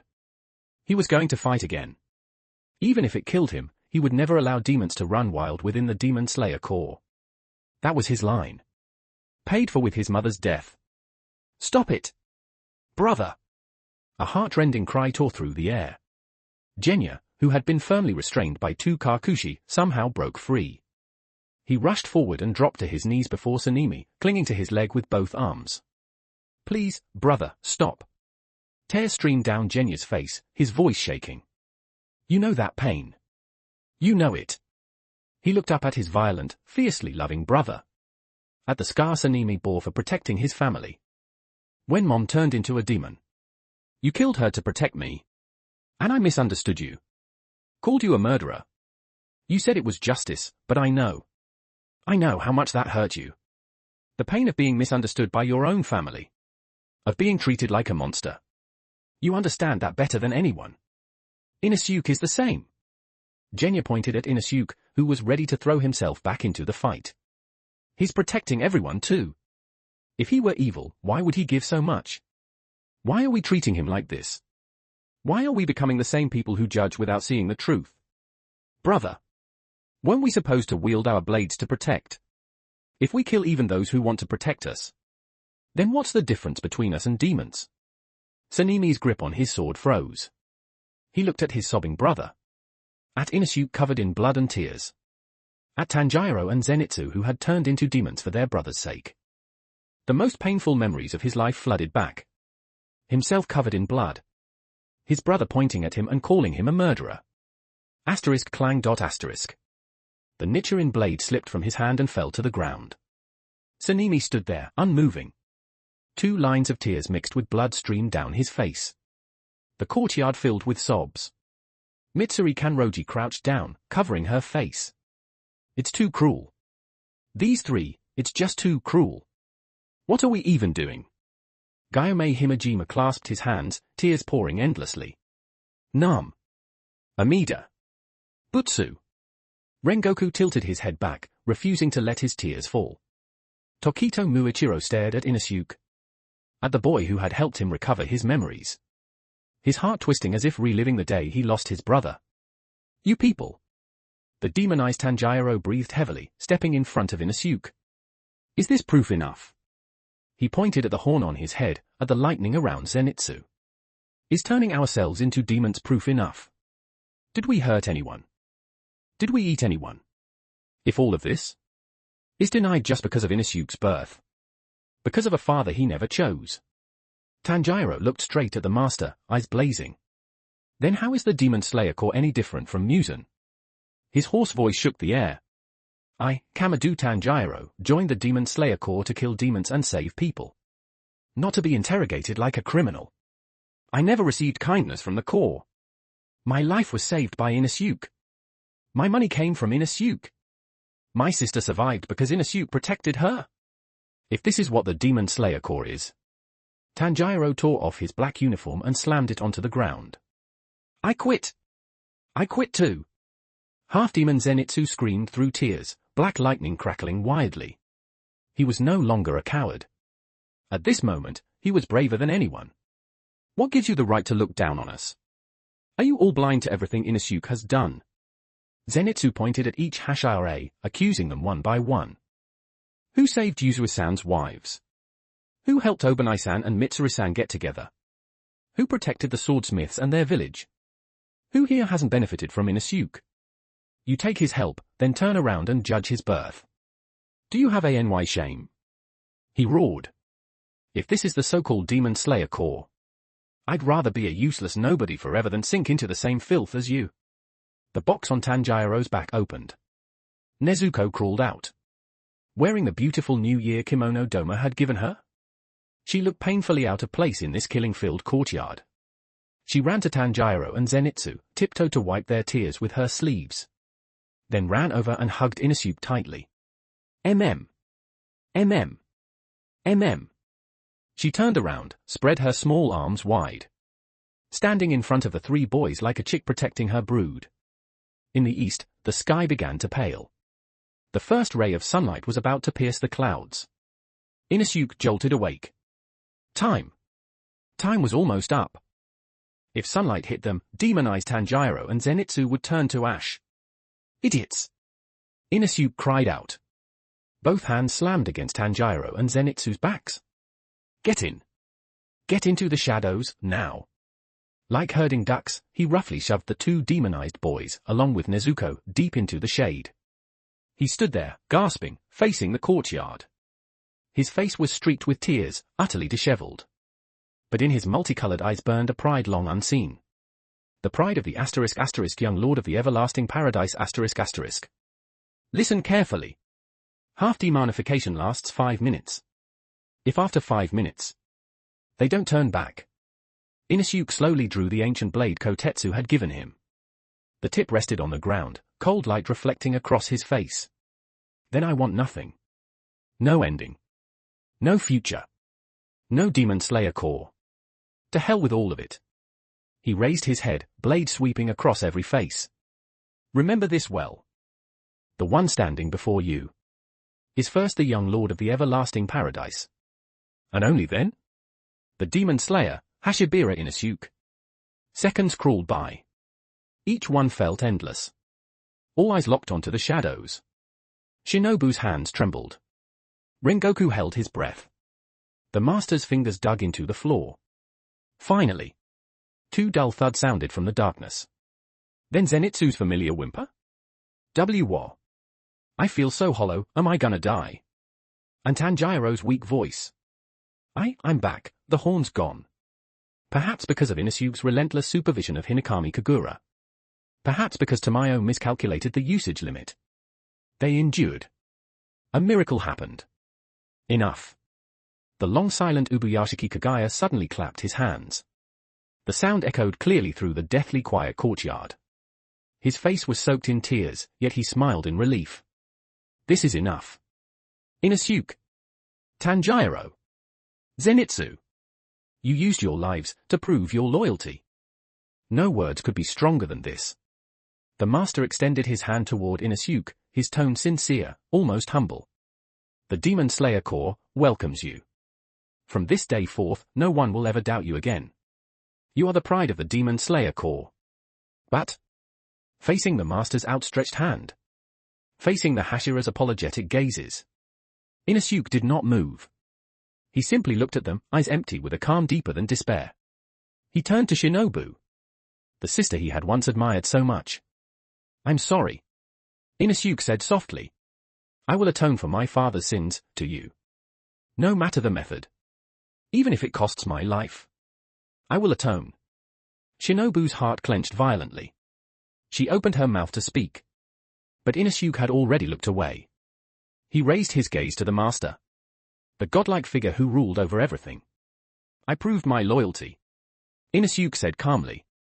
So calm it was terrifying. But the Demon Slayer Corps cannot prove its loyalty. He reached into his robes and pulled out a large handful of heavy gold ingots. Clatter. With a flick of his arm, the glittering ingots rained down onto the sand. This is the pay you gave the 3 of us. Our blood money. I'm returning it. The extra? Consider it compensation for the Nichiren blades I broke. Then. Clang. Clang. Inosuke kicked aside the 2 brand new Nichiren blades forged by Haganezuka. They hadn't even been engraved yet. I don't want these blades either. As an ice hashira without the words destroy evil engraved. I truly don't deserve to remain in the Demon Slayer Corps. Tanjiro and Zenitsu, human again but terribly weak, supported each other as they walked out. They saw the gold scattered across the ground. They saw the blades lying there. They asked nothing. They simply removed their own Nichiren swords and placed them beside Inosuke's.